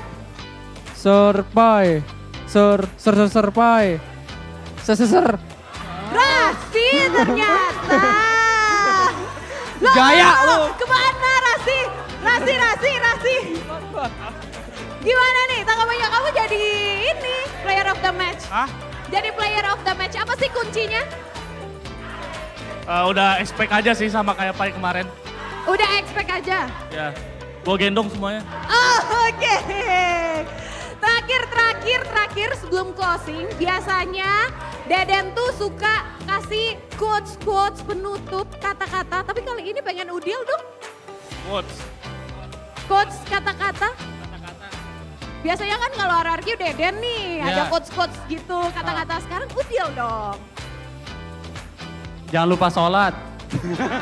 Itu doang. Ya benar. Bener. Masa nggak bener? Ya benar. Ya benar kan? Ya udah, Surpai, terakhir banget. Minta dukungan dari Alter Champs untuk besok matchnya. Nah, gimana tuh?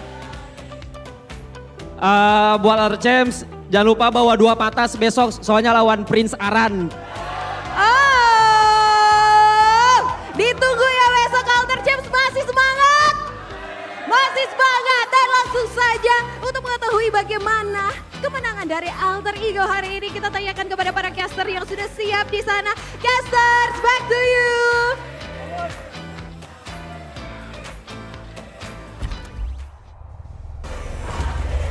Man, we need more Alter Ego victories just so we can see their interviews, man. That was super entertaining. We always love that presence, and we also really just love that playfulness coming in from them. Very good personalities, very fun, playful. But in the Land of Dawn, they were very, very unforgiving. Vicious. That sure is the case, man. I mean, RRQ felt that firsthand, especially in game number 1. That was a brutal early game all the way to the late game. In game number 2, it's just showing again that Alter Ego, people say, okay, you know, the meta is suitable for all these aggressive plays. But look, player of the match, player of the game as well in, hang on. I don't think he was player of the game actually. Player of the match though, Rasi, right? By the Samsung Galaxy Z Fold 5 and Z Flip 5 on the Novaria. So you can't say that, oh, it's only because Alter Ego, they just keep fighting. This is their style. The meta just suits them. No, they are showing that they can do a lot of different strats. And I keep asking people, I don't understand how this is possible.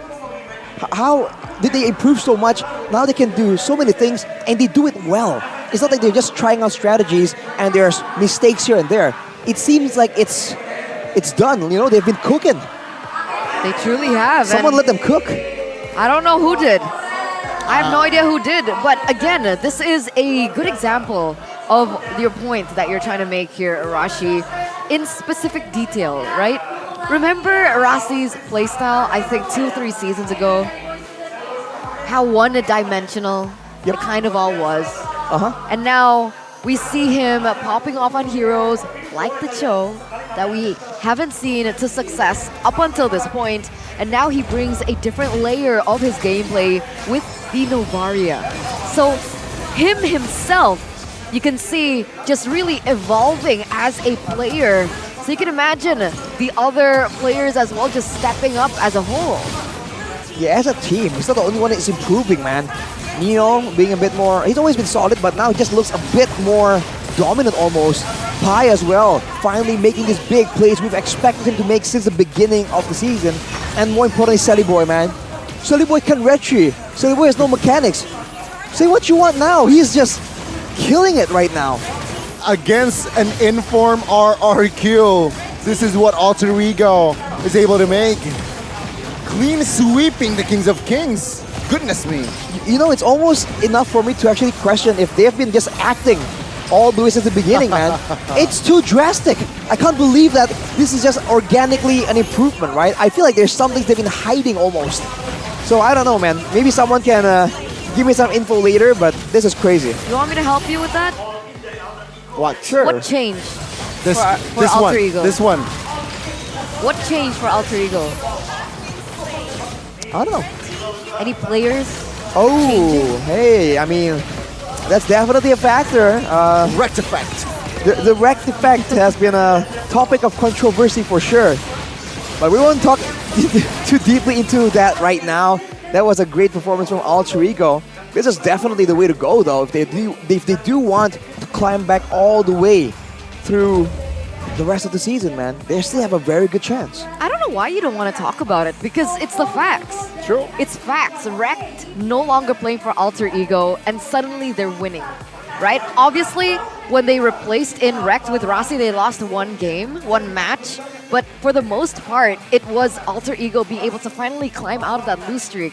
And we even see that in the interview with Coach Yeb. What he said earlier, we didn't really get to touch on it, but what he said was, Rect is a good addition.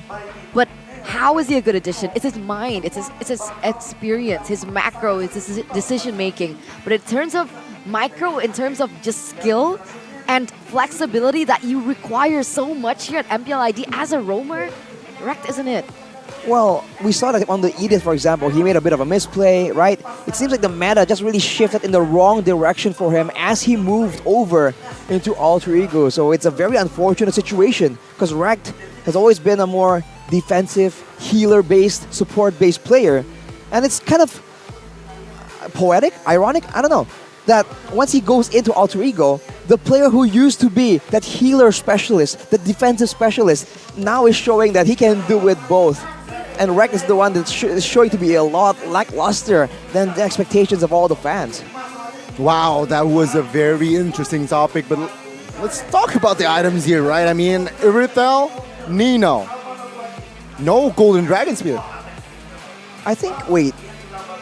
I wasn't sure if he built it early and switched it out. Okay. In the first game, Skylar did build it, but very, very late into the game. I feel like the main issue right here is Pai on the glue, man. No one can have output enough damage to melt through his HP bar, let alone the split with the tenacity, with the agility as well. Throughout this game, we talked about RRQ clumping up so much because it is. A lot of this damage, a lot of the damage that comes from Alter Ego isn't single target damage on multiple people. They were right next to each other, and before you know it, Astral Sphere lands, split pass, slam pass, hits multiple people, and that adds up, man. Against a team like this, you cannot stick together.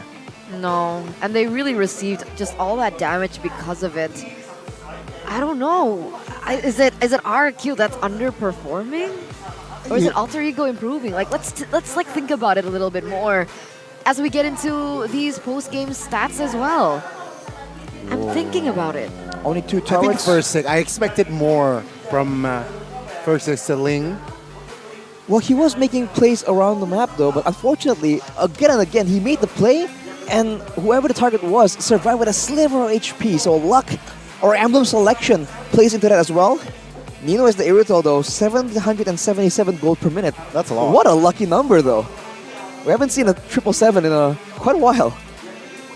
Yeah, I mean, I guess that's why also he won the series, right? 777 luck.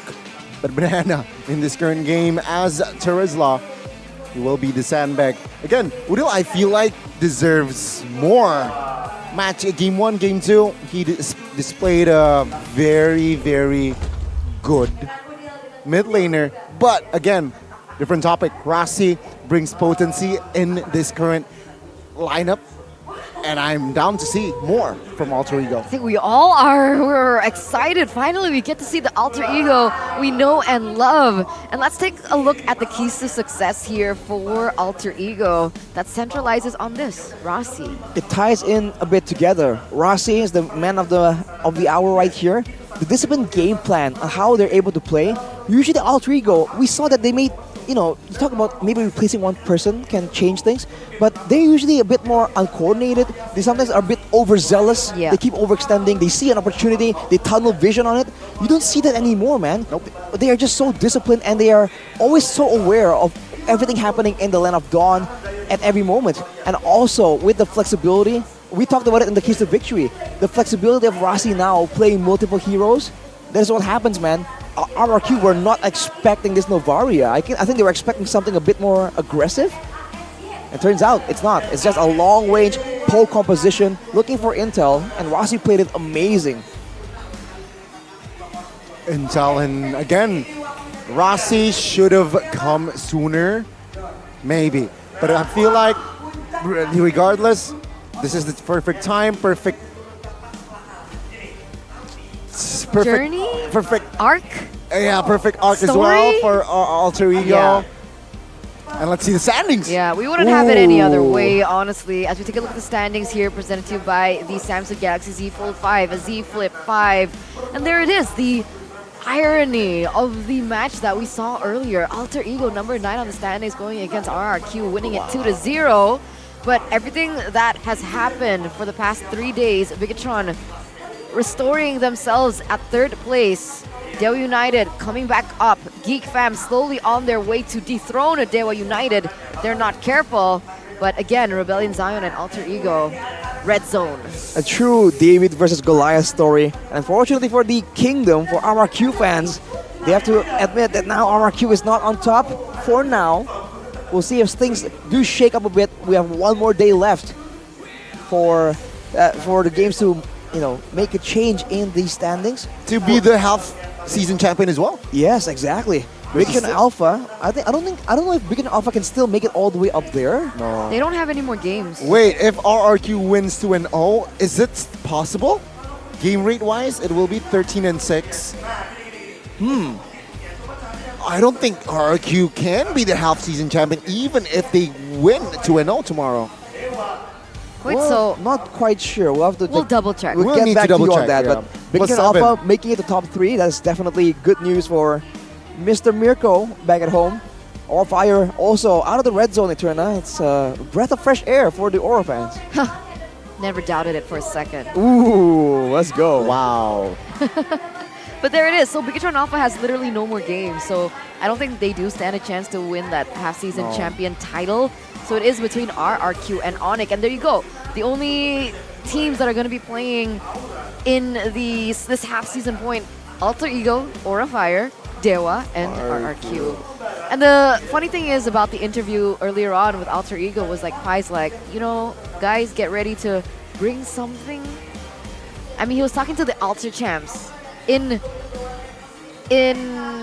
he was talking about Iran.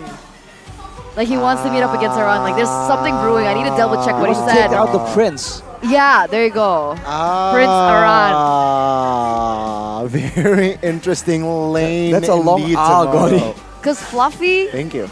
There was like something going on between Fluffy and Iran, not in a romantic way, but more of like a rivalry way. Oh, man. And then Iran lost. So now Iran has something brewing with Pai too. Also not in a romantic way, but more of a rivalry kind of way. So tomorrow's matches, the outcome of it is going to be quite exciting, but not as exciting as Ovo X Lemon. Wow. You guys are watching pro players. You guys want to watch and play with them as well, no? And you guys can. You guys can stand a chance to do that. All you need to do is hurry and register at payovo.co/MPL and tell us why you want to play together with Iksan Lemon. 8 people with the coolest reasons will be invited to play with Lemon in early October, and 20 others will get really cool MLBB epic skins. So don't forget that registration is open from August 3rd to September 20th. You guys still have so much time, so don't miss out. Register now at payovo.co/MPL. Very interesting event. You can play with Lemon. Can you imagine playing with Lemon? That's gonna be a weird experience, man. Why is it weird? Because I feel like he's gonna be so aloof, and you're gonna be like, ooh. And then you can't really make conversation, you know? You'll be kind of starstruck, and he is also not a very social guy, so it's gonna be. Oh, by the way, Arashi There wouldn't knows be Lemon. any Hi, bro. conversation with me in particular. Okay. Because I'd be passed out already. Wait, what? I'll be passed out. Playing with Lemon? Yeah. I'd pass out. You'd faint? Yeah. From the sheer aura of greatness? Aura is my team, Aura Fire. Fine, from the air of greatness All right. exuding from I'll- the alien. I'll accept that. I'll The accept alien that. atmosphere. Alien atmosphere. Lemon is Arashi's idol, by the way. So a very, very interesting, very interesting event. Just check it out. Yeah. Well, Yeah. Do check it out. 3 matches though. But it's so crazy. We're at week 4, day 3. One more day until we close it out and crown our half-season champions. What a day. We Gotta saw be on it. Valir being picked up. What else did we see today? I'm so confused what's happening with the meta. Saber Roam. We saw you Alpha, last and week. then Alpha's gone, and Alpha's back in, and then Alpha's gone again because of the patch, perhaps. But we, the casters, are very grateful for those of you who tuned in. Thank you so much for staying with us, for tuning in with us. It's me, Eterna, Gani, as well as Arashi. We'll see you tomorrow. MPL ID Season 12. We own this.